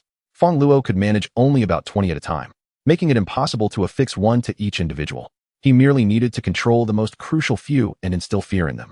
As for whether anyone would discover this later, Fong Luo was unconcerned. By then, he would not fear betrayal. Li Shan's companions felt a twinge of anxiety, but quickly regained their composure. A bomb from a mere tap? It was utterly ludicrous. They believed Fong Luo was deceiving them, dismissing it from their minds. I will not harbor the useless.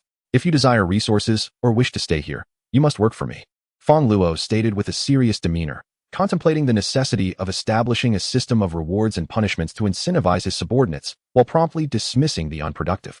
Yes. Li Shan and the others nodded eagerly. You will stay in the corner tonight and are not permitted to wander. Fong Luo pointed to a designated spot. He could not allow these individuals to remain in the cold storage indefinitely. It would hinder his intimacy with Lin Zijing, and he was not one to permit eavesdroppers. However, due to the multitude of cockroach zombies outside, he could not open the door and had to confine them temporarily in the corner. It was uncertain when the cockroach zombies would depart. Fong Luo surmised they would not leave, as powerful ability users were immensely attractive to the undead. With so many ability users in the cold storage, it was unlikely the cockroach zombies would vacate unless other ability users appeared nearby. Yet, the sheer number of cockroach zombies, thousands, made extermination a daunting task. Fong Luo possessed only spatial marks and spatial blades, both potent single-target attack skills, but he lacked area of effect capabilities, making it challenging to eliminate such a vast number of cockroach zombies. Although Lin Zijing's flames had area of effect potential, she could not attack through the door. Opening the door would result in her being overwhelmed by the horde, unless there exists a skill capable of attacking through the door or one that inflicts area of effect damage. It seems I shall have to eat first. Lin Zijing has prepared dinner, an astonishing quantity of food weighing over 100 pounds. Li Shan and the others are left in awe. How can 4 of you, along with a cat, consume such a vast amount of food? Up until now, our collective consumption since the apocalypse has not equaled even a single meal of yours. Just how much provision does Fong Luo possess? Before the end of the world, could he possibly have been a scion of immense wealth? Observing Fong Luo and his companions devouring their meal, several among them are salivating profusely. Though the ability user Li Shan remains motionless, and the others dare not make a move. Fong Luo cast a glance at Li Shan and the others, finding their drooling expressions somewhat amusing. After a moment's contemplation, he stood and took 2 meat-laden bones, approaching Li Shan and tossing them to him. Instantly, the others surged forward to snatch them up. This is roasted meat.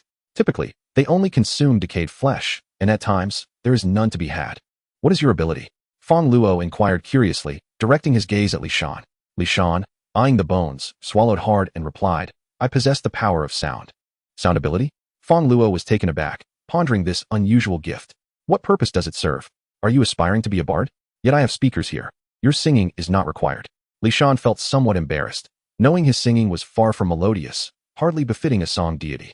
His ability seemed rather trivial, merely allowing him to speak at a louder volume. A full-throated shout might stun a dog, but it would take far more to be lethal. The roar of a lion from the east? Fong Luo chuckled, finding this ability rather intriguing. Suddenly, an idea struck him, and he began to ponder deeply. Soon experiencing a moment of clarity, he had conceived a method to address the cockroach zombies. Cockroaches are creatures with exceptionally acute hearing, possessing multiple ears and a sensitivity range from 5 Hz to 100,000 Hz, while humans only reach 20,000 Hz. Li Shan's ability may not pose much threat to fellow ability users, but against these hearing-sensitive cockroach zombies, it would serve as a formidable weapon. It could potentially render them deaf, or even kill them. With this thought, Fong Luo smiled, relieved that he had just saved Li Shan's life. Otherwise, he would have found it quite difficult to deal with the cockroach zombies outside. However, given Li Shan's current capabilities, he would likely fall short of directly killing the cockroach zombies and would require some external assistance. Chapter 82. The Point System After Dinner. Fong Luo took Lin Zijing and Lin Yu back to the bedroom to rest. That night, Fong Luo organized a system in his mind for managing his subordinates. A system of rewards and punishments based on task points. For instance, when they present a crystal to Fong Luo, he would allocate them a minimum of 1 point, with the number of points awarded depending on the energy content of the crystal. Points could also be earned by executing tasks. Furthermore, Fong Luo would issue some ordinary tasks for non-ability users. Upon their completion and contribution, they too could earn points. After all, ability users are a minority, and ordinary individuals cannot slay zombies. Yet, it is not to say that ordinary people are without merit. The city, ravaged by extreme heat and the destruction wrought by zombies, has seen most of its facilities severely damaged. To restore these, the efforts of ordinary people are indispensable. Additionally, Fong Luo will require the assistance of some ordinary individuals to care for his daily needs. It would be a tragic loss for those vibrant young women to perish from starvation or become victims of the undead. Thus, Fong Luo is willing to offer them positions as maids. Each day, they would earn a single point. These points could then be exchanged for supplies or roles within the gang, as the goods at Fong Luo's establishment are clearly priced. For instance, 1 point can be exchanged for a bottle of water or a piece of bread, with varying prices for different items. Ordinary individuals aspiring to become supernatural beings may also purchase evolution crystals from Fong Luo using points, although the cost is considerably higher, and they must be bound to a spatial mark for the transaction. Whether they succeed in awakening their powers is of no concern to Fong Luo. Should they fail to provide any value to him, their fate is inconsequential. Their starvation is not his burden. It is not that Fong Luo is cruel. He is no philanthropist. His primary objective in recruiting subordinates is to enhance his own strength swiftly, with the secondary aim of offering survivors a chance to survive rather than succumb to hunger. Anyone who finds this arrangement unsatisfactory is free to leave. However, looking across the entirety of Luo City, even the benefits provided by the 3 major gangs pale in comparison to those offered by Fong Luo. Moreover, the members of these gangs are far less amiable than Fong Luo. To them, ordinary people are akin to livestock, subjected to harsh treatment and constant fear of being killed. Early in the morning, Fong Luo presented this reward and punishment system to Li Shan and his 5 companions, speculating on their reactions. Would they choose to leave? However, Fong Luo's assumptions were proven incorrect. Upon hearing the news, the expressions of the group lit up with joy. Crystals can be exchanged for food? Li Shan exclaimed in surprise. Fong Luo nodded. Of course. I have 3 crystals. Li Shan produced 3 gleaming crystals from his pocket. Upon examining them, Fong Luo was taken aback. These were not mere ordinary zombie crystals. They were pure evolution crystals capable of aiding ordinary individuals in awakening their powers. How fortunate Li Shan must be. Can I exchange these for 3 points? Li Shan inquired tentatively.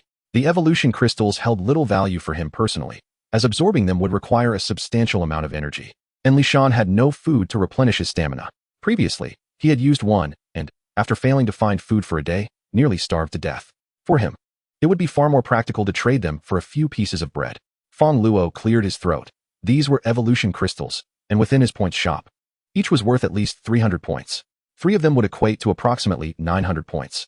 The expression on Li Shan's face suggested that he would be content even with just 3 points.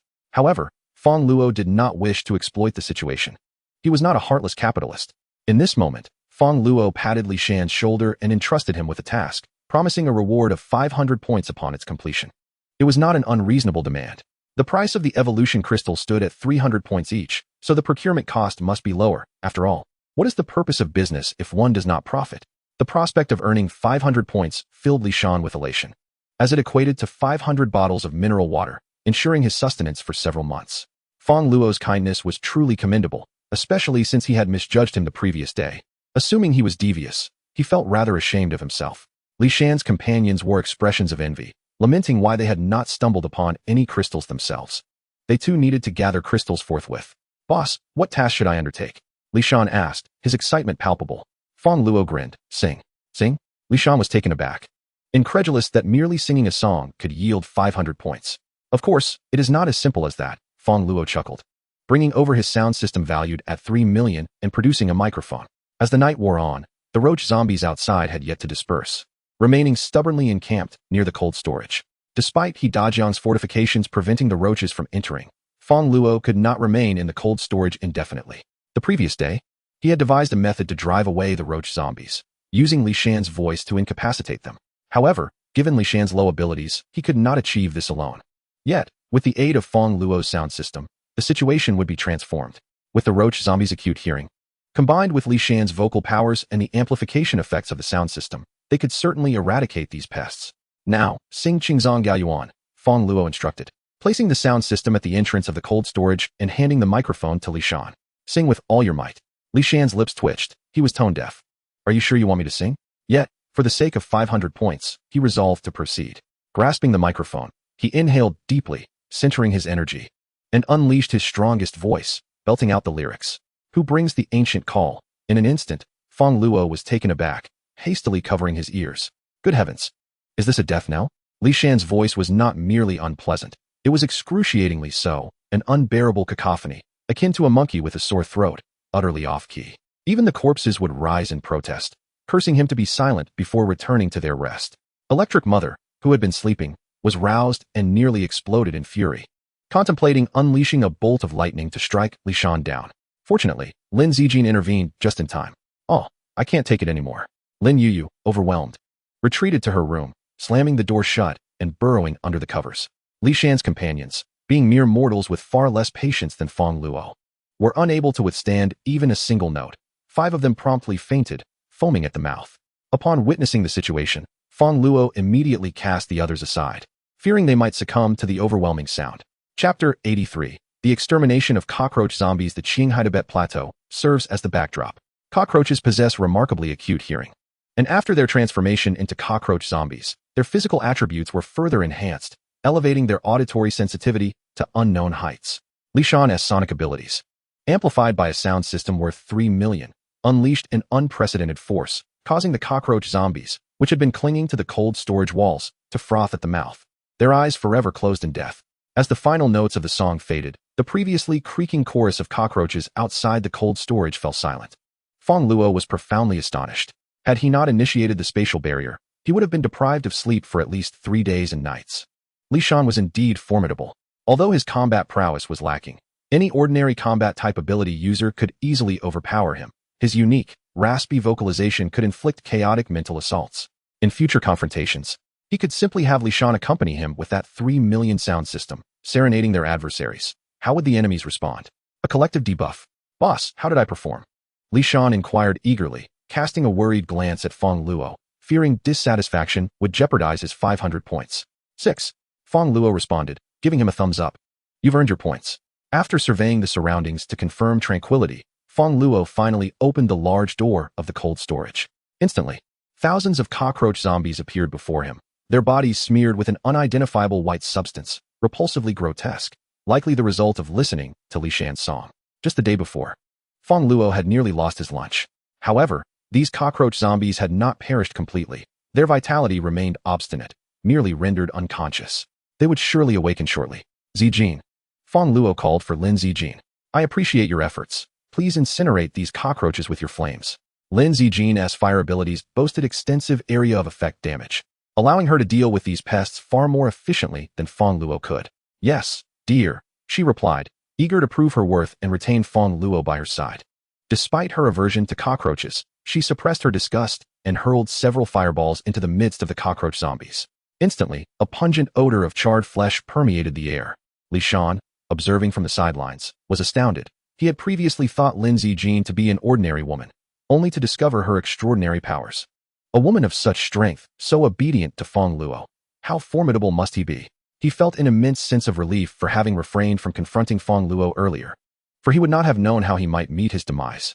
After approximately 10 minutes, all the cockroach zombies had turned to ashes, leaving behind only a scattering of tiny crystals. Fong Luo picked one up. Although the sheer number of cockroaches was overwhelming, each individual was not particularly strong, allowing even an ordinary person the opportunity to vanquish them. Thus their crystalline energy was rather meager. Such crystals would require dozens to rival a single zombie crystal. However, the abundance of these crystals is their merit, with at least several thousand scattered outside, collectively harboring a significant amount of energy. Wake them up and gather all the crystals outside. There are simply too many for Fong Luo to collect by himself, and now that he has subordinates, he can delegate these trivial tasks to them. Li Shan, accompanied by 5 recently awakened companions, meticulously cleaned the area outside the cold storage and ultimately collected 670 small crystals, which together amounted to several hundred ordinary energy crystals. They performed admirably, and Fong Luo praised them for their efforts. "Thank you, boss." The group replied with enthusiasm, particularly Li Shan, who was eagerly anticipating his 500 points. Fong Luo, true to his word, produced a computer and created a spreadsheet, recording Li Shan's name alongside the 500 points. The other individuals received 1 point each. "If you seek supplies, feel free to approach me for exchanges," Fong Luo stated. "Thank you, boss," they chorused, their spirits soaring. "Additionally, pry open the adjacent warehouse, clean it up, and it will serve as your dormitory." Fong Luo was determined not to let them reside in his cold storage. There were numerous warehouses nearby suitable for his subordinates' accommodation. "Yes, boss," Li Shan responded promptly, then hesitated before inquiring, "What shall we name our gang?" "Eonia," Fong Luo replied. Li Shan and his companions hurried off to tidy up the neighboring warehouse. These were ordinary storage facilities, some of which had been damaged by zombies, and were still cluttered with corpses. They would need to clean and repair the place if they wished to inhabit it. Brother Fong Luo, Hida Jiang approached him, appearing hesitant. "What is it?" Fong Luo asked, puzzled by his demeanor. "Please record a point for me as well." Fong Luo was taken aback, then chuckled, patting Hida Jiang on the shoulder. "We are brothers. There is no need for such formalities. If you need anything, simply ask."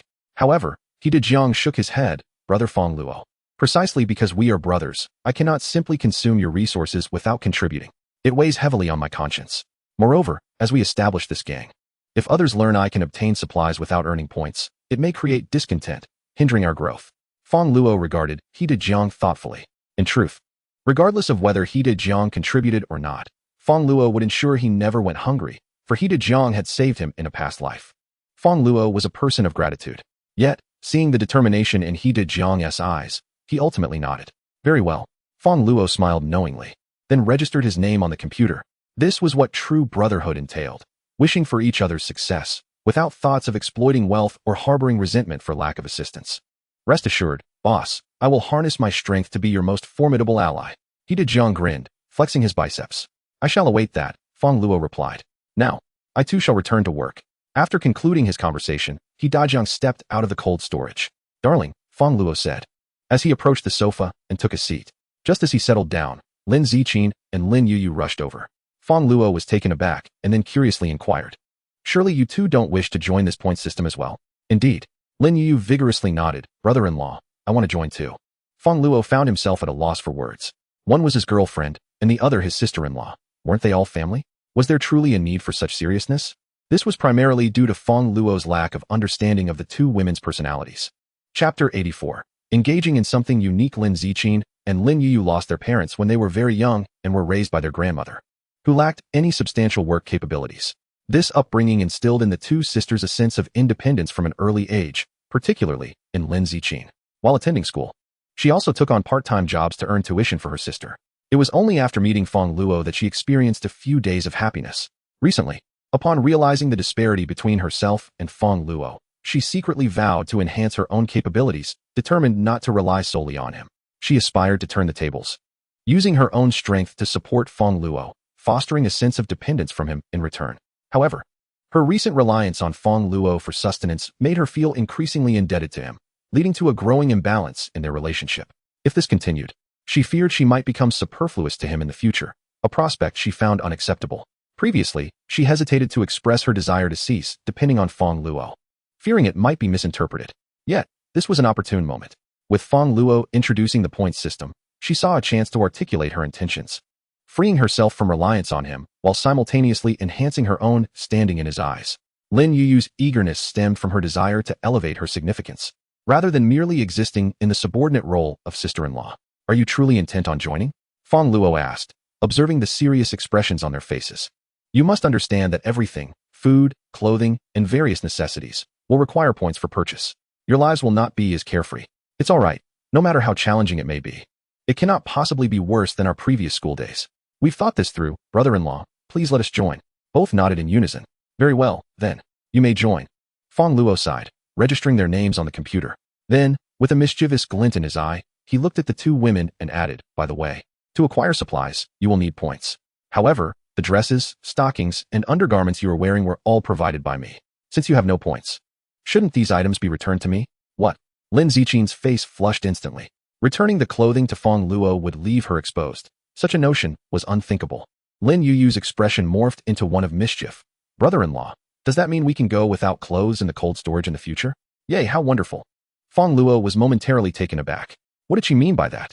However, upon seeing Lin Yuyu's expression, he realized she was deliberately teasing him. Such a young girl. And yet she dared to playfully provoke her brother-in-law. However, Fang Luo was not a person easily embarrassed. With a chuckle, he smoothly responded to the other party's words. Of course, no problem. Since you are so eager, go ahead and undress first.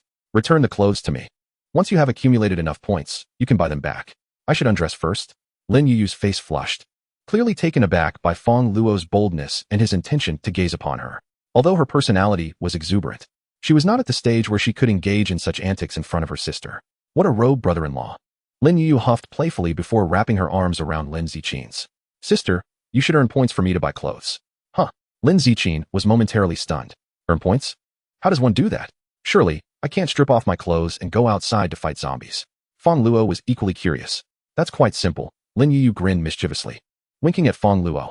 Brother-in-law, why not assign your sister a task that involves spending time with you? Lin Zichin, having grown beyond her once innocent self, quickly grasped Lin Yuyu's implication after a brief moment of confusion. She playfully tugged at Lin Yuyu's ear, scolding her. You little rascal. How dare you tease your sister? Fang Luo's expression was a mix of amusement and intrigue. This little sister-in-law had the audacity to call him a rogue when she was clearly the more mischievous one. Eavesdropping at night and pretending she wasn't he caught. Ahem, Fang Luo cleared his throat. Let's not be foolish. My relationship with your sister doesn't require any commands. She is quite proactive on her own. Ouch, stop pinching me. As Fang Luo and Lin Yuyu exchanged playful banter, Lin Zichin was left fuming, stamping her feet in frustration. With her naturally delicate disposition, she could hardly withstand such teasing. Pouting adorably, she playfully scolded Fang Luo, stop talking. Otherwise, I won't pay you any attention. Yet, Lin Yuyu was undeterred, continuing to wink suggestively. In that case, you two might as well explore something a bit more special. Something special? Upon hearing this, Fang Luo couldn't help but swallow hard, grinning at Lin Zichin. What do you say we engage in something unique? I'm not dealing with you two anymore. Lin Zichin could no longer bear the embarrassment and, with a flushed face, retreated into her bedroom. Look at you, you've upset your sister. Fang Luo shot Lin Yuyu a mock glare.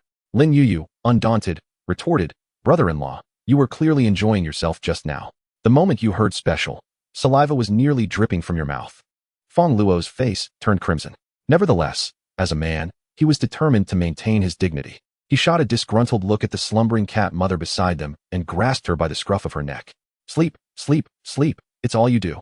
From now on, you'll join the point system too. No work, no food. You currently have 0 points, so no fish treats tonight. Meow? Cat mother was bewildered. Wait, why should I be involved in your point system? I was quite content without worries about food or drink, with a maid to take care of my needs. I've become the greatest victim of this situation. What a calamity. Get lost. Just then, a loud roar echoed from outside the cold storage, seemingly emanating from Lishan. Fang Luo furrowed his brows, pondering what had transpired. With a sense of curiosity, he stepped out of the cold storage. Su Xiao, the proprietor of a logistics company, had fortuitously found himself with several trucks laden with supplies when the apocalypse struck. Utilizing these resources, he had managed to survive within the confines of his company. Recently, he had been fortunate enough to awaken his latent abilities, subsequently forming a group known as the Speedy Gang with his truck drivers. After several arduous days, they had successfully eradicated the zombies encircling their company and were poised to venture out in search of additional supplies. However, as they stepped outside, they were greeted by an extraordinarily discordant melody. Can zombies sing? Was the collective thought that crossed their minds. Upon closer inspection, they discerned that the sound emanated from a speaker. Intrigued, they followed the noise, only to inadvertently collide with Li Shan and his companions, who were busy clearing the warehouse. Both parties found themselves in a standoff, uncertain of each other's intentions. Yet, one of the drivers from the Speedy gang suddenly recalled something upon noticing Fong Luo's cold storage nearby. "Boss, there are supplies in that cold storage." Chapter 85. Your father is here, are you certain? Su Xiao's eyes lit up at the mention of supplies. Indeed, his subordinate affirmed. I previously delivered goods to this cold storage with Wang Dazhuang, bottled water worth 10 million. 10 million. Su Xiao recalled this particular delivery as the highest-paying one his company had undertaken this year, dispatched by one of the seasoned drivers. In the early days of the apocalypse, Wang Dazhuang had set out to find food without disclosing his destination, only to vanish without a trace. Su Xiao had assumed him dead. Could it be that he had come here to seize the cold storage? That must be it. Wang Dazhuang, how dare you deceive me and orchestrate such a scheme? Just wait until I capture you. And that 10 million worth of bottled water. If we secure it, we'll never have to worry about water again. Where's your boss? Bring him to me, Su Xiao commanded with a cold snort, pointing at Li Shan. Li Shan, sensing the hostility in Su Xiao's tone, retorted. Do you think our boss is someone you can summon at will? Humph, I am his superior. He must show me respect. Su Xiao shot back, his arrogance palpable. Your superior? Li Shan was taken aback, puzzled by Su Xiao's claim, as Fong Luo hardly seemed like a mere truck driver. Do you know our boss? He inquired. Of course, Su Xiao scoffed. Your boss has worked under me for over a decade and has never dared to speak loudly in my presence. Over a decade? Li Shan chuckled at this absurdity. Fong Luo appeared to be just in his early 20s. How could he have served for so long? It became clear to him that these individuals were merely seeking trouble. Having recently joined Ionia and received recognition from Fong Luo, Li Shan was eager to prove his loyalty. You old fool, you've never dared to speak boldly to me, have you? Allow me to rectify that oversight. Li Shan let out a derisive snort, then drew in a deep breath, channeling his energy as he bellowed. Get lost. The single word was delivered with utmost clarity and precision. Su Xiao and the others felt their eardrums throb painfully, their heads beginning to thrum, and they hurriedly covered their ears. After a considerable pause, Su Xiao regained his composure. Damn it, in all his years, it was the first time someone had spoken to him with such volume. Moreover, the voice was grating, akin to a monkey choking on phlegm. Curse it. As a person with supernatural abilities, Su Xiao possessed resilience greater than that of an ordinary individual. While Li Shan's powers could inflict harm on an unenhanced person, they merely posed a mental threat to him. Humph. Su Xiao's expression turned frosty, a sinister grin emerging as he fixed his gaze on Li Shan. You think you're loud, huh? Why not try out for a cheerleading squad and embarrass yourself in front of me? Today, I shall show you what true powers are. With a swift motion, Su Xiao conjured a fireball with a diameter of 5 centimeters. This was his proudest skill, fire manipulation. His abilities, as far as he had encountered, were unparalleled, which fueled his audacity. The fireball flew with remarkable speed, leaving Li Shan no time to evade. He instinctively raised his hand to block it, only to have his arm severely burned. After a shriek, he collapsed to the ground. Ha ha! Su Xiao laughed triumphantly, his sense of achievement soaring. What were supernatural beings to him? Merely inconsequential. Brother Shan, Li Shan's companions were struck with terror, realizing that this man was capable of wielding fire. 99% of living creatures instinctively fear flames, and the group wasted no time in abandoning their injured comrade, scrambling to escape. Just outside, Fong Luo happened to witness this scene, his expression darkening immediately. Li Shan was freshly recruited under his command, and to see him injured by another was a blow to his authority. You dare harm my people. Fong Luo's gaze turned icy as he fixed it upon Su Xiao. Su Xiao appraised the young man who had suddenly appeared before him, tall, handsome, and dressed in attire that clearly distinguished him from the previous group, suggesting a penchant for luxury brands. And who might you be? Where is your boss, Wang Dazhuang? Bring him out, Su Xiao demanded. Wang Dazhuang. The name struck a chord with Fong Luo, and after a moment's reflection, he recalled that it belonged to a driver who had previously delivered something to him. One who had attempted to break into his cold storage post-apocalypse and later tried to rob him, only to meet his end at Fong Luo's hands. Do you know him? Fong Luo inquired with curiosity. Of course, I'm his boss, Su Xiao grinned, proudly wrapping an arm around a young woman of around 20 years. See this? She is your boss's daughter. Fong Luo raised an eyebrow. This Su Xiao appeared rather bloated, nearing 50, with a bald patch. One wondered what kind of woman would associate with him. The world of the affluent was indeed chaotic. Where's my father?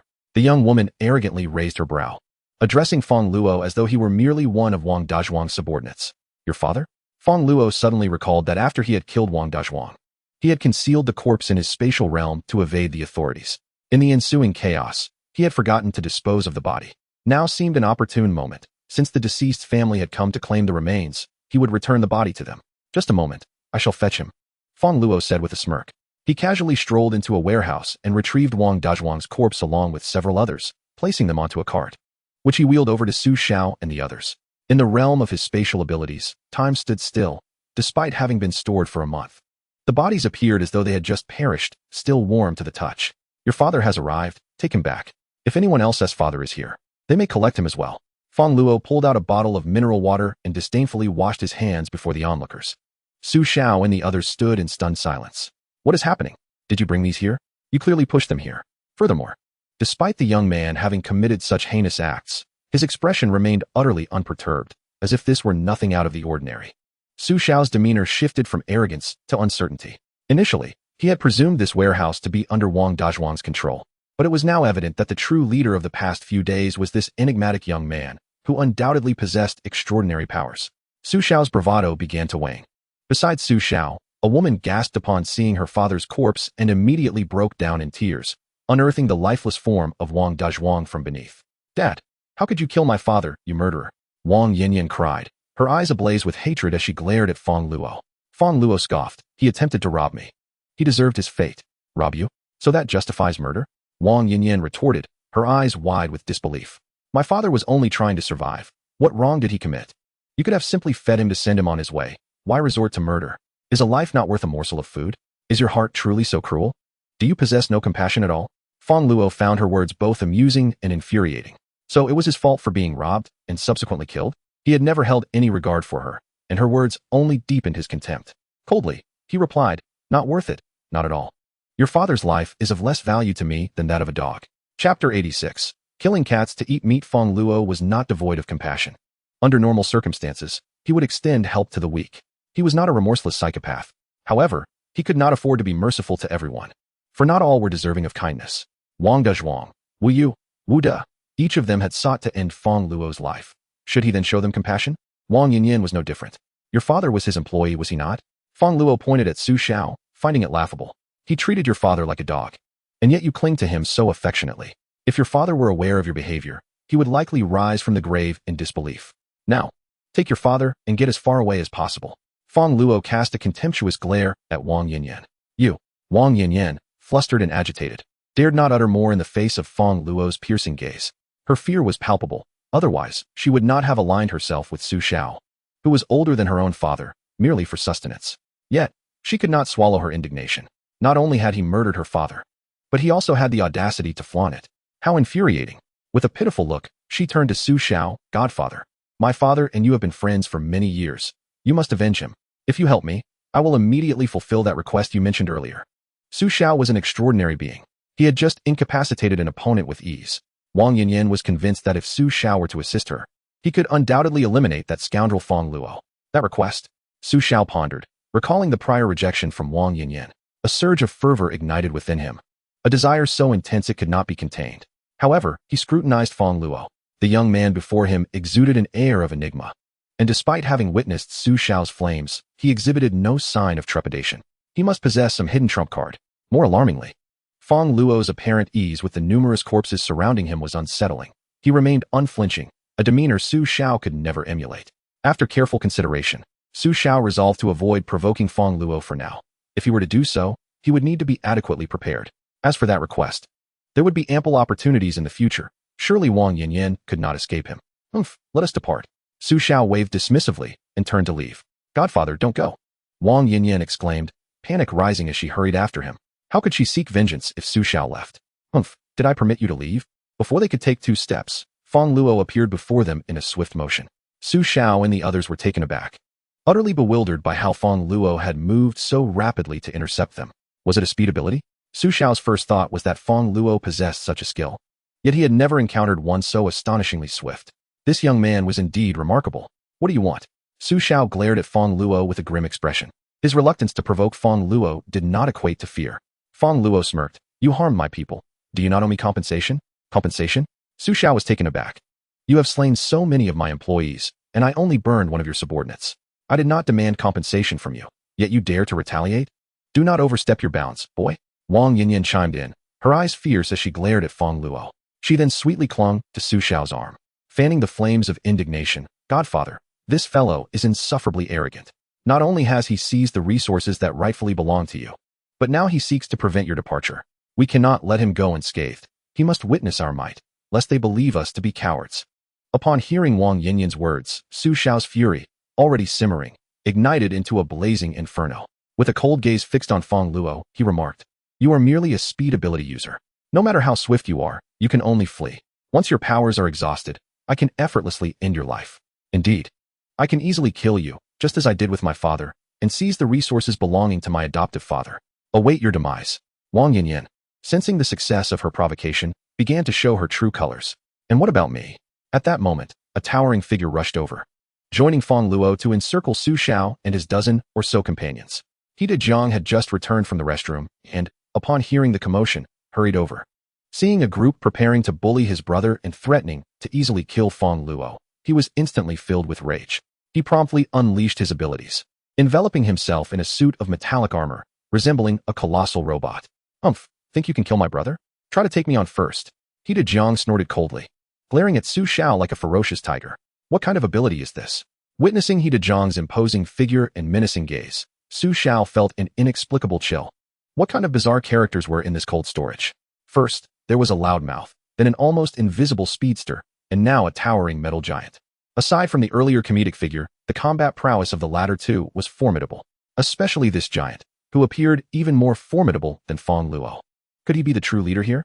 However, faced with the current situation and with his underlings watching, Su Xiao, as the leader, could not show weakness. Otherwise, how could he command his followers in the future? He scoffed coldly.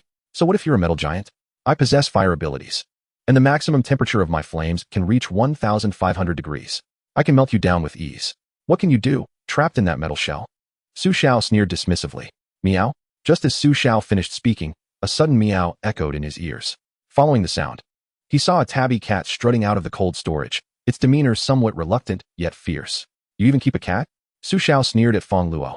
"It seems you have quite a stash of resources to keep a cat so well fed. If I were to butcher it, there would be plenty of meat."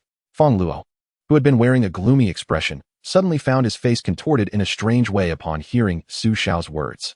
How audacious of Su Xiao to speak so brazenly to the Electric Mother. He truly seemed to disregard his own life.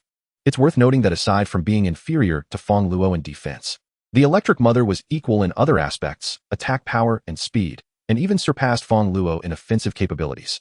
Since the onset of the apocalypse, no one had survived after being attacked by her. Yet, she was somewhat lethargic. Typically, unless Feng Luo encountered genuine danger or specifically requested her assistance, she would not act. The fact that she had taken the initiative today surprised Feng Luo. Suddenly, Feng Luo recalled that he had just included the Electric Mother in the point system, telling her that only through work would she earn food. Had she emerged to earn points? Indeed, she was quite the foodie. For the sake of dinner, she had even come out to confront such a minor character. Feng Luo's expression was one of delight. Chapter 87. No need for beasts Jiang, stay still. Let the Electric Mother handle them. Feng Luo quickly instructed He Jiang. It was a rare opportunity for the Electric Mother to take the initiative. He thought it best to let her enjoy this meal. Understood, Brother Feng Luo, He Jiang nodded. Although he had never witnessed the Electric Mother's prowess, Feng Luo's unwavering confidence suggested there was little risk involved. Electric Mother, be gentle, spare his life, Feng Luo added. Su Xiao had injured Li Shan and had yet to compensate for his medical expenses. It would be a grievous loss if he were to die just like that. They could always take his supplies afterward. Meow? The Electric Mother emitted an unwilling meow, as if to say, "You expect so much from me for this task." Listening to the exchange between Feng Luo and He Jiang, Su Xiao's expression darkened. To have a cat attack him, and to be told to go easy on him, was an affront he had never experienced in nearly 50 years of life. This was not merely a lack of respect. It was as if they considered him less than human, believing that a mere cat could bring about his demise. Did they think she was a mutated zombie cat? Meanwhile, Wang Yinyan reveled in the situation, initially concerned that the two might not engage, but now thrilled to see Feng Luo's audacity. To refer to a simple cat, as if it were a warrior. Go ahead, let them both perish. She thought gleefully. Wait. Feng Luo quickly waved his hands, his expression earnest. Please don't misunderstand. I am not insulting you. I merely perceive you as trash. Trash? Su Xiao's fury turned to a mocking smile. So, you claim this cat can kill me? Well, today I shall roast it. With a sinister grin, Su Xiao glared at the Electric Mother, conjuring a fireball nearly 10 centimeters in diameter, which he hurled at her with ferocity. In an instant, flames engulfed the area where she stood. Feng Luo raised an eyebrow. Su Xiao did possess some degree of strength, The power of that flame was comparable to Lin Zijing's level 30 abilities. Alas, although he had awakened fire-based powers, his potential was limited. Wielding a T1 ability would not take him far. Such talent was a waste. Each individual's aptitude varied. A higher level ability did not guarantee victory over a lower one. For instance, a person with a talent score of 60 might awaken a T1 ability, while another with a score of 90 might achieve a T2 ability.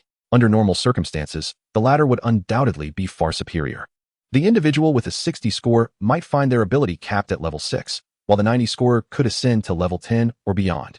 Lin Zijing's prowess stemmed not only from her awakening of a T1 ability, but also from her talent exceeding 90. As long as she survived, she was destined to become a level 10 ability user. However, when it came to innate talent and the mightiest abilities, aside from Fong Luo, the Electric Mother was unrivaled. In her previous life, without the sustenance Fong Luo provided, she had wreaked havoc in Luo City. In this life, with ample nourishment from him, her strength seemed boundless, continuously ascending at an astonishing rate. The Electric Mother has now attained a power level of 4, surpassing Fong Luo by a notch. The current she unleashes is such that even Fong Luo would struggle to withstand it. Compassionately, he cast a glance at Su Xiao. Unbeknownst to Su Xiao, who remained blissfully unaware, he laughed heartily, envisioning the Electric Mother being reduced to mere ashes by his flames. However, his mirth was abruptly stifled. The Electric Mother had somehow escaped the fiery circle, appearing behind him with the swiftness of lightning. A bolt of electricity struck down upon him, rendering Su Xiao as rigid as a sugar cane. Moments later, he collapsed to the ground, convulsing, and with a stretch of his legs, he met his demise. Su Xiao's subordinates, including Wang Yanyan, were left in utter shock, astonished that this cat could wield electricity, and in a single strike, had vanquished the invincible Su Xiao. What manner of creature is this? Dajiang was equally astonished. Previously in the cold storage, he had observed that this cat did little beyond eating and sleeping. Yet Fong Luo continued to provide sustenance daily. Initially puzzled by Fong Luo's kindness towards her, he now comprehended the truth. Even he would stand no chance against this feline. Fong Luo was not surprised. He had always known the Electric Mother's prowess, though he wore an expression of exasperation. Grasping the nape of her neck, he shot her an irritated glare. Wasn't it said not to electrocute anyone? How was he to ask for medical expenses now? Without funds, where would food come from? Your dinner portion will be halved. Meow, meow, meow. The Electric Mother protested, asserting that she had moderated her power, confident that she would not cause a fatality. Who knew that the fellow was bald, allowing the current to directly connect with his crown? Had he not been bald, he surely would not have perished. This was his fault, not hers. You cannot reduce my dinner. Meanwhile, Su Xiao's numerous subordinates were speechless upon witnessing Fong Luo grasping the Electric Mother so firmly. Goodness! This cat can discharge electricity, and just moments ago, it had killed our boss. How can you simply hold her as if she were a chick? Who on earth are you?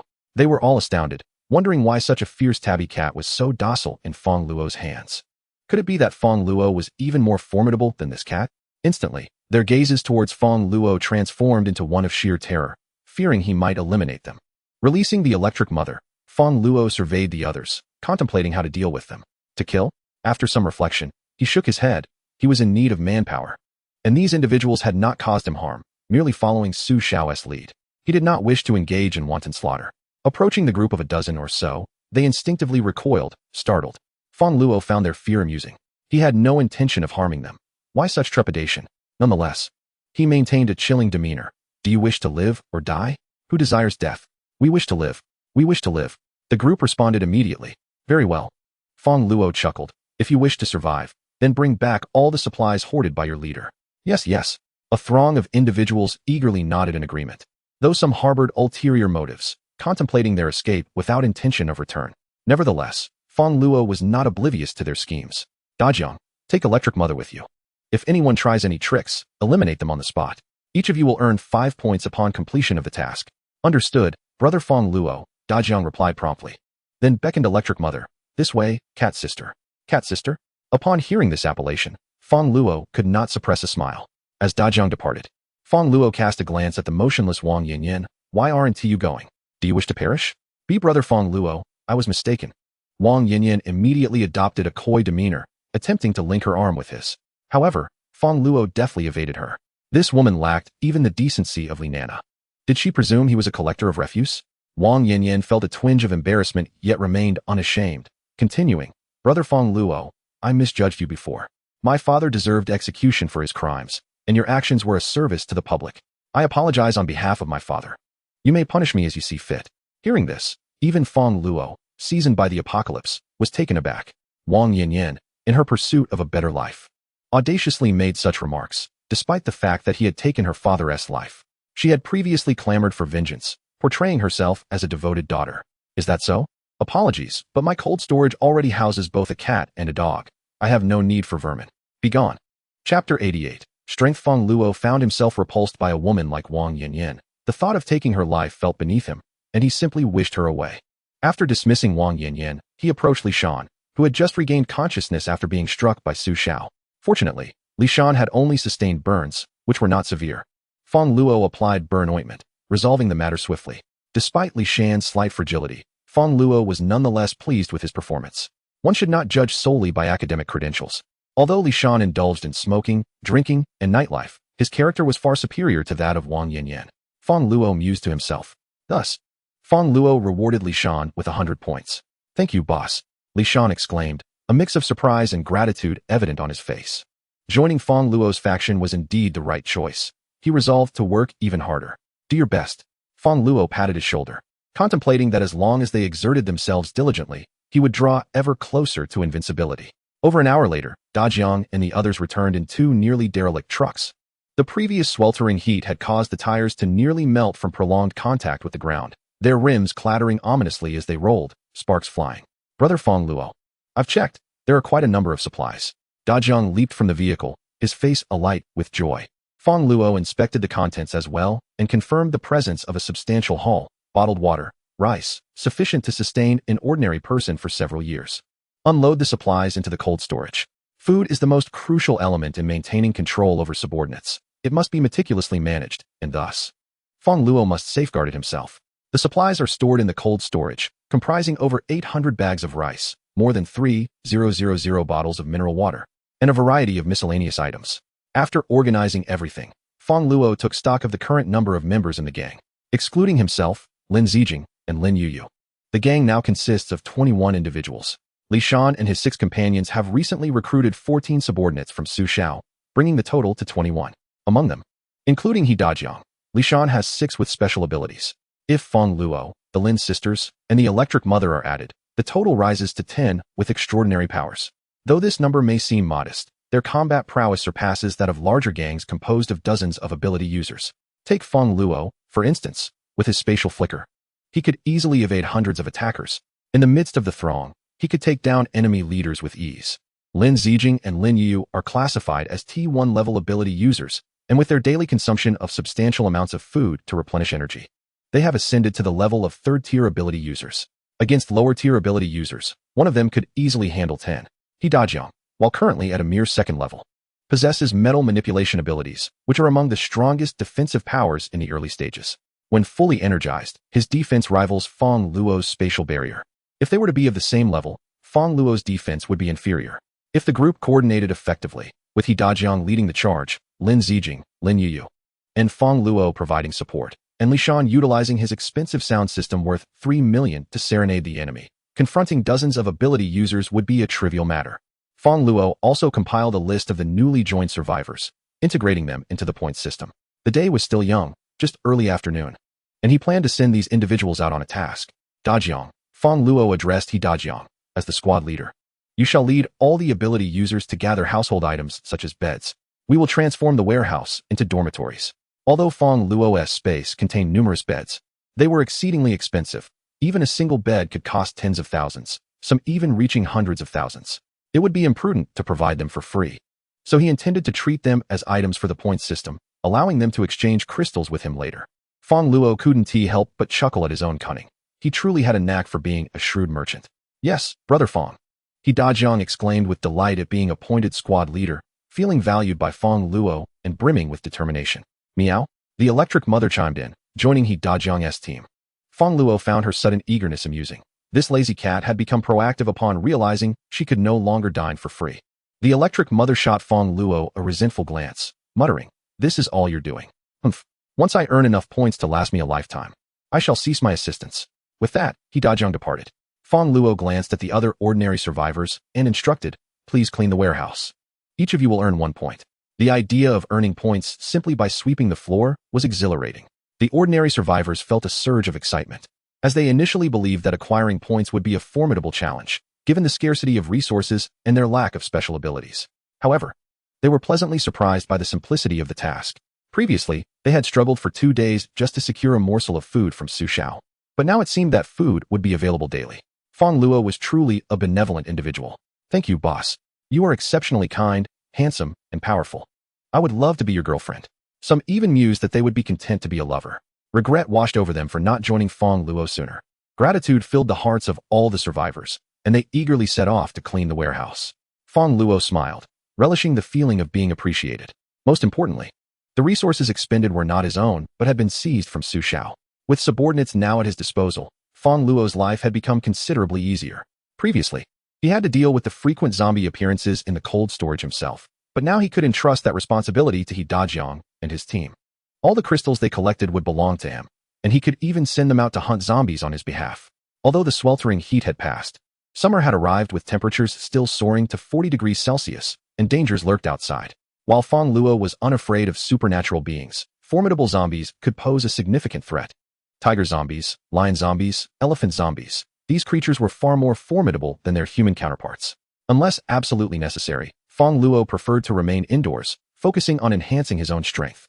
Currently, Fong Luo possessed over 600 crystals, though their energy content varied significantly. After careful consideration, he decided to classify these crystals into levels for easier point distribution. Based on their energy capacity, he categorized the crystals into 3 tiers: Level 1, Level 2, and Level 3, with higher levels being more valuable. Presently, he had 5 Level 3 crystals, each equivalent to 30 Level 1 crystals. He also had 25 Level 2 crystals, with each one equal to 20 Level 1 crystals. The total for Level 1 crystals was 620. Fong Luo first took out all the Level 3 crystals, setting his goal for the day to absorb them completely. At this moment, Fong Luo's ability level was 3, allowing him to teleport approximately 25 meters. His spatial barrier boasted a defensive capacity of 4,000 kilograms, and he could mark up to 15 locations with his spatial imprint, creating an explosion radius of 20 meters. The range of his spatial blade had reached 60 meters. If he were to ascend to level 4, he anticipated a tremendous enhancement in his power. However, the more powerful the ability, the greater the energy required for upgrading. A typical T3 ability requires around 300 level 1 crystals to progress from level 1 to level 4. Yet, Fong Luo possessed a T0 ability, which necessitated an energy expenditure exceeding 10 times that of a T3 ability. To elevate his power from level 3 to level 4, he would need to expend at least 1,000 crystals. However, despite the considerable energy consumed, the disparity in combat prowess between the two is striking. Do not be deceived by Fong Luo's current level 3 status. Even a level 5 T2 ability user may find it challenging to surpass him. Moreover, it is nearly impossible for anyone to ascend to level 5 in such a brief span of time. After several hours, Fong Luo finally exhausted 5 crystals. Yet his level did not rise to level 4. Nevertheless, his mana pool has increased compared to before, allowing him to cast his abilities more frequently. He Dajiang and the others have returned, bringing back 5 beds, which they placed in the adjacent warehouse that now serves as their dormitory. Starting today, everyone will reside there. He Dajiang also plans to move in. Although he possesses a simple nature, he is not naive enough to disrupt Fong Luo's and his girlfriend's life by staying in the cold storage. Fong Luo understands He Dajiang's sentiments. After contemplating, he retrieved a soft mattress from his space, intending to gift it to He Dajiang. He Dajiang is his brother. While Fong Luo may be thrifty with others, he certainly would not skimp on his comrades. "Dajiang," Fong Luo said with a smile, "you are now the captain. And this bed is a special reward for you as captain. Take it." Understanding He Dajiang's principled nature, Fong Luo knew he would never accept it if offered outright. Thus, he devised a reason, presenting it as a captain's exclusive reward. "Wow, this bed is stunning. I used to work in sales at a mall and have seen this bed before. It seems to be worth 150,000. 150,000 for a bed. My goodness. Is it adorned with gold?"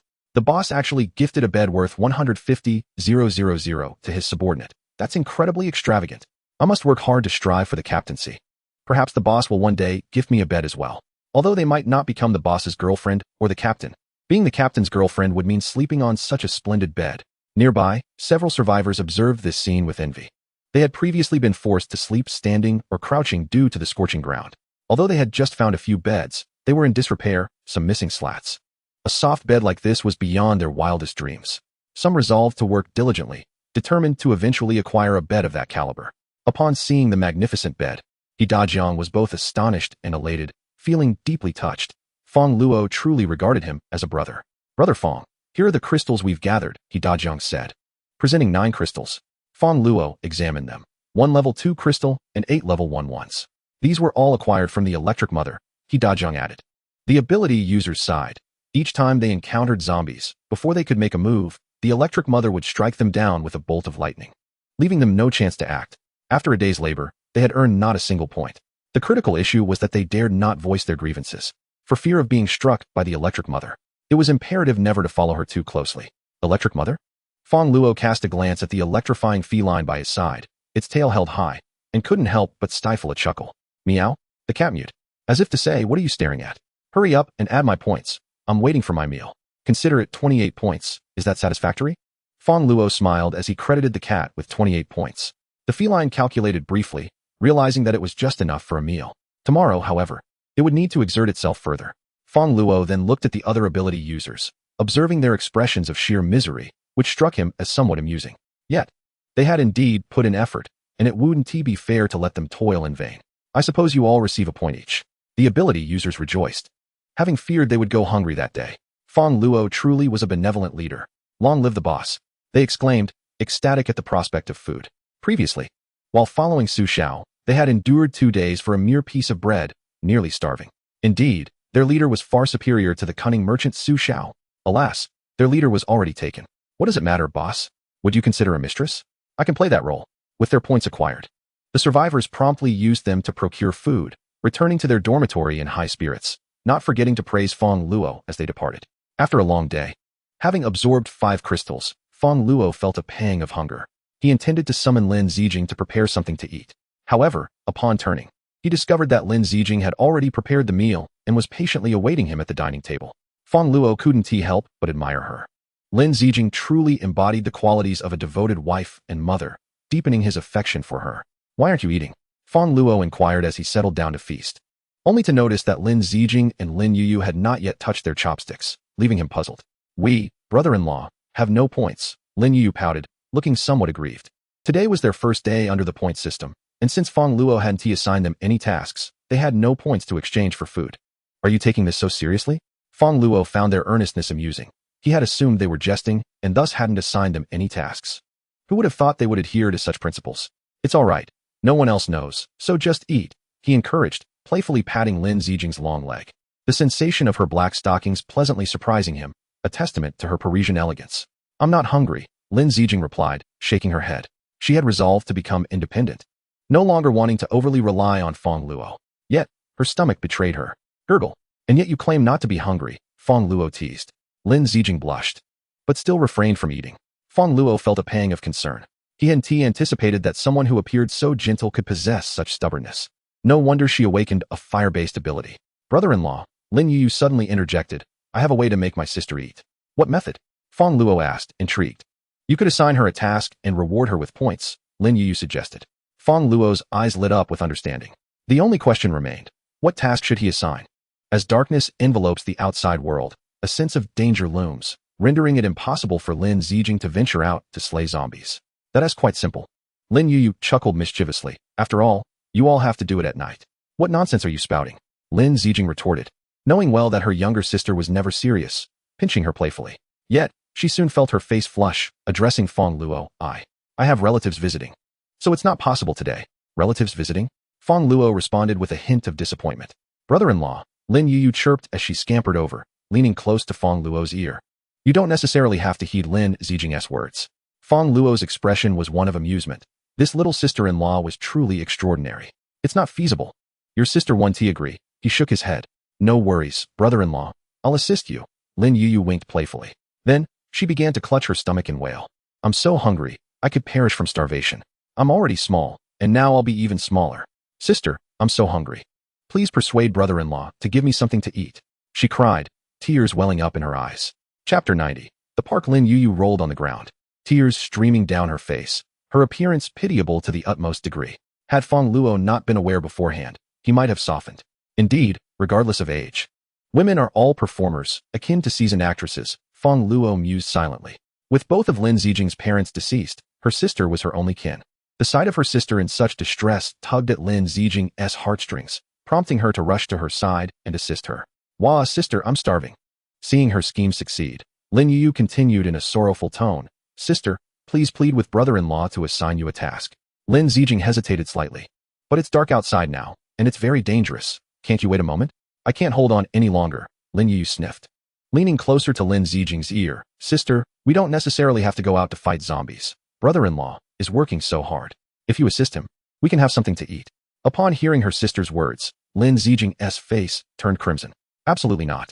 She was well aware that her sister was merely putting on an act, clearly conspiring with Fong Luo to deceive her. "How could you betray your sister like this?" Lin Zijing huffed, plopping down on the sofa to watch television, ignoring her sister's antics. "Sister, I'm hungry." Lin Yu lay on the ground, pouting. "Enough of that. Stop pretending," Lin Zijing snorted. Lin Yu pouted angrily. "Sister, you don't care about me at all. You must be jealous of my rapid growth, deliberately withholding food to keep me from surpassing you."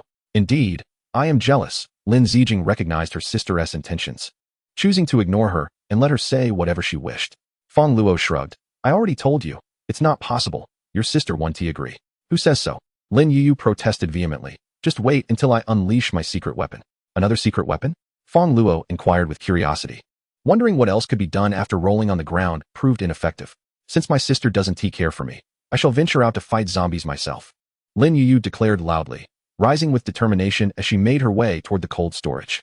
Lin Zijing turned her head, but Lin Yu was already gone. Lin Zijing felt a stir of emotions, yet she suspected that Lin Yu might be attempting to deceive her.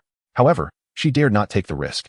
She had but one sister, and should anything happen, she would be engulfed by regret.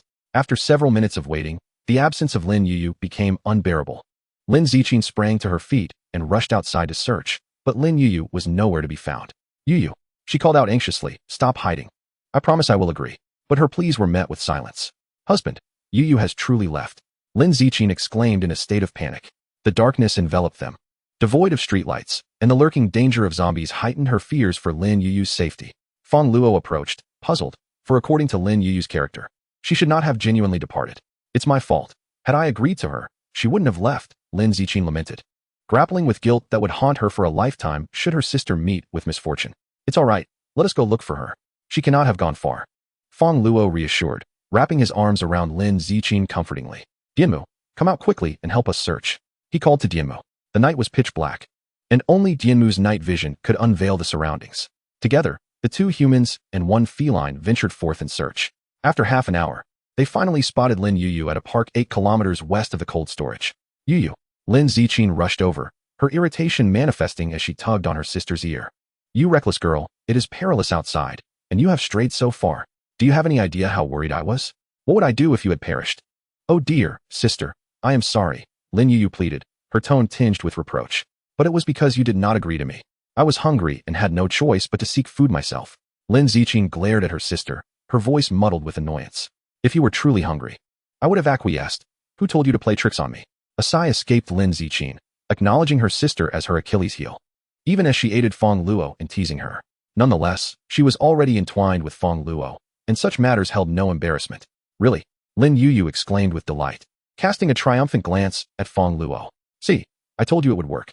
Fong Luo silently gave her a thumbs up. "My dear sister-in-law is indeed a cherished companion for her brother-in-law. Tonight will be a blessing." "Why did you come here?" Fong Luo inquired, surveying the area. This park had once boasted a small zoo and amusement rides, bustling with life as hundreds of women danced in the square every evening, but now lay in ruin. "I did not intend to wander far," Lin Yu explained. "It was just that while I was hiding outside the cold storage, I caught a glimpse of a little girl. I meant to greet her, but as I approached, she fled, and I hastily pursued her until I reached this place, and then she vanished." "A little girl? Are you certain?"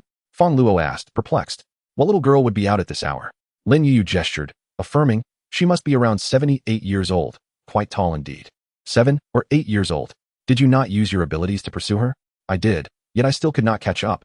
She was simply too swift." Lin Yu shook her head, a hint of frustration evident. Fong Luo was somewhat astonished. After all, Lin Yu possessed wind-based abilities, excelling in speed, and her powers had reached level 3, allowing her to attain a maximum velocity of 50 meters per second, hardly slower than her own spatial flicker. The fact that she could not catch up was perplexing. Could it be that the girl was also an ability user, perhaps with wind or electric powers, and at a higher level than Lin Yu? Such a notion seemed implausible. Fong Luo speculated that Lin Yuyu must have misseen. That girl might not have been a child at all, but another creature, or perhaps she was merely deceiving them. It's too dark. You might have been mistaken. Fong Luo remarked. Impossible. I am certain I did not err. It was truly a little girl, and she kept her gaze fixed on our cold storage. Lin Yuyu insisted emphatically. I too believe you may have misjudged, Lin Zijing echoed, sharing Lin Yuyu's skepticism. You all doubt me, and it makes me angry, humph. Lin Yuyu pouted, feeling quite aggrieved. Let us return, she added, with Fong Luo dismissing her theatrics. Just as Fong Luo prepared to leave, the electric mother suddenly became agitated. Emitting a low, rumbling growl towards a corner of the park, Fong Luo's brow furrowed instantly. Since the apocalypse began, she had encountered numerous dangers. Yet it was the first instance of the electric mother producing such a sound. Whoosh! As Fong Luo turned her gaze in that direction, an ear-piercing sound sliced through the air, and countless small stones, faster than bullets, came hurtling towards her and the others. A sinking feeling gripped Fong Luo's heart. Chapter 91, The Monkey Horde. We are in danger. Fong Luo's pupils dilated. The force of those small stones was nearly equivalent to that of bullets. Lin Zijing and Lin Yuyu, being sisters, held little defensive capability. Should they be struck, they would surely be left in tatters. Fong Luo could not bear to watch her beloved suffer, promptly activating her spatial barrier before lunging towards the two women, pinning them down to ensure their safety. Thud, thud, thud. Fong Luo's spatial barrier, boasting a defense strength of 4,000 kilograms, rendered the small stones utterly ineffective. Upon contact with her, they were all deflected away. Meanwhile, the electric mother, having evaded swiftly to the side, remained unscathed. Are you all right? Fong Luo asked, observing the two women, their faces flushed, particularly Lin Yuyu, who had been knocked down by Fong Luo's rapid movement, their lips nearly brushing against one another several times. Sister-in-law, I am fine, Lin Yuyu replied softly. Darling, I'm all right. That's good. Fong Luo, unfazed by their recent proximity, rose to her feet, her gaze sharp as she focused on the direction from whence the stones had come. There's someone. Who dares to launch a sneak attack? Fong Luo spoke coldly. No one responded. Fong Luo's expression grew grave. The entire city was in darkness. The streetlights long since broken, leaving the park enveloped in pitch blackness where visibility was non-existent, making reckless entry perilous. Electric Mother, go take a look. Fong Luo greeted the Electric Mother, stating that she possessed the most exceptional night vision and remarkable speed, making her the most suitable candidate for reconnaissance. Meow, meow, meow, protested the Electric Mother, expressing her discontent. You know the opponent is a notorious figure, yet you still send me to scout? What if I get caught? Why don't you go yourself? Having interacted with the Electric Mother for quite some time, Fong Luo understood her sentiments to some extent. I am merely attempting to protect the girls. If I go, what will happen to them in case of danger? The Electric Mother retorted. But I can protect the girls too. In response, Fong Luo raised 5 fingers and proclaimed, if you go, I shall award you 50 points. 50 points? The Electric Mother's eyes lit up, and without waiting for Fong Luo to finish speaking, she dashed off. Fong Luo was left dumbfounded. Goodness. She truly will do anything for food. He gazed in the direction the Electric Mother had departed, and shortly thereafter, peculiar cries echoed from across the way, accompanied by flashes of lightning. It appeared that she had engaged in combat with her adversaries. More than one enemy? Listening intently to the cacophony, Fong Luo discerned at least a dozen voices, some of which sounded familiar. Monkey calls. How could there be monkeys? Suddenly, a realization struck Fong Luo, causing his pupils to constrict and his expression to darken considerably. This is bad. Electric Mother, come back. He shouted urgently. He had finally grasped the identity of the foes. In his previous life, there existed a notorious faction in Luo City, not composed of humans, but rather a horde of monkeys. These monkeys, numbering in the dozens, each possessed extraordinary speed abilities.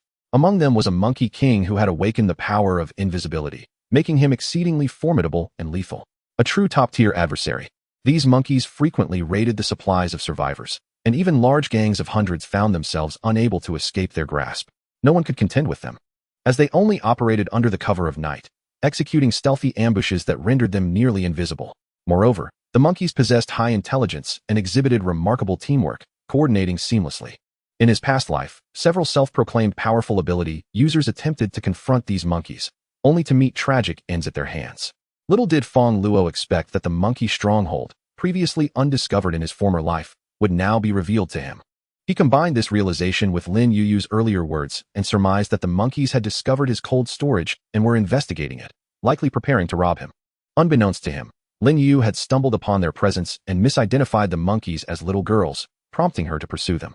Fong Luo felt a sense of relief. Fortunately, Lin Yu had inadvertently uncovered everything. Had they been caught off guard, they could have indeed been robbed by the monkeys. However, Fong Luo harbored concerns for the electric mother. The monkeys had an intense territorial instinct and were all adept at speed abilities, especially within their familiar domain, which placed the electric mother in considerable danger.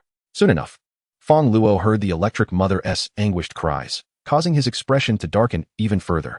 It is imperative that I rescue the electric mother myself. You two should depart at once, Fong Luo instructed the two women. He was concerned that, upon his departure, the invisible Monkey King might ambush them. Although they were formidable, their defenses were lacking. All right, my dear, please ensure your safety, Lin Ziqing said, aware that they might hinder Fong Luo's performance and thus obediently distance themselves. Waiting 100 meters away, once the two women were secure, Fong Luo immediately employed spatial flicker and dashed deeper into the park. Soon, he stumbled upon the electric mother near a rock formation. It turned out that the monkeys in this park had awakened their extraordinary abilities. This park once housed a small zoo, featuring various small animals, with the Monkey Mountain being the most renowned. To his astonishment, all the monkeys had seemingly gained powers. Fong Luo noticed a significant pit in the center of the Monkey Mountain, suggesting that numerous evolution crystals had previously fallen there, only to be collected by the monkeys. The monkeys were exceedingly agile, continuously coordinating their attacks against the electric mother.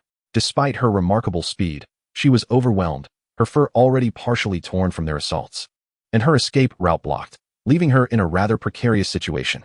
Nevertheless, she had managed to electrocute 3 monkeys. Electric mother, are you all right? Fong Luo approached her and lifted her into his arms. Meow, she cried, her expression one of deep grievance. This predicament is your doing. I require additional compensation. 50 points is insufficient. I demand 100 points.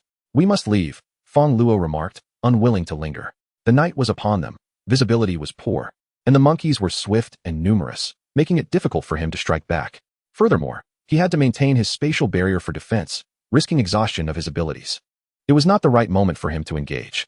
Cradling the electric mother, Fong Luo prepared to use spatial flicker to depart, intending to return in daylight. However, as he was about to leave, he caught sight of a stone cave out of the corner of his eye, filled with an abundance of food and several faintly glowing items. Evolution crystals. His eyes lit up, and he swiftly flickered over, collecting the supplies and crystals into his space. Immediately, the monkeys erupted in furious cries, outraged at the theft of their resources. Suddenly, a stick appeared out of thin air and struck towards his head. Fortunately, Fong Luo had activated his spatial barrier, otherwise, that blow would have at least left him with a mild concussion. The Monkey King, he realized, his heart sinking.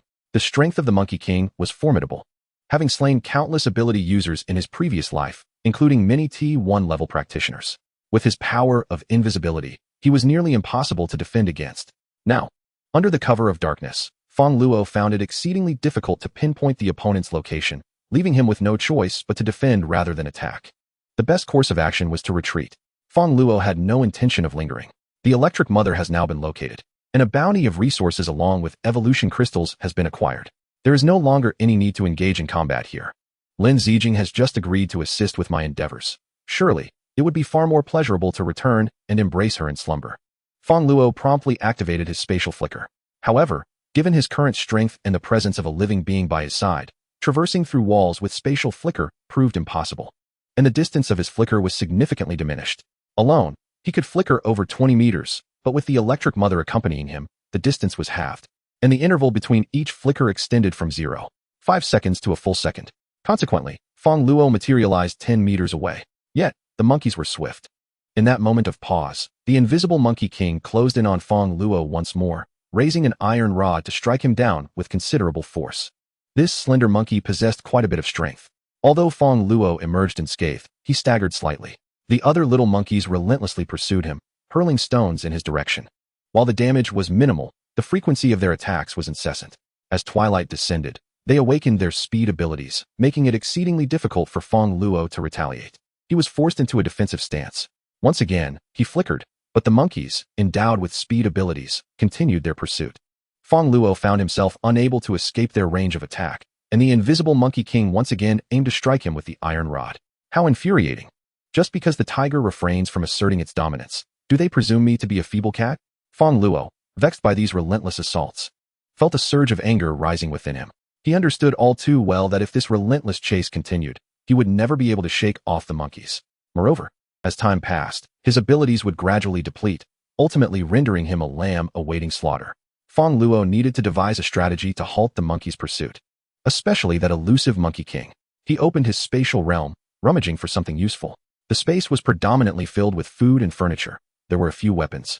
Yet ordinary armaments would be ineffective against these monkeys. Just as he began to despair, he stumbled upon a remarkable item, chili powder. A glimmer of inspiration sparked within him as he extracted 100 pounds of chili powder. So you think you can turn invisible? While your mundane attacks cannot reach me, I shall blind you. Let us see how you pursue me then. With a spatial imprint on the bag, Fong Luo hurled the 100 pounds of chili powder skyward. The surrounding monkeys, noticing the large sack, cast curious glances, unsure of his intentions. Did this fellow concede, planning to return the items? What treasures lay within that sack? As the monkeys gazed at the bag soaring into the air, their wide eyes filled with curiosity, a few adventurous ones even anticipated its descent. However, moments later, the sack erupted, scattering the vibrant red chili powder in all directions. Within a 50-meter radius, none were spared. The monkeys suddenly erupted into cries of distress. Their eyes wide open as the chili powder exploded, nearly filling their eyes. They transformed into fiery-eyed creatures. In agony, the monkeys scratched their ears and jumped about, completely abandoning their intention to attack Fong Luo. The previously concealed Monkey King also let out a mournful scream, frantically rubbing at his eyes. However, it was a staggering 100 pounds of chili powder that had exploded, splattering everywhere, leaving his hands stained a vivid red. Rubbing his eyes only intensified the discomfort, akin to the distress of severe constipation. Fong Luo, observing the chaotic scene, could not help but gasp, feeling a pang of sympathy. He recalled that the chili powder's main ingredient was likely the exquisite Indian devil pepper, each pound costing nearly 100 yuan. Alas, what a waste! Fong Luo felt a twinge of regret, pondering how many barbecues could have been made with it. Fortunately, he was shielded by a spatial barrier, preventing the chili powder from touching his flesh. He remained unscathed. Meow, meow, meow. However, the electric mother in his arms was not as fortunate, having gotten splattered with a few grains of powder, causing her to stick out her tongue and meow in distress. You, the one who cleans my litter. Not only did you make me a cannon fodder, but now you've also subjected me to this spiciness. You owe me at least 50 points. No, 100 points. Points, you say? Fong Luo chuckled. No problem. Since you've worked so hard today, you certainly deserve a reward. Meow? The electric mother extended her tongue, indicating that this was more like it. Is it spicy? Meow? The electric mother rolled her eyes. Needless to say, 1 bottle of water, 100 points. Fong Luo produced a bottle of water, smiling as he offered it to the electric mother. Are you robbing me? The electric mother widened her eyes, glaring at Fong Luo in indignation. Yet, Fong Luo remained cheerful. This is a unique offer. If you don't want it, I want to sell it. Meow? The electric mother was furious, cursing Fong Luo as a swindler. However, the burning sensation compelled her to purchase the bottle of water. Meow, deal. The electric mother, with tears in her eyes, bought the mineral water worth 100 points, and today as compensation returned to Fong Luo's pocket. Let us go? Fong Luo chuckled. Stimulated by the chili powder, the monkeys scattered in all directions, utterly disinterested in pursuing Fong Luo any longer. He had no intention of chasing after them either, and left with the electric mother at ease. Upon reuniting with the Lin sisters, Lin Zijing hurried over, her expression laced with concern as she scrutinized Fong Luo. Darling, are you all right? Brother-in-law, Lin Yuyu inquired as well. I'm fine, just the electric mother sustained a few injuries, losing some fur, Fong Luo replied, shaking his head. Brother-in-law, I'm sorry, Lin Yuyu said apologetically. If I hadn't run off, it wouldn't have happened. It's not your fault, Fong Luo waved his hand. Even if you hadn't run, we would have encountered them eventually. Thanks to you for discovering them. Otherwise, we might have faced a surprise attack in the future. Really? Lin Yuyu perked up, pleasantly surprised to learn she had inadvertently assisted Fong Luo. Brother-in-law, what exactly is in the park? A group of monkeys. The little girl you previously encountered must have been one of the monkeys scouting our cold storage. They likely intend to pilfer our supplies. Fong Luo recounted the situation regarding the monkeys. Lin Ziqin and her sister gazed in astonishment, their eyes wide at the thought of dozens of awakened monkeys, one of which possesses the ability to become invisible, truly an astonishing revelation. Monkeys? Lin Yuyu's expression was one of confusion. She felt that what she had seen earlier was not monkeys, although she found it difficult to assert that now. Shaking her head, she dismissed the thought and said, Brother-in-law, what if the monkeys come in and see my sister naked? Fong Luo rolled his eyes, yet he too harbored some concerns. A monkey capable of invisibility, coupled with its intentions towards their cold storage, indeed posed a significant threat. They must implement advance warnings. Chapter 93. 0 times and countless times the group returned to the cold storage. Fong Luo reflected on the supplies acquired from the monkeys. There were several 100 pounds of food, and surprisingly, a few packs of cigarettes, 2 of which had already been opened. Fong Luo couldn't help but chuckle. These monkeys smoke? Speaking of which, he had tens of thousands in his space, though he seldom indulged, usually only having one after an event. Fong Luo lit a cigarette and took a puff. Smoking is detrimental to health. This should be consumed sparingly. Nevertheless, these could serve as rewards for his subordinates. Reasonably priced at 10 points each, not overly expensive. Furthermore, Fong Luo had obtained a considerable number of evolution crystals from the monkeys, over 30. These could transform 30 ordinary individuals into powers wielders. While the energy contained was limited, its value was immense. Fong Luo possessed over 100 evolution crystals and intended to reserve them for his most trusted aides, selecting those with promising potential to forge an elite team. Starving. Time to eat. Having just utilized spatial flickering and barriers, which consumed a considerable amount of energy, he was now famished. Upon returning to the dining table, he began to feast heartily. The dishes prepared by Lin Ziqin today comprised common home-cooked meals, steamed lobster, garlic oysters, braised pork, and grilled fish. Meow? Electra meowed, expressing her desire for food. Points. Fong Luo chuckled slyly. Meow? Electra complained, a cunning merchant. I've seen people exploit others, but never a cat. Do you have no humanity? Nonetheless, for the sake of food, Electra reluctantly produced all her points. She vowed to earn enough points to sustain herself for a lifetime, ensuring she would no longer be exploited by Fong Luo. Hee, brother-in-law. Lin Yuyu approached, playfully winking at Fong Luo, also seeking something to eat. Having just chased after the monkeys, she had expended considerable energy and was now even hungrier. Points. Fong Luo replied sternly. Brother-in-law, Lin Yuyu protested. Sister just agreed to my condition. She will assist you. Right, sister? Lin Ziqin felt both embarrassed and furious. This sister of hers was leaning towards her brother-in-law, while she was the elder. However, she had indeed just made that promise. Only this once, Lin Ziqin huffed. Her pride evident. Fong Luo smiled. This matter exists in the realms of zero and infinity. The notion of a singular occurrence is merely a self-deception. Heh, I shall not hold back. Lin Yuyu grinned widely, then began to indulge herself heartily. How fragrant. The food acquired through my sister's efforts deserves to be savored thoroughly, ensuring I do not squander her labor. Are you out of your mind? After relishing a delightful dinner, Fong Luo eagerly rushed to take a shower, and soon after, he could hardly contain his excitement as he entered the room. My dear wife, you have worked hard, Fong Luo chuckled. You rascal, Lin Ziqin playfully reprimanded, her words somewhat indistinct. Hiss. At the sound of her voice, Fong Luo could not help but draw in a sharp breath. Outside the room, Lin Yuyu listened intently, her expression filled with intrigue. With this, my sister will surely become more open in the future. Perhaps by then, she will be more accepting. The next day, Fong Luo emerged from the room, feeling invigorated. Last night was truly the most enchanting of his life. Lin Ziqin's hair felt incredibly soft to the touch. Heh, doesn't my brother-in-law owe me a thank you? Lin Yuyu teased as she sidled up to Fong Luo, the two resembling mischievous accomplices. Ahem. In good spirits, Fong Luo remarked. I reward you with a complimentary lunch. Heh, next time my brother-in-law needs anything, I can assist you. Lin Yuyu winked playfully. Fong Luo gazed at her, marveling at her audacity. This little sister-in-law was indeed a little enchantress, and she showed no hesitation in teasing her sister. However, as the beneficiary of her antics, Fong Luo had little to retort, even thinking that Lin Yuyu could afford to be a tad more devilish and extract a bit more from her sister. Heh. Chapter 94.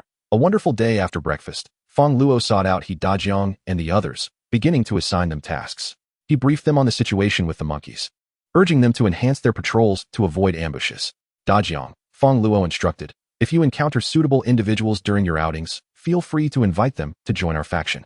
The number of members is still somewhat limited, and we must improve our efficiency in gathering crystals. Fong Luo's spatial abilities consumed an immense amount of energy to upgrade. He required at least 10 times the amount of crystals compared to other ability users. Yes, brother Fong Luo, I will certainly complete the task, He Dajiang nodded, leading the ability users outside to scavenge for supplies and eliminate zombies. This time, Lin Ziqin and Lin Yuyu also intended to venture out. They wished to earn points independently, no longer wanting to rely on Fong Luo's generosity. Fong Luo did not refuse. Their desire for independence was commendable. Moreover, Lin Ziqin had already reached the 3rd level of ability and was on the verge of advancing to the 4th, having awakened a powerful fire-type ability with formidable combat prowess. At this stage, few ability users could match her strength.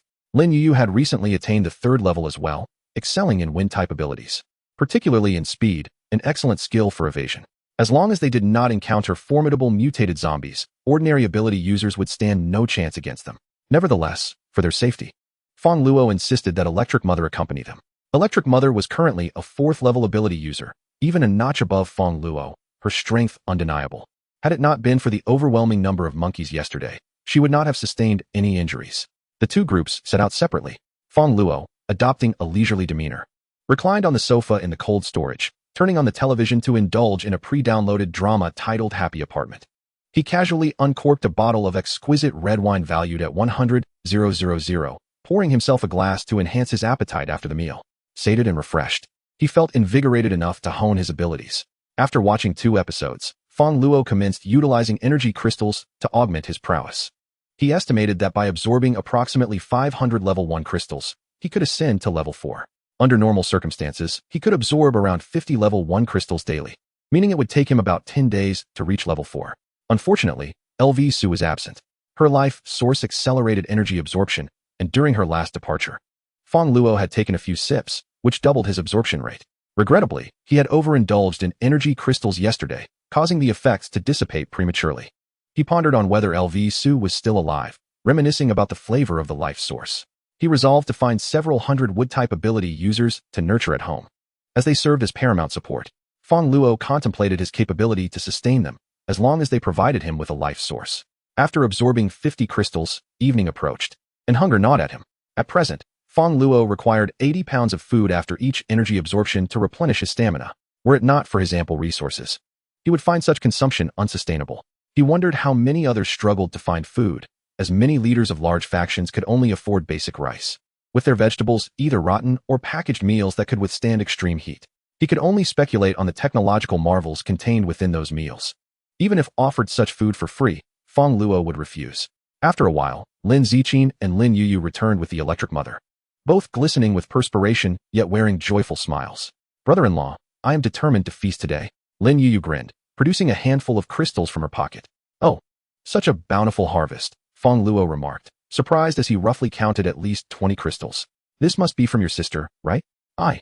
Lin Yuyu's cheeks flushed. I also defeated zombies, okay? 5 of them. Very well, you can only have 5 bites of rice today, Fong Luo jested. That won't even suffice to fill the gaps between my teeth. She protested. However, your points are insufficient. I do not extend credit here. Lin Yuyu's eyes brightened. Brother-in-law, just assign another task to my sister. You too, Lin Ziqin interjected, exasperated. Why am I being dragged into this? I still remember the pain from yesterday. It was utterly humiliating. You can starve. I will not agree, she declared resolutely, disregarding Lin Yuyu's playful attempts to charm her. Fong Luo shrugged, unconcerned. As he was no ultimate lecher, obsessively fixated on such matters. There would be ample time in the future. Life was long, after all. Fong Luo took the crystal from Lin Yuyu's hand and examined it. There were a total of 15 level 1 crystals and 7 level 2 crystals, which could be exchanged for 155 points. This was quite a substantial haul. According to the value of the points, it could be redeemed for 155 bottles of mineral water or 155 loaves of bread. If exchanged for pork, it would amount to 1.5 pounds, while for chicken, it would yield 2.5 pounds. Dear, Lin Ziqing also presented a handful of crystals. These are from the Electric Mother. She couldn't carry them herself, so I brought them for her. Meow. The Electric Mother called out proudly. Hurry and add my points. The Electric Mother had amassed a total of 25 crystals, comprising 20 level 2 crystals and 5 level 3 crystals. Fong Luo was taken aback. The Electric Mother must have slain at least 5 zombies with abilities. This lazy cat rarely made a move, but when she did, it was with such ferocity. The 25 crystals, if converted to points, could be exchanged for 550 points, enough for a single abalone. If this continued, the Electric Mother might soon amass enough points to last a lifetime. Fong Luo felt that the points exchange rate was somewhat too generous. As the Electric Mother's strength increased, he would need to raise the price, or he would find his own resources insufficient. After recording the points, Lin Ziqing returned to the kitchen to prepare a meal. Lin Yuyu, meanwhile, pulled Fong Luo aside to recount the events they had encountered outside. After a while, Fong Luo heard the voices of He Dajiang and the others and stepped out of the cold storage to assess their situation. What happened? Fong Luo inquired, observing He Dajiang and his companions. Out of 6 who had set out, only 4 returned, and 1 was injured. Brother Luo, we encountered a formidable zombie. Xiaobo and Xiaoan were devoured, and Xiaoxiu is injured. He Dajiang's face was grim. When they left, he had confidently assured Fong Luo that he would bring people back. But instead, 2 had perished. He felt a pang of guilt towards Fong Luo. Fong Luo's expression was also grave. Their already limited number of ability users had dwindled further. Suddenly, Xiaoxiu, the injured one, let out a distorted scream. Xiaoxiu. What is wrong with him? Not good. He is about to turn into a zombie. Stay away from him. Fong Luo's face darkened. As Xiaoxiu was about to attack the others, Fong Luo swiftly used his spatial blade to sever Xiaoxiu's head from his body. The remaining individuals felt their hearts race, witnessing their comrade, who had just been supporting them, now lying headless on the ground, their faces reflecting horror. After an injury, there is a high chance of contracting the zombie virus. You must avoid injuries at all costs in the future. Fong Luo's tone was serious. If you become injured. He hesitated, reluctant to utter the harsh truth, yet they all understood his implication. If injured, it was best not to return to avoid endangering others. Understood, Brother Luo. He Dajong nodded. He then produced several crystals. These are the crystals we gathered today. Fong Luo examined them. One was a level 2 crystal, while the rest were all level 1. Shaking his head, Fong Luo returned the crystals to He Dajong. Brother Luo, I don't quite understand your meaning, He Dajong remarked. Puzzled. The crystals are for your personal use. You may take them, said Fong Luo, his expression intricate. He had previously been overly optimistic, believing that with subordinates at his beck and call, he could afford to be hands-off. Yet, he had neglected to consider the capabilities of these subordinates. Outside, formidable zombies had begun to emerge, some even surpassing the strength of third-level abilities. Among his subordinates, only He Dajong possessed a second-level ability, the rest were all first-level, and their abilities were of the T3 grade, rendering them scarcely more powerful than ordinary humans. In the past, they could slay zombies when they were still weak, but now, as the zombies evolved daily, sending them to confront powerful third-level zombies would be tantamount to sacrificing them. If he wished for his subordinates to continue exterminating zombies, their strength must rise correspondingly. Fong Luo had previously focused solely on acquiring their crystals, completely overlooking this crucial aspect. After this incident, he resolved to allocate a small portion of the crystals to them, enabling them to enhance their abilities for future development. This also applied to Lin Zijing and her companions. Currently, Fong Luo had sufficient crystals for his own use and was not in a hurry. He planned to retrieve some food from the cold storage, rest for a couple of days, and strengthen his own capabilities, thereby alleviating the need to surrender all his crystals in the future. Thank you, boss. Thank you, boss, exclaimed Li Shan and another ability user, overwhelmed with gratitude. They had not anticipated that Fong Luo would allow them to collect supplies free of charge, truly marking him as the best leader in the world. Once their abilities improved, they were determined to repay Fong Luo generously. All right, let us head back, Fong Luo said with a smile as he returned to the cold storage. For the next 2 days, he refrained from sending He Dajiang and the others out to hunt zombies, instead allowing them to focus on enhancing their strength. Meanwhile, Lin Zijing and Lin Yuyu continued their zombie hunts. However, this time, Fong Luo did not confiscate all their crystals, leaving a portion for them. At night, he refrained from overexerting Lin Zijing, granting her the time to absorb the crystals. During these 2 days, several ordinary survivors also organized and repaired the other warehouses near the cold storage, transforming the surroundings into a rejuvenated state. After 2 days, He Dajiang's strength had elevated to the 3rd level, marking a significant improvement. He Dajiang, a metal-type ability user, could manipulate the molecular structure of metals, excelling in defense. Now, with his full defensive capabilities activated, he could rival Fong Luo's spatial barrier, greatly enhancing his power. Li Shan and the other ability user had also ascended to the 2nd level, capable of handling first-level zombies with ease. On one particular day, after He Dajiang and his companions ventured out, they returned with several ability users. Brother Fong Luo, He Dajiang announced, leading 3 individuals, 2 men and 1 woman. Among them was a middle-aged man, accompanied by a man and woman in their 20s. This is Master Jean, a Peninsula native and an 8th-degree black belt in Taekwondo. He owns the largest Taekwondo studio in Luo City and has previously taught combat lessons to our team. Now awakened with enhanced abilities, our strength is formidable. We have just assisted in vanquishing a 3rd-tier zombie. He Dajiang proceeded with the introductions. This is Jean Taichun, the son of Master Jean, a 5th-degree black belt in Taekwondo. And this is Lu Xinyun, Jean Taichun's girlfriend. This is my superior, Fong Luo. Upon hearing of an 8th-degree Taekwondo practitioner who had also dispatched a 3rd-tier zombie, Fong Luo couldn't help but raise an eyebrow, sensing a hint of prowess. He scrutinized Master Jean intently. In his 50s, with a buzz cut and clad in a pristine white training outfit, he wore a black cloth belt around his waist, standing with a composed demeanor and half-closed eyes, exuding the aura of a true master. Indeed, he is an extraordinary individual. Fong Luo silently admired him, astonished. In this sweltering heat of over 40 degrees, he manages to wear such heavy attire. Most elderly individuals would have long succumbed to the heat. He then glanced at Jean Taichun and Lu Xinyun. The young man was quite handsome, resembling the popular internet stars, while the young woman was attractive enough to score an 80. Her gaze slightly haughty as she nestled against Jean Taichun. Welcome aboard, Fong Luo said. As we are currently short-handed and considering their impressive abilities and their connection to Dajiang, he did not hesitate to invite them to join. Dajiang, please arrange accommodations for Master Jean and procure some food. Understood, Dajiang nodded. However, before he could lead the way, Lu Xinyun's face contorted in disdain. You all live in a warehouse. She frowned, staring at the cold storage. How can anyone reside in a place like this? And with so many people, there's absolutely no privacy. Indeed, weren't you supposed to have decent living conditions? Jin Taichen questioned Dajiang as well. Fong Luo was taken aback by this response. What is going on here? You just joined and are already complaining? Besides, who said you would be living here? This is where I reside. The surroundings may be lacking.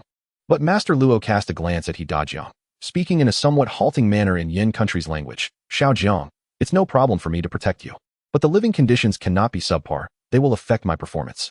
At this, Fong Luo furrowed his brow. What did this mean? Were they here to protect him rather than seeking refuge? He cast a puzzled glance at Dajiang, inquiring about the situation with these individuals. Dajiang too appeared bewildered. He had encountered Master Jean during a previous confrontation with zombies, where the latter had swiftly dispatched one. Recognizing each other, they engaged in conversation, and later, when Dajiang mentioned the gang's need for members, Master Jean expressed his willingness to assist, leading to their current situation. Had he misunderstood? Did Master Jean think he was invited to establish authority? Master Jean, Dajiang began to clarify. Xiaojiang, Xiao Fong, Master Luo interjected, adopting a reasonable demeanor. I understand that you cannot provide suitable accommodations on such short notice. I want to make it difficult for you. Just arrange for a decent room by tomorrow. He turned to Jin Taichen and Lu Xinyun. For tonight, you shall make do. With that, Master Luo proceeded towards the cold storage, not waiting for Fong Luo's consent. As though he were the host. Husband, how can we settle for this? This is merely a converted warehouse. There might even be cockroaches or zombie mice lurking about. If we get bitten, we're doomed, Lu Xinyun complained with evident reluctance. Enough, enough, Jin Taichen replied, attempting to comfort his girlfriend. Let us stay here for one night. And tomorrow we can have them prepare a better room for us. But what if they can't clean it up by tomorrow? Are we expected to live here indefinitely? Jin Taichen scoffed. If they fail to tidy it up, my father won't protect them. They'll end up being devoured by zombies. Well, fine, Lu Xinyun conceded reluctantly, adding, the new place must have air conditioning. My father despises heat. That's a given.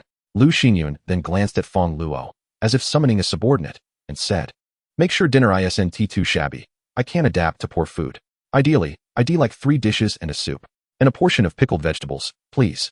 Jin Taichen chuckled, wrapping his arm around Lu Xinyun's shoulder as they proceeded into the cold storage. However, upon reaching the doorway, he noticed his father standing still, lost in thought, which puzzled him. Father, what are you doing? Is it too shabby inside? Jin Taichen frowned, assuming the cold storage was so inadequate that even his father hesitated to enter. Yet, as he followed and stepped inside, he was immediately taken aback. A wave of refreshing cold air greeted them. Upon closer inspection, on the left side of the entrance stood a towering stack of supplies, reaching 7 to 8 meters high. Rice, noodles, bottled water, amounting to at least several thousand kilograms and worth hundreds of thousands. My heavens, how could there be so many supplies? The 3 of them swallowed hard. Since the onset of the apocalypse, they had never experienced a full meal. They had been sharing a loaf of bread among themselves. They had never even seen such an abundance of supplies. Suddenly, the sound of the television on the right caught their attention. Looking up, they beheld a grand living room spanning over 100 square meters, furnished with a sofa, coffee table, chandelier, television, PS5, and an entire wall dedicated to a wine cabinet. Lu Xinyun's eyes widened. She recognized the sofa in the living room. It was the very set she had seen at the largest mall in Luoqing. Valued at over 800,000. She had once dreamed of sitting on it. In fact, she had gone to great lengths to impress the man beside her, hoping to one day experience that luxury. Yet, he was so miserly that he wouldn't even buy a decent meal, let alone such an extravagant sofa. To her astonishment, this unassuming cold storage housed such an opulent piece of furniture. Moreover, all the other furnishings were luxury brands, each starting from 10,000. The entire cold storage bore a resemblance to the presidential suite of a 5-star hotel, rivaling its splendor. What kind of miraculous place is this? Reflecting on her earlier reluctance to stay here, Lu Xinyun mentally berated herself for nearly missing out. Master Jean, too, stared wide-eyed, struggling to believe the spectacle before him. After a long moment, he finally regained his composure and turned to Fong Luo and Dajiang, his face radiant with joy. Xiao Fong and Xiaojiang, I never anticipated your hidden depths. You have indeed prepared such a splendid place for me. I must admit, I misjudged you. You have shown great thoughtfulness. Master Jean chuckled heartily, patting his chest. Rest assured, I shall take responsibility for the safety here, ensuring that no zombies can harm you. You may now begin preparing dinner. Chapter 97. The challenge at the entrance of the cold storage. Fong Luo's gaze turned icy as he observed the self-assured demeanor of Master Jean and his companions, who spoke to him as if they were the masters of the place. What is the meaning of this?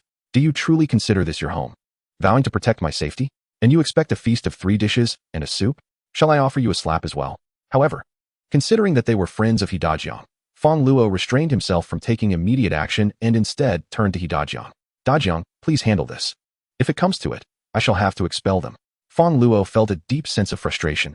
He had initially thought them to be capable allies, only to discover they were a bunch of fools. He had no desire to engage with those inside, and opted to stroll outside the cold storage, waiting for Dajiang to clarify the situation before returning. Brother Fong Luo, I am equally perplexed. Dajiang expressed his grievances, noting the absurdity of the peninsula residents, who, despite their age, seemed to possess a rather simplistic understanding, believing his presence was merely to placate them. Master Jean, it is not as you imagine, Dajiang hastily explained. Yet, before he could finish, Master Jean and his companions had already entered the cold storage, uncorking a bottle of red wine and reclining leisurely on the luxurious sofa worth 800,000, swirling their glasses as they toasted. Jean Taichun, with a leg casually crossed, placed his filthy shoes atop Fong Luo's coffee table. Master Jean, Dajiang interjected, you do not reside here. Of course, we do not live here. I have already located the rooms, no need for your reminders. You may attend to your own matters. Jean Taichun grinned, having grown fond of this place. Had we been here from the beginning of the apocalypse, we would not have had to endure such hardships. Dajiang, now growing increasingly irate, questioned the naivety of these peninsula inhabitants, who seemed to assume that his invitation was an obligation to cater to them. At that moment, Lin Ziqin, who had been preparing dinner in the kitchen, emerged with a large bowl of food. Upon seeing Master Jean and his companions lounging on the sofa, she paused, taking stock of their brazen demeanor, which did not resemble that of Fong Luo's subordinates. Could it be that her husband had brought guests home? She glanced around, but did not spot Fong Luo. Dinner is ready. There may not be enough food, but I can prepare more if necessary, Lin Ziqin said politely. With Fong Luo absent, as the hostess, she felt it was her duty to ensure the guests were well received. However, this was not how Master Jean and his companions perceived the situation. Upon seeing Lin Ziqin, Jean Taichun's eyes lit up. What a beautiful woman! Her enchanting eyes, delicate nose, and graceful demeanor surpassed even the stars of the peninsula nation. Compared to Lu Xinyun beside him, she was on an entirely different level. Is this the maid Fong Luo specially prepared for himself? Fong Luo truly knows how to make an impression. Glancing again at the feast laid out before him, lobster, abalone, sea cucumber, and even a whole roasted pig, Jean Taichun swallowed hard. The contrast was stark. Just days prior, he had to share a single piece of bread with his father. This disparity was simply staggering. Indeed, considering Fong Luo's generous gesture, he resolved to expend some effort to ensure the safety of his companion. Meanwhile, Lu Xinyun's mouth watered. She had believed that by associating with this man from the peninsula, she would bask in the luxuries of high society. Little did she know, he was miserly, never treating her to a grand meal. On occasions when they dined out at buffets, it was she who often footed the bill. The delectable dishes before her now were beyond anything she had tasted, not just during the apocalypse, but even in peacetime. Yet, seeing Lin Zijing's beauty and Jean Taichun's lecherous gaze filled Lu Xinyun with discontent. Why should a mere maid be more alluring than herself? Jealousy consumed her. She feared that once Jean Taichun was enamored with this woman, he would discard her, leaving her bereft of such opulent living. With this thought, Lu Xinyun plotted to humiliate Lin Zijing, hoping to dissuade Jean Taichun's affections. Aren't you going to fetch the dishes? Do you intend for us to eat with our hands? You lack any sense of decorum. Lu Xinyun glared at Lin Zijing. Lin Zijing was taken aback, but, possessing a kind heart, felt no anger towards Lu Xinyun's tone. She turned to the kitchen to retrieve the utensils. Lu Xinyun watched with a smirk. Indeed, she was the epitome of a maid, showing no sign of defiance. Nearby, Dajiang was taken aback. This was Lin Zijing, Fong Luo's girlfriend. How could Lu Xinyun treat her so contemptibly? Thankfully, Fong Luo was absent. Had he been present, Lu Xinyun would likely have faced his wrath. Dajiang quickly interjected, Jean, you, but was interrupted by Jean, who assured, rest easy, I will ensure your safety. We shall dine now. Any matters can be addressed post-meal. Eat your head.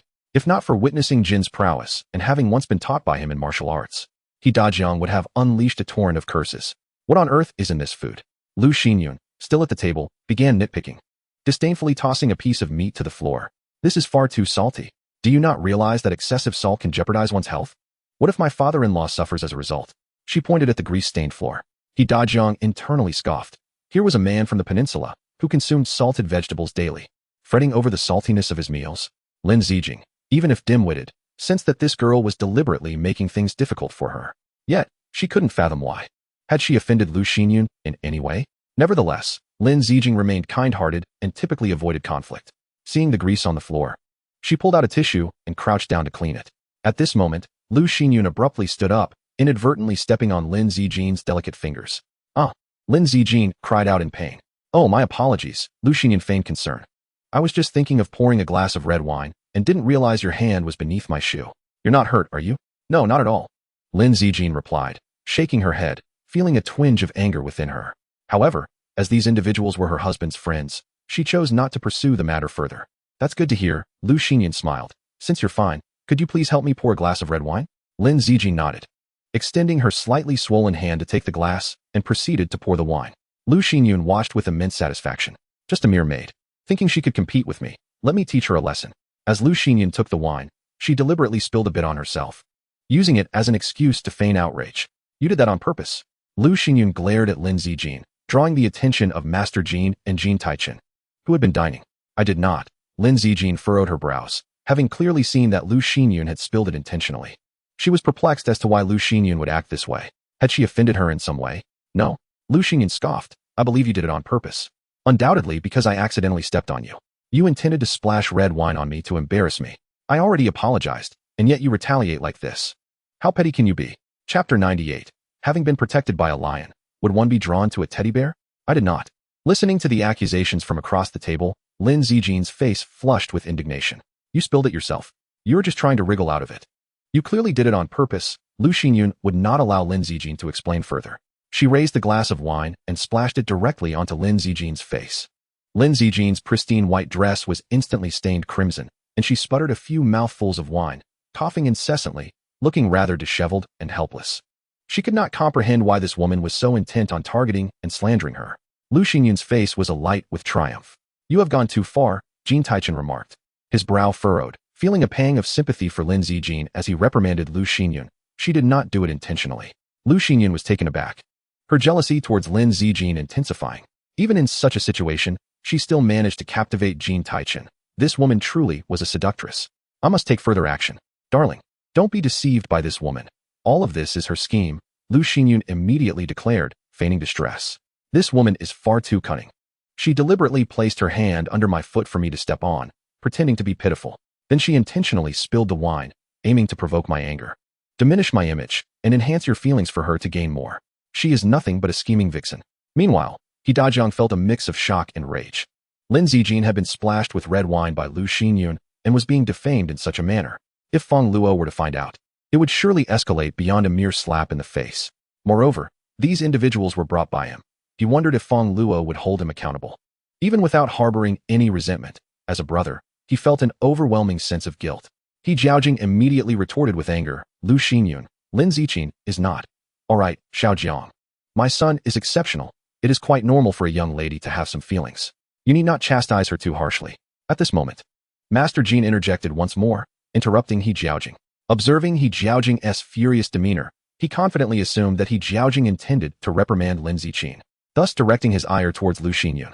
Master Jin then patted Jin Taichen's shoulder, saying, Son, she is merely a maid, as long as she is beautiful. There is no harm in having some fun. Do not take it too seriously. Xiaoyun is an ability user, far superior to her. You must give her due regard.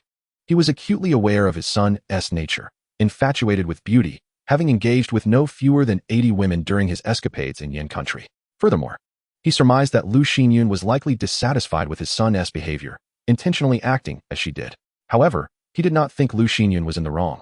Rather, he perceived her actions as a manifestation of maternal affection, which he found quite satisfactory. As for Lin Zijing, she was merely a decorative vase. Enduring a bit of hardship was insignificant. Jin Taichen hesitated momentarily, choosing not to voice any further thoughts. He understood well that in this chaotic, post-apocalyptic world, beauty was at best a fleeting amusement. Only abilities truly mattered. Although Lu Xinyun lacked Lin Zijing's beauty, she possessed abilities that could be of assistance, and her appearance was not lacking either. Thus, he proactively served Lu Xinyun a portion of food, which brought her a sense of delight. She cast a disdainful glance at Lin Zijing, thinking to herself, I am an ability user.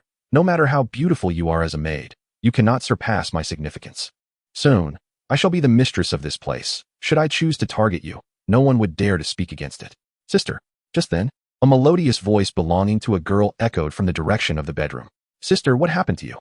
Lin Yu had been enhancing her abilities with crystals in the bedroom when she suddenly heard a commotion and curiously stepped out. To her dismay, she beheld Lin Ziqin, disheveled and stained with red wine, igniting a flare of anger within her. Sister, who did this to you? Lin Yu asked with concern, then pointed towards the unfamiliar individuals emerging from the cold storage. Who are they? Lin Ziqin shook her head. They are likely guests of your brother-in-law. Guests? Lin Yu's expression darkened as she scrutinized Master Jin and his companions. Another woman? And they are sisters. Jin Taichin, upon noticing another charming girl with equally striking features, felt a surge of restlessness within him. Where on earth did Feng Luo procure such abundant resources to create such a lavish cold storage, along with a pair of such beautiful sister maids? The thought of Feng Luo living in such comfort filled Jin Taichin with envy and jealousy. Who splashed my sister? Lin Yu surveyed the room, her gaze landing on the grim-faced He Jiaojing. It was her. He Jiaojing realized that today's events were unlikely to conclude amicably and moved closer to Lin Ziqin and Lin Yu. With Feng Luo absent, he knew he must ensure the safety of the two sisters in the event of a confrontation. You? Lin Yu scrutinized the scantily clad Lu Xinyun, glaring at her coldly. Who are you to splash water on my sister? Who am I? Lu Xinyun was taken aback by the sudden appearance of the young girl. This cold storage was indeed a peculiar place, housing such stunning sisters, each more beautiful than herself. A glance at the side revealed Jin Taichin, his eyes glinting with a lewd desire, which stirred resentment within Lu Xinyun. However, she dared not unleash her anger on him, redirecting her ire towards Lin Yu instead. Humph. We are esteemed guests invited by your master. Lu Xinyun sneered, looking down on Lin Yu with a haughty demeanor. Your sister is shameless, trying to seduce my husband. What is wrong with me splashing her? What, do you wish to strike me? Slap. Before Lu Xinyun could finish her sentence, Lin Yu appeared before her, delivering a resounding slap across her face. A distinct red handprint blossomed on Lu Xinyun's cheek, and 2 teeth flew from her mouth. Stunned, Lu Xinyun could hardly believe that Lin Yu had the audacity to strike her. How dare she? Lin Yu's temperament was entirely different from Lin Zijing's. She often engaged in fights at school. Anyone who bullied her would inevitably face her wrath. Lin Zijing, concerned about offending Feng Luo's guests, would never retaliate. But Lin Yu was unafraid. Regardless of their status as guests, anyone who dared to bully her sister deserved to be punished, even if it were the president of a foreign nation. As for whether Feng Luo would be displeased, she could always let Feng Luo give her a light reprimand. Moreover, she knew Feng Luo well. He would never stand by while someone bullied his woman. Otherwise, Lin Yu wouldn't have developed a secret affection for him. Thus, she struck Lu Xinyun without hesitation, pouring all her strength into the blow. What is wrong with hitting you, you shameless wretch? Shall I let your husband take a good look at his own face in the mirror? Does my sister, blinded by her own folly, seek to seduce him?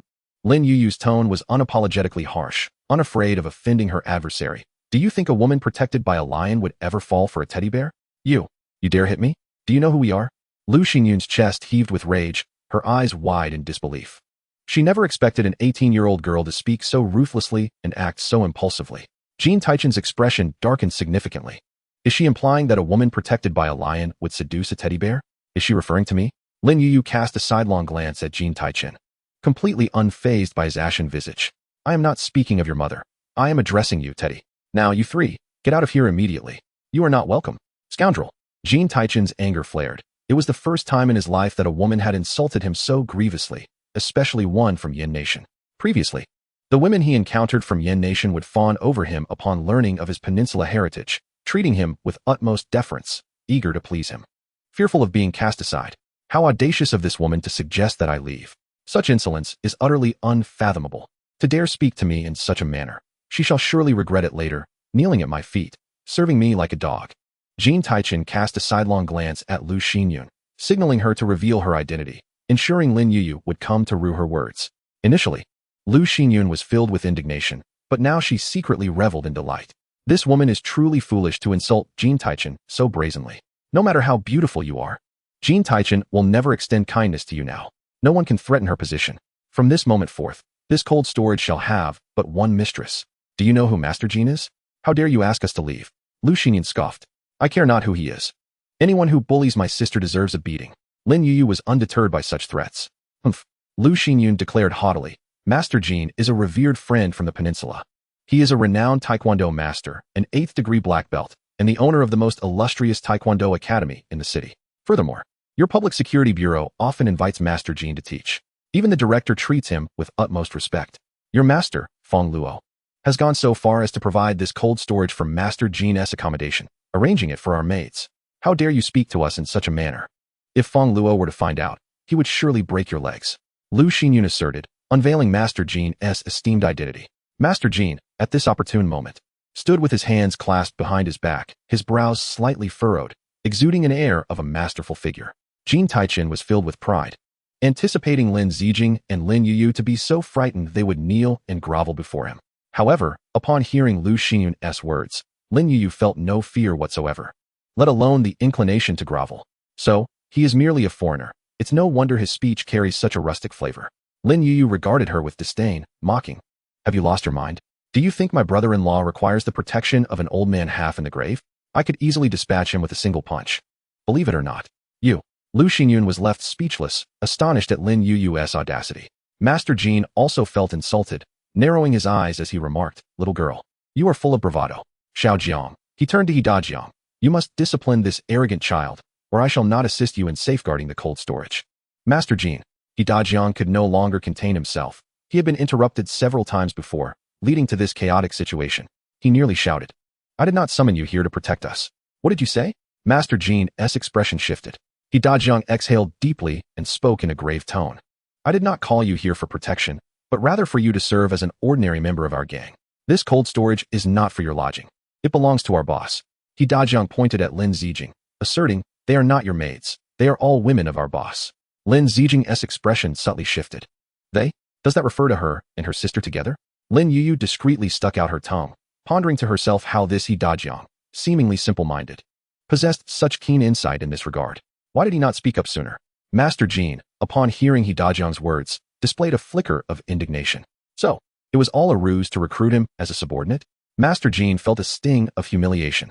Jean Taichen and Lu Xinyun were equally taken aback.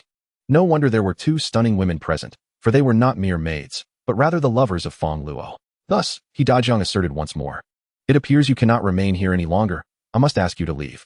Jiang and Master Jean had only attended a few classes together, lacking any significant bond, and it was inconceivable for him to confront his own comrades for the sake of another. Leave? Master Jean scoffed. You summoned me here, and now you wish to dismiss me at will? Such a fine world we live in. In Yin country, there exists a saying, it is easy to invite the Buddha, yet difficult to send him away. Having experienced the opulence of the cold storage and savored a delightful dinner, how could Master Jean bear to depart? If he was not invited to quell the situation, then he would seize this place for himself and become the master. You wish to linger here? Jiang glared fiercely at Master Jean and his companions. Linger? Master Jean retorted with a cold laugh. This cold storage rightfully belongs to me. There is no question of lingering. If anyone is to linger, it is you encroaching upon my domain. Jiang trembled with rage. He had heard tales of the peninsula people as shamelessness, but this exceeded his expectations. Now, they audaciously turned the tables and sought to commandeer the cold storage. Taichen, Xiaoyun, see them off. Master Jean sneered, commanding Jean Taichen and Lu Xinyun. Yes, father. Jean Taichen harbored a deep-seated resentment, and, gazing at the two beautiful women before him, resolved to capture them both later for his own gratification. He would show them who truly was the lion. Enhance strength and speed, activate. Jean Taichen cackled as he unleashed his abilities. His power was classified as T2 level enhancement. There are many forms of enhancement abilities. Some can only amplify speed, others strength, or defense. Yet, some exceptionally gifted individuals can enhance multiple aspects simultaneously. Jean Taichen could bolster both speed and strength, making his combat capabilities far superior to those with singular enhancements. Some elite T2 enhancers surpassed even T1 elemental users in prowess. Stop this at once, Jiang exclaimed, immediately activating his own abilities to shield Lin Zijing. You foolish oaf, you think you can contend with me? Jean Taichen had witnessed Jiang's formidable defense, but knew him to be sluggish, merely a target. He dismissed him entirely. Lu Xinyun, enraged after being struck by Lin Yuyu, glared with venomous intent, preparing to mar Lin Yuyu's face. Wretched woman, perish. Lu Xinyun sneered, her fingernails suddenly extending 10 centimeters, sharp as 10 blades, capable of slicing through steel pipes. Should her flesh be caught, even survival would come at the cost of shedding flesh. This is her extraordinary ability, the power to manipulate the growth and hardness of her nails at will. It is a T2 level enhancement ability. There exists a myriad of enhancement abilities, not solely limited to speed, strength, or defense. It can fortify any organ within the human body. Some individuals are even capable of strengthening their hearts. As long as the heart remains intact, one can survive dismemberment without succumbing to death. In Chapter 100, Crisis for Lin Yuyu, Lu Xinyun extends her claw-like fingers towards Lin Yuyu's delicate face, intent on marring her beauty. With such long nails untrimmed, isn't she concerned about unintentionally harming her husband during a gaming session? Unfazed, Lin Yuyu responds with a taunt, inciting Lu Xinyun's fury and further aggressive posturing. At this moment, Lin Yuyu is a level 3 ability user, capable of reaching an astonishing speed of 40 meters per second, 4 times faster than the world's fastest sprinter. She moves like a gust of wind. Additionally, having frequently engaged in fights during her school days, her combat experience far exceeds that of an average individual, despite her lack of formal martial arts training. In contrast, Lu Xinyun is merely a level 1 user. Though her claws are sharp enough to easily pierce Lin Yuyu's tender skin, she has never undergone combat training and possesses no fighting technique, resorting instead to the typical tactics of an ordinary woman: hair-pulling, spitting, and scratching. Her speed is exceedingly slow. With a swift motion, Lin Yuyu evades and appears silently behind Lu Xinyun, as if riding the wind. She extends her foot and delivers a forceful kick to Lu Xinyun's ample backside, sending her sprawling to the ground. Ah! Lu Xinyun screams, her face colliding with the wall, blood erupting from her nose, and with the loss of 2 teeth. Her appearance is utterly tragic. She loses consciousness in an instant. Lin Yuyu huffs in indignation. In this world, the only person permitted to bully her is her brother-in-law. Meanwhile, Master Jean, who has been observing, is taken aback. He had always assumed that Lin Ziqin and Lin Yuyu were merely ordinary girls, unaware that they possessed extraordinary abilities, and even surpassed Lu Xinyun in prowess. If he and his son were to marry one of them, it would indeed be a significant advantage. Is this speed-related ability? Master Jean muses, a glimmer of admiration in his eyes. Young lady, your speed is remarkable. However, it is regrettable that you lack systematic martial arts education. Would you consider taking me as your mentor?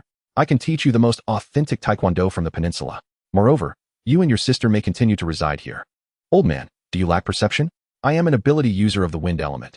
How dare you think I would want to be your disciple? Dream on. Lin Yuyu disdainfully raises her middle finger at Master Jean. She has little respect for this pompous old man, who pretends to be impressive yet accomplishes nothing. He even aspires to monopolize her brother-in-law's cold storage. Not a chance. Humph. Do you people from Yin country not understand the virtue of respecting the elderly and loving the young?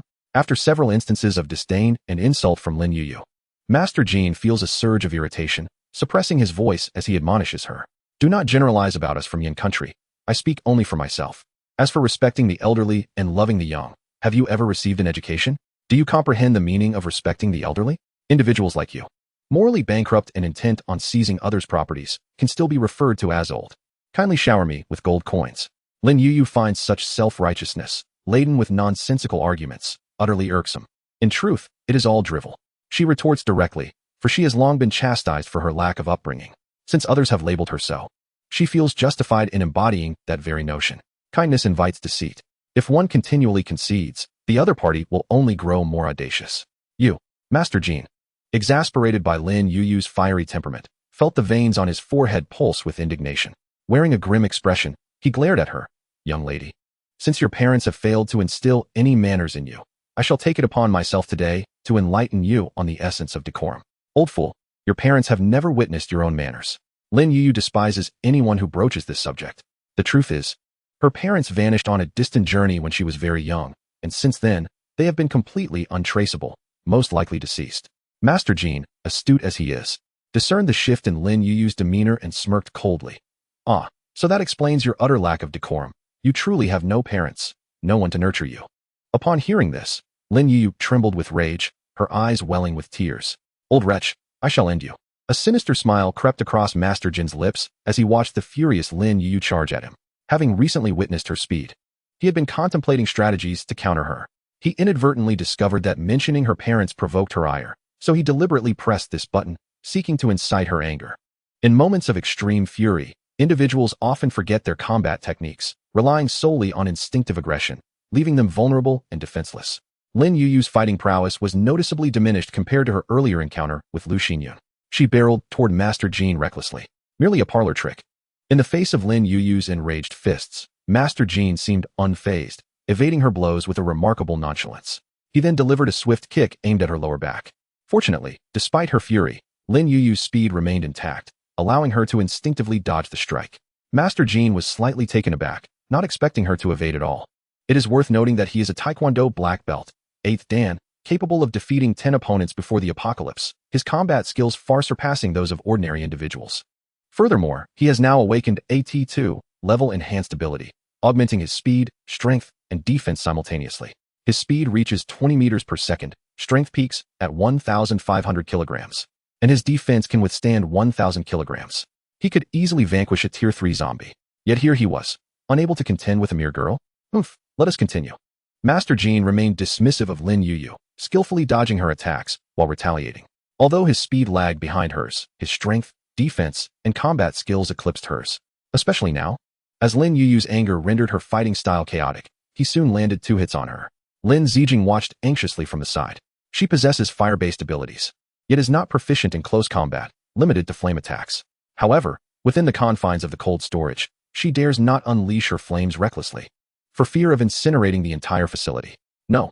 Suddenly, Lin Zijing exclaimed in alarm as she witnessed Master Jean executing a high whip kick aimed directly at Lin Yuyu's head. With a force exceeding 1,500 kilograms, should this kick connect, Lin Yuyu's frail defenses would surely lead to her immediate demise. At this critical juncture between life and death, the previously enraged Lin Yuyu was jolted into awareness. Observing the foot perilously close to her head, her heart sank. Though her speed was commendable, she had fallen into the trap set by her opponent, forcing her into a corner from which escape was impossible. Is this it? Am I to perish? Lin Yuyu's complexion turned ashen. Yet, she had yet to receive any news from her parents.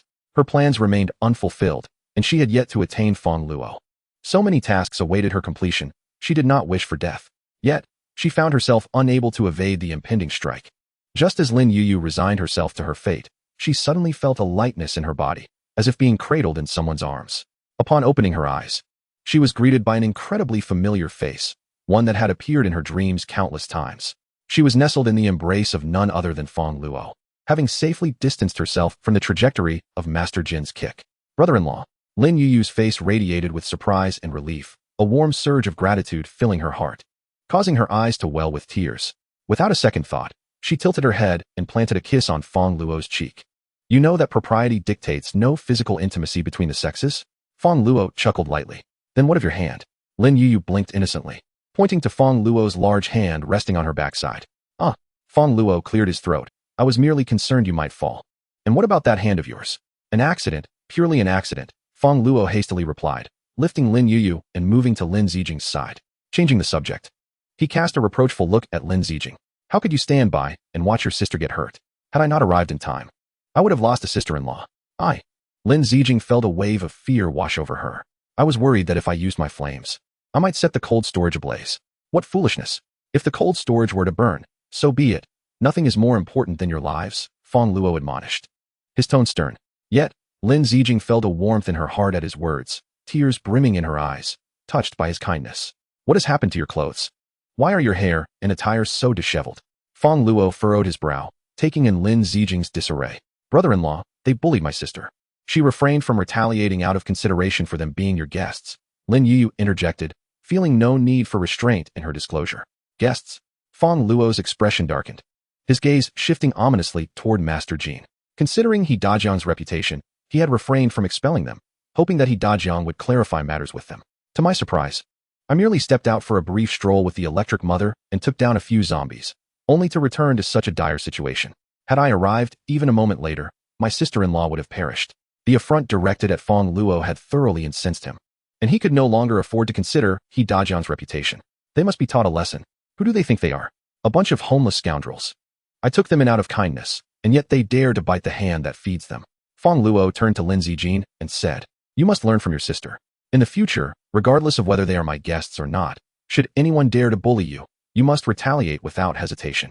If you cannot hold your own, I shall stand by you. Indeed, observing Feng Luo's commanding and resolute demeanor, Lin Zijing felt even more touched. Lin Yu's admiration for him deepened as well. You little rascal, what did you just say? Who are you calling a homeless scoundrel? Opposite them, Master Jin's face turned ashen at Feng Luo's insult. It struck a nerve. He truly was without a home. Previously, he had struggled on the peninsula, which led him to the Fiery Lands, where he discovered unexpected hospitality for foreigners. With various privileges, he thrived there, having everything he desired without consequence. However, after the apocalypse, when he had barely managed to survive, a band of marauders had robbed him, leaving him homeless once more. Earlier, he had encountered He Dajong on the road. Seeing him well-fed and clothed, he had opted to follow, only to stumble upon such a favorable place. It seems some people's hearing is decidedly poor, Fong Luo remarked. You little rascal, seeking death. Master Jin's expression darkened to a point of fury. I hear this is your territory. I will offer you a chance. Relinquish this place to me and depart quietly, or, you wish for me to leave. Fong Luo found Master Jin's arrogance amusing. You old fool, indeed a direct descendant of the peninsula, perfectly inheriting the genes of thievery and plunder. Scoundrel, you seek death. Master Jin was utterly enraged. The word thief was a sore spot for all peninsula natives, for they were indeed thieves. Master Jin activated his enhanced abilities and swiftly lunged towards Fong Luo, delivering a high kick aimed at him. With a slight grunt, Fong Luo activated his spatial flicker. Appearing directly behind Master Jin, a spatial blade materialized in his hand, and he thrust it into the back of his opponent's heart. Thud! The blade pierced flesh. A wound appeared on Master Jin's back. However, his defenses could withstand a force of up to 1,000 kilograms, so Fong Luo's strike did not penetrate deeply. You possess wind abilities as well. Master Jin gazed at Fong Luo in astonishment. Just moments prior, when Fong Luo had rescued Lin Yuyu, he sensed something amiss. And now it was confirmed. Fong Luo indeed wielded wind powers. Fong Luo merely smiled, refraining from revealing the truth. Until he possessed absolute strength, he could not afford to expose his spatial abilities. Nevertheless, Master Jin wiped the blood from his back, and his expression grew fierce. Even if you are a wind ability user, you cannot possibly match my prowess. Previously, Master Jin had been somewhat careless and inattentive to defense. Now, with heightened vigilance, he launched another assault on Fong Luo, his strikes more ferocious and agile than before. Fong Luo couldn't help but raise an eyebrow. It must be said that while the enhancement of supernatural abilities is categorized as T2, in the hands of some martial arts experts, its efficacy rivals that of T1 abilities. Fong Luo reflected on his own situation.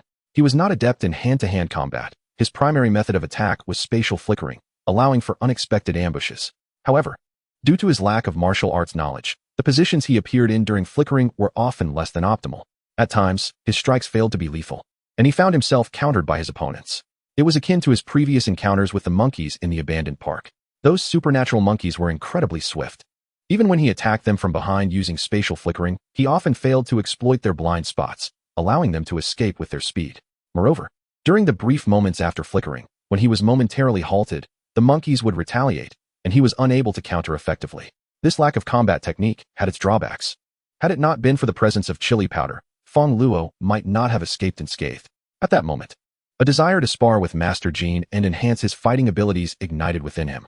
If he could learn martial arts, it would not only minimize his reliance on spatial flickering during battles, but also enable him to wield spatial blades more effectively. With this thought in mind, Fong Luo refrained from eliminating his opponent and instead utilized him as a training partner. With a resounding thud, Master Jin's fist connected with Fong Luo, causing him to gasp and widen his eyes. Why do you possess a defensive ability? Enough with the chatter. Show me your moves, you little rascal. Are you mocking me? Master Jin felt that Fong Luo was toying with him, his anger intensifying as he launched more ferocious attacks. Yet, no matter how fiercely he struck, not a single hair on Fong Luo was harmed.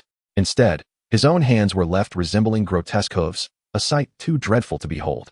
In the 102nd chapter, focusing on biological aspects, Fong Luo engaged in combat with Master Jin while utilizing a spatial barrier. He refrained from delivering lethal blows, allowing his opponent to strike him instead to practice evasion and counterattacks, thus honing his combat skills. As several minutes passed, Fong Luo couldn't help but admire Master Jin. Despite his age, he persistently threw himself at Fong Luo with unyielding determination. Each punch was delivered with utmost force. His attack measured at 500 kilograms, while his defense stood at merely 1,000 kilograms, crashing against Fong Luo's 4,000 kilogram defense without inflicting any harm, instead injuring himself. His hands were now exposed, revealing ghastly white bones, yet he remained undeterred, demonstrating commendable spirit. The more Fong Luo practiced, the more exhilarated he became, gradually finding his rhythm in combat. He felt that his strength had increased by approximately 10 compared to just a few minutes prior. If he could continue training at this pace, he sensed it wouldn't be long before he could contend with that group of monkeys. Fong Luo threw a few punches, filled with immense joy, eager to continue sparring with Master Jin. Meanwhile, the bloodied and battered Master Jin, upon hearing Fong Luo's murmurs, nearly spat blood in frustration. You still want to keep training? Do you think I am a beast? Master Jin has come to a realization. The reason he was able to spar with Fong Luo for so long was merely due to the latter's amusement, not because he was unable to defeat him. Upon understanding this, Master Jin decided against any further foolish assaults and chose instead to lie on the ground, feigning death. Only a fool would persist in attacking. Did he truly believe his hands were devoid of pain? After merely a few minutes, he was rendered incapable? Fong Luo frowned at him. Noting that age had indeed taken its toll, such a brief duration was rather pathetic. He felt he could engage for several more hours. Rising, Fong Luo approached Master Jin and gave him a couple of kicks. Stop pretending to be dead, which corpse's fingers still move. Master Jin had made every effort to remain still, yet the piercing pain in his fingers was nearly unbearable. When Fong Luo kicked him, he could not help but let out a cry. Humph, if it weren't for my lack of food these past few days, I would never have lost to you. Master Jin stubbornly insisted, just wait until I've had a proper meal and regain my abilities. Then we shall duel fairly. Do you even comprehend the notion of a fair duel, you denizens of the peninsula? Fong Luo scoffed. Master Jin's face flushed. Indeed, they lacked any spirit of equitable competition, even resorting to pulling the plug in a game. Since you no longer possess your abilities, you hold no value to me. It is time to eliminate you. Fong Luo stated coldly, summoning a spatial blade in his hand and aiming it at Master Jin's head. You cannot kill me, Master Jin exclaimed, his bravado quickly evaporating as fear took hold. Oh, pray tell, why must I spare you? Fong Luo asked mockingly. I am a citizen of the peninsula. You lack the authority to take my life. Should you do so, our embassy will ensure you face the consequences. If war breaks out between our nations, you will be deemed a criminal, Master Jin threatened. The mention of the peninsula's embassy provoked laughter from Fong Luo. Are you truly so naive? Or am I the one lacking wisdom?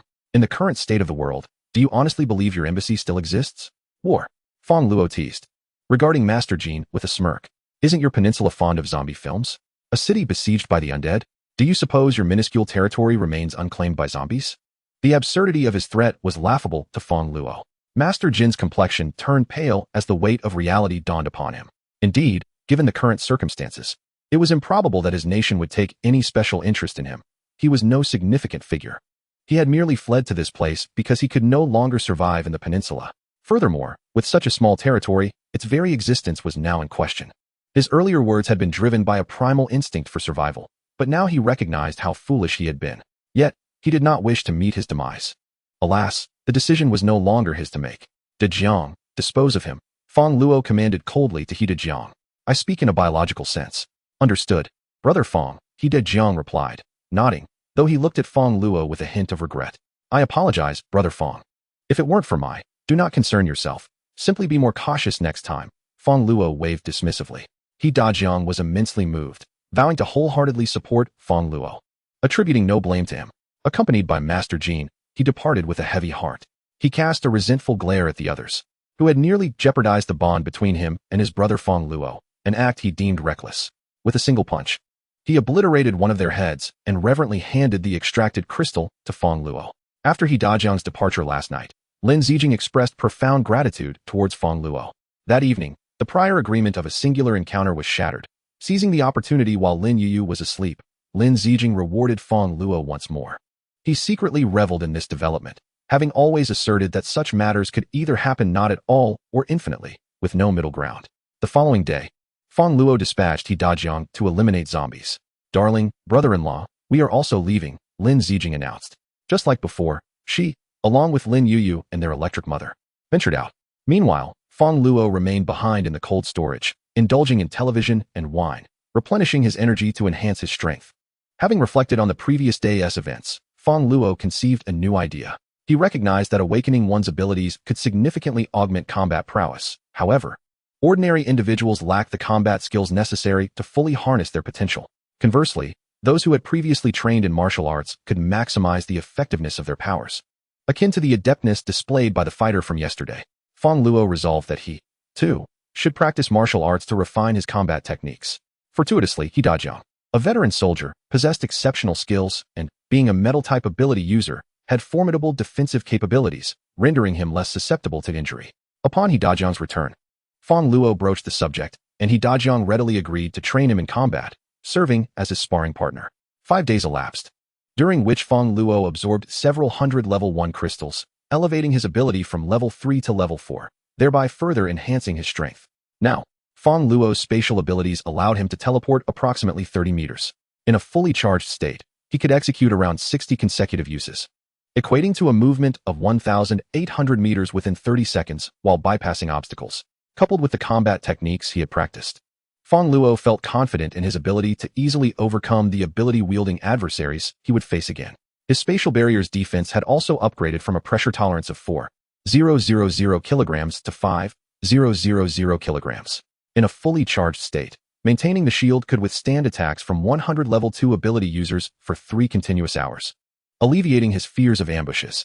One night, Lin Zijing expressed concern about the possibility of pregnancy, prompting Fong Luo to have a sudden insight regarding his spatial mark. He could now simultaneously deploy 25 marks, with an explosive radius of up to 30 meters, capable of vanquishing a level 3 defensive ability user. The growth attribute of his spatial blades was slightly inferior compared to the others, showing minimal progress. Nonetheless, even with such limitations, Fong Luo could effortlessly defeat his former self from days past. During this period, he had also amassed considerable resources, with He Dajiang and his companions contributing a total of 150 crystals to Fong Luo. Among them, there are 10 level 3 crystals, 30 level 2 crystals, and 110 level 1 crystals, sufficient for Fong Luo's use for over 10 days. Furthermore, as He Dajiang and others ventured about, the reputation of the Ionia faction gradually became known among the surrounding survivors. During this period, over a dozen individuals with extraordinary abilities sought to join voluntarily, in addition to the more than 20 gifted individuals brought in by He Dajiang. After a brief assessment by Fong Luo, 15 remained. However, during missions, several of these extraordinary individuals fell victim to zombies. Thus far, apart from Lin Zijing and Lin Yuyu, Fong Luo commands a total of 15 gifted individuals. Among them, He Dajiang and Li Shan have ascended to level 3, while 10 have reached level 2. The remaining 3, who are newly inducted, are still at level 1. Additionally, the faction now boasts over 120 ordinary survivors. Fong Luo has instructed them to organize the warehouse, transforming it into dormitory quarters. However, he does not provide sustenance without reciprocation. They too must undertake tasks to earn points, or else he will not supply them with food. Chapter 104. Level 4 abilities. Their tasks are quite straightforward: to maintain and repair the surrounding facilities, while also constructing a wall to encircle the warehouse area, guarding against zombie incursions. One night, the cold storage area was besieged by zombies, resulting in the deaths of several survivors. Fortunately, at that moment, Fong Luo and Lin Zijing had just concluded their activities, and upon Lin's urging, Fong Luo intervened and eliminated several zombies. Otherwise, all survivors would have faced dire consequences. The sisters, Lin Zijing and Lin Yuyu, continue to venture out daily, bringing back a substantial number of crystals, surpassing even He Dajiang and his group. Over the course of 5 days, Lin Zijing, Lin Yuyu, and Electra amassed over 300 crystals, comprising 25 level 3 crystals, 50 level 2 crystals, and 225 level 1 crystals, half of which were acquired by Electra. Currently, Electra's points are remarkably high, leading the scoreboard with over 2,000 points, inching closer to her goal of earning enough points for a lifetime's worth of consumption.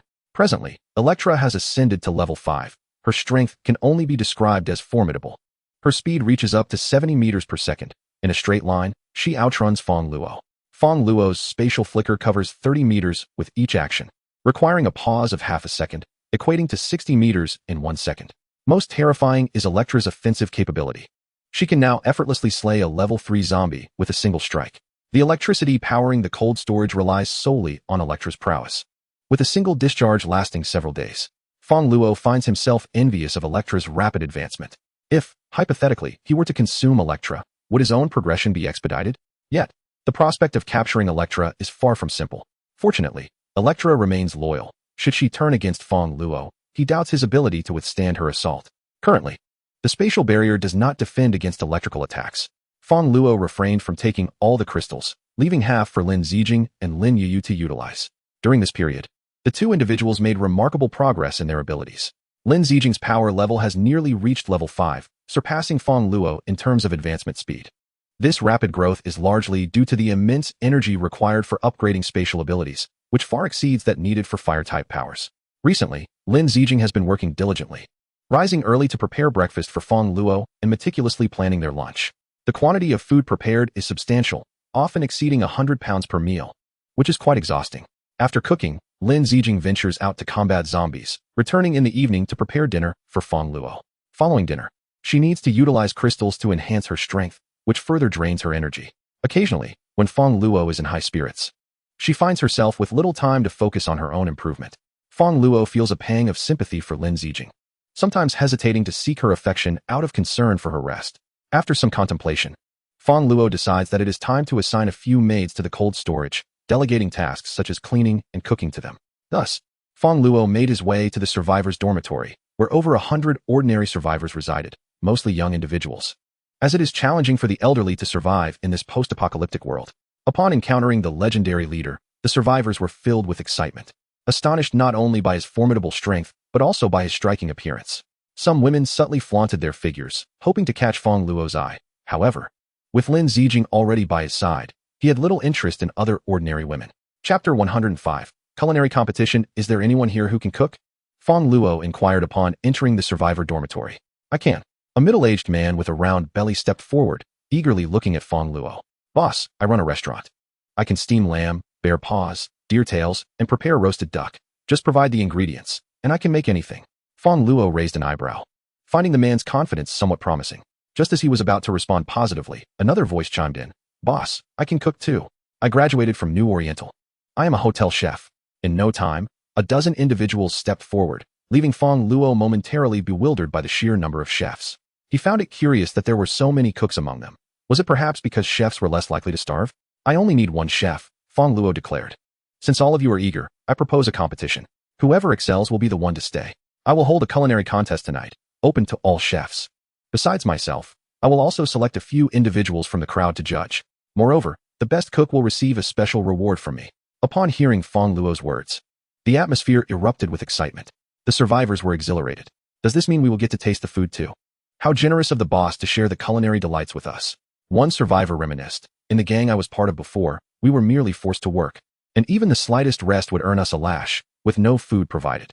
In comparison, Fong Luo felt like an angel. What an angel! This is my idol. Idol. Do you need a maid? I would love to be your maid. I can warm your bed. If we win the championship, I wonder what rewards the boss will bestow. Do you think the boss would agree to give us evolution crystals if we asked? You certainly have a bold imagination. Do you want a slap across the face? Fong Luo smiled knowingly at the survivors engaged in discussion.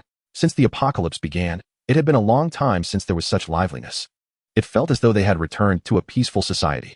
Overcome with enthusiasm, Fong Luo declared, if we secure the championship, I will reward evolution crystals. Really? Is that true? Evolution crystals can be a reward too? I want to participate. I want to join. The crowd erupted with excitement. Amidst the frenzy, a woman in the corner, her head bowed and face smeared with dirt, cradled an infant in her arms and lifted her gaze, her eyes glimmering faintly. Later that evening, once Lin Zijing and Lin Yuyu returned, Fong Luo recounted the details of the cooking competition. Darling, do you think my cooking is terrible? Lin Zijing asked, a hint of sadness in her voice, fearing that Fong Luo disdained her culinary skills. Not at all. Your cooking is the best I've ever tasted. Fong Luo reassured her sincerely. Lin Zijing had been independent since childhood, learning to cook at the age of 12, her skills surpassing those of typical restaurants. You are now tasked with fighting zombies, cooking, and cleaning. It is far too exhausting. Focus on enhancing your strength. Let others handle the rest, Fong Luo gently explained. Brother-in-law, Lin Yuyu teased from the side, you actually care about how tired my sister is? Why didn't you mention it last night? Fong Luo's face flushed. This little sister-in-law must have pretended to be asleep again last night. Thankfully, Lin Zijing remained unaware. Otherwise, she would likely forbid him from sharing a bed in the future. Go on, what do children know? The competition venue was set up outside the cold storage. Fong Luo instructed the survivors to assemble several cooking stations and retrieve large pots, typically used in rural cooking from his space. Upon seeing the enormous pots, the participating chefs appeared somewhat troubled. They were all restaurant chefs and had never used such cookware. Moreover, how could such large pots produce exquisite dishes?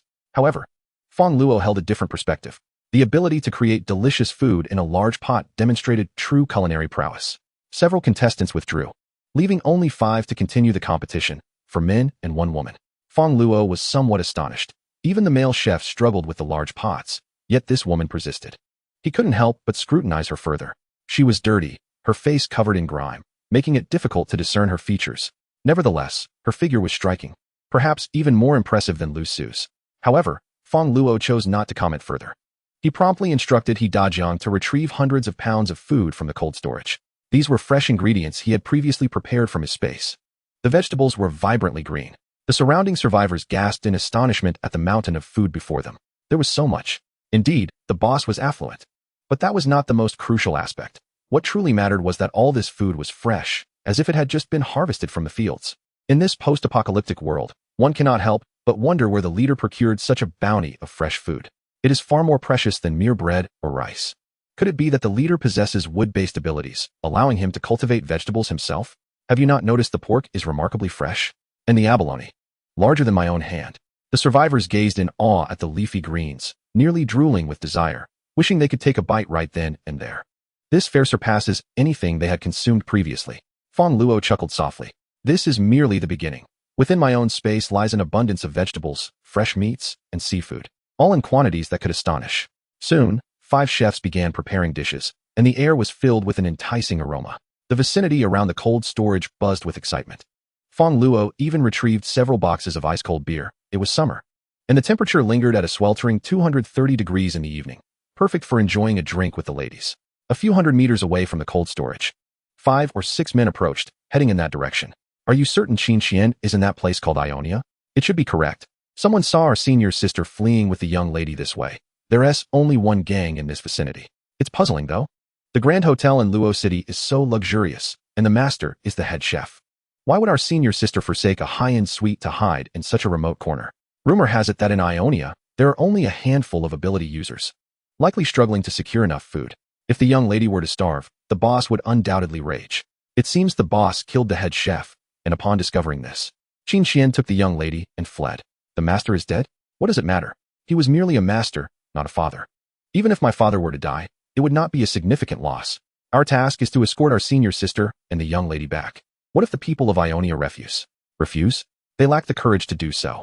We, the Grand Hotel of Luo City, belong to a second-tier gang with over 100 ability users. What can a lowly gang do against us? A stout young man displayed a look of disdain. Suddenly, he sniffed the air. What is that aroma? It smells delightful. Someone is cooking. Chapter 106. The Apocalypse? Is this a night market? These men were originally chefs from the Grand Hotel in Luo City. Following the apocalypse, the hotel's owner managed to survive by utilizing the hotel's rooms and resources. Eventually, he awakened his abilities and formed a gang named after the hotel itself. The members of this gang comprised the hotel's former security personnel, chefs, waitstaff, and some guests. Recently, for reasons unknown, the owner killed the head chef, prompting the chef's daughter to abduct the owner's daughter in a quest for vengeance. Enraged, the owner issued a command, offering a reward of 25 bottles of water to anyone who could capture Qin Qian. The 5 men, enticed by the generous reward, ventured out to search for her. Following leads, they tracked her down near the Ionia gang's territory. Cooking? At the stout young man's remark, a slender figure nearby scoffed. Donghua, surely you haven't been so starved that you're hallucinating? This is the apocalypse. How could anyone be cooking? Impossible. Donghua shook his head. Have you forgotten? I possess the ability of heightened smell. Even if a barrel of excrement lay before me, I would still discern its constituents. Indeed, yesterday, I could identify what I had consumed merely by the scent of winter melon. I seem to detect a hint of fragrance. It appears someone is indeed cooking. Another individual sniffed the air and remarked, it seems to be emanating from the direction of the Ionia gang. Could they possibly be preparing a meal? Is that true, Donghua? Take another whiff. Donghua resumed his olfactory exploration. Indeed, it originates from that direction. There appears to be pork, beef, lamb, lobster, and tuna. Wait. Are you listing ingredients? How could there possibly be such an abundance of provisions? The thin man grew increasingly incredulous. We're in an apocalyptic world. Though the extreme heat has subsided, we are still facing temperatures of 40 degrees. The prior heat wave had already claimed 90 of cattle and sheep, either succumbing to the heat or turning into zombies. How could there be so much meat? And seafood? Are they consuming zombie flesh? Yet, I can distinctly smell these things. It truly seems like the people of Ionia are cooking, Donghua insisted. Impossible. The thin man vehemently refused to believe it. Our boss owns the Grand Hotel in Luo City, and even at his most extravagant, he only dines on 2 salted fish at a time. Do you really think a second-rate gang, residing in a warehouse, could possess such an array of ingredients? Donghua, too, felt a twinge of uncertainty. He recognized the absurdity of the situation. Even the boss could not procure such delicacies in these times. Yet, he had indeed caught the scent. Why don't we make a wager? Let us bet on whether they are indeed cooking. The loser must consume a barrel of excrement. The others began to jeer. I'll place my bet on the thin man. It is utterly ludicrous for a lowly gang to have such an abundance of food.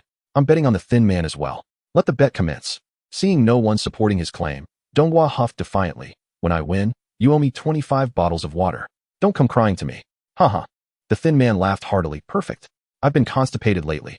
I've already fermented it for you. Just eat it straight. Humph. I devoured rotten meat yesterday, Donghua retorted, unwilling to back down. Perfect. I'm experiencing diarrhea. You can drink it without water. You all are utterly revolting. The group made their way toward the cold storage, contemplating their wager. However, as they drew nearer, their expressions grew increasingly uneasy. The aroma intensified, not only wafting with the scent of meat, but also infused with cumin and chili. Goodness, the smell of lamb skewers, and my favorite cumin powder. Is that the stench of stinky tofu? We can't possibly be losing, can we? Impossible, the thin man consoled himself, yet his countenance betrayed his growing concern. This fragrance did not seem fabricated. With so many individuals gathered, what could they be up to? How many generators would it take to illuminate this many lights? Such extravagance. As the group approached and beheld the scene, their expressions shifted to astonishment. Though they resided in a 5-star hotel, only the boss's room had electricity. It was a challenge even to avoid stepping in urine while visiting the restroom at night. Yet here, there were at least dozens of lights aglow. Encircled by a crowd of over 100 people, the scene before them resembled not an apocalypse, but rather a bustling night market. This Ionian realm appeared far more complex than they had envisioned. Curious, they pushed their way into the throng. Upon glimpsing the spectacle at the heart of the crowd, their jaws dropped in disbelief. As chefs, they were intimately familiar with the items laid before them, an abundance of food. There were meats, seafood, vegetables, an exquisite array of culinary delights. This was nothing short of a street food paradise. Was this truly the end of the world? How could there be such a bounty? Winter melon, have we been reborn? Returned to the time before the apocalypse? Stop asking ridiculous questions. Thin guy, should I bring it to you now or later? The thin guy's face turned ashen. How could this be possible? He could scarcely believe his eyes. Wasn't he, this Ionian faction, merely a small band of a dozen or so supernatural beings? How could they possess such an abundance of food? The cooking stations each contained at least dozens of pounds of food, while a table at the cold storage entrance was laden with enough provisions to total several hundred pounds. Furthermore, there was beer, red wine, and even a fruit platter. To their astonishment, music played in the background. Was this truly a party? The hundreds of supernatural beings and thousands of survivors from the Grand Hotel in Luo City could not possibly consume such quantities of food in a single day. They typically subsisted on meager rations of dry rice, flour, and bread, never daring to dream of such rich, succulent meats. Was this truly the end of the world? Before the apocalypse, even pilfering scraps in the hotel kitchen had not afforded such indulgence. Look, is that not Qin Xian approaching? The thin guy diverted the conversation. His gaze fixed on Qin Xian, who was carrying a platter of dishes toward the cold storage, accompanied by an attractive man. Fang Luo, in high spirits, savored the delectable food. What a lively gathering today, he remarked to Lin Zijing. It has been ages since I've felt this comfortable. It seems we ought to organize more events like this. Even in an apocalypse, one must not live too repressively. My brother-in-law is right. Lin Yu, gnawing on a chicken leg while holding a soda, chimed in. It's summer now. I think we should host an ultimate bikini pool party. The mention of bikinis sparked excitement in Fang Luo's mind, conjuring images of dozens of beautiful women in swimwear, all lounging in a pool. How delightful. Isn't that a bit wasteful? Lin Zijing expressed concern about the potential waste. How much water could it possibly waste? Fang Luo chuckled lightly, determined to create that pool. A swimming pool would only require 10 to 18,000 bottles of water. Chapter 107. The Three Great Beauties of Luo City. At that moment, the last woman to finish preparing her dish approached with her head bowed, presenting a platter of food. Fang Luo cast a glance her way. He had noticed this woman, not for her looks, but because while every other chef had prepared dozens of dishes with an array of creativity, she had only made a single dish throughout the evening. Fang Luo almost believed she had forfeited. The other chefs were also amused. Considering there was little merit in competing over a single dish prepared throughout the night, it appeared that the champion would be chosen among the four of us. I wonder if I can successfully awaken my abilities. Fang Luo glanced at the dish, boiled cabbage. It was an exceedingly ordinary dish, lacking any particular distinction. Please, do give it a try, she urged as she offered the dish to Lin Zijing and Lin Yuyu. After a night of constant eating, he was on the verge of nausea. Wow, this is delicious. How is it that a mere piece of cabbage tastes like seafood? Lin Yuyu exclaimed upon tasting it. Although I'm reluctant to admit it, it is indeed better than what my sister makes. Brother-in-law, let her be the champion. It's simply too delicious. Lin Zijing nodded in agreement. Although she could cook, she had to concede that this dish was exceptionally well prepared. What? She is to be the champion? She only made one dish. Is it simply because she is a woman? The other chefs began to feel a sense of dissatisfaction, deeming the situation profoundly unfair. Fang Luo raised her eyebrows, pondering how it could be so delicious. She took a piece for herself and gasped upon tasting. It was indeed delightful. and the flavor felt oddly familiar, as if she had encountered it before. Ah yes, the Grand Hotel of Luoqing. Previously, Fong Luo had ordered over 1 million worth of food from there, including this very dish. It appeared to have been made by stewing various seafood and meats, then using the steam to cook the cabbage, allowing it to absorb the essence of the ingredients. Finally, the broth was poured over the cabbage. The process was exceedingly intricate and the price exorbitant, costing several thousand for a single serving. In this post-apocalyptic world, the cost had escalated over 1,000-fold. One dish could exceed 1 million. Fong Luo could not help but inquire, "Have you ever worked at the Grand Hotel of Luoqing?" Indeed, she had. Just as the woman was about to respond, a man from the crowd interjected. Subsequently, 5 men stepped forward. Upon seeing them, the woman's expression shifted dramatically, turning pale as a ghost. "Do you know her?" Fong Luo cast a glance at the men, assuming they were her subordinates. "Heh," one of the slender men chuckled. "This young lady's name is Qin Qian, the daughter of Qin Tianhe, the head chef at the Grand Hotel of Luoqing." "Who is Qin Tianhe?" "My brother." "It's evident you've never dined at the Grand Hotel of Luoqing if you're unaware of Qin Tianhe," one chef elaborated. Qin Tianhe is one of the top 10 master chefs in our country, having prepared dishes for state banquets. Renowned as the Spoon of Qin, he later became the head chef at the Grand Hotel of Luoqing. However, Qin Tianhe only prepares 3 dishes daily. Most of the food is crafted by his daughter and apprentices. It is said that she has inherited 90% of her father's culinary skills and possesses unparalleled beauty. Often celebrated alongside the daughters of the Lu and Qin families as one of the 3 goddesses of Luoqing. To think this woman was the daughter of the Spoon of Qin, it was indeed no shame to lose to her. Upon learning of Qin Qian's illustrious background, the chefs, who had previously harbored discontent, now found themselves humbled and respectful. However, why is she here instead of at the Grand Hotel in Lo City? The crowd was somewhat puzzled. Fong Luo was also taken aback, not expecting that this unassuming woman was, in fact, the daughter of Qin Guoxiao. In the past, in order to prepare meals for Su Qingqing, Fong Luo had deliberately studied culinary arts. He had occasionally come across information about Qin Tianhe and had admired him greatly at that time, though he regrettably had not mastered the skills. Given that she was the daughter of Qin Guoxiao, having her as his cook would be entirely acceptable. "Qin Qian?" Fong Luo smiled at Qin Qian, saying, "From this moment onward, I would appreciate your assistance in preparing our meals." Qin Qian's complexion remained pale, and she did not respond. It seemed that she could no longer continue cooking for them. The thin man sneered, saying, "Sister Qian, let us go. Bring the young lady with us." Qin Qian shuddered, biting her lip in stubbornness, filled with resentment. "Who are you?" Fong Luo then scrutinized the group, realizing they were not his subordinates. "Haha. We are from the Grand Hotel in Lo City, ordered to escort Qin Qian and the young lady back," the thin man proclaimed arrogantly. Fong Luo was startled, instinctively prepared to surrender Qin Qian. "The young lady?"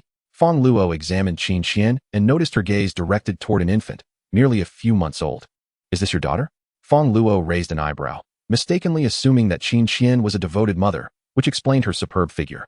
It was unfortunate that she did not possess wood-type abilities. Otherwise, ugh, what was he thinking? Fong Luo inwardly chastised himself. Unbeknownst to Fong Luo, the relationship between Qin Qian and the others was such that he presumed she had fled due to a conflict with her husband. He was not unreasonable. Turning to Qin Qian, he asked, "Do you wish to return with them? If you want to go, I won't stop you. If you prefer to stay, you are welcome to do so." "I do not wish to return." Qin Qian shook her head, her body trembling slightly. Fong Luo nodded and then addressed the thin man. "You may leave. She does not wish to accompany you. It is not her decision to make," the thin man scoffed. "Brothers, please escort Qin Qian and the young lady back." Before they could advance, a towering figure, as imposing as a great mountain, blocked their path. "What? Do you think you can keep her safe?" The thin man replied coldly. "Do you have any idea of the strength of the Grand Hotel in Lo City? We possess over 100 ability users, and believe me, we could flatten this place in an instant." Upon hearing this, the surrounding survivors gasped in alarm, their hearts filled with trepidation. They silently prayed that Fong Luo would release Qin Qian, fearing that should a conflict arise, they would be the ones to suffer. Qin Qian was also internally struggling. She was acutely aware of the Grand Hotel's might. Had it not been for her secretive abduction of the boss's daughter, there was no way she could have escaped. Fong Luo's small group was no match for the Grand Hotel. She sensed that Fong Luo was a decent person and did not wish to bring him trouble. Gritting her teeth, Qin Qian prepared to step forward, determined to spare Fong Luo any complications. However, before she could speak, Fong Luo coldly declared, "Regardless of your strength or your numbers, if she does not wish to leave, then no one shall take her." Fong Luo was not someone who meddled in others' affairs, yet he was certainly not a coward. As the leader, he stood resolutely. If one allows others to casually take away their subordinate, what purpose does the role of a leader serve? Nearby, Qin Xian was slightly astonished upon hearing Fong Luo's words. She had contemplated the possibility of Fong Luo willingly surrendering her to the other party, as well as the scenario where he would remain silent and indifferent, given their lack of any ties. Such behavior would have been entirely justifiable. However, she was utterly taken aback when Fong Luo resolutely declared that she did not wish to leave and that no one could take her away. In that moment, admiration for Fong Luo's character blossomed within her, accompanied by a touch of sentiment. Her brother-in-law was truly formidable. Lin Yuyu also held him in high esteem, delighted at the prospect of indulging in delicious food daily from now on. Kid, are you really meddling in affairs that don't concern you? The thin man's expression darkened. Do you have any idea what fate awaits those who offend the Luoqing Grand Hotel? I know not what fate awaits me, Fong Luo replied with a cold laugh. But yours may not be particularly pleasant. Dejiang, apprehend them. Chapter 108. The inequity among superhumans. The enemy boasted of seeking retribution later. Yet Fong Luo was not foolish enough to release the tiger back into the mountains. Decisions must be made with resolve. He directly instructed He Dajiang to seize them.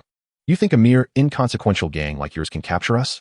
The thin man scoffed, jesting with his companions. By the way, how many superhumans were in that gang we wiped out a few days ago? Only 20, Donghua replied in a deep voice. Those fellows attempted to flee, but none could escape under my watch. They were all eliminated. Humph.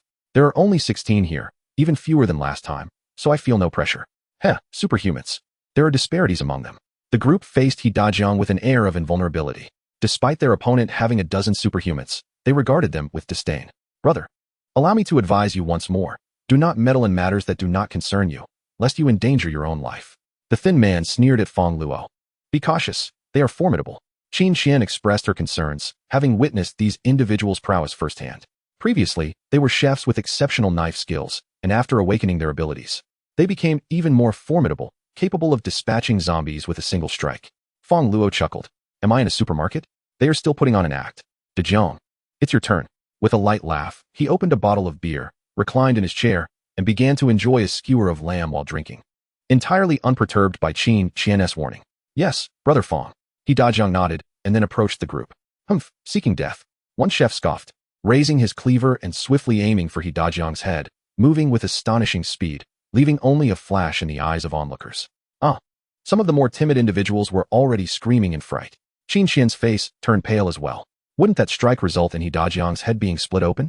The thought of blood mingling everywhere made her shudder. She instinctively closed her eyes. However, after a moment, she heard the sound of metal clattering to the ground. Curious. She opened her eyes. Before one's eyes, He Dajiang was enveloped in a layer of metal, and when the assailant's cleaver struck his head, it shattered into countless fragments. Apart from a few who anticipated the outcome, everyone else stared in disbelief at He Dajiang. Was this still a human? Such formidable prowess. What? The attacker was equally dumbfounded. How did he suddenly transform, like a mechanized titan? Even the cleaver, which had accompanied him for 2.5 years, had been broken. Is this all you are capable of? He Dajiang scoffed, returning the earlier taunt. Even among superhumans, there exists disparity. He then unleashed a powerful punch toward the opponent's abdomen. Now fully encased in metal, including his fists, He Dajiang, though not a strength-based superhuman, wielded the enhanced metal with unimaginable force.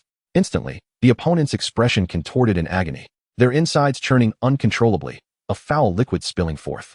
Wow, Brother Dajiang is quite resilient, impervious to blades and bullets. Lin Yuyu, who had been enjoying a snack, nearly retched upon witnessing the scene. Dajiang was indeed a metal-type superhuman. Fong Luo also expressed mild admiration, noting, with merely a level 3 ability, Dajiang's defense can withstand 5,000 kilograms of pressure, matching my own level. If he were to advance further, I would be at a disadvantage. He reflected that while his spatial barrier boasted high defenses, it still fell short compared to these specialized physical defense abilities. At level 4, Fong Luo could only equate himself to He Dajiang's level 3 prowess. However, the spatial barrier had advantages that such abilities could not rival. For instance, Fong Luo's barrier could insulate against certain temperatures. Unless the heat was exceptionally high, he remained unharmed. In contrast, metal-type abilities, when faced with flames, were akin to being placed in a roasting furnace, leading to certain demise. According to a certain MOBA games terminology, He Dajiang possessed the finest armor, capable of withstanding attacks from blades and firearms, yet it could not guard against ignitions. Conversely, Fong Luo had armor, magic resistance, and a white shield, enabling him to block virtually all forms of attack. Moreover, Fong Luo's spatial barrier adhered closely to his skin, extremely thin, without any sense of encumbrance. Brother-in-law, you are so tough, impervious to blades and bullets. But sister is not invulnerable. So take care, Lin Yu mischievously whispered into Fong Luo's ear. Ugh, Fong Luo thought, exasperated by this little sister-in-law who dared to say anything. Despite being a young girl, she spoke with the audacity of an experienced veteran. Was it possible she had discovered what he had previously done with the spatial barrier? No, he must prevent her from sharing a bed. From today onwards, you shall sleep on the sofa, Fong Luo retaliated. He Dajiang, now a level 3 superhuman, faced opponents whose strongest member was merely at level 2.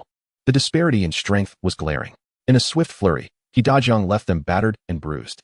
Boss, we have captured all 4 of them. Shall we dispose of them? He Dajiang clapped his hands and gestured towards the bound captives. Upon hearing this, the group panicked, hastily pleading for mercy. Please, do not take my life.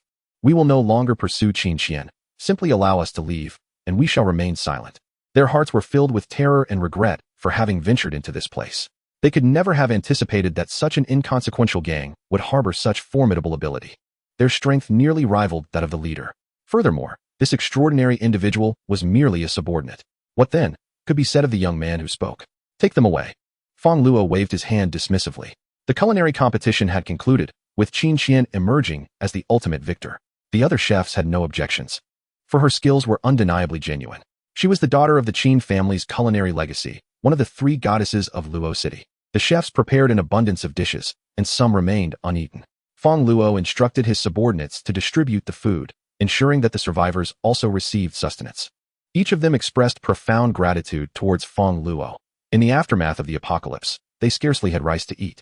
And such delectable and visually appealing food was a distant dream. Our leader is the finest in the world. We must serve him diligently to repay his kindness. Indeed, I have labored for 20 years, earning the title of the strongest worker. Fong Luo led Qin Qian to the cold storage, observing her once more. She was covered in grime, and it was difficult to discern her true appearance beneath the layers of dust. Yet, she cradled an infant in her arms, who appeared remarkably clean. Go take a shower and change into this outfit, Fong Luo offered, presenting a set of clothing. Qin Qian hesitated momentarily before inquiring, is the evolution crystal truly real? This question weighed heavily on her mind, for it was the prospect of the evolution crystal that had compelled her to participate in the competition.